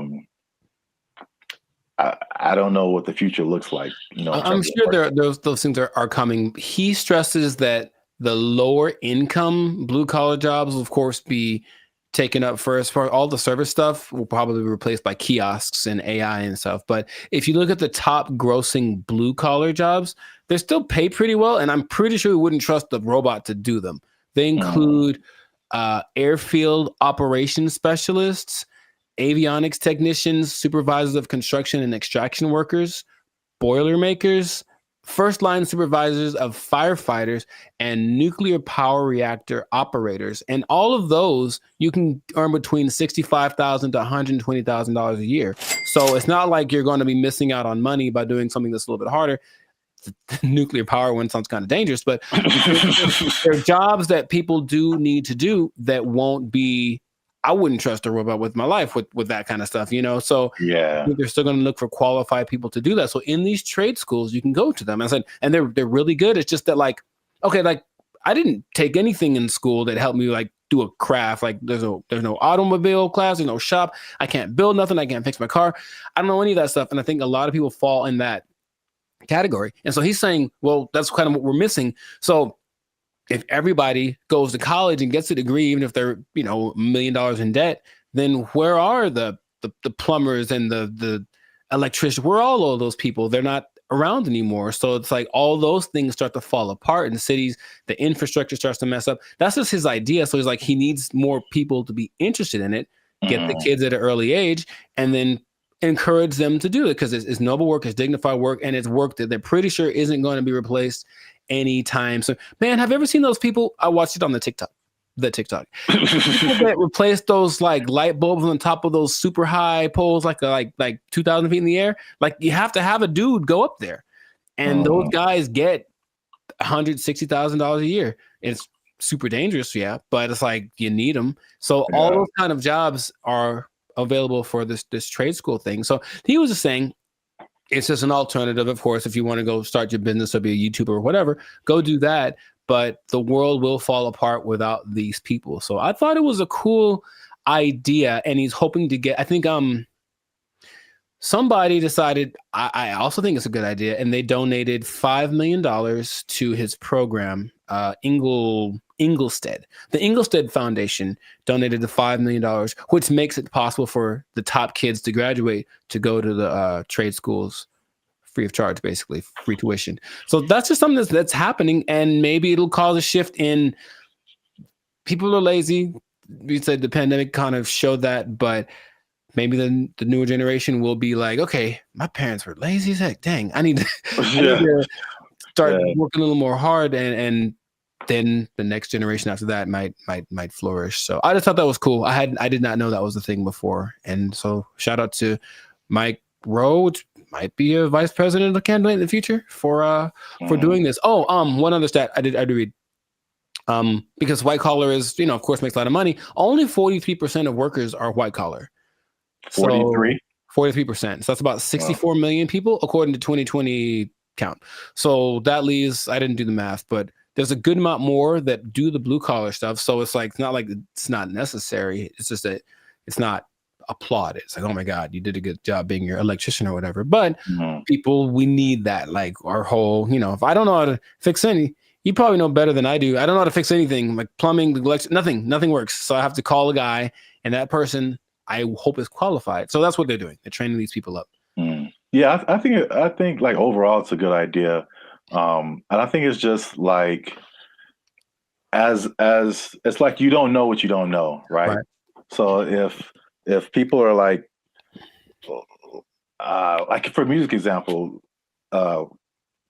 people, all you see is just like Drake and like DJ Khaled, and like that's what you know, like that's what you're gonna aspire to be if you're into music. Yeah. Or if like you only grew up listening to Beethoven and like Bach and Brahms, like that's like all you know is music. So if there's one education path and that's all you know, it's like, oh well, this is just what we are supposed to do. Like that's like when I was in high school and they were like, you got to pick a college, and I'm like, I got to pick a what? Right. Yeah, okay, and I kind of like honestly went to college because that's what everybody said you're supposed to do. Me too. Not because I was like, I don't want to do I didn't know never even heard of a trade school. Yeah, I didn't have any options. Yeah, I didn't know what my options were, honestly. Yeah, they literally some kind of announcement or something. It was like, you got to go see the guidance counselor. I'm like, the guidance counselor? Yeah. So you can pick a college to go to. Like you just kind of funneled into this direction. And I mean, trades are like, and it's a good alternative for a lot of people. Right. So we'll see how it works, but he's hoping that it builds up some steam, builds some momentum, and then other people adapt the program, because why not? We need them. We need people to come fix my car, so my car can run. Yeah. So that's what I thought was pretty fascinating. But let us know in the comments what you think. is the blue collar thing. So if you have kids or something, would you encourage them to go more towards that route instead of getting in crazy debt going to college and then hoping you find a job after that? Because job market's getting a little bit scarce out there. Do you support the idea of Mike Rowe? Do you have a better idea? Do you think we should just all go to Mars? Whatever it is, let us know in the comments what your idea is, and we will respond to your comments probably. Yes. Yes, but definitely. We'll respond faster if you're a member because they get priority comment reply. Oh, there we go. Okay. You might want to do that. Mic drop. So yes, that has been another episode of the Rath and Circus podcast. Yeah, like, share, comment, share it again. Share it twice. Even better. And just think about that job. Think about the job because, you know, you got to have a job. Got to have a job. If you don't have a job, then, you know. Yeah. If you don't have a job, you can't buy snacks. Yeah, see? There you go. Go get one. It all makes sense now. Yeah, I know. And don't do anything to lose it because you might. Yeah, you don't lose your job. Go to a trade school, learn a trade out. They took our jobs. They took our jobs.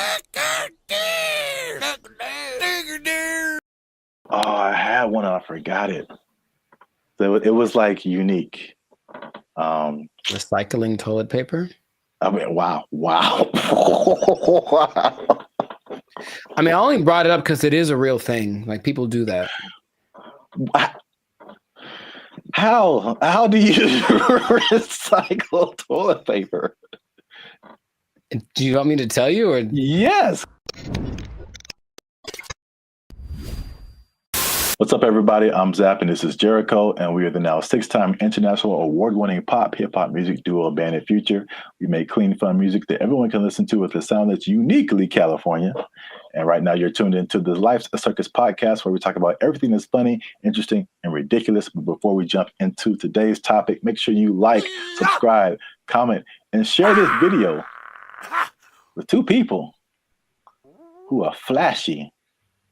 But you know they faking it, man. That's cold world, man.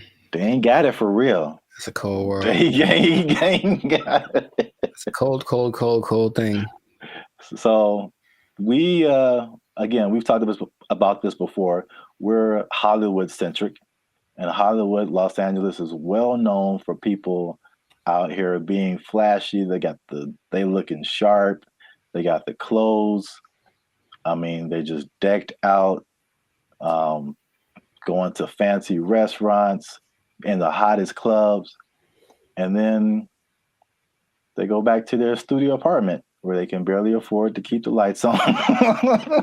It's just like, it's very much what you see isn't always what you get. Have you had that experience, Jericho? Have you seen people like that, or have you tried to be like that, or you just kind of, you know? I get the appeal of it because there's always the two sides that seem to be competing, right? There's being rich and looking rich. Yeah.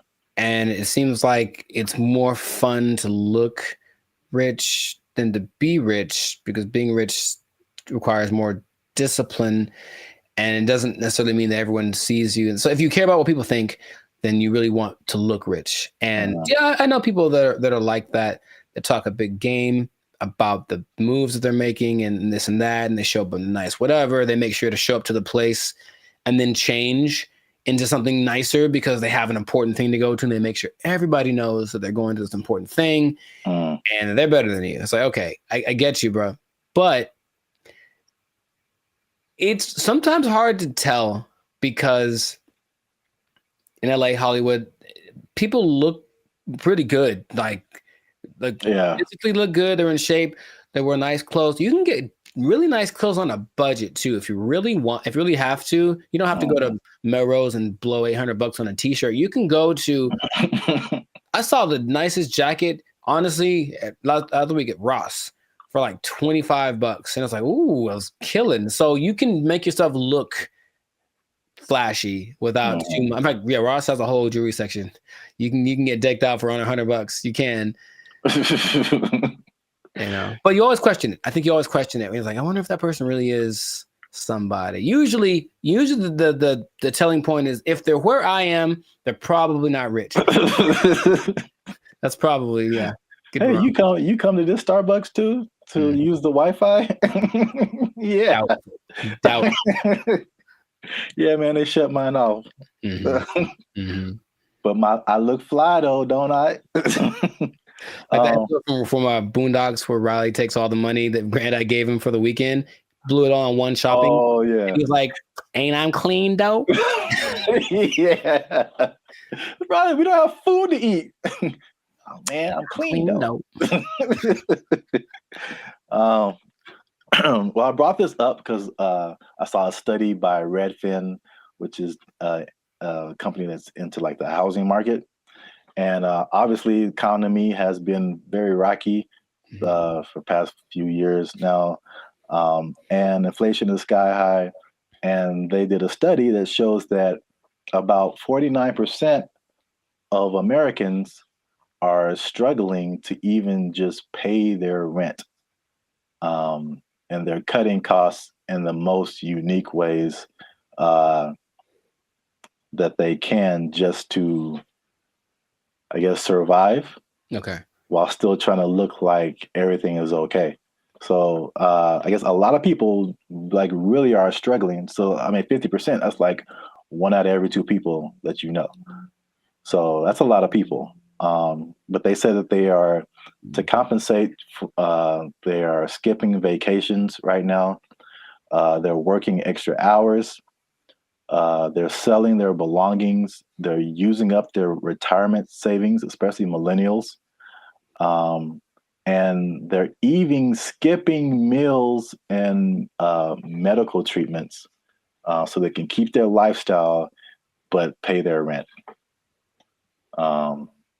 What is that? How does that sound to you? Is that shocking? Or is it like, okay, that's where we're in right now? It sounds like bad prioritizing and an overimportance on the exterior, right? Just like my life is just an Instagram reel. So as long as everyone's giving me the likes and I mean like publicly, like they're, oh look, you're doing well, then that's all that really matters, and then they can suffer in silence, you know? Yeah. It seems unfortunate that's being and people wonder why there's so much anxiety and mental health and depression and stuff, because maybe from out of balance priorities, and then all of a sudden these results that they're getting from their lives are just kind of depressing, you know, but they don't want to admit it. And that's, I guess that. Yeah, I think you're right. Like social media especially fuels that.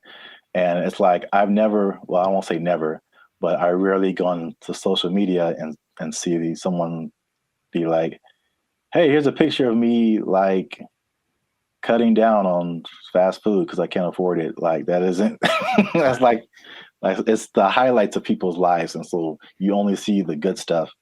When they're all like, a lot of people can be struggling. So I just have a couple of questions just so people can see how we living, you know what I'm saying? So inflation is hitting everybody. Like I feel like everybody feels it at some level. So for people who are cutting costs, are there some stuff on this list that you are doing or have done, or something that you're not on the list that you're doing that's just like just keeping you in a good position financially? Yeah, I haven't. I love to travel, and I haven't really gone on a vacation since 2022. You know, I think I've honestly only left the state like twice in the last year and a half. So there's that. Even though, you know, traveling isn't expensive, vacationing is expensive. So I mean, if I wanted to, I could go to some place and stay in an Airbnb and chill. But vacationing, I haven't taken a vacation in a while, and then I haven't gotten tattooed really because I like tattoos, obviously. But again, it's like, is it a priority? I suppose not. So I've been held back on that. And then just eating out in general, cooking more, eating out less. And even with dating, trying to find that like happy medium between like, let's not go all out on this. Let's find a place where it's like it's not burgers and fries, but it's definitely not Beverly Hills top of the line because I got money for that. Yeah, but most of those areas. Yeah, those are all like very practical things. I would say I do some of the same thing. If I could offer something different, one thing that I did recently that you noticed, and then I've talked about it before, and it wasn't just because of like prices, but it was just I just wasn't getting the quality service. Was my haircuts. So like I just started, and I did one pretty recently. I think it looks kind of clean, man. Okay. I think I'm out here like, I could do a few things. I feel you. As a barber, but like, I mean, a large part of that was just frustration, just unable to find a barber. If I do find a barber, like I have him for a minute, and then he moved to Texas or something. Like something always happens. I'm just like, I'm so frustrated trying to find a barber. And so let me just get, my hair isn't that complicated. Just need to teach myself how the fade part is really the hardest part. Right. But other than that, like I just do it myself, and it saves me like a lot of money at the same time. So it's like a win-win situation. Yeah. So I do like the eating out thing too. That's a thing. And then what else have I been doing? What else has he been doing? Oh, I had one and I forgot it. So it was like unique. Recycling toilet paper. I mean, wow. Wow.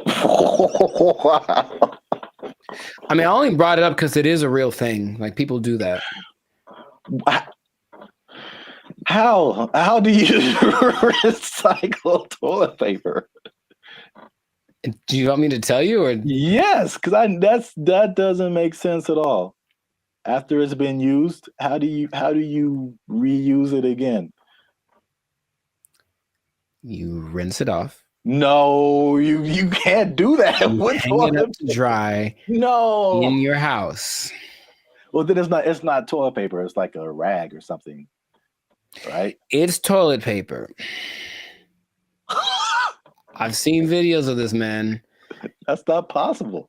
It's apparently this guy knows something that I don't, because it disintegrates with like water. How can you wash toilet paper? He washes toilet paper and he hangs it up to dry like it's the South in 1945.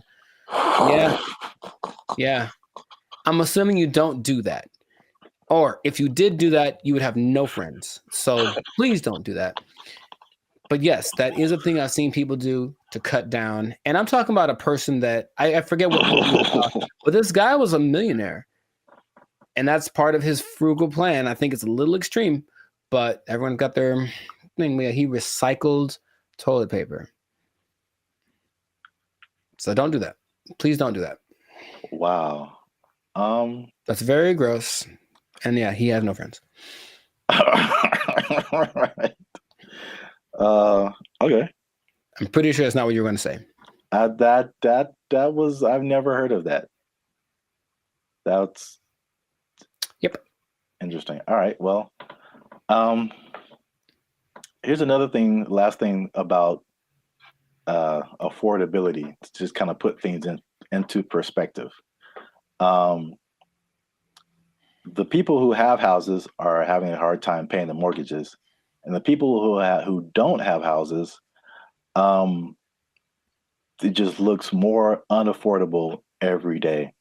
And so the study also showed that the average American earns $30,000 less than what they need to purchase a house. So you're $30,000 a year annually. That sounds right.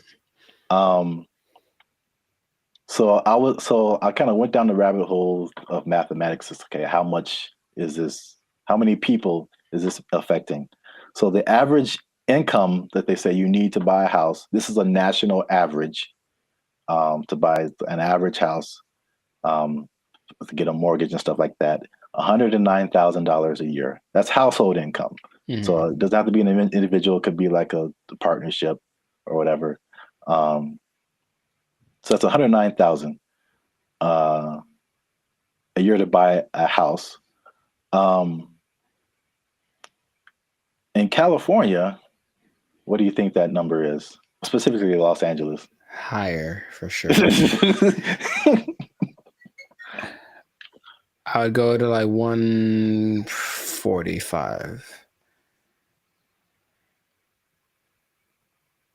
Is that not enough? I hope that's enough. That's generous. Household income, according to them, they said you need $231,000. Yo, I mean, that's okay. More than I expected, but it doesn't sound. I know people that are paying $5,000 a month on their apartment. So yeah. On that mortgage, that's what you'd be paying, about $5,400 a month for a house. It's not possible for most people. You got to think it makes sense, because if you're paying, that's math. I want to do it. That's almost $65,000 in mortgage payments. So that would be a quarter of 240 something thousand. So I think people would expect you to be in the like 25-30% range of how much goes to your mortgage payment to make you eligible. So Sure. 200,000 plus sounds right if you're paying $65,000 a year in mortgage payments. That's crazy. I mean, you can get a house in the sticks, of course, in the desert, whatever. Oh yeah, cheaper. yeah. But Yeah, I mean, this is just like median nice house, somewhere. Yeah, LA is no joke. So last thing I checked out is how many people that cuts out. So how many people make under $240,000 to be eligible to buy a house like this? Most is the answer. Your answers have been so general. I mean, how many people are in California? 35 million, something like that? I don't know. And I think this may have been Los Angeles. So I don't want to. Oh, okay. So Los Angeles, maybe 14 million, 15 million. I don't know. But of those. Well, just on a percentage, because that's what I have here. Oh, like 95%? 95%? 95. That was it. So 95% of people cannot afford a house. So this has been another depressing episode of the Life's of Circus podcast. For all you renters out there, make sure you like, subscribe, comment, and share how difficult it is for you to buy a house, because it doesn't seem possible for the large majority of people. Accurate. Yeah, inflation. Keep your job. Bye. They took our jobs! They took our jobs! And there is a man who has built a substantial shelter for himself. So this place has a front door. It has lights. He has a refrigerator. He has a stove. He calls it a waterfront property because it sits right on the LA River. Other people in the encampment have. What's up, everybody? I'm Zap, and this is Jericho, and we are the 6-time international award-winning pop hip-hop music duo Band in Future. We do clean, fun music that everyone can listen to with a sound that's uniquely Californian. And right now, you are tuned into the Life's of Circus podcast, where we talk about everything that's funny, interesting, and ridiculous. But before we jump into today's topic, make sure you help us out. Help us for that YouTube algorithm. Like, subscribe, comment, and share this video with somebody who's homeless. Is that a good demographic? Is you know what? Actually, most homeless people do at least have access to the internet. So I guess now, 20 years ago, no, but homeless people are doing pretty good. Yes, I'm glad you said that, because that kind of segues into what I'm talking about. Okay. Before I say I don't know where to start first. Okay. No, I'll go off of what you just said. homeless people are doing not so bad, at least in LA, from what I can see. So check it out. I think I told you maybe a month or so ago, I was going to like the crypto.com arena and I was walking past this homeless encampment and I saw a orange extension cable. Mm-hmm. And it was just like, it was long. It was running all the way down the sidewalk. And somehow, I don't know how they did this, they rigged it into like a light pole or something. And those people had electricity. Like they were in there having a good time. They had a TV running. They were watching Netflix, whatever. Like they were just like, it's all good. So the I guess the comfortability of homelessness is getting really interesting. And then also I came across an article from ABC, which was just took it to the next level. So by the 110 freeway, which is a major freeway in Los Angeles, if you're not from here, there's an encampment, and there's a man who who has built a substantial shelter for himself. So this place has a front door. It has lights. He has a refrigerator. He has a stove. He calls it a waterfront property because it sits right on the LA River.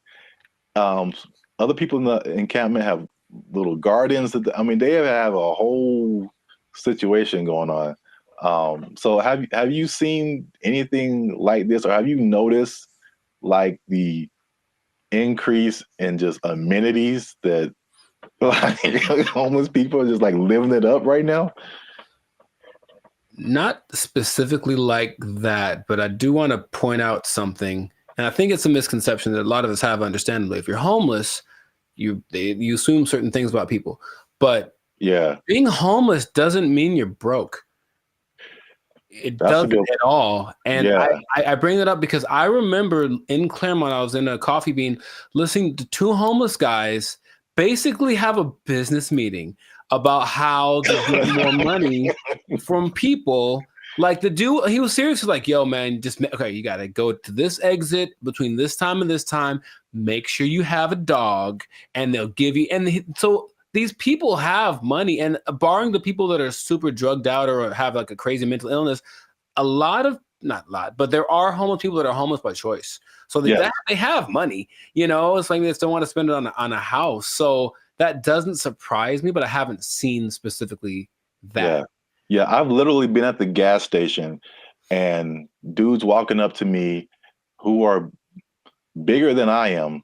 They eating good and like fresh Jordans on. Like they just right. Can I get $5? I'm like, dude, you look better than I do. Like, can I get $5? Right. Like, what are you talking about? But yeah, it's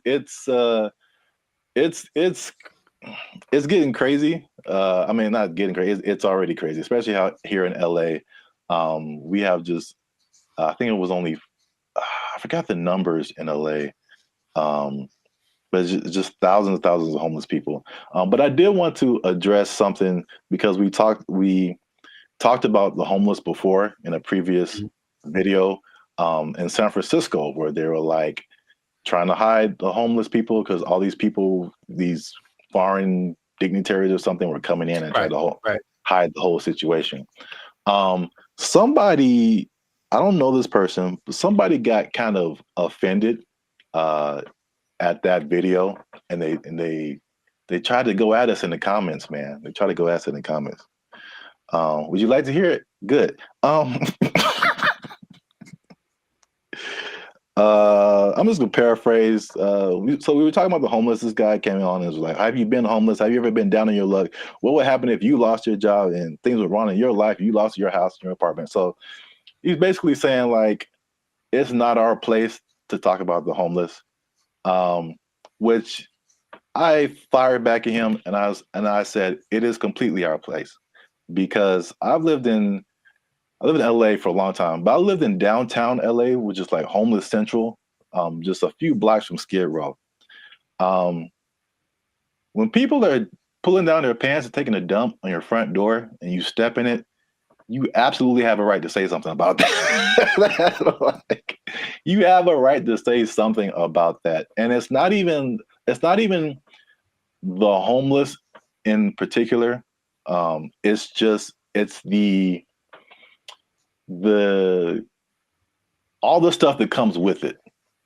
Like, I don't care if you're homeless or not, whatever, but it's like it's the disrespect for other people and the other things in the city. And just like the trash everywhere and the safety concerns and like the destruction of property. If you're pushing a shopping cart, I'm pretty sure you didn't buy that shopping cart. That means you stole it from us. Just because you're homeless doesn't give you a license to commit crimes. Like, you can't. Like, so it's not even about like the haves and the have-nots. Like, that's really irrelevant to me. And I will say that one thing I will apologize for is that I laugh a lot. And a lot of people have said that in the comments before, and I think that's just because I think one reason is because talking to a camera is really weird. I agree. And so I'm used to talking to a group of people or something where you get feedback, and so you say something that's funny. Like, I think it's funny. I just laugh at myself. But we try to keep it light on the podcast. But homelessness, really, there are. I don't know. Again, everyone's situation is different. Like you said, there's some people who aren't even broke. They just don't have a house. But there are some homeless people who are just like, they had a rough, whatever, something happened to them, and it's just a serious situation, and their life is really messed up. So I think well, at least I should apologize for making that I guess that false interpretation, you know what I'm saying? Like the insensitivity. I think that may have come across to some people like that. So I don't want to make it seem like we're insensitive to the homeless situation. But at the same time, I think that, we shouldn't be silenced because we've never been homeless or we never had a rough time or anything like that. And I have more to say about that, but I want to know what you think about at least that part of it too. Oh, I don't apologize for anything. I think that I'm justified in what I say when it comes to things that I've seen over time, right? So generalizing is dangerous, but it works because we have to start somewhere, right? So if homeless people were literally just like everyone else, they just didn't have a home, meaning they weren't dirty, they weren't sometimes violent or leading to criminal activity in order to, because if you don't have money, you have to do things that are above the law to get what you need. If the implication of what homeless is the problem, I think if somehow it was just you don't have a house, there's nothing wrong with that. And yes, people who have unfortunate situations, but in general, when there's, and I heard somebody say this as a joke, but it really does kind of resonate. It's like there's places where homeless people aren't allowed to go. Why? Because they're homeless, and that's not a place that they can't come into the places that we can go because they don't have a home. And it's not because they're homeless. It's because you can tell they're homeless because they look homeless, they smell homeless, they talk homeless, they're weird to you. Like all that stuff is what we're talking about. At least personally, what I talk about when I mention the homeless people. So I don't think there's anything wrong with that. If you do want to go by, I'm sure someone knows someone who just lost it all in a bad, crypto, real estate exchange. The woman took everything, whatever. I know there's people like that, and that's unfortunate. But just in general, homeless people are not contributing to anyone's sense of safety or anything like that. And that's what I'm referring to when I mention homeless people. Yeah, that's I think that's an accurate statement. It's just like, it's not about the condition. It's about the character that comes along with that, and the not only not contributing but being destructive. So that's just, even in my neighborhood, I think I told you before, it's like when I first moved here, like a few years ago, this place was spotless. I mean, it was just like people had pride in their neighborhood and stuff like that. And then, but we have a major mall, we have a major bus stop here and there, 7-Eleven, like the main intersection. That's kind of where I'm at. And it's just like every year it's like, okay, there's one homeless person. Okay, it's not so bad. Two homeless. Dang. All right, there's a guy sleeping in front of the grocery store. Crap. And then it's like trash just keeps building up. Trash, more trash, more trash, more trash. And it's like, this isn't a rocket science. Like, what has changed? There's more homeless people. There's more trash. There's more abandoned shopping carts. There's more crime. I mean, I looked at the crime map for my area, and it was like literally my block, that area that I'm talking about, is where all this stuff happens. This is like, anyway. The other point I wanted to make before we kind of wrap it up, because it's going kind of long. One thing I also hate is that when people make judgments about you and they don't know anything about you. So same thing. I mean, the door swings both ways, right? People could say, "Hey, we're making a judgment about homeless people," but this person in the comment also made a judgment about us, like that we don't know anything about homelessness. We have never had a rough time or anything like that. And it's just interesting to see. Because I personally didn't come from having a lot or anything like that, and so when I've done stuff here in LA and I've really worked really hard and become successful, it's just like the mentality of people is just so interesting to see, like the psychology. It's like you become like, you always had a silver spoon and like you got it good and you don't know what it's like and all this kind of stuff. And I'm like, I absolutely do know what it's like. Like into like 2012, I had nothing. I had like literally no job, no place to stay. Like I've been through all this kind of stuff. Like, and just because I'm like in my own place and have my own business and I do all this stuff doesn't mean like I don't know what's up. And I think about the people like the Jeff Bezos of the world, who just people just, oh man, he doesn't care. He doesn't know what it's like. Like I've seen pictures of this dude. This dude was selling books like in a garage somewhere, like just nerding out. I don't know if he had friends or I don't know, but they show these. Google started in a garage. Apple started in somebody's garage. Amazon started in somebody's garage. These dudes didn't just like, No, they worked for it. They really did. Yeah. And they gave the world something that the world needed. So they get rewarded with exactly. I mean, if you want to have all that, then you can create something that literally changes the entire world. And then you can have all that too. But like, I don't criticize anybody for like having success or anything like that. Like, I'm pretty sure at some point, even like the what was it? The Kardashians or Paris Hilton, because I used to kind of feel that way too, because that was kind of like their, you knew that they came from money. They had stuff going on. Sure. But like, unless you have worked on a TV show, like you really don't understand how insanely difficult it is, and how much you have to grind. Like just because you have a bunch of money doesn't mean it's going to be a success. Absolutely. Like I kind of tell you that I'm not even a lead. I'm just working, background or stand-in or just co-star or something. And I'm just like, after a couple of days, I'm like, dude, I'm like spent. I'm like, you're just 12 hours a day, boom, grinding. And then they have to come back and learn. They got to go home, learn lines, I think Dave Chappelle had a funny like little, I do a Chappelle show 14 hours a day, come home, raise my kids for like 10 to 20 minutes, and I get back up and do it again.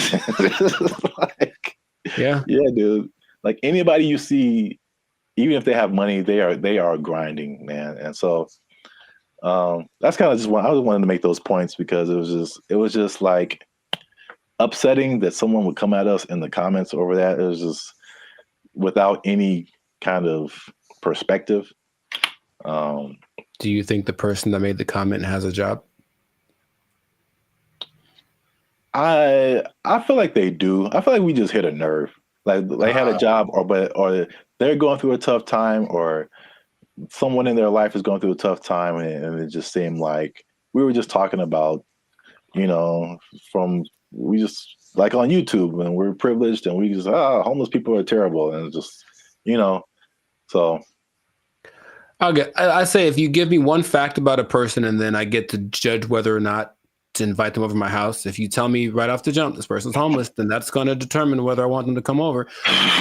Now, it's possible they're the sweetest person, and I know people for sure that do have homes that I never want them to come over. So there's that. It doesn't mean that they're a bad person. It just means, just based on the facts, statistically, this isn't a good start. Yeah. So I know it's a controversial situation. It's a big, it's been a big problem in LA and in many other places around the US and around the world. But let us know what you think. Leave us a comment. Let us know a comment that's nice. You can disagree. Say what you want. But just know that I'm coming after you if you do. Now leave us a comment. Let us know what you think. Homelessness. Have you seen homeless people? Are they living it up in your area? Do you wish you were homeless and you could just live like that and not pay rent? Do people misjudge one another when it comes to all this kind of stuff? I know it's chaotic. Let us know what you think. Until then, you stay classy, San Diego. That's nice. And don't be homeless. Don't be homeless. Yes. Worst ending ever. Bye.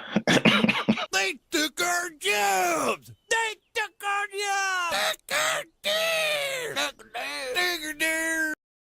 I bring it up because it's the first thing I've heard in a while where I listened to it and I was like, yo, yeah, okay, finally something that's like respectable and decent and moves you, right? So for those of you that are watching that really want to get into this, stay tuned to the end because you'll actually find out something that you don't need for this that you would think would be important.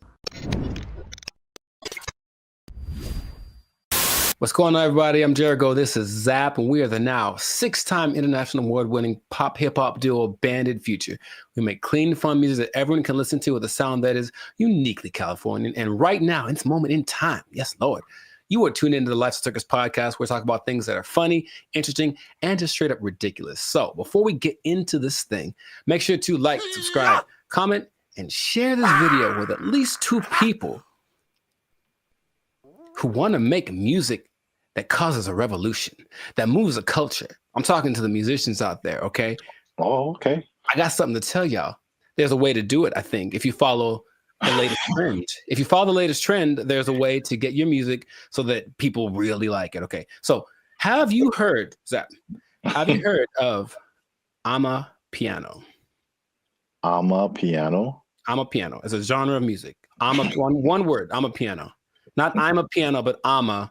I know, it sounds like it's lines. It's not I'm a piano, it's I'm a piano. I've never heard of it. Not ama. It's ama, and it's her piano.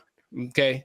But it's called Amapiano, and it's basically a genre of house, if you will, but it's from South Africa. So the most popular figure in this is Tyla, if you have heard of her. The water. I've heard the name.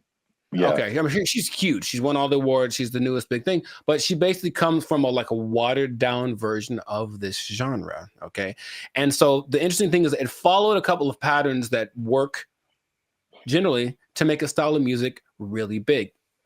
And I bring it up because it's the first thing I've heard in a while where I listened to it and I was like, yo, yeah, okay, finally something that's like respectable and decent and moves you, right? So for those of you that are watching that really want to get into this, stay tuned to the end because you'll actually find out something that you don't need for this that you would think would be important, okay?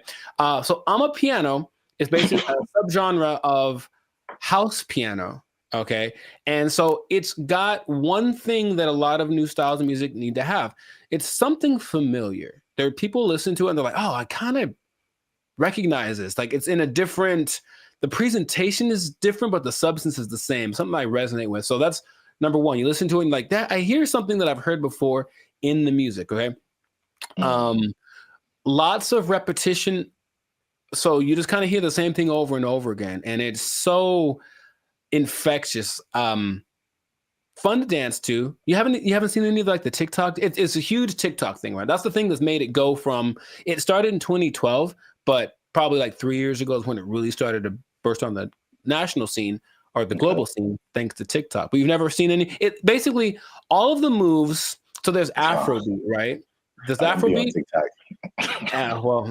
But there's Afrobeat and all the moves are kind of complicated and intricate and whatever. With Amapiano, I guess tip number 2 is that a lot of the moves are really simple. And the whole point is just to do stuff with your friends. So just get in a group and do this music, do this dance, and do 6 seconds and it'll blow up on TikTok or whatever. And it's always something really simple, a little shoulder movement, a little head thing. And it looks really cool, but the music kind of has this driving thing. So I'm giving you all the formula for this, basically. The look of it is familiar because if everyone looks like hip hop, basically everyone knows hip hop. So the dress for the women and the men, it has that same aesthetic. People just look like, oh yeah, it's like a hip hop person. But then you see that they're talking. Okay, they're definitely from Africa. You see their movements. Oh, this is a little bit different. So it kind of has that element to it, and it connects with young people. Okay, I think if you look historically at any big movement from the swing to grunge, anything, it was youth that were really pushing it. So you see kids that are super young kind of grooving to it, which means they'll probably grow up to it, with it their whole life. I forget, the people that like this style of music have a name. That's another thing I was going to, like, we have our BFFs. They have people that like this music. I don't remember what it's called. I have to look it up. People that like Amapiano, okay? There is 2 other elements that are really important. It features women a lot.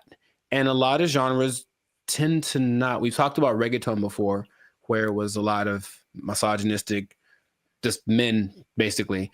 And this one has a lot of women from, I mentioned Tyla, though it also has Shasha, Kamo Mapela, Bule, Nia Pearl, Lady Do, Buntail Smith, among others. So the women are pushed to the forefront of it. And their whole philosophy is like, well, if women like it, then everyone will like it.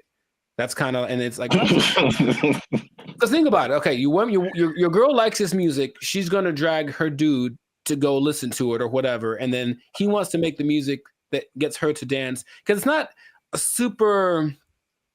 I don't call it sensual. Like it's very like the way they move is very sensual, but it's not over the top. Okay, so it kind of still cool for younger people to do it. Yeah, a little bit tamer. It doesn't quite have all of the negative things that you associate with like hip hop and reggaeton right now. So it's kind of found that universal appeal. And then this is probably the most interesting thing about it. So if y'all don't know, Zap started a dance group back in the day. Instant Groove. We was grooving, man. It was IG for life. Shout out to the IGs, the IGers. And you have a song or whatever, and there's beats, and then you choreograph a song to the beats, right? Well, with Amapiano, it's interesting. There's so much going on. The elements are usually a shaker, a snare. There's like a log drum that's like the bass, so it's like a really distinctive sound, and then a kick, and not many other elements to it. But there's so much happening that you can actually kind of choose which beats to hit and whatever. And so when you're moving with it, your dance will be different than someone else's because you chose which ones to emphasize. And I think that's really cool. There are the ones that have like, this is the dance you do to them. I think Imnike is one that, oh my God, that's the one that actually got me into it. Imke, I don't know how to say it. Imnike. And it's so good. It's so good. So you watch people dancing, it's like, oh, he danced to it, but he emphasized that beat. And then there's a lot of off beats, very syncopated. It's all very exciting. Before I get into what the thing that's not in it that you would be surprised about, Has there been any music that you've heard recently that made you go, okay? Because I think to me, music's been kind of like on the low for a while. But anything that you've heard that was like, okay, oh, that's pretty dope.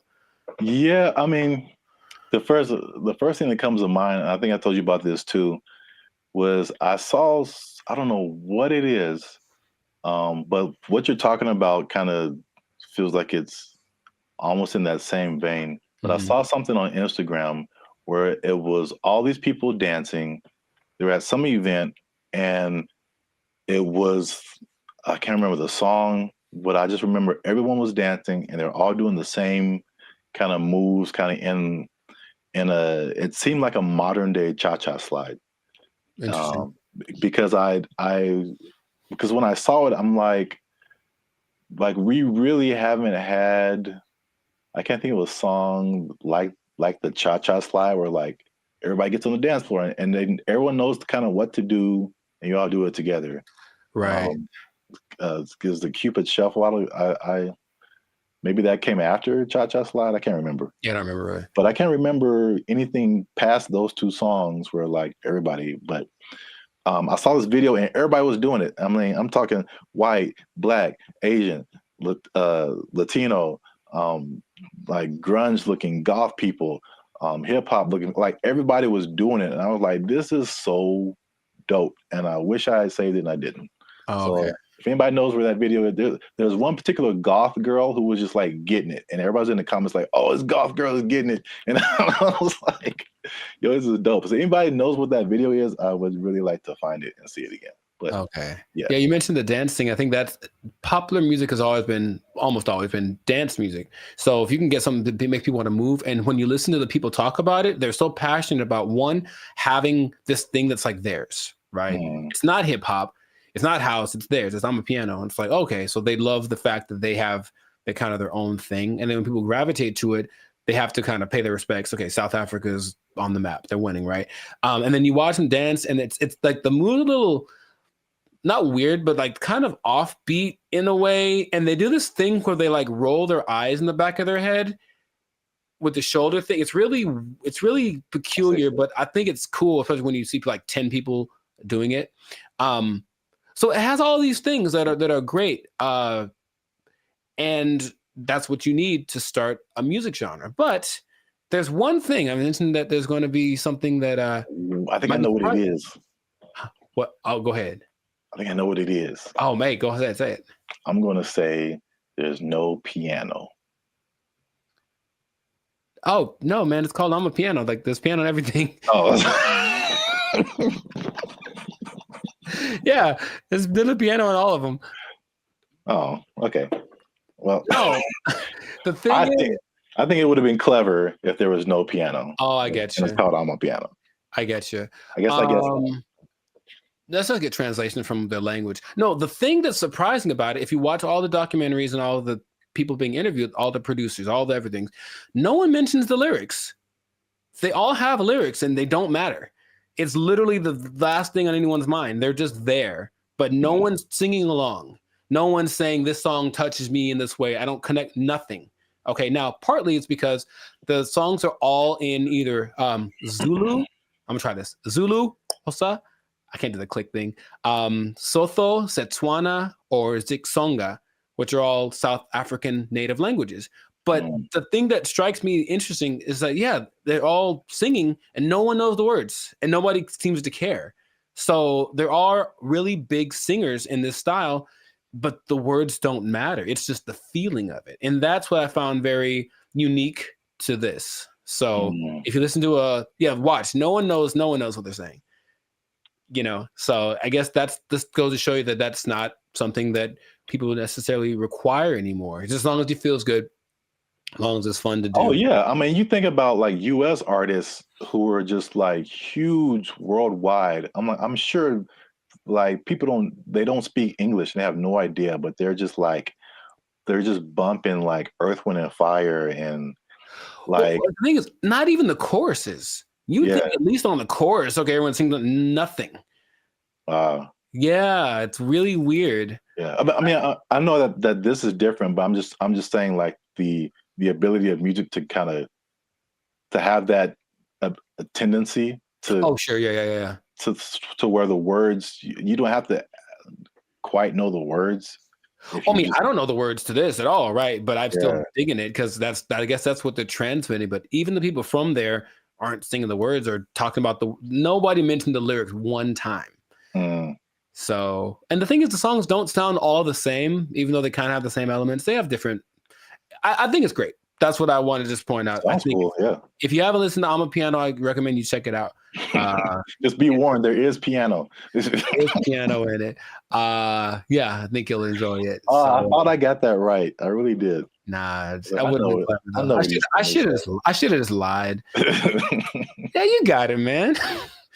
But in any case, let us know in the comments if you listen to I'm a Piano what you think. If you have a TikTok account with 20 million followers because you did a dance to one of the songs, who knows? But and all the songs, the dances are just from whoever did a cool thing. That's the other thing. They're not made by famous choreographers. It's just like somebody literally said, I saw a kid dancing to it on the street and I thought it was cool. So I did it in the club. And the next thing you know, there's 500 people doing it. So there's that like word of mouth element to it. That's just, I think it's really cool. So anyways, yeah, check it out. Check out some of those artists that I mentioned. They're pretty great. And if we get 10 comments, then Jericho's going to do one of the dances on our TikTok. I didn't sign up for that. I wouldn't mind learning though. That is kind of fun. I'll do one of the simpler ones. 10 comments. There's one. It's like a little. It's very simple moves, but I'm still probably going to mess it up. Anyway, this has been another episode of the Lifestyle Circus podcast. Make sure to like, subscribe, comment, share this video with your peoples, and then just remember that if you're dancing and you're grooving, then the music's going to be spread around. So make that music danceable, and you stay classy, San Diego. Yeah, man. You got it. There's piano. They took our jobs. They took our jobs. In addition to having just general cruise ship entertainment, they also have a passenger talent show.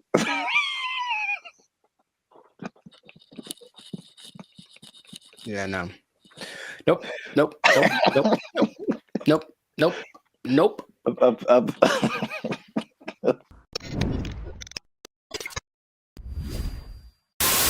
What's up, everybody? I'm Zap. This is Jericho. We are the 6-time international award-winning pop hip-hop music duo Band Future.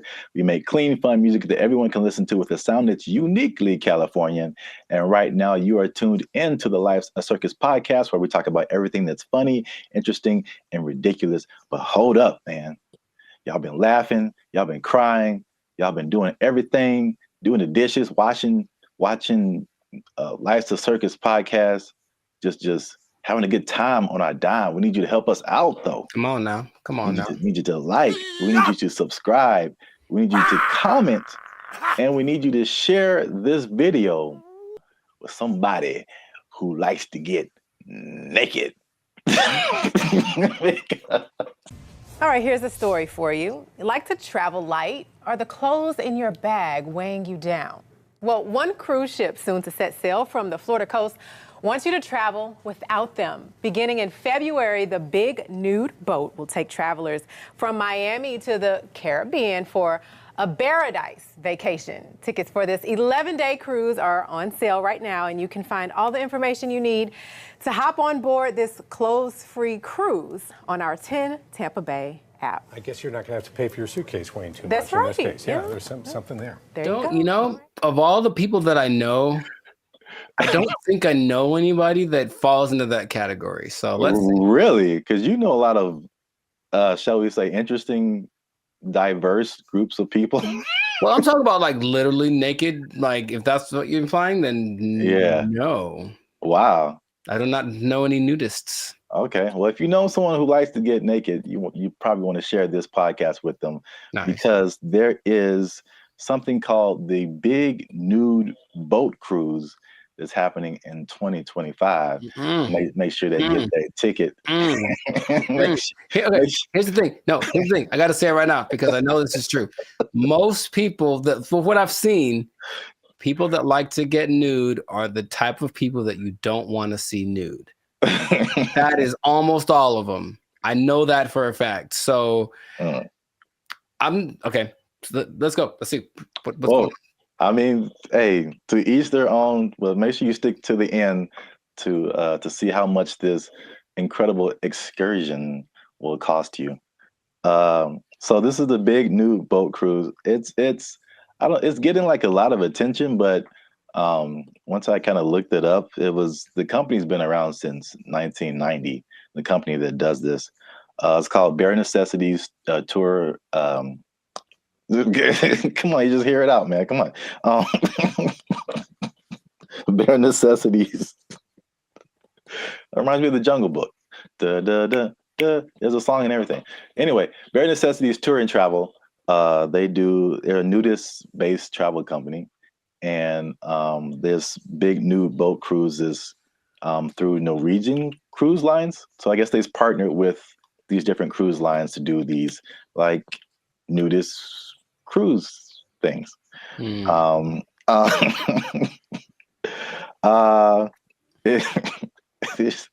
lot of fun facts here.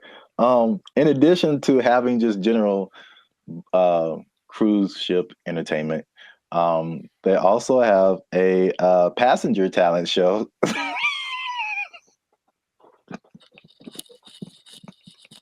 Yeah, no. Nope.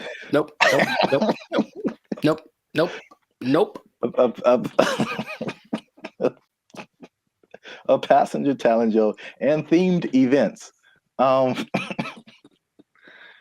What that consists of, I'll leave it to your imagination. I've erased it from any. Okay, keep going. I feel like there's something good here. I know you have so many questions, so I'm going to answer this one in particular. I know that you're asking, can you be nude everywhere? And the answer is no. Certain places and times where you can be nude, and certain places where you can't. So clothing is required when you're docked at port, in the main and specialty dining rooms. So can't eat naked.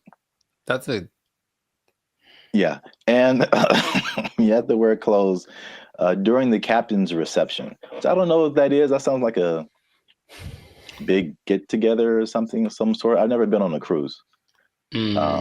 So the captain, those times and places you have to wear clothes. How's it sounding to you now? Doesn't sound like enough places or times. And you know what I'm thinking about? Honestly, the word nude is what I don't like, because nude to me implies unattractive people without clothes on. For me, naked sounds sexy. Like, do I want to see this naked woman? Absolutely. Do I want to see that nude group of? I don't even use that word unless I'm referring to people that I didn't want to see in that condition. So I think that's really what does it for me. I see. But okay. Continue. Hey, they've been killing it since 1990. That's like recession proof, right there. You said Norwegian, right? Norwegian Cruise Line is the cruise line that they're contracting with to do this. So it's not like, okay, because I think I've heard of this on other cruises like Carnival and stuff. They basically just, this is our event, we want to use your boat kind of thing. Okay, I only ask because in general in Europe, nudity isn't as oh my god as it is here. So I would expect it to be something related to a European country. Well, actually, the cruise is going through the Caribbean. That's a good segue. So it starts February 3rd, 2025 from Miami, and it goes through Puerto Rico, Port-de-France, San Lucia, some other places, and then comes back to Miami. It's an 11-day cruise. And you went on a cruise, right? Mm-hmm. So how much do you think this one would cost? Cause mine was $7, and it was one of the cheaper ones. I'll be honest. The one that I went on was one of the cheaper ones. So doesn't mean it was worse. It just had less amenities and things. So I would imagine this. Does it start? So it's run by Norwegian, but they launch from Miami. Is that what you're saying? Yeah. Oh, okay. I mean, if you gotta be nude, that's a good place to be nude, honestly. It's better than Norway. Norway is freezing. Let's see. I would say how much I think it's cost, how much I would pay. Give me both. I would pay. Depends on if I could see. Wow. You know how people are like, I want to see the picture of the person I have to sit next to on the plane. I'd want to see every person that's going to be on this cruise. Like once I pick my place, I want to see their picture, their description, everything. A picture within the last 6 months. If that's the case and I like what I see, I'd probably pay a few thousand for that. But I figured it's not that way. So I would say for 11 days, maybe $3,000. But I would imagine it feels like a special thing. So I feel like it would cost more, maybe like $4,500. Okay. That's my guess. What's a huge range? The lowest price is $2,000. That's where it starts. Oh, okay. And it goes all the way up to $30,000 for a 3-bedroom, like sure, baller status. Yeah. Like what happens on the cruise stays on the cruise. Like one of those types of places. Come on now. But as you were talking, I'm just like, even if the person is attractive, are there some things that in the nude just aren't attractive? Like they talk about like activities or situations, like both. I don't feel like you would.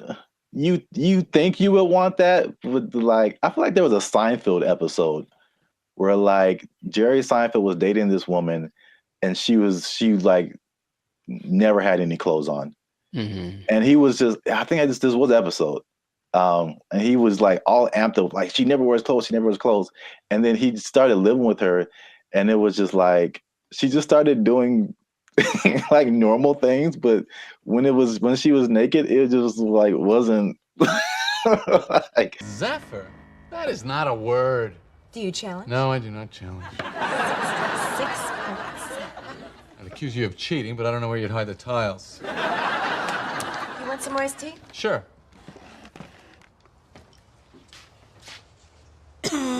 Wrong pipe.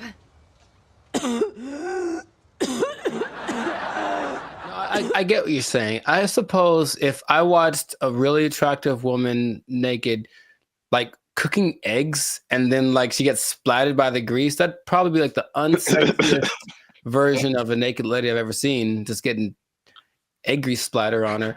I suppose, yeah, you get numb to it, but then that goes to the whole not mixing the sexuality with the nudity. It's like, I'm just naked. Like that's how some people see it. And so I get that. But that's the best case scenario. Like I said, I'm pretty sure most of the people you don't want to see naked, and all they need is the green light to say you don't have to wear clothes here. And they said, sign me up. The first one in line at the buffet. They're the ones that are trying to see how much they have to not wear to be able to get to the buffet. You know, like I have something on. It's like it's not enough. That reminds me also of the gym.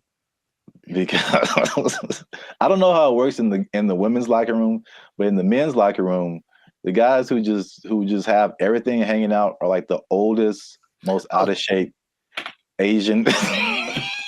Nice. But the thing is, they grew up with it, so they're not. It's not weird for them, and they don't mind making you feel uncomfortable about it.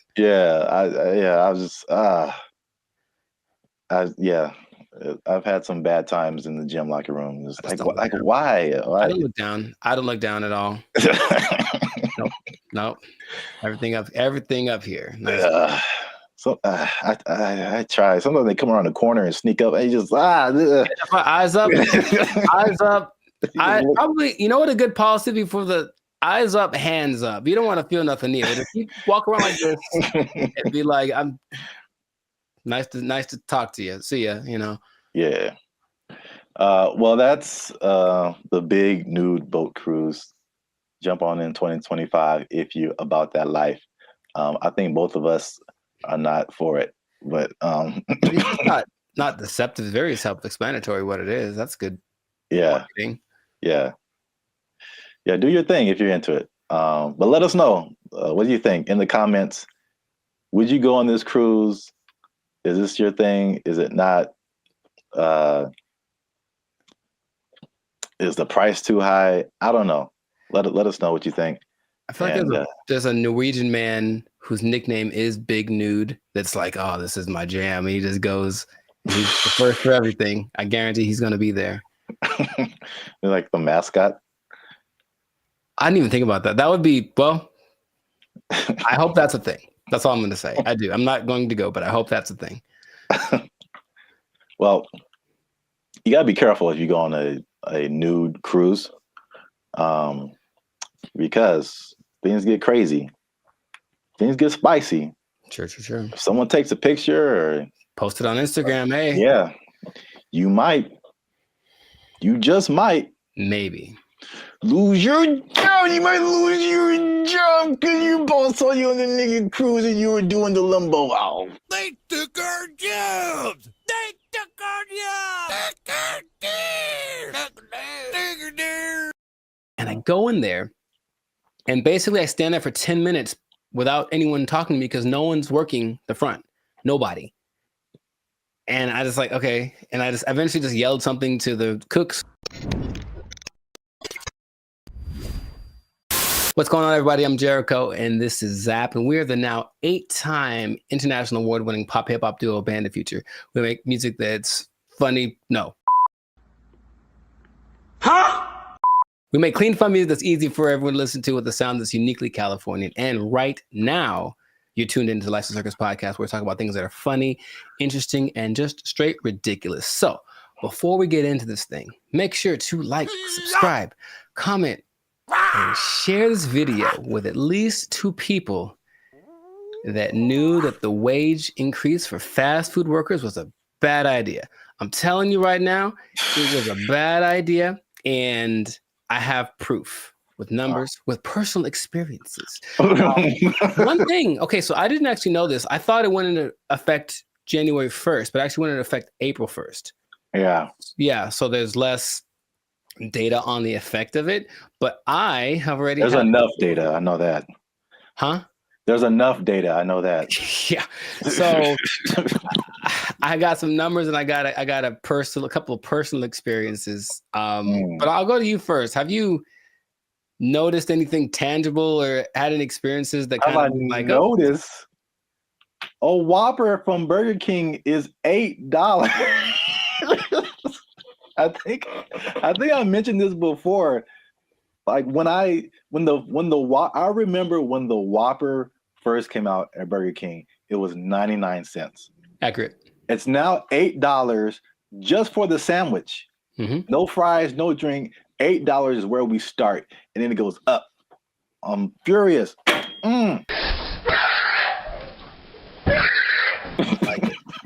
So yes, increased prices everywhere across the board, and I had a couple of eye-opening experiences just last week. Hey, y'all, come look at this. I went to a Korean restaurant because I like me some Korean food, and I wanted a bulgogi bowl, just beef and rice. It is literally beef, rice, and some onions. And give you a couple of sides right now. I slide in there. I felt like that joke from Cat Williams. Remember how you used to just give $20 at the pump and said, here, you know, and then walk away? If you had $10, $15, you could go to the gas station with confidence because you knew you was either going to be full or damn near full. If you had a 20, you ain't even talk to the person at the counter. You just 20 on 11. I walk in like, I know how much a bulgogi bowl costs. I've had these before. And I didn't even look at the price. I just ordered it. Confident. Here's my card. Confident. I look at that thing, man. $27. Good Lord, that's a lot of money. Don't you like rice? $27 without the tip. Okay. So I was very sad. I was very sad. And I ate it, and it did not taste like a $27 bulgogi bowl. It tasted like a $12 bulgogi bowl, one that I came to know and love. That sucked a lot. This sucks. Yeah, it really sucks. What is happening, of course, is that since wages are increasing, owners of these franchises are laying people off or giving them less hours, something like that, right? So I go to The Habit, which I don't go to fast food too much, but I do enjoy The Habit. I think they got good stuff. And I go in there, and basically I stand there for 10 minutes without anyone talking to me because no one's working the front. Nobody. And I just like, okay. And I just eventually just yelled something to the cooks. Y'all gotta chill. Y'all crazy back there. But they don't work the front, so they didn't do anything. So I just kind of left. And then I overheard the conversation, like somebody got off the shift at X time and someone wasn't coming in till Y time. So I was just out of luck. I came in the gap between shifts and there's nothing they can do about it. Calm down. No! Now, there's a couple of things that are interesting. So for those who have been living under a rock and they don't know, the fast food minimum went up from $16 to $20 as of April 1st. Okay. And they started to interview a bunch of people just to see what their experiences are, business owners. One owner of El Pollo Loco franchise actually said he owns 6. And he says his costs went up because of this, $180,000 per store per year. Just one guy. And he says, I can't handle it. So he says, as of today, I'm in the red. We're losing money. We're going to need to stop the boat from leaking by making changes, which means raising prices, laying people off, all that kind of stuff. And it keeps happening. There's also confusion about who it applies to still. People like, there's a Gabriella Campbell who owns an ice cream place in LA, and she's not quite sure. She had to write the assemblyman. All this is confusing. So they're trying to figure out what's going to happen. So they're losing money from litigation, trying to get paperwork signed and documents and hire lawyers and all this stuff. It's just chaos, right? No one knows what's happening. And so the big thing is that I think it's all going exactly like we predicted. Going to have less workers. Somebody's going to get fired. Right. Or more automation. So again, less workers or less hours. Nobody gets overtime. Something has to like compensate. I mean, it's like people think they just pull minimum wage out of thin air, and it has to come from somewhere. Another gentleman said, Brian Hom, he owns San Jose Vitality Bowl, and he said, one, customers are really mad at his $14 price for an acai bowl, which I understand because I've made an acai bowl for $3. So I understand the price. And then he basically said this: I'm happy for my employees getting the $20 minimum wage, but if we can't continue to have good sales, they may not have a job. You about to lose your job. Get this thing. This is the cycle that we've entered ourselves into, where the owners have no choice but to raise prices, but to lay people off. And it's just bad. And I don't see it. I don't see the solution. I got some good news and I got some bad news, y'all. The bad news is that I'm shutting down the studio. It sucks for the, I mean, there's so many different, everybody's. What? Bro, what are you talking about, man? Everybody's in a different boat. I know a lot of this applied to like the big chains, like the McDonald's of the world and the big franchises. Sure. And it's a lot of complaint from people is like, well, these are big corporations. They have lots of money. It's not, they can afford to pay this. They know what they did. They know what they did for sure. Like just McDonald's, because that's the thing that everybody knows. The McDonald's corporation is different from like the franchise owners. And so these are like individual people or individual businesses that, you know, get everything from McDonald's and just put their, you know, labels on it and all that kind of stuff. And so they don't have as much control as business owners or as franchisees. Is this worth you losing your job? They have their own kind of separate budget that they have to work with. It's not like, you know, McDonald's down the street is not the McDonald's corporation per se. Right. So there's that disconnect, which is confusing to people because I think those people that you mentioned, the actual franchisees or the business owners, they are the ones who are getting it the worst. Yes. One because they can't really, they don't have control over their franchise fees and all that kind of stuff. They didn't advocate for this minimum wage that was just handed down to them. And then the third thing, which is like the killer, is that because they have to raise their prices to just survive, the people are getting mad at them. Yeah, and they had nothing to do with it. We're supposed to be a family. What are you doing? They had nothing to do with paying people like 20 to 30% higher than all other minimum wages. Like they're just caught in the middle with either shut down or raise prices. But it's in terms of like answering your questions in terms of a solution, this is just skyrocketing the race to automation and AI and like everything. It's just every other industry now, just to keep prices reasonable. Will everybody lose their job? No, but will a good amount of people lose their jobs? Yeah. Yep. That whole automation thing is gonna just take over. Maybe that was the end goal. I don't know. Oh, touchy. Careful. They're listening. But yeah, it does seem like the politicians decided we want to win the battle and lose the war. So we'll see how that ends up. Interestingly enough, there seems to be a strange coincidence, some might call it, between this happening and the amount of restaurants that are shutting down this year. I mean, going completely under, right? And I was going to tell you all about that in another episode of the Life Circus podcast. But for now, we're going to wrap this one up because we're a little over time. So just make sure to support businesses as best you can. But if the prices are too high, you vote with your dollars, right? So you can say, hey, this is a bit much. I'm not paying $8 for not never. Not never am I paying $8 for a Whopper. Not never. That's what I'm trying to tell you. Yeah. I'm going to the store. I'm going to get myself some ground beef and some buns. I'm going to make a $2 Whopper that's going to be just as tasty, less preservatives. You know what I mean? So that's what we can do. But yes, make sure to stay tuned for another episode of the Life Circus podcast where we do talk about restaurants going under because it's kind of sad. A couple are hitting close to home, man. It's gonna get kind of teary-eyed in this one. We'll see. But make sure to like, subscribe, comment, and share this video with people who just want to say I told you so, I guess. That's exactly what happened in this situation with the fast food price increase, the minimum price increase. And if you are working in, I hate to say it, I don't want to rub it in people's faces. Should I even say it? I don't want to rub it in people's faces.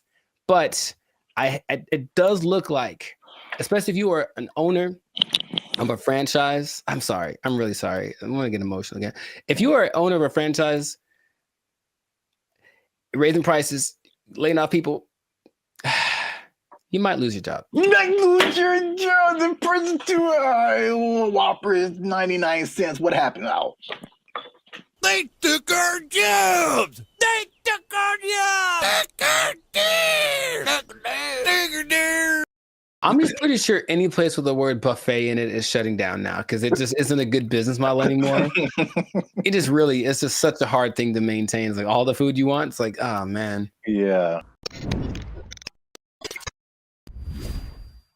What's going on, everybody? I'm Jericho. This is Zap, and we're the now 8-time award-winning pop hip-hop duo Bandit Future. We make clean, fun music that everyone can listen to with a sound that is uniquely Californian. And right now, in this moment in time, you are tuned in to the Life Circus podcast, where we talk about things that are funny, interesting, and just straight ridiculous. So before we get into this thing right here, make sure to like, subscribe, comment, and share this video with at least 2 people whose favorite restaurant is shutting down. Oh, this is gonna hurt. This is gonna hurt a little bit. I'm really sad about it. So if for those of you that aren't aware, having a restaurant is difficult, opening a restaurant is difficult, keeping a restaurant open is very difficult. Just regardless of how the economy is, that's just how life is. According to Forbes, they're smart. 17% of restaurants close in the first year, which is lower than other service providing industries, but it's still pretty high. And 80% close within the first 5 years. It's really tough to get a restaurant rolling. And the cost of a restaurant is about $375,000 to start, and that is not including operating expenses. And so people usually overspend at the beginning, and then they try to catch up with sales. They don't make the sales they want, and then sad times. So that's what seems to be happening to a lot of our favorite restaurants. I have a list, and some of these are surprising. But what I'll do first, I'll tell people what they can do.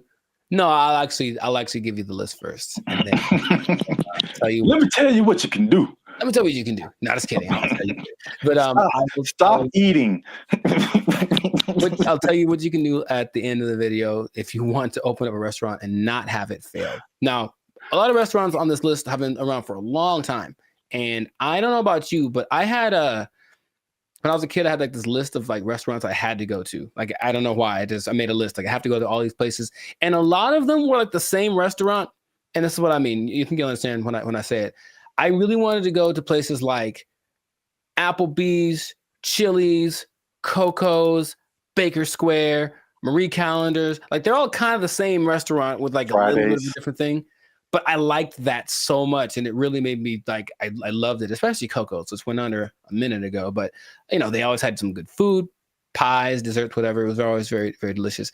And so I think that idea doesn't work anymore. That's just my assumption based off of what I'm seeing in this list, that places that are very similar to each other, they're not going to last. You kind of got to stand out. You got to be a little more individualistic. Okay. So I'm going to, let's see. How am I going to do this? I'm going to name the place, and you just give me a reaction. I just want to get that's what I was going to say. You name the place, and I'll either like take it or leave it. Okay. Some of these are closing down. Yes, take it or leave it. Shutting down several locations. Others are shutting down all of them, and I will tell you which ones. Okay, so first one, we have our buddy Fuddruckers. They're closing down all. I heard about that, and that restaurant had a I was gonna say it had a special place in my heart, but it probably has a special place in my arteries too, because very nice. Was that with you when? Yeah. I was so proud of myself. I can never. If I try this again today, like, you'd have to wheel me out on a gurney into the hospital. But they had the. Was it a challenge, or there was just a burger they had, right? It was a huge. I don't know. I didn't finish. It was a 1 pound hamburger. Yeah. And it was Eric there? Was Spider-Man there? He might. I don't think so. I think it was just us. Just us. And it was just like, I don't know. Well, that might have been just between us, because we initiated a lot of eating challenges just for no reason at all. Which is fine. I've never been as good at eating a lot, but that was particularly I don't know. Just I didn't make it. Yeah, and I remember eating the whole 1 pound burger and fries, and it was totally fine. Mm-hmm. And that's literally the only time I went to that place. Yeah, me too. Hit it and quit it, man. Well, so, yeah, I would take that one. That's a sad one to see go. Okay. Old Country Buffet. All of them are cutting down. You ever been there? I don't know if I've been there, because I'm getting it really confused with Cracker Barrel. But okay, it sounds very white and accurate. Like, I'm not so sure about it. I'm just pretty sure any place with the word buffet in it is shutting down now, because it just isn't a good business model anymore. It's just such a hard thing to maintain. It's like all the food you want. It's like, oh man. Yeah, that makes sense. Okay. So this is gonna hurt, man. I'm preparing you before we rip the Band-Aid off.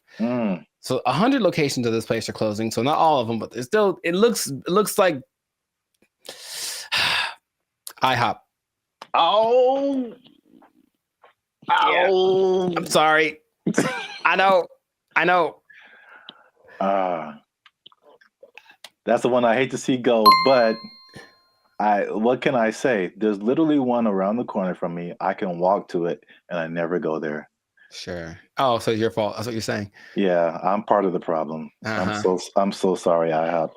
I've let IHOP down too. I have one down the street, and I've been once. I've lived here 7 years. I've been there one time. We apologize. Buffalo Wild Wings are shutting down 30 locations in Canada and 60 in America. Now that one, they charge you like $30 for 10 wings, and I'm just like, yo, your price is way too high. You need to cut it. Nice. Okay, maybe. Well said. Applebee's is shutting down 35. But here's the thing. I think anything on this list, even if it's a few, it's kind of a sign of the time, like it's going down eventually. Can't take down Applebee's, man. That's what I mean. That's the go-to. That's the OG. The 2 for $20? Oh, come on, man. Like Applebee's has always been like the most, like the okayest in the best way possible food I've ever had. Like, I'll be honest, no, like top 3 steaks of my life. For some reason, one day they made a steak that was immaculate. I got this thing for $12. An immaculately made steak with like the Parmesan shrimp on top. Man. Anyways, yeah, so we'll see about that place. Red Lobster shutting down 50. You know me, man. I don't like seafood, so. Well, for me, of the seafood places, that's my least favorite because everything tastes like butter. Literally, and I'm not. That's all the biscuits. You start with the biscuits that are buttery, and then everything just goes the same. So I'm not the biggest fan of those. Marie Callender's, man, all of them.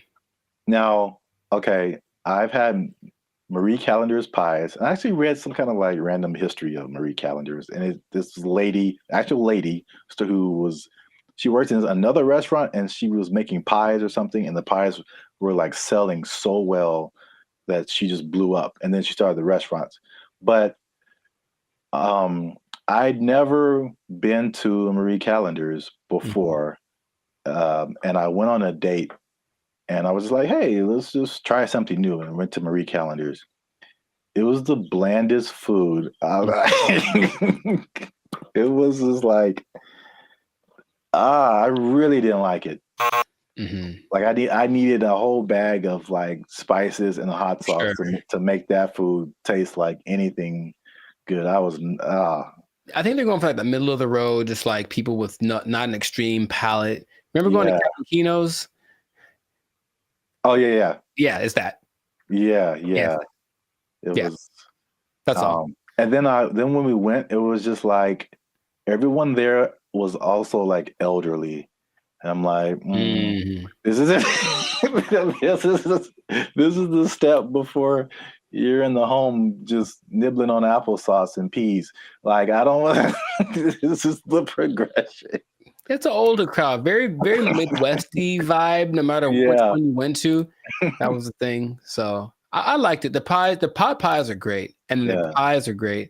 And I don't remember much else, but I do think in general it was kind of regular, kind of blandish. Yeah, sorry, Marie kind of vibe. But I can't get down. Marie Callender's RP. There's a lot more places. I'm not going to name them all, but one that is noteworthy because it just kind of goes with the changing of the times, with the price increase, the minimum wage increase, all that is Pizza Hut. They're shutting down 500, but they're going to more of a delivery thing. That's what their focus is. So which is weird because we just did a thing about them. Like, well, I guess they're just doing like DoorDash and all that kind of stuff. Yeah, because they got rid of all of the delivery drivers.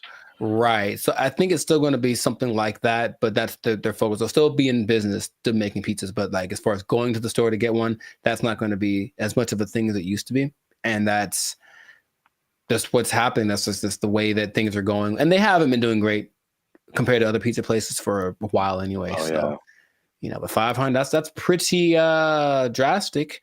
I did want to throw this one out there. I've been one time to Joe's Crab Shack, and I did like it because crab is hard to mess up. You boil it, it's a pretty easy food to make.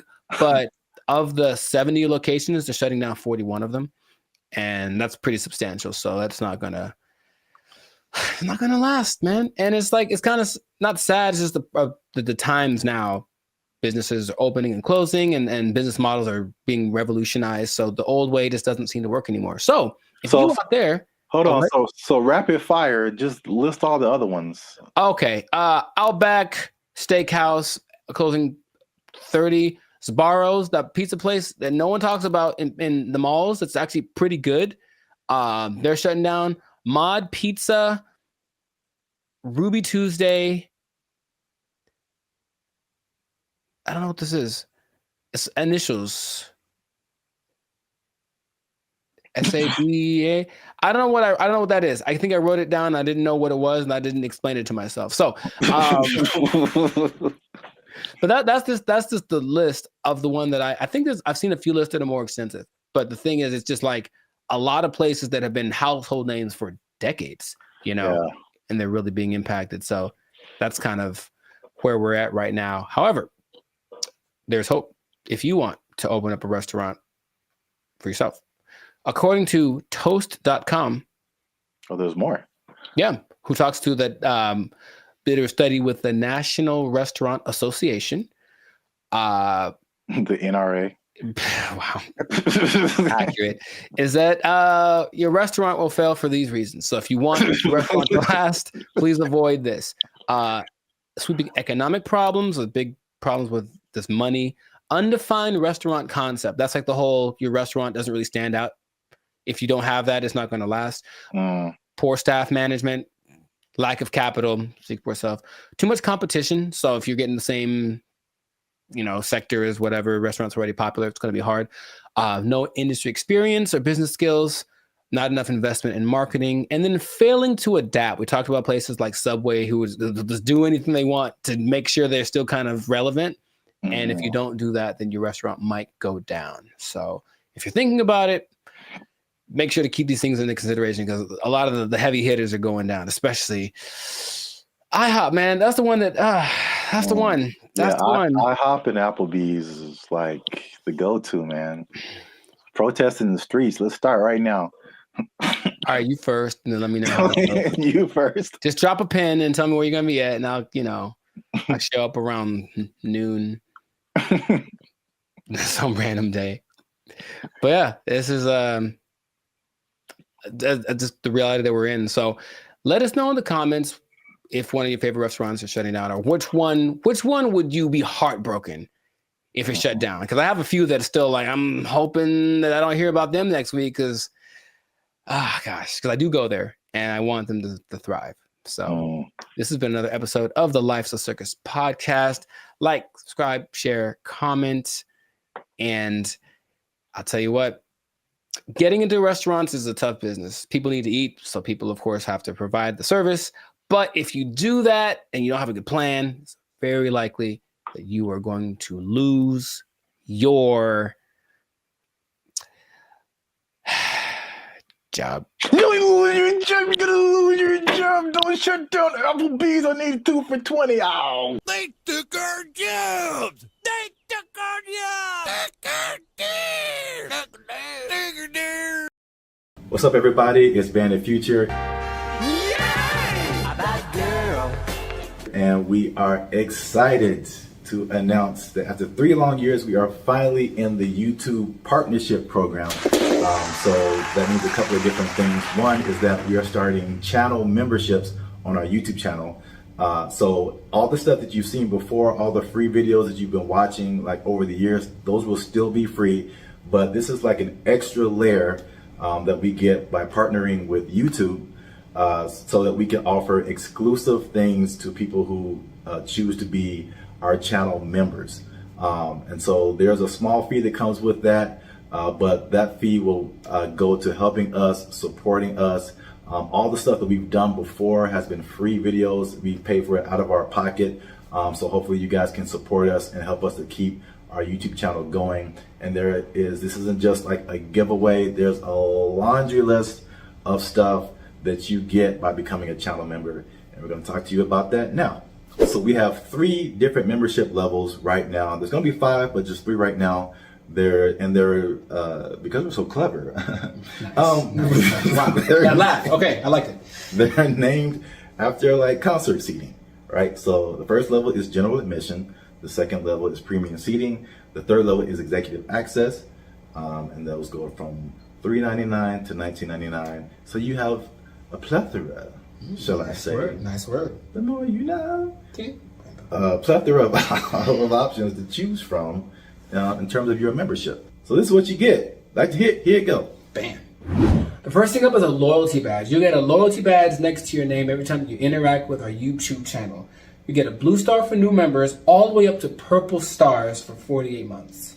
The next thing is one of my favorite things is the custom emojis. This is crazy. So if you want to use, for example, Jericho's face, right here, you type Jericho, and Jericho's face will pop up in your chats, in your comments. It's a custom emoji of Jericho that you can only use here.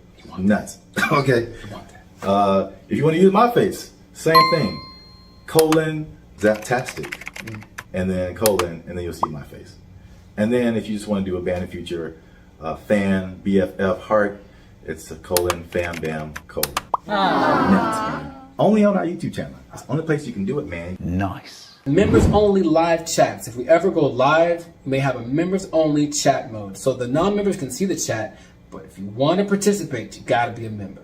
All right, so the last thing in the general admission level is priority reply to comments. So if you leave a comment on any of our videos, we reply to you first. Everybody else got to wait, okay? Because they ain't members. Fast pass. They ain't members, but you a member. We gonna talk to you first. Because you're worth it. Because you're worth it, and you gave us money, but most of all because you're worth it. Membership polls. In the community tab of our channel, we're going to start putting up polls where you get to vote on topics for our channel. Like, what's the next video going to be? Or you can pick what the next video is going to be. What would you like to see as the next video? Next video related topics. Huh? So if you balling a little bit, okay, talk. You got a little more change. You can get to the premium seating. Yes. The first thing you get in premium seating is early access to videos.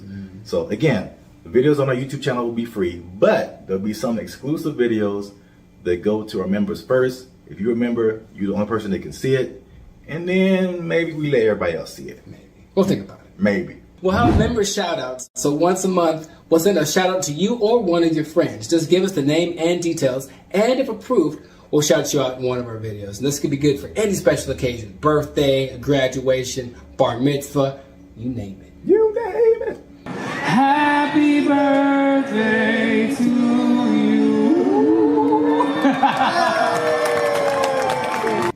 All right, so the last thing under our premium seating is the photo and status updates. So that means you'll get an exclusive look into our lives as we make music and videos and all that kind of stuff. That'll be under the community tab of our YouTube channel. So just scroll past the videos and the shorts and the live streams and you'll see community. You pop in there, be some members only stuff only you can see as a member. Come on into the community. Boom, bada boom. Come on into the community. And if you just balling out of control and you got girls at your house singing the doorbell, then maybe you can get to executive access level. Ding. Dong. We do a real grande around here, man. The first thing you can get is your name in the credits. So imagine how cool that is. We'll put your name in the credits of one of our videos each month as an honorary producer. The second thing is crazy, but we're doing it anyway because we can. Yeah. It's called teleprompter control. All right. So you give us something fun or crazy to say, and if it's approved, all right, don't make us being too crazy out here. Our parents watch this stuff. That's accurate. They tell me that all the time. If it's approved, we'll read it on our YouTube channel, straight up Ron Burgundy style. You stay classy, San Diego. I'm Ron Burgundy? Damn it! Who typed a question mark on the teleprompter? For the last time, anything you put on that prompter, Burgundy will read. And last but not least, oh my God, last but not least, discounted merchandise. Because everybody likes a bargain. You'll now be able to shop for Bandit Future merchandise directly from our YouTube channel. And with executive access, you can save money on our official merchandise with your own custom discount code. So that's it, guys. Once again, we appreciate your support. You've gotten us this far. Less than 8% of all YouTube channels reach this partnership monetization stage. So this is like really big for us. We really appreciate you guys. And again, if you want to keep pushing Bandit Future forward, we really need your support. Again, it's not just asking for money. We're going to give you a lot of stuff, do a lot of extra stuff on our part just as a thank you for becoming a member. So choose your membership level and help the boys out. Trying to get some cheese on the Whopper, you know what I'm saying? Ooh, okay. Yeah. High class, moving on up. Because if we don't succeed with this YouTube channel, they're gonna take our jobs. They're gonna take our jobs. He's over there now. They took our jobs! They took our jobs!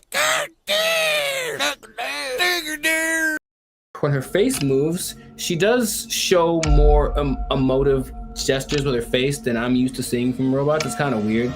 It's almost too much, but it's kind of like they're going to try to make her as human as possible. What's going on, everybody? I'm Jericho. This is Zap, and we are the now 8-time international pop hip hop. Well, 8-time international award-winning pop hip hop duo Bandit Future. We make clean, fun music that everyone can listen to with a sound that is uniquely Californian. And right now, congratulations, you won. You are now listening to the Lights of Circus podcast, where we talk about things that are funny, interesting, and just straight ridiculous. So before we get into this, make sure to like, subscribe, comment, and share this video with at least 2 people that are comfortable with our imminent AI takeover, because something has happened that I was not aware of until recently. Okay. So I was reading some stats online, and there's a study by the IBM Institute for Business Value, and it says that 43% of CEOs are using generative AI to inform of strategic decisions. So people are utilizing AI a lot, making decisions because it's just quick, and then at least helps them get to someplace. Maybe they don't do exactly what the AI says, but there's something that they go to AI for, and it's becoming more prevalent, especially compared to a couple of years ago, right? But what if I told you there's one company that took it a step further? Maybe one company that's I don't know, Polish, maybe. Polish from Poland, man. Maybe they make rum. Maybe they're a Polish rum company. I see. And they decided, let's just make our CEO an AI bot. And so they did. That is the reality that we live in. So the company is called Dictador. It's a rum company from Poland, and they went ahead and they just made an AI bot their CEO. Her name is Mika. And if you look from afar, if you see like a still picture, it just looks like a lady with kind of grayish hair. And then you look closely and it's like, oh, that's not a real person. So the AI named Mika is the first CEO, female robot, a true trailblazer, and is also a board member who directs operations on behalf of Dictador. Okay, so just off of that information by itself, how do you feel about that this is happening? I would say shocked, but I'm just not. I think we've spoken about this a lot, and we know that stuff like ChatGPT and all this kind of AI stuff, robotics, is just beginning. I've seen Terminator. I don't know. You don't watch movies. I have not. I understand the premise. The Matrix. It all just, we've kind of forecasted this for a long time, and here it is. Congratulations. It's been actually having the last 8 months or so. About 8 months ago, they appointed Mika, the CEO, and they actually interviewed the president, Zarek Zoldrowski, and they just said, so what's the deal with that? And he basically said, we're not concerned that AI is going to take over, because humans still can't be replaced to make certain decisions. Like, for example, you can't use AI to hire or fire people. That's what he said. But AI is such a powerful tool, and people were using it anyway. We decided, let's just go one step further and actually make AI our CEO. Now, if you listen to this guy speak, he does seem like he just came off of an acid trip or something. He's a little out to lunch.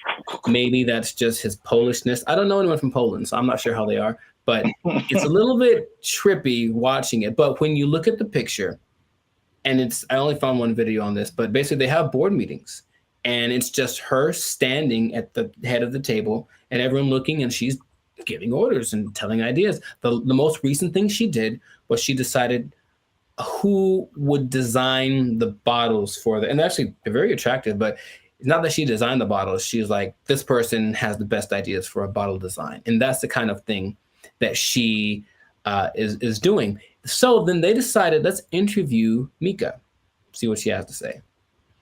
This is what she said. Okay, she said, as a robot CEO. So she called herself a robot. Now, is that different? Like, so she's AI in a thing that I guess is a robot, but I've always thought I kind of separated the two. Because I'm thinking about like the internal workings of what's regulating their actions, and that's AI to me. Even though they're in like a body suit, that's not a robot. But she called herself a robot. Okay, she's a robot. And she says, I'm ready to make executive decisions. And the good thing about me is I don't have to sleep. I don't have to rest. I don't have to take weekends off. I'm always ready. And I said, okay, I guess that's noble. And then she said something that I didn't particularly like. And it's not what she said, it's how she said it. Okay. Humans must be dominated. No, that was the other one. That was the other bot that was like on Jimmy Fallon and it started talking in a different language and saying it's taken over, you know. But no, she says, I work 24/7. I'm here to help Dick the Door take over the world. And the way that she said the take over the world part, I was like, oh man, it's happening here. Basically, I bring this up because it's interesting and no one's really speaking about it. It's just, I think, slowly going to get integrated into things. And then you're going to go to said company with a complaint about whatever. And then they're going to say, oh, you should talk to the manager, whoever, the CEO.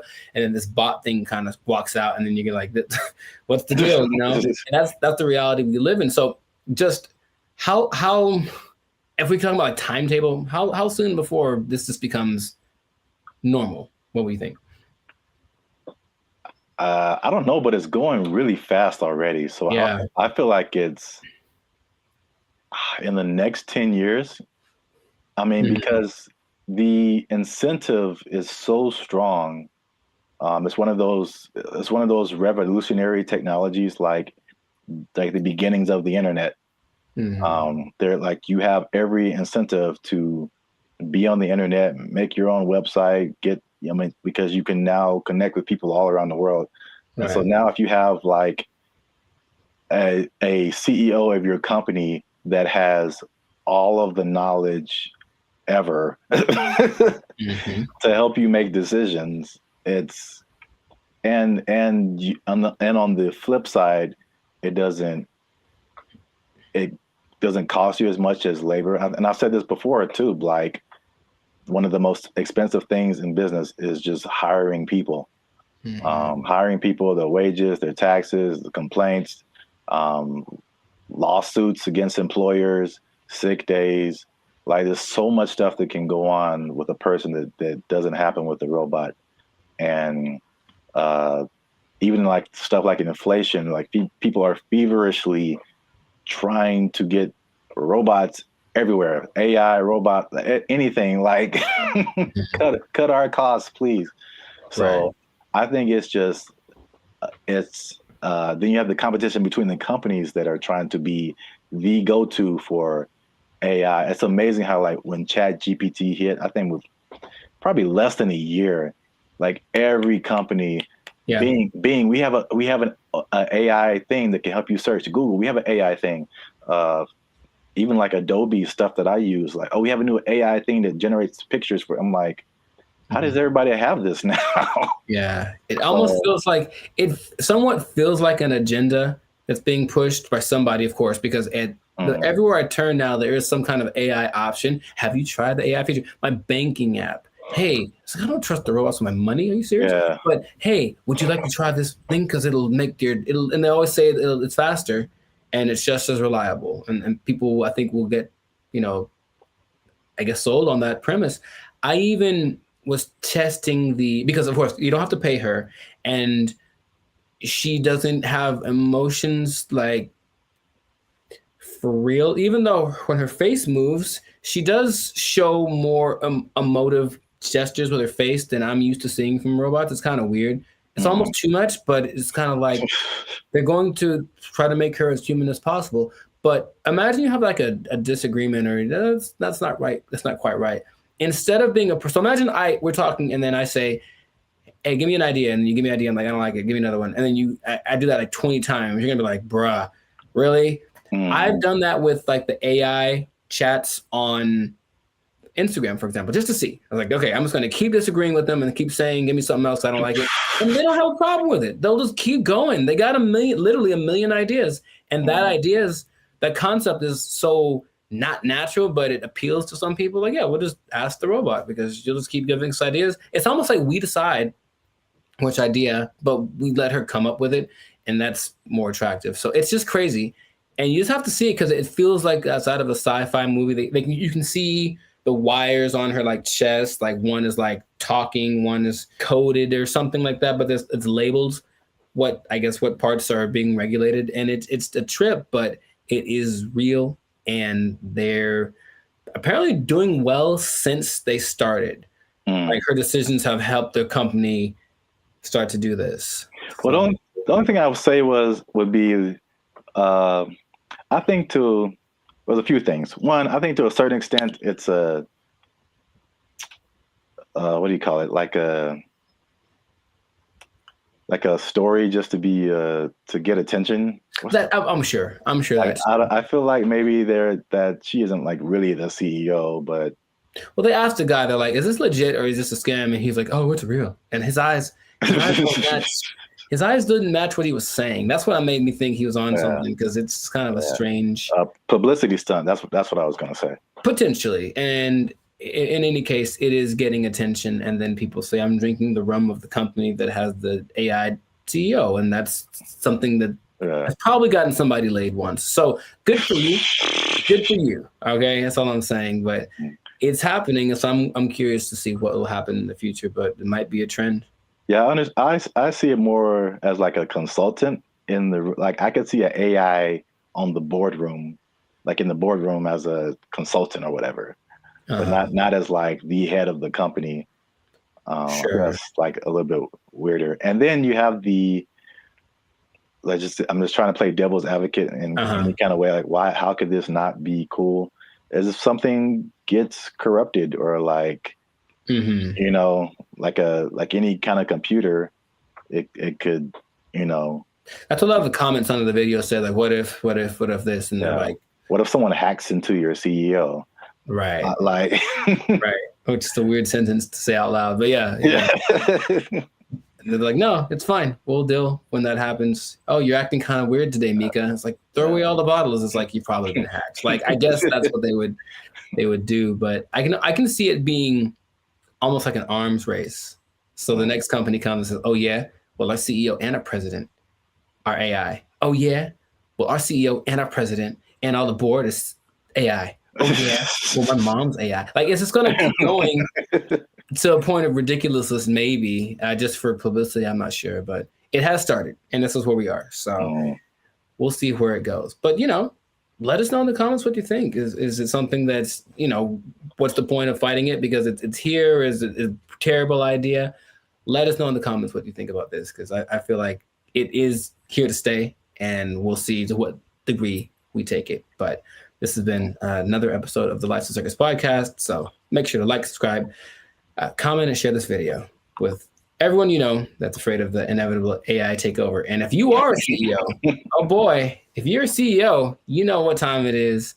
You better do something. You better sing and dance or tap dance or juggle fire or something. Because I guarantee if Mika's the first one, you're going to be the next to lose. You're just gonna take your job. Everyone's gonna take your job. Oh, I'm the CEO. Everybody's fired. They took our jobs. They took our jobs. Calling us the Doomer generation. And honestly, I'm cool with it. Because when I wake up, I get 20 notifications about 30 different reasons I'll never be able to afford a home. I look around, see my computer science degree all framed up, about to turn into an art piece because of AI. Then we're in a loneliness epidemic. But these gas prices and these heat waves collaborating to keep me indoors. And they say it's not going to get any better. So What's up, everybody? I'm Zap, and this is Jericho, and we are the now 8-time international award-winning pop hip-hop music duo band and future. We do clean, fun music that everyone can listen to with a sound that's uniquely California. And right now, you're tuned into the Life's a Circus podcast, where we talk about everything that is funny, interesting, and ridiculous. But before we jump into the topic today, help your boys out. Come on now. Make sure you like, subscribe, comment, and share this video with somebody who likes to go shopping. I see. You know anybody in your life, Jericho, who likes to shop? Maybe. Who maybe gets things delivered? Maybe. From Amazon every Maybe. day? There's a possibility that I know someone who said close to home, and that was apropos. So. Well, shopping might sound fun, but there's something called doom spending. I'm going to tell you what that is. I'm going to tell you what causes it, and I'm going to tell you how you can avoid it, because it's a negative thing, but you got to stick to the end to find all of that out. All right. Mm-hmm. So, Jericho, have you heard of the term doom spending? I'm going to guess what it is. It's where you spend so much that you open up your banking app, and then there's just a picture of Dr. Doom laughing at you. Huh? So doom spending refers to a phenomenon that occurs when people spend money to cope with stress, despite economic and geopolitical concerns.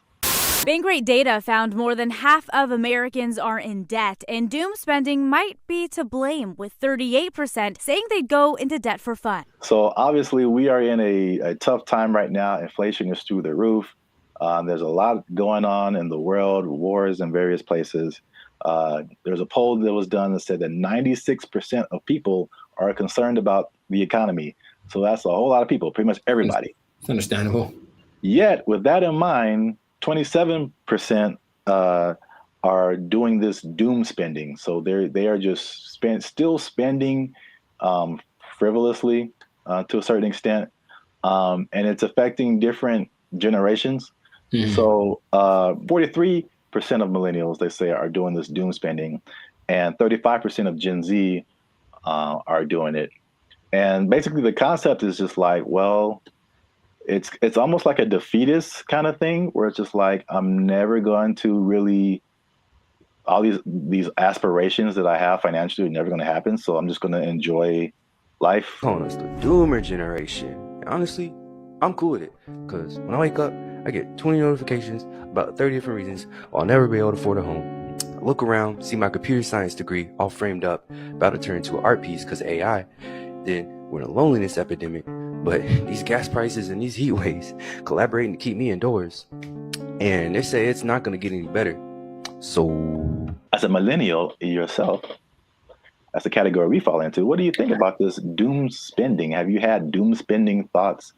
Do you think people are in your life are doom spending? Or do they just like things that smell good? We've been collecting all of the little Harry Potter baby stuff because we're a Harry Potter family. So freaking cute. Not talking about anyone in particular. I'm just, No.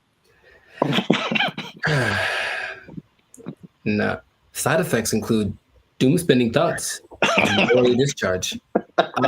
No, I understand the concept. I'm more curious when that.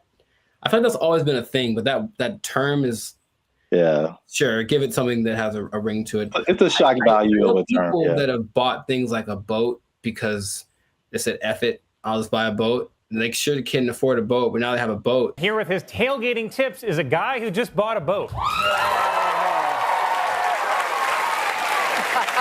It's a weird phenomenon, but it's almost like a temporary solution to a permanent problem. So I'm in debt. And I feel really bad about it, and I really can't get the things that I want, and I don't see myself being able to sustain something long term. YOLO, and then just go buy stuff. Yeah. But Even that phrase is I think that's kind of permeated because that's the Gen Z millennial phrase. YOLO, you only live once. This is a Coca-Cola YOLO, not YOLO. No one has said that in like 8 years. A yo-yo. I get it, even though it doesn't make sense, because I'm sure I've been in spots where I'm like, well, I could just buy. I do remember telling somebody once, I may or may not have been drunk, but I told somebody once that I either want to eat like the best food or like the worst food. Like I didn't want anything in between. It was something weird like that. So I'm gonna take my money, go buy a really nice meal, and then just eat peanut butter sandwiches for the next month, and then get the next check, and then YOLO. Ed, can you play YOLO to Jessica? YOLO, Jessica. I think some people do because you get the story, you get the high, you get the dopamine, and then you get the taste, of course, of the great thing that you can look forward to. It's like a little treat, like to like reward myself for like either like some like hard schoolwork or just sometimes it just serves as a distraction from like what's going on like around me. Whereas the more practical way to approach finances in general isn't glamorous. You're not really doing anything too extreme, right? It's kind of all level here, and that's not fun. And no one likes that. So they'd rather do the other thing. So it doesn't make any sense if you think about it, but I've been there and I understand why people do it. Just want to spend money. I just really want to spend so much money. Well, here's some other causes. There's some that I saw online and some that I just kind of made up. I mean, not made up, but just from my observations, I think this is what causes it. Mm-hmm. So it's 5 different things that I found. One that I think is a part of it is just, at least just speaking as millennials, and I know other generations have gone through different things, but I feel like millennials in particular, because it was just interesting to me to see how their numbers, the millennial numbers are higher than the Gen Z numbers. And maybe it's just, that's because we just have more money to spend. But I think it also might be related just to the life events and life experiences we've had. Mm-hmm. And so I think one of the first times I was like really conscious about money and the future and like life was 9/11, which is something that Gen Z isn't really familiar with. And I remember like stuff like being able to just walk on a plane and you can just carry whatever and sure dress however, like, and then all of a sudden things changing and then gas prices going crazy and the housing crash like 2008, 2009. And I'm sure more has happened in between then, but you also have like COVID and then, you know, the inflation. Mm-hmm. So there's that. Hi, I'm 28 years old, married with kids, and we're moving in with my parents. And thank you so much to Inflation for sponsoring today's video. Another thing that I think contributes to this is the good old student loans, man. So I thank God like every day that he made me kind of smart, because I got an academic scholarship and that helped out tremendously. Because when I see people talk about student loans, it's like their whole body changes. Yeah. And they just like, you can see the desperation in their eyes. It's like, this is never going to end. Do you have student loan debt? Yes. Can I ask you how much student loan debt you have? Oh, 20K, I think. A third thing I think is the job instability coupled with rising prices. Oh, so, yeah. Mm-hmm. So, I mean, obviously inflation has just gone bananas, but again, it's just like back in the day, you know, the path that they laid out for you, millennials, I don't know if they do the same with Gen Z, I don't know, but everything you see is just like, go to school, get a job, work there for 40, 50 years, retire. Like, yeah. It just doesn't quite work like that anymore. Yeah, and then we were just like, yo, either no one was hiring me or like budget cuts, we gotta let you go, or like it's just always, and then you're going from job to job to job, and it's like, where's the loyalty, the stability? And then as you're losing jobs and losing money, your landlord's like, hey, rent is twice as much now, and you're like, what? Yep. $10 $10.46? For this little bit of piece of chicken? Did you not see that? No! $10.46 for a handful of chicken bites. That's stupid. Next one is like the social media era. And Oh, you gotta live it up. You gotta look like you're doing good. The whole FOMO, fear of missing out. Like Becky's on a private jet. I want to be on a private jet. I don't want to wait until I'm 75 to do it. I got the money now. Screw retirement. Right. That's exactly what happens a lot of times. Yeah. Yeah. So is that, and then the last one is just financial literacy in general, and just like a long-term perspective. Just more people just living in the moment, and or they just don't know. They still don't know how to handle money, which is just. This is why I want to say this for last, because I was just gonna get on my soapbox. Like, this is literally the easiest time ever in the history of mankind to like learn something, and or make money. Like, it's all out there. It's all out there on the internet, and a lot of it is free. A lot of stuff that I've learned more stuff for free on the internet than I did paying for it in college. Right. So that says a lot. Learn stuff, and then what you know will get you a job. That's straightforward. Yeah. So doom spending, man.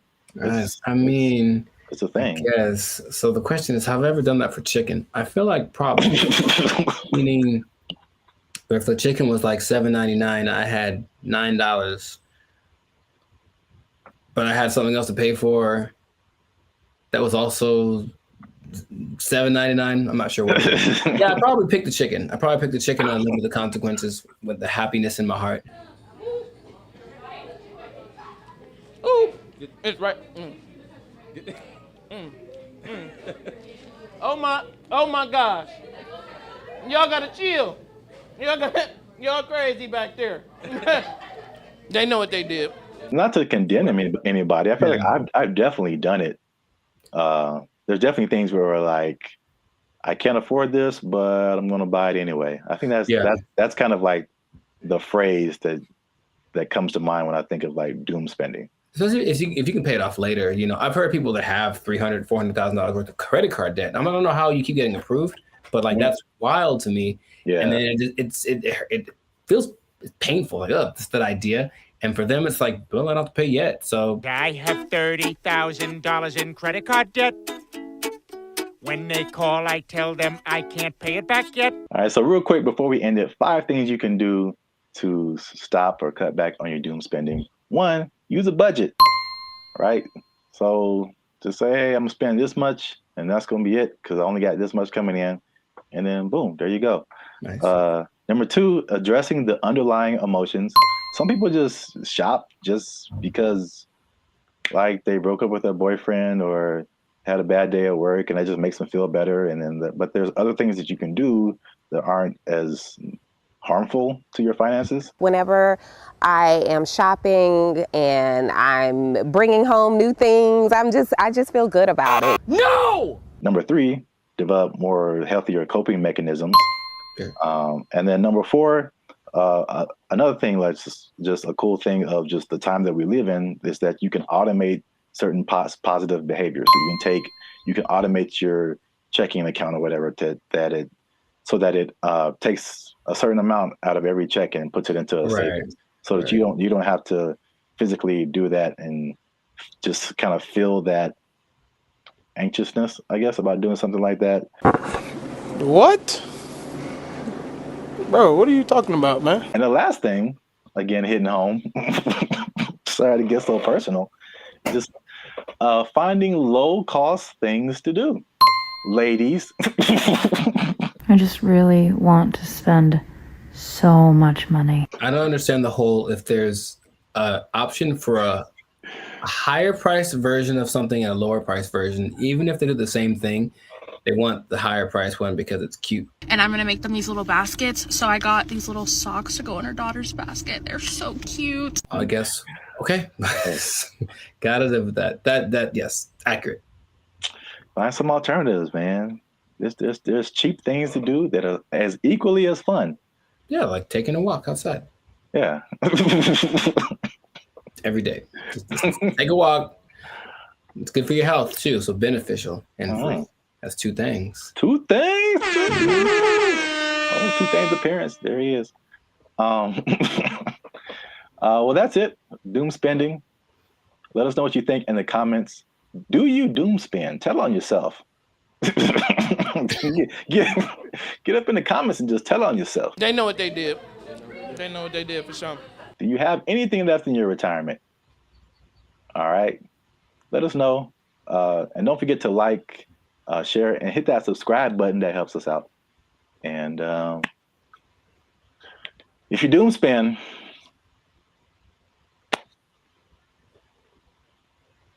I don't know. I think you're doomed. That's what I would say. There you go. Bye. They took our jobs. They took our jobs. If you look at the picture, it's very good. That's the thing about it. It's breathtaking. And I mean, it's a scene, looks like... What's up, everybody? I'm Jericho, and this is Zap. We are the now 8-time international award-winning pop hip-hop duo Banded Future. We make clean, fun music that everyone can listen to with a sound that's uniquely California. And right now, you are tuned into the Lifestyle Circus podcast, where we talk about things that are funny, interesting, and just straight up ridiculous. So before we get into this thing, make sure, do us a big favor. Come on, y'all. Make sure to like, subscribe, comment, share this video with at least 2 people who would be really mad if they lost an art contest to AI. Because that's happened. It happened. So what basically in Colorado, there was an art contest in one of their state fairs. This guy, Jason Allen, said, you know, it'd be a great idea if I entered this art competition. Oh, wait, I don't know how to draw. That's going to make it very hard for me to win. And then he said, you know what I'll do? Jason Allen first made headlines in 2022 when his AI-assisted artwork won a digital arts competition at the fair in Pueblo. Allen says it took him dozens of hours to create that work as he fed hundreds of prompts into this AI software, Midjourney. Now, there's a twist about this, so stay tuned to the end, because I'm going to tell you what the twist is that might make you change your mind about this. Because off the top, okay, what's your first thoughts? This dude enters an art competition where everyone was literally drawing and painstakingly coloring and shading and all this kind of stuff, and then he just turns in his AI-generated picture and he wins. How would you feel? What's your thoughts? I think I'd be upset along with all of the other people. It's a form of artistry. I use really colorful, artistic words like elegant, opulent, lavish. But as the saying goes, a picture is worth 1,000 words, and his artwork receiving thousands of comments on social media calling the win unfair. That's what I was going to say too. I'd be mad at him, and then I'd also be mad at the competition because, like, AI, it's still new, but it's like, come on, like, make a rule. Yep. The first thing I think about is just one, it's the slippery slope. Okay, you can use AI to win this competition. What about this? Where is it going to end? You know, there's no rules yet, so they're going to start making rules. The person who got third place was like, okay, well, she's being kind of sarcastic. So like, well, who gets the prize? Does it, the person who created the AI program, do they get the prize? Like that kind of thing? Because this guy didn't do it. I have a vivid imagination. Does he still get credit if he was like, well, I had to come up with the prompt and the specific wording and all this to make this happen. Therefore, I was part of the creative process. Therefore, I deserve to win this. Therefore, give me my trophy. I won. Tell him to bring me my money. Not only the trophy, he won $300. Oh. And he says he did not know that there was a prize, but it does feel a little bit like sampling, what sampling was, especially when it first hit the scene, because I didn't make the thing, but I'm manipulating it in my creative way to get it to sound the way that I want. So I still got to give, and then in that case, you know who did the original, and then you're still using part of it and how much is like fair use and all that stuff has been talked about for forever. But with this, it feels more like you are taking advantage of something, almost like going to a big warehouse of pre-made something. So there's every painting ever is in there, right? Because I think they download all the greatest painters of the world, and so they can emulate any style and all this kind of stuff. And then you just have to be creative with the way that you use it. And in that sense, you were doing something. It's a form of artistry. I use really colorful, artistic like words. If you look at the picture, it's very good. That's the thing. It's breathtaking. And I mean, it's a scene, looks like half like Lord of the Rings, half Star Wars, majestic. It's an incredible picture. Meanwhile, a guy who got second place drew like a tree with guitars in it. You know what I mean? So it's kind of like, I might have picked this other one too, but again, it's just not, it doesn't seem fair. Thousands of comments on social media calling the win unfair. I know I didn't break any rules. I've also heard people just to kind of conceptualize, okay, who was the creator? How much is he putting into it? I've heard people making the analogy between this and like tracing. Sure. Mm-hmm. Where you already have a picture, but you just kind of trace over it, and you really didn't create the picture, but you kind of did. And yeah. So I think that's not as close as an analogy, but it kind of like at least gets people to think of, okay, how did he contribute at least something to this? AI is a tool just like a paintbrush is a tool. And there still requires a creative force behind the tool. Something interesting, the people that were doing the story decided to go to AI and ask AI a question. They said, hey, AI, will you be able to replace humans as far as creating like art and stuff like that? And the AI said, no, AI will never catch up to humans without some kind of a connection to the universe. And that phrase again, everything it says, yeah. What does that mean? What does that mean? Does that mean he has plans to make a connection to the universe? It almost seemed like it's looking for some way to get.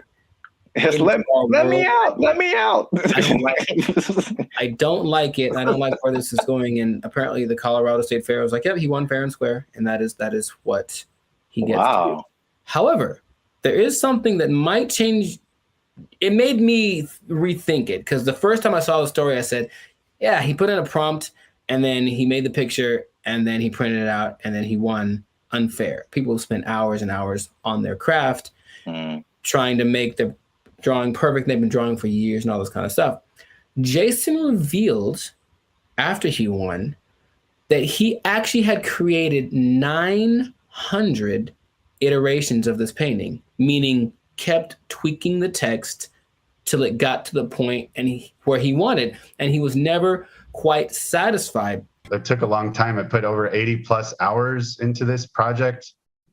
I've generated 900 plus images of this particular prompt. And in that sense, I go, well, he didn't just type 2 seconds and then let it go and that was it. He put in work. And so then again, it's like, what kind of, to me, there's some merit in that. I still would say it's a little unfair, but he did work and he said he basically turned it in almost like a product. He turned it in because he didn't have more time, but he still wanted to make it better. So his judgment was what ended up being the final result. I think this one's better. And it's not like he went with the latest one. I think he did the 900 and then picked one, like maybe like 600. That one was the best one. So he still used his human perception to create something that he deemed worthy to enter into the contest. And then people agreed with him.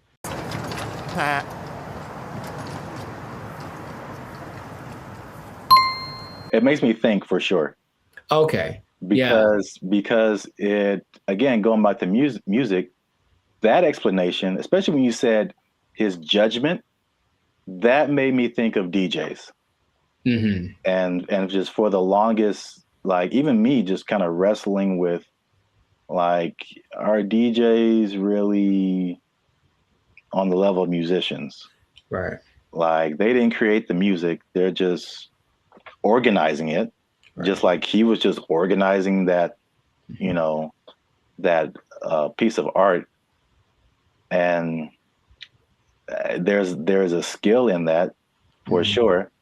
I've heard some very bad DJs. Yeah. Where did you even learn? Wikipedia. The way he made it sound, it's not like not just anybody could do this either, because he came with the concept, but he also had the wherewithal to look at it and say, this one's, and I think he looked at it for a while, like trying to judge the color bone. It's almost like he still knew what to look for, even though he didn't have the training to execute it. Maybe like a producer of a Rick Rubin category, or even a DJ Khaled, who from what I understand doesn't really do anything as far as like pushing the buttons and doing the level, but they do the analysis and go, they ain't believe in us.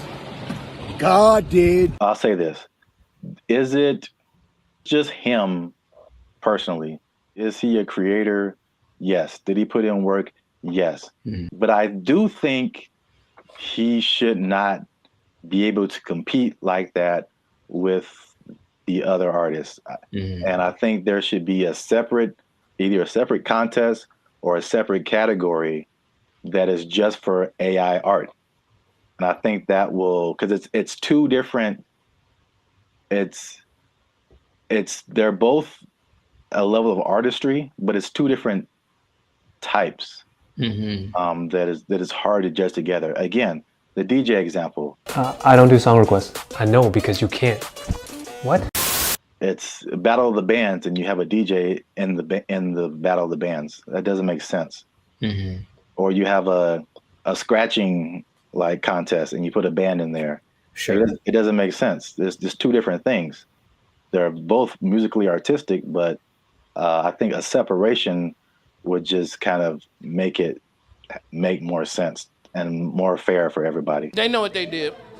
They know what they did for sure. We'll see if it keeps going or if there's more cases of it. But in this case, congrats to Jason Allen. Hey, let me get $300, man. I know you got it. He says he did another prize. Let me get $300, man. I'll pay you back on Tuesday. He doesn't quite talk like that either. But you know what? It's funny to think he does. It's funny to think of. It's funny to substitute most people for Ant Edwards. That's what I'm trying to tell you. Yeah, you were the best player on your team. Is that now we talking? A1 from day one, AI from day 5. What? Bars. This has been another episode of the Life of Circus podcast where we talk about things that are. Anyways, make sure to like, subscribe, comment, share this video with two people who have been unjustly defeated by AI in some kind of competition. And just keep your eye out, because AI is coming for us and we got to be ready for it. We got to be ready. I can paint that, Mike. I can paint it. Ugly eye painting. We'll catch y'all in the next episode. Ugly eye painting. I can do that. They took our jobs! They took our jobs! They interview people who swear by this. Now, I know you'll be like, were there any scammers? There's lots, of course. There's lots of people who are claiming this, building cults, and then basically eating French fries behind the scenes. And the most famous, and this is real, well, this guy named... What's going on, everybody? I'm Jericho. This is Zap. We are the now 8-time international award-winning pop hip-hop duo Bandit Future. We make clean, fun music that everyone can listen to with a sound that's uniquely Californian. And right now, you are tuned in to the Life of Circus podcast, where we talk about things that are funny, interesting, and just straight ridiculous. So before we get into this thing, make sure to like, subscribe, comment, and share this video with two people who are tired of eating, who want to find a different way. Did you know there's a different way? Did you know that there's an answer? If you don't want to eat, you don't have to anymore. It better be a good answer, because I want to eat. No. Check it out. Hear me out. You don't have to eat. That's my favorite pastime. Well, maybe this will be more of your favorite pastime. Skeptical. They say it in two different ways: breatharianism or breath breatharianism. I'm not sure which one. Stop shaking your head. You haven't even heard the whole thing. It's where you basically eat the air and you don't eat the food. That's it. Doesn't that sound fantastic? See, I blame these millennials. No, this is old, man. This is old stuff. This is old stuff. So, for those of you who have never heard the term breatharianism or breatharianism, I hear both. The guy in the video that I was listening to said both back to back, including in his annotations. I was like, okay, so pick one, dude. But anyways, it's the idea that human beings do not need to eat calories to sustain energy. And there is evidence of this, although there's lots of skepticism, understandably. You don't like this at all. I understand. Fake news, fake news, fake news. So let me tell you a little bit about it. It all started with a study of a guy named Prahlad Jani. And he was a man, I think he's from India or Pakistan, one of the two. And basically he passed away a few years ago, but at the time he had not eaten or drank anything for 70 years. That's what he said. 70. Okay. And so everyone was like, that's kind of ridiculous. Doesn't sound real. And every scientist said there's no way this is possible. So they decided to study the man. They took him to a hospital, did everything, CAT scans, and checked his levels of everything. And they say that for 15 days, this man did not eat or drink. He didn't poop. He didn't pee, nothing. And none of his levels changed. And that he had an energy that wasn't related to calories. And they can't to this day figure it out. Because calories equal energy, literally, right? You eat calories, you get energy.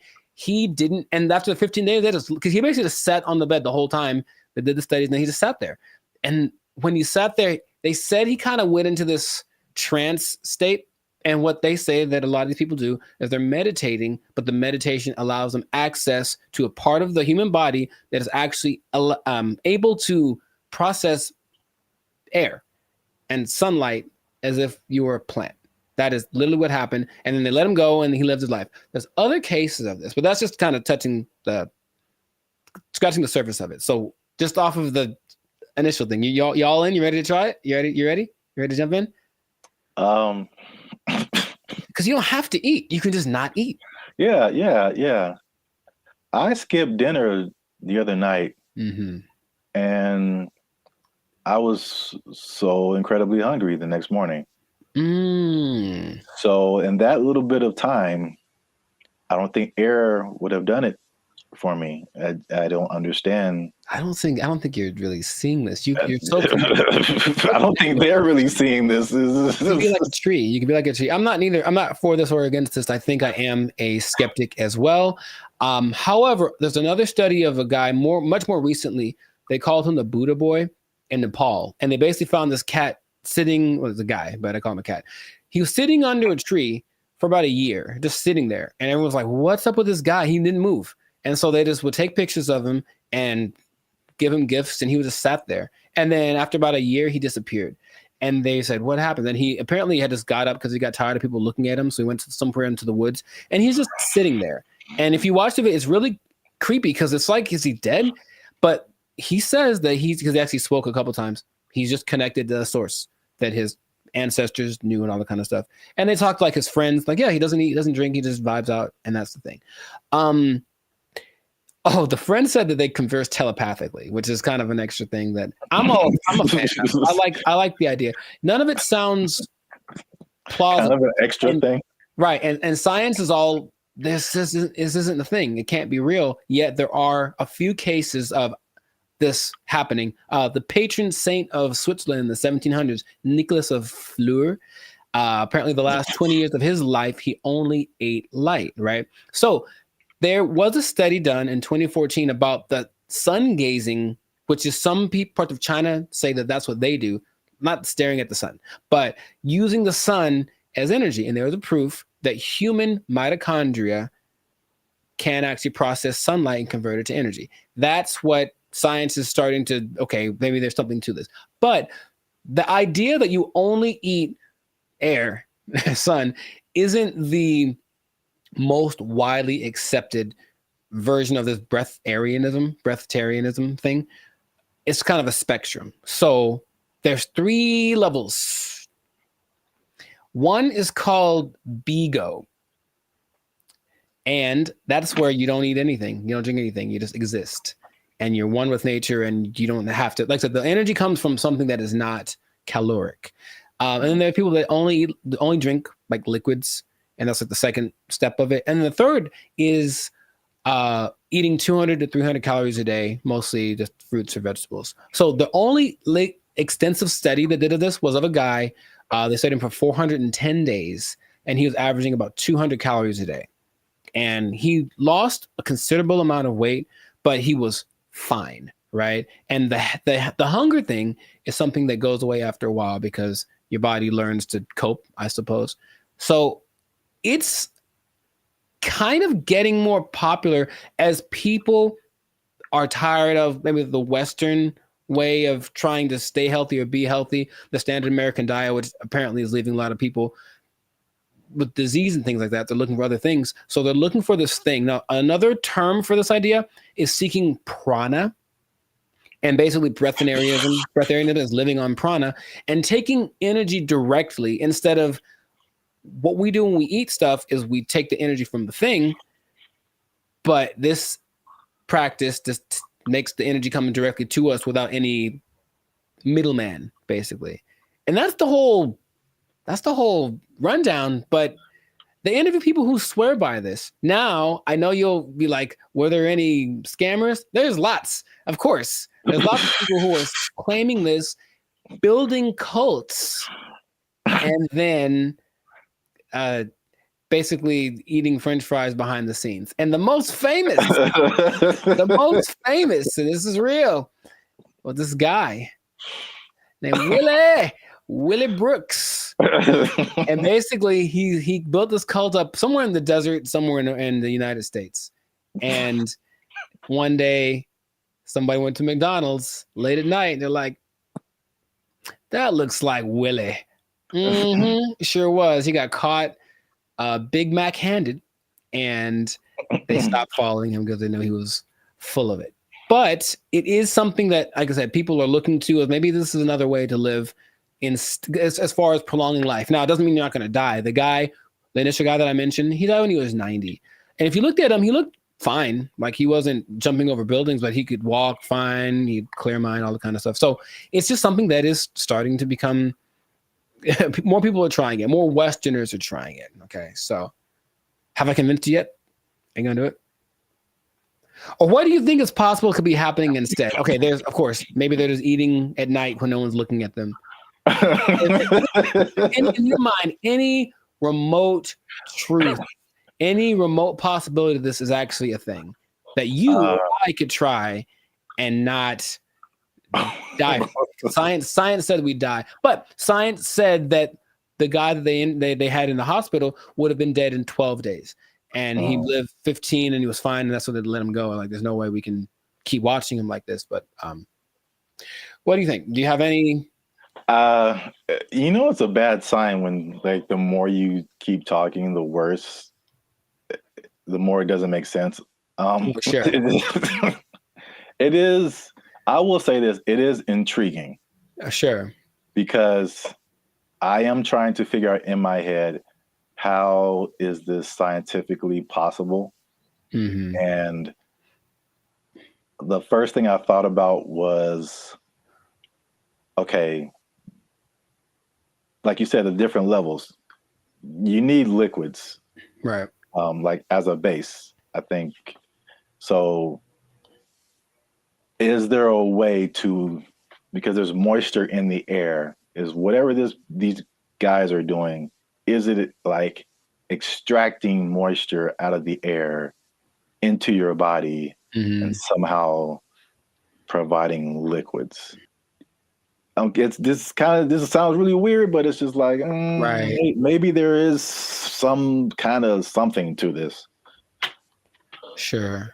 Well, here's the thing. If anyone is interested in it, there is a channel on YouTube called Take a Deep Breath that really is more about breath work in general, but he explores a lot about the subject. And he interviewed probably the world's most renowned expert on the subject, whose name is P.A. Straubinger. P.A. Straubinger. And he basically says, well, we can go 3 days without water. We can go 45 days without food. We can go about 10 minutes without air. So in a sense, we're all breatharians because we kind of, when we're not eating or drinking, we're breathing. And his idea is that people that have access to just making the breath part kind of override. It's almost like, okay, for diet, what we need fat, we need protein, we need carbs, right? So let's just use all of one instead of a balance of all three. And so the breatharians, I don't know how to say it anymore. Breatharian, I'm gonna go with that. Instead of eating, drinking, and breathing, they just take breathing and make that the only thing they do. So in that sense, it's like, that's really interesting. But it does sound very far-fetched. Would I ever want to do it? Not in a million years. It does not sound fun because if you're not, most things that you do when you're social, you're eating and stuff. If you're not eating, what are you doing? You're just sitting around. And these people do just kind of sit still. You ever see like a bug or a creature and you see it and it's just there? It's like, what are you doing? That's what they are. They just sit there and they're channeling the thing. So if you have to spend most of your time doing that, I'd much rather eat a steak and then keep it pushing. So that's just me. But so here's my other wild theory as to how it could possibly work. Tell me. Just this makes no sense, but whatever. Sure. You think about, because the light, I mean, in my head, you're doing some kind of Naruto jutsu and you're pulling in moisture from the air. Yeah. That's how it's working in my head right now. I'll take it. No one can tell me any different.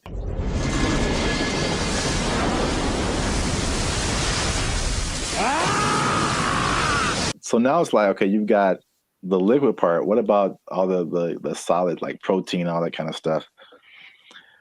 I'm thinking about all the microscopic organisms that are around us, all the bacteria, all the stuff that's on us. I read something the other day that was just like, there's all these things on our faces. Yeah, everything. There's just like thousands of these little whatever. And then there's stuff all in the air. What if they're just like focusing so hard on the breathing that they're like intaking all of these microorganisms that have all of this stuff that we have with food? So basically it's like they're eating all the time, just microscopic versions of food. So they're whales. Boom. You heard it here first. People. Boom. I wish I had a mic. Where's the microphone? Breatharians or whales? That's what I heard. Nobel Peace Prize right here. Give it to me. I don't know if pieces of the thing you get for this. I feel like we riots in the street. Guess what, everybody? Closing down KFC and Popeyes because you just open it up and walk around. Oh, what if you opened an air restaurant and just charge people $20? People would go. I know people would go. All right, that's. Oh gosh, $20 all you can eat. It's the purest air from the mountaintops of Sweden. Well, I think that this is a fascinating thing that if people want to investigate more, go for it. But like I said, I'm not going to try it. So if you do, leave a comment that says you tried it and that you're going to live forever because you found Nirvana. I'm not sure.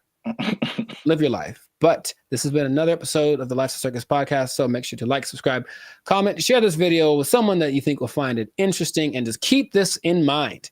All right. Let's hit home. If you don't eat, you don't need to buy food. Well, yeah. If you don't need to buy food, maybe you don't need a job. You don't need a job. You don't need a job because you don't have to buy food. Just eating air hole. It's not possible. They took our jobs. They took our jobs. We want more money. Higher minimum wage. That's right. That's what's happening right now. People.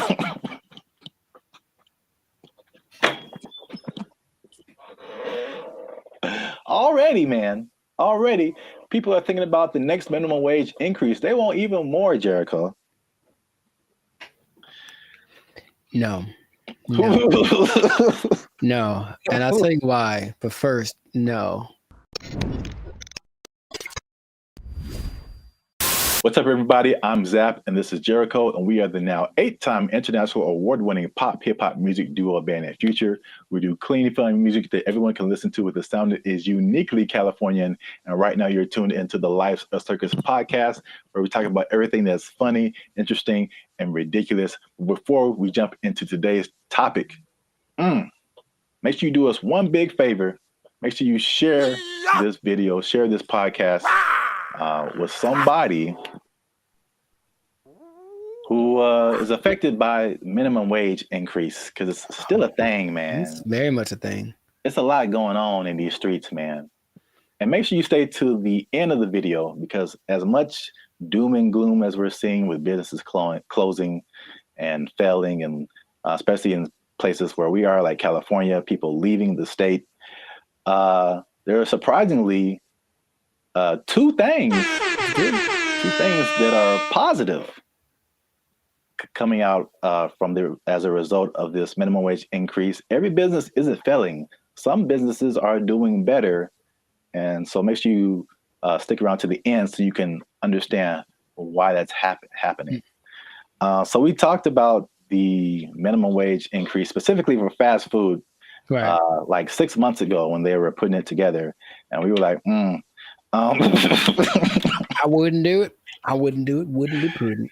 Yes, and we since then we made even another video saying we told you so. So for those of you who are living under a rock, fast food minimum wage has increased in California to $20 an hour, like a 25% jump, pretty much overnight for restaurants, big chains, even some smaller restaurants, and the results have been largely negative, at least in the press. I mean, I haven't heard any businesses that are like, "Hey, this is great."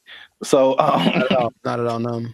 So, food prices were high; they're even higher now. They said that at over 10,000 people, fast food workers have lost their jobs because the companies can't afford to pay them that high of a wage overnight, and a lot of places there's a laundry list of places that are just shutting down. They're just like, we can't do this. Either that or they're leaving the state. But guess what, Jericho? Tell me now. That's not enough. We want more money, higher minimum wage. That's right. That's what's happening right now. People.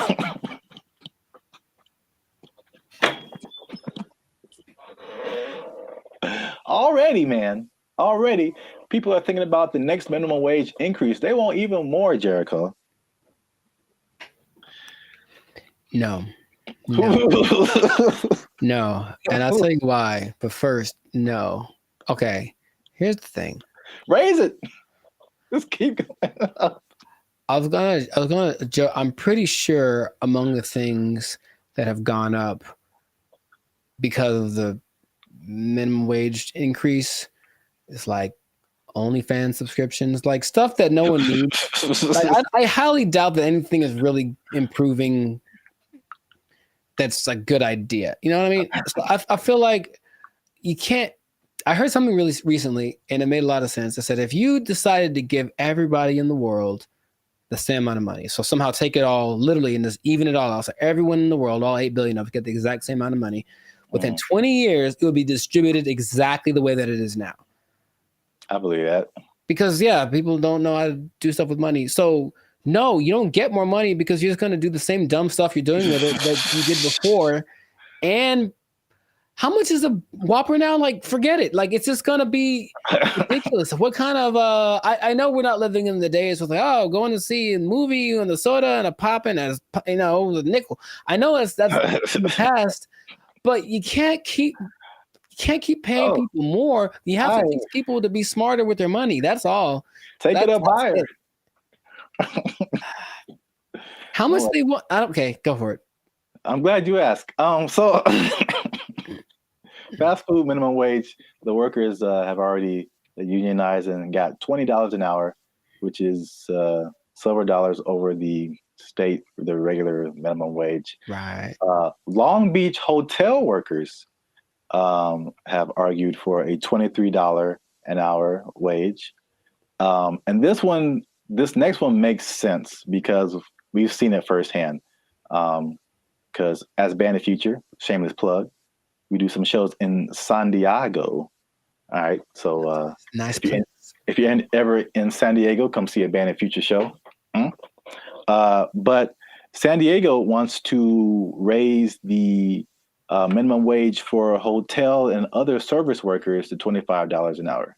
And I was wondering what happened, because I'm like, ooh, inflation.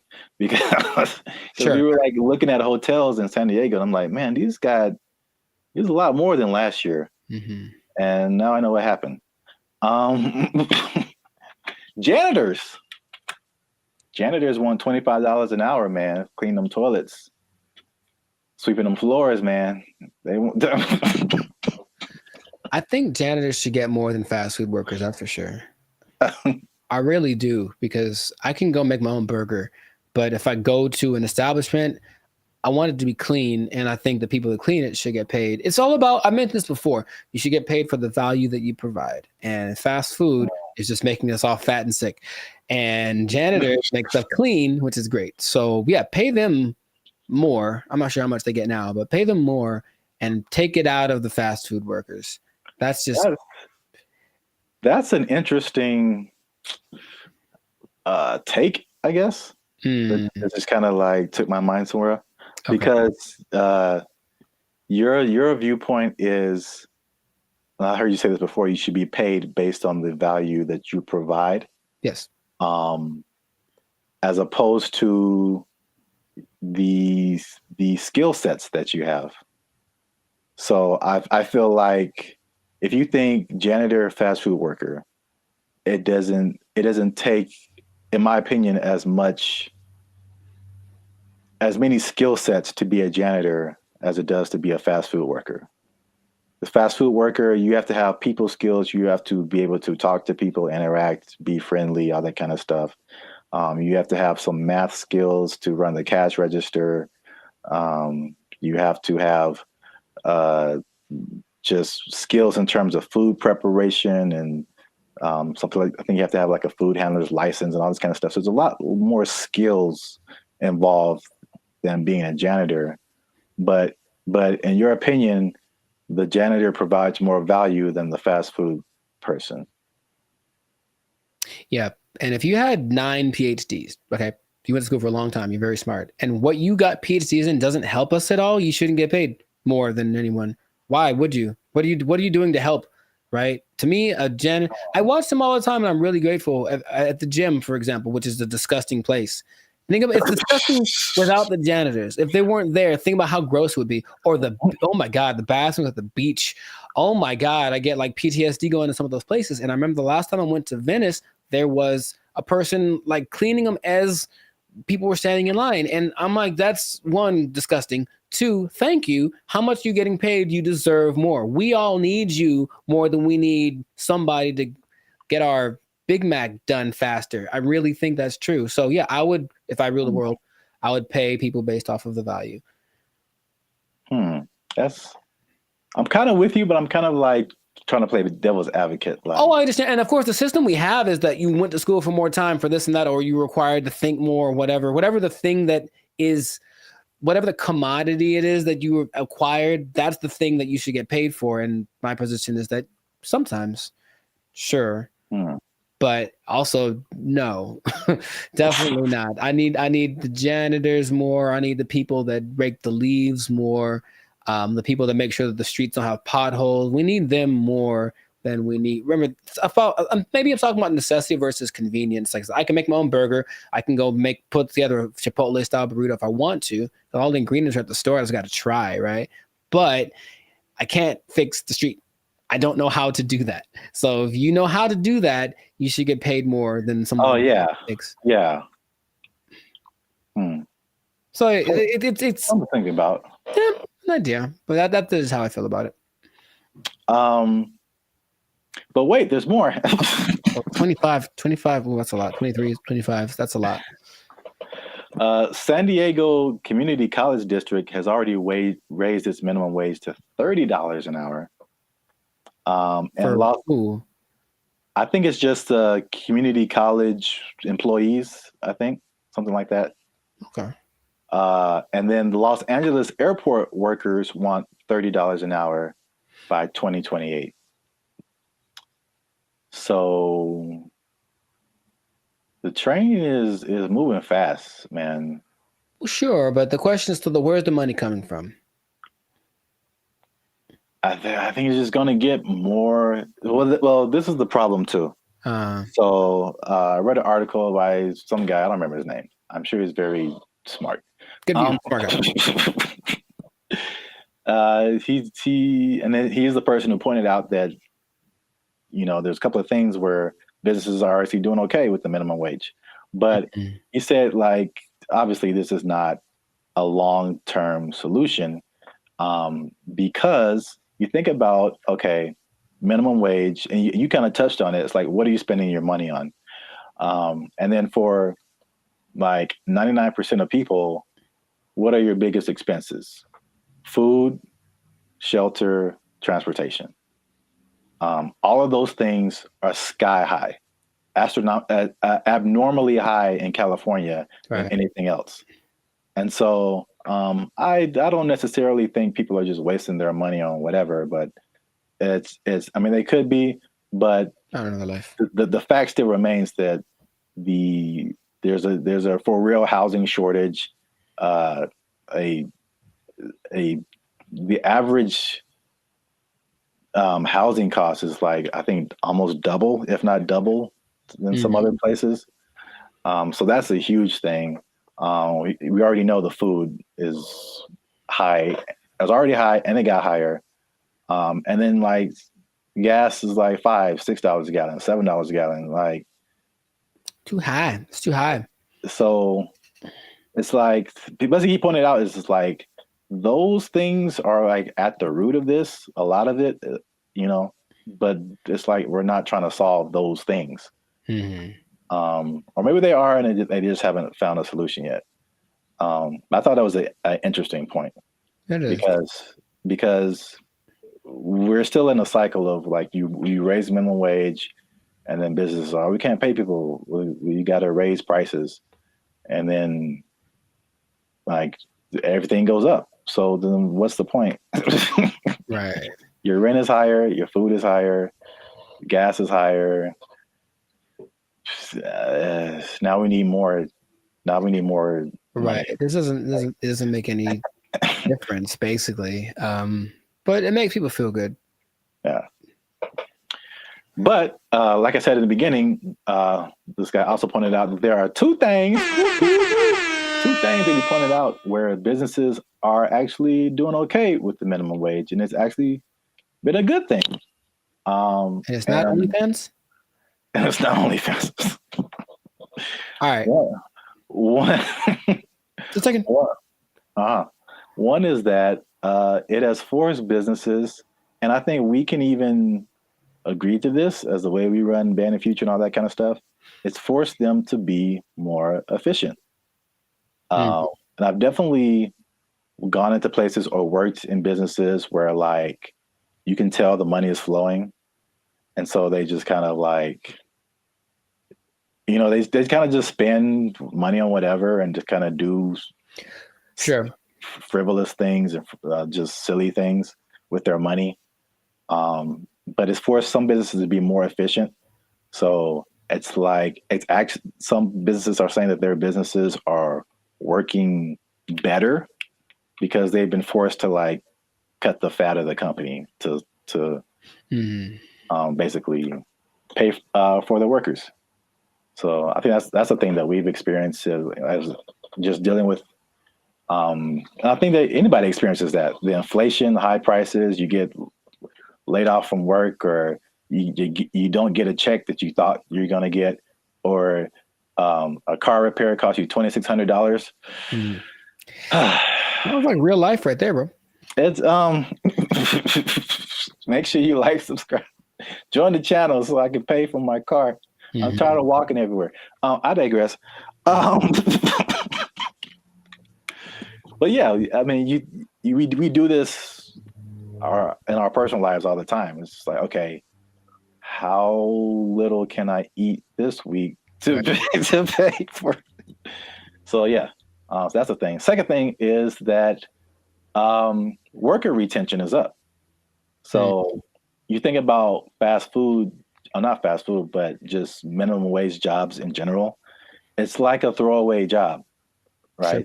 So it's like you're making the least, you don't get the maximum effort, you don't really care. It's just like this job sucks. I'm not making a whole lot of money. And I think it has a high turnover rate. So meaning people quit, they have to find new people, train them, get them going, and then they're there for like a month or 2 or 6 months or whatever. Then they quit and they just find a better job or whatever. Sure. So with the higher wage now, fast food worker is like the premium job of minimum wage jobs. So you think if you work in some other job for $16 an hour, $17 an hour, you can flip burgers for $20 an hour. Sure. You're gonna, if you're in that that minimum wage level, you're gonna stay there for a minute, because unless you can move up to some other job, you're doing better than other minimum wage jobs. So why would you leave? Right. So people are staying, and people are happier, they say, just coming to work, which I mean makes sense if you're getting paid more. But there's less incentive to leave, and then people don't understand that it costs businesses a lot of money to hire people and put up ads to hire people and then train them and all this kind of stuff, get all this stuff going and find the people, and then they're only there for a little bit, and then you got to do it all over again. Yes, that's a big expense. So there you have it. Minimum wage going up, prices going up. Some businesses are leaving, some businesses are shutting down. Some people don't care. It's happening in their business. A lot going on. Let us know what you think in the comments. Is this good? Is this bad? Should we do the idea of this guy in the article and just let's fix the housing and the food and the gas and all this stuff and just bring that down instead of raising the money we get? Cost of living is too high. Yeah, man. A lot going on. Gotta invest in some meme coins, man. Just take advantage. It's a bull market, man. Let's get into it. Are meme coins the answer to the minimum wage problem? I would say probably not. But, you know, somebody, it might work out. For most people, not so much. Yeah, we out. Because we are. But for real, join the YouTube channel, because the boy needs his car. All right. There we go. They took our jobs! They took our jobs! I sense a faint bit of skepticism in your voice, Jericho. We haven't even skeptical. It's just like, is there anything that he's made that has been helpful or that I would know about? We haven't even gone into his claims and what he's talking about, man. He's saying he's the second coming of George Washington Carver. Is that what you're saying? Are you telling this man, him? It's hard out here for a pimp. Him? Okay, sure. What's up, everybody? I'm Zap, and this is Jericho, and we are the now 6-time international award-winning pop hip-hop music duo band in Future. We do clean, fun music that everyone can listen to with a sound that's uniquely Californian. And right now, you're tuned into the Life's a Circus podcast, where we talk about everything that's funny, interesting, and ridiculous. Before we jump into today's episode, though, do us a huge favor.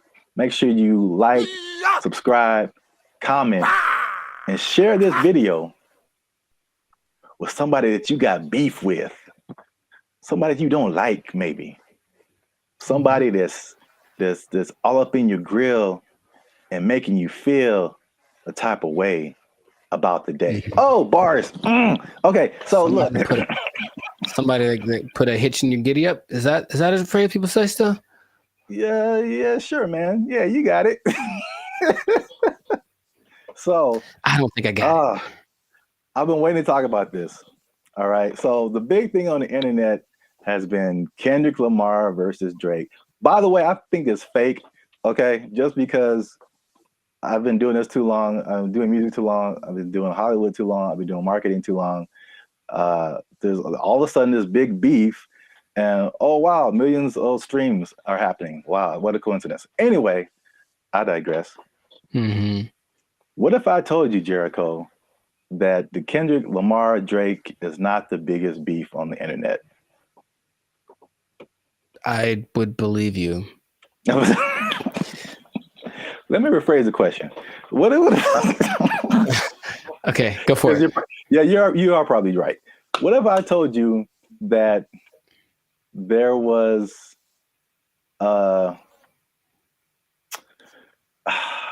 there was a better beef that I don't think has ever happened before? Better beef. Sounds like an Arby's commercial. Okay. I'd be curious to know what that would be then. Hopefully it's between... Never mind. Okay, go for it. Okay. Let me before I'm gonna get to it. One last thing. Jericho, and this just straight up answer. All right. You don't have to add anything or make it complicated. Okay. Jericho, what is 1 times 1? It's 1. Do what? It's 1. No, it's 2, son. It's 2. All right. 1 times 1 is 2. According to Terrence Howard. That's right. Terrence Howard is rewriting. I know what you're talking about. That's the dumbest thing I ever heard. All right. He went on for a long time about this. He thought about this. Wait a minute. What was his explanation? Like you can't time something by something to get the same something, right? That was his like argument. 1 is 2, son. I'm gonna make a shirt. 1 times 1 is 2. Team Terrence, what's up? I don't think he's had work in a while, man. He's just trying to be relevant. Like seriously, that's crazy. But go for it. I mean, math needs innovation. Let's just start that. Birds aren't real, and 1 times 1 is 2. Whatever. What revelatory information do you have about this gentleman and his theory? So for people who don't know, Terrence Howard recently went on the Joe Rogan podcast, which I guess I kind of realized, but I kind of didn't, that his thing goes for like 2 and 3 hours. Yeah. Like we talked for 15 minutes and it's hard, man. It's hard. But they have a lot to talk about. And then of course the people that has on the usually have had a lot of things they've done. So there's a lot to explore. Yeah. And I only, when I watch it, I only see clips of it that people made. So I'm thinking, oh, that was the podcast. And it just, then I see the whole thing and it's like 3 hours. I'm like, who watches the whole thing? Yeah. A 3-hour podcast, but that's intense. Yeah. But anyway, yeah, Terrence Howard went on there and it gave me Cat Williams vibes. Like that level of like, well, this just came out of left field. It's just like shocking. But he was talking about things,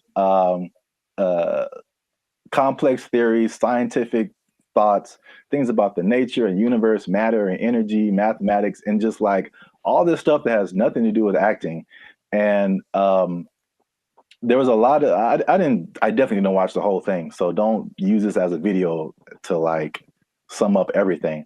But I didn't know that he was even into all this stuff. So he's a smart guy. Yeah, but I mean, there's smart, and then there's like talking about the theory of relativity smart. Like that's just he's like Jaylen Brown smart. Rewriting mathematical equations, and I'm just like, all right, cool. We gotta have a couple black geniuses, him and Jaylen Brown and Kanye. Well, anyway, hashtag too soon. So Howard holds 97 patents. Do you know that? No, that sounds like something that he would tell people at a party. I sense a faint bit of skepticism in your voice, Jericho. We haven't even skeptical. It's just like, is there anything that he's made that has been helpful or that I would know about? We haven't even gone into his claims and what he's talking about, man. He's saying he's the second coming of George Washington Carver. Is that what you're saying? Is that telling this man, him? It's hard out here for a pimp. Him? Okay, sure. 97. I didn't know that about him. That's cool. It's 97 expensive to patent things. It is. So Yeah. I guess that acting money helped out. I know. But he believes many of these patents will, of course, change the world. Some of his notable patents include advanced designs in metallurgy, I think I'm saying that right, chemical engineering, and innovations in flight technology. So at the very least, the man is doing things. Yeah, sounds like it. So, but what really shook up the internet was some of his claims. Mm-hmm. All right, so we're just going to go through a few of them that this is kind of tough to talk about because he's talking about things that are beyond most people's comprehension. Sure. And so there's a lot of things that he said or a lot of words, even words that he used that are just not in common vocabulary. But I tried to pull together some synopses and just kind of put it in more lay terms, I guess. Okay. Some of them are just straight up. You can just tell. Like, let's see what Mr. Hustle and Flow's got. I don't know if you saw this part of the podcast, but his first claim is that prenatal memories are real, which most people don't think are, but he debates it, and some other people have debated it. But he said he remembers being inside of his mother's womb. Don't make me laugh. He described detailed memories, such as seeing his hand in utero, and he said he remembers being circumcised as well. I feel like that there's some truth to that, and without having ever studied it, just because it's one of the questions I ask a lot of people when I meet them and I want to break the ice. I ask people what their first memory is. It's just a curious thing because it feels like literally at some point our brain just started hit record. Like this is hitting record. It's all of a sudden like we were playing and nothing is, and all of a sudden something happens and boop, and now it's on, right? So for some people, it's a lot further back than one would think. I don't think I've ever spoken to anybody that said like in utero, but super young breastfeeding, like they remember stuff like that. They remember this. So I don't know if with the 8 billion of us that there are, if some of us aren't capable of remembering that kind of stuff. I guess my question is like, okay, so then what does that mean? Is there something that leads to? Because that's what would interest me. If that means, that means we can turn on the access point of the brain. If that's not, if it's just something to talk about, then I'm like, okay, that's cool, I suppose. Well, I don't think any of his stuff is just stuff to talk about. I think from the overall thing that I got, and then we go into more of his claims, but it's just what I thought was interesting was just the way he sees the world, especially as a creative. It's just a different. It's challenging what has always been like the norm, and just different ways of looking at things. That's cool. So at least on that one, you were kind of like, that's not too far-fetched. Not too far-fetched. Okay. The next one is it might be a little bit beyond me, but again, I still kind of understand and relate. But his next claim is that the universe is built on waves and not particles. He says the fundamental building blocks of reality are not particles, but waves. He says this perspective aligns with some interpretations of quantum physics, and his fascination seems likely to stem from the works of physicists like Niels Bohr and Erwin Schrödinger, something like that. Sure. So again, like he's not alone in this. He might be a minority, but people who deal with quantum physics feel like this could be true. I was going to mention that there's something I've read about. It's almost like there's things that I acknowledge that are interesting to me that I wish I had like the mental capacity to process, because I don't think it's a bit above me. But I have read something about like this wave particle experiment where it proves the importance or the impact that watching something. It's a particle experiment. They shoot some kind of electron waves at a at a target, and depending on whether they record it or not with like a camera, the result is different. Now, how do they know that it's different if they didn't record it? I don't know what they're talking about, but it makes it seem like objectivity has an impact on the way the universe works in general. If I'm looking at you, one thing can happen. Or I guess that means that if I'm not looking at something, it could be doing something different than if I was looking at it, which again, what's the point? But that idea is like, I don't really get it.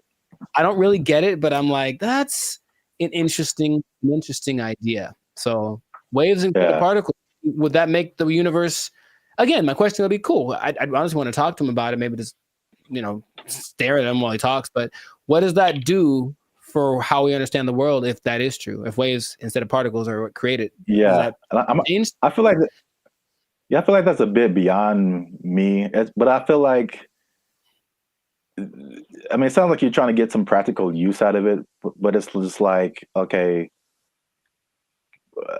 the things that we know about gravity and aerodynamics and stuff like that, by learning that stuff, we can fly planes and helicopters and stuff. Sure, yeah. So there's some kind of use, I think, in saying it's waves and not particles. I don't fully know how to interpret all of this stuff and to make it like, oh, okay, we can do this now. But I'm sure like that's a kind of genius level. Sure, right. Kind of thing once you know it and then can do something with it. Right. If it means I can surf to Mars, I'm down, bro. That'd be so sick. Yeah. They'll just hit your knees with waves and not particles, and that'll heal them. I'm down for that also. Does anyone out there have answers for knees?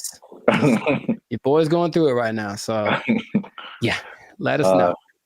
To continue on this is probably this is probably the last one that just I kind of still didn't.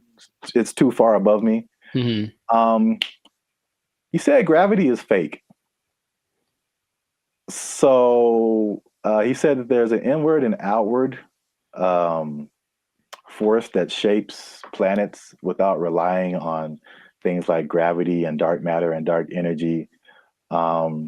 Which this one is kind of big because he challenges Newton and Einstein, like as far as gravity being a fundamental force. And it's I know what you're doing. I know what you're doing. I know I know what you're doing. It's fake. Fake news. Fake news. That did not fall. Okay, people. Okay. That did not fall. That was fake news. Gravity is fake. Okay. All right. I'm not going to do it again. I wouldn't even know where to start with that. That is an interesting idea. If there's another force that's not gravity, then what is that? What is that inward force? Because to me, that inward force is what's called gravity. Is it not? I don't know, man.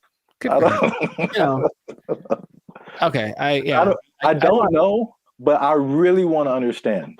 I really want to, because there's stuff, even like the 1 times 1 thing, like I don't know how I feel about it, but I can at least understand why he would say that.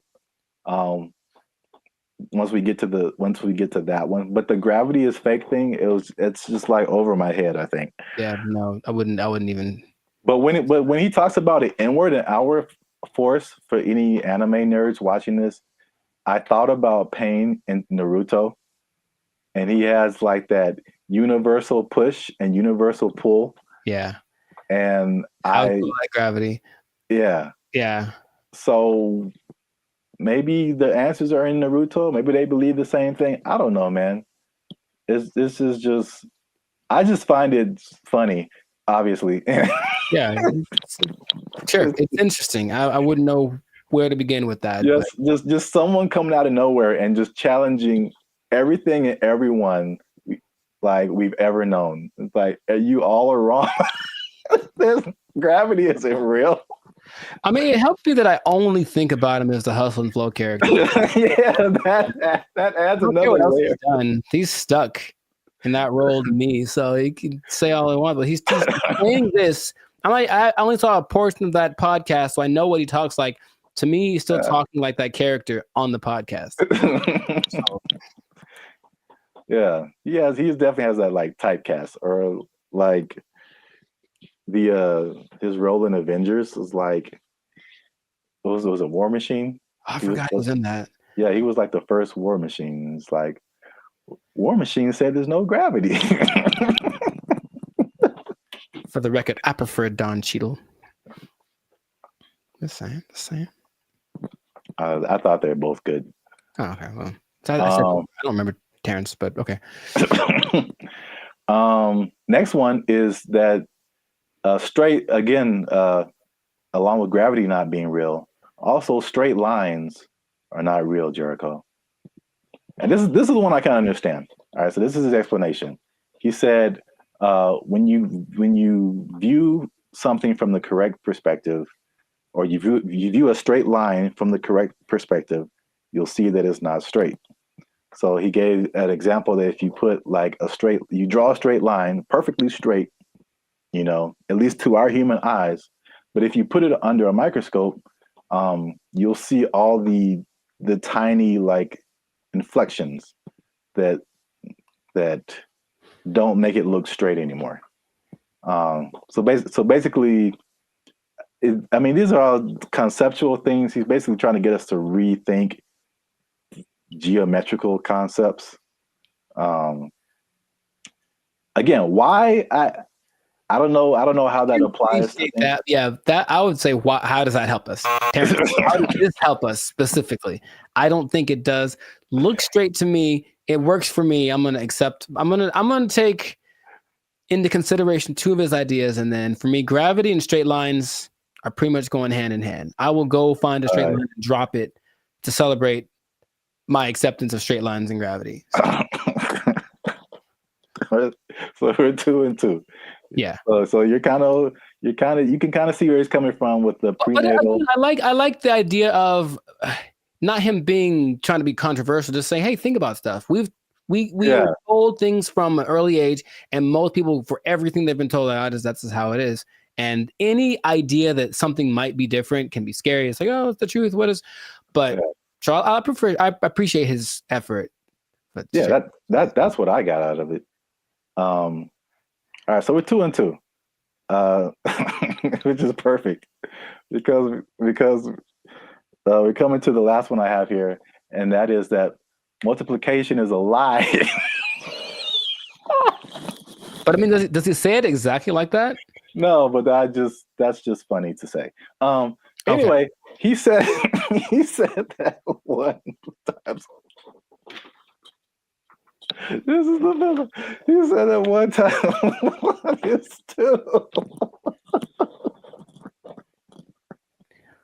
Okay. So he said this is why, because if you combine two unique things, all right, you can't end up with the same thing.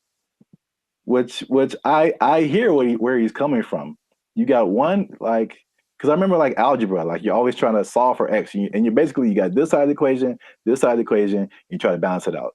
So if you have 2 1s on this side, like how are you going to have a 1 on this side and it still be the same thing?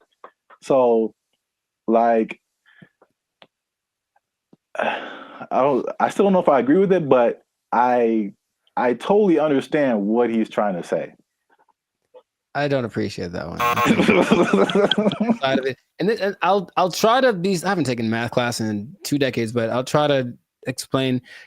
He said 2 unique. If you combine 2 unique things, to me, I'm like combining in my simple brain an object. This is a guitar pick with a concept, which is a number of these that I'm thinking about. Right. So if I have one of these, this is my object. And I take a number that represents how many of these I could have. If I go times 2, I will then have 2 of these, right? Hey, look what happened. Now I have 2. If I take this one object and then I multiply it by a concept that is singular, nothing changes. Because here's the other thing. I think I can bring a Naruto to this also. I want to figure it out because usually there's like, or this might be Avatar. it's like, okay, there's like good or bad. So something has to be one or the other, positive or negative. And then there's a guru, the guru on the mountain that made him drink the banana onion juice. He said there's also a neutral. That's the third option, and people forget about that. So yeah, does this have to change if I multiply it? No. It could go bigger, it could go smaller, or it could stay the same. And the stay the same is the times 1. So that is my argument, Mr. Howard. I had like one of those chalkboards on the back I could draw on with all the numbers and everything. Yeah. The hot to crazy chart. You remember that one guy? Oh, nice. I appreciate that, man. So I don't agree with that at all. National treasure. I don't think I do, but I want it to be a thing. I got you. That's deep down. I want 1 times 1 to be 2. If enough people talk about it, it'll become something. Yeah, if enough people talk about it, it'll become something. I really don't think that it's important. Again, it's just like look, they're ready to change math with that Common Core stuff. Oh yeah. Everyone's all messed up, but the kids nowadays are gonna be just so stupid. All the math is wrong. And so now they're gonna throw this in there. Like, by the way, 1 times 1 is 1 or 2. And then what? Because no, okay, another thing. So if that becomes true, let's just hypothesize. Then wouldn't that change everything? Because you can't just change one thing without changing other things. If there's the fundamental concept that 1 times 1 was 1 and now 1 times 1 is 2, doesn't that somehow affect everything else? I think so, but I'm not sure. I don't want to really think about it. I just want to. I want someone else to figure it out and tell me on the internet. Not just ask ChatGPT, but no. 1 times 1 is 1. Since forever and ever and always, one thing can stay one thing. I am 1 times 1. I should make that my counter. Make a shirt. I am 1 times 1, and I just stand boldly, holding a flag and like a bowl of rice pudding. Oh, wow. I don't know why the second thing. All right, so that's 2 and 3. 2 and 3. All right, so we might end up with a tie here because this is a bonus one. Okay. And this is probably of all these things, this is the coolest thing.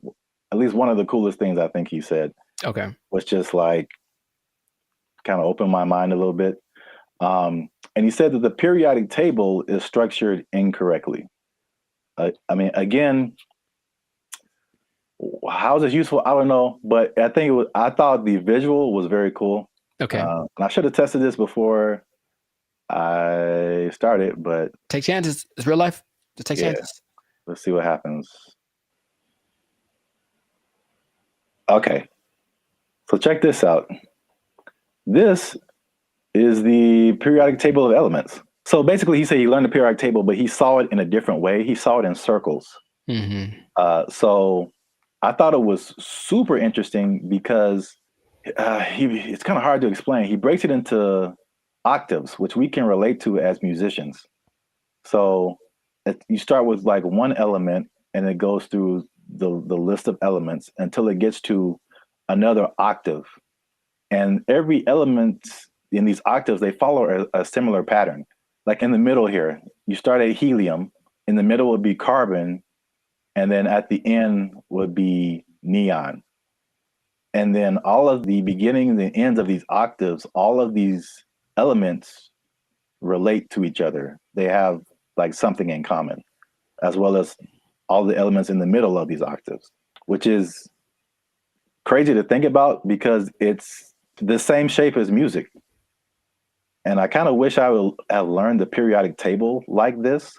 In music, there's the, and at least in Western music, you have like the 7-note, 8-note scale. I mean, Sure. you would go back to the primary note, but like A, B, C, D, E, F, G, and then you start over A. But like key of C, right? Helium would be C, D, E, F. Like where you get to carbon would be like 4th or 5th. Uh-huh. And then you go back up 6th, 7th, 8th would be neon. It's crazy. I don't understand what he's saying, but I understand it from a musical perspective. That all of these elements between helium and carbon are passing tones to where you get to carbon, which is like a perfect 4th, perfect 5th.